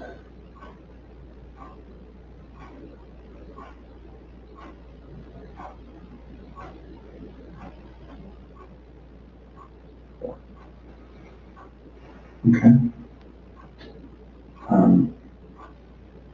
You can imagine it's my job. Okay.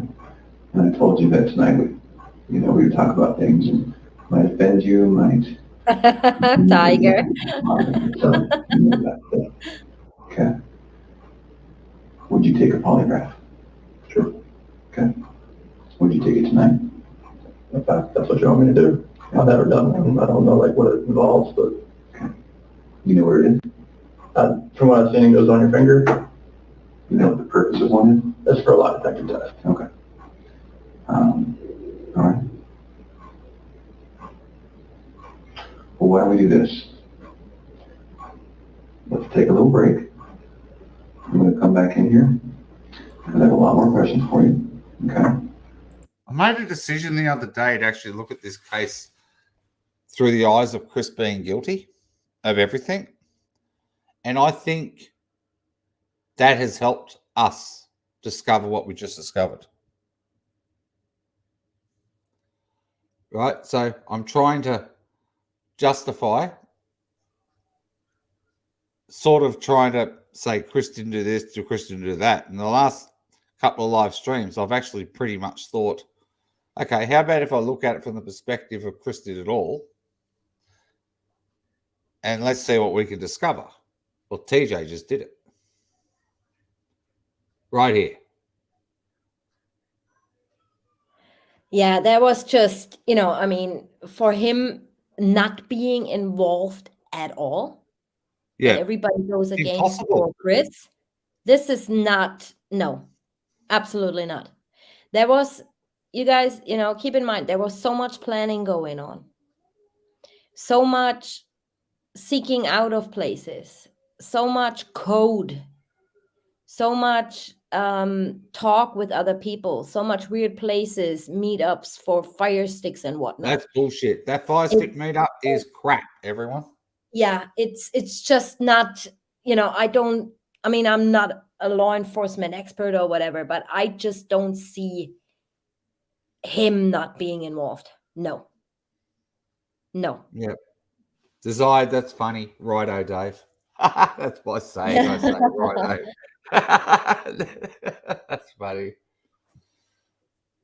Yeah, he's well and like I said, it. Like I said in the last live stream, I mean, we don't know what went on at this time in his head. He was easily manipulated to do things.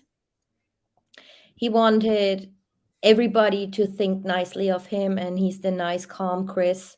He even repeats that to Coder, oh, don't look at me as a suspect, I'm not confrontational, I'm not doing this, and I'm not doing that. Well, yes, obviously, very much capable. And the thing is, he did nothing. If, let's say, he didn't do this or he didn't kill the kids or whatever, right? There was nothing he did to prevent this. And this is something you always got to keep in mind. These were his children, his flesh and blood. Mm-hmm. For what? Right? And the more you dig into this case and the more you think about little details, the more it comes up that he might as well, He had help, no doubt about it. Absolutely no doubt. But I'm over that thought that he might have not killed anyone or only the kids or only Shanann. No, I'm looking at this case from a different perspective. But just think about it, okay? If we are now, as we've proven for weeks and months, and I brought it up in February 2021, okay? I brought up Chris didn't come home from the party. I brought it up on a live stream. I said, I don't believe he came home from the party. Everyone thought I was off my rocker. I mean, completely off my rocker. You know, but I couldn't justify how he didn't come home from the party until I met Tanya. And Tanya and I got together, and then we went through everything together on the Sunday. And we finally figured it out how he didn't come home on Sunday. Now, if he doesn't come home on Sunday from the party, where is he? He's killing his children. If you look at it from a different perspective. Okay? He's out disposing of his children with help. Yeah, I mean, look at what he's looking up. Look at Out of the Blue, you know, these volcanoes, the song. This is all has all a meaning to him. You know, that's empowering him. Right? And these weird phone calls, you know, that leak, everything seems to make sense. It does. It's crazy sense. Like crazy. And now thinking about what we've heard in this interview, how Shanann never came back upstairs. Yeah. No, he didn't, Angelica, he did not. He did not say, Dave, didn't Frank say he spoke to the girls Sunday? Nope. Frank said he might have FaceTimed, but also said the girls were eating cold pizza, which happened earlier in the day when they made a call to them. They were eating cold pizza before they went to the party. And I also don't believe that he wouldn't let Ronnie FaceTime the girls because he was scared that, you know, Bella would say something to Shanann. I think the girls weren't present anymore. That's the reason why he couldn't have let them FaceTime Ronnie. Right? Because think about this. Shanann, all that Nutgate stuff that went down, right? And Shanann praying on him and saying, oh, I'm going to change. I realized now that I'm, you know, and she admitted all that in her letter as well. I don't believe that when Bella would have said at this stage, you know, I spoke to Granddad, you know, that she would have freaked out. I don't believe that.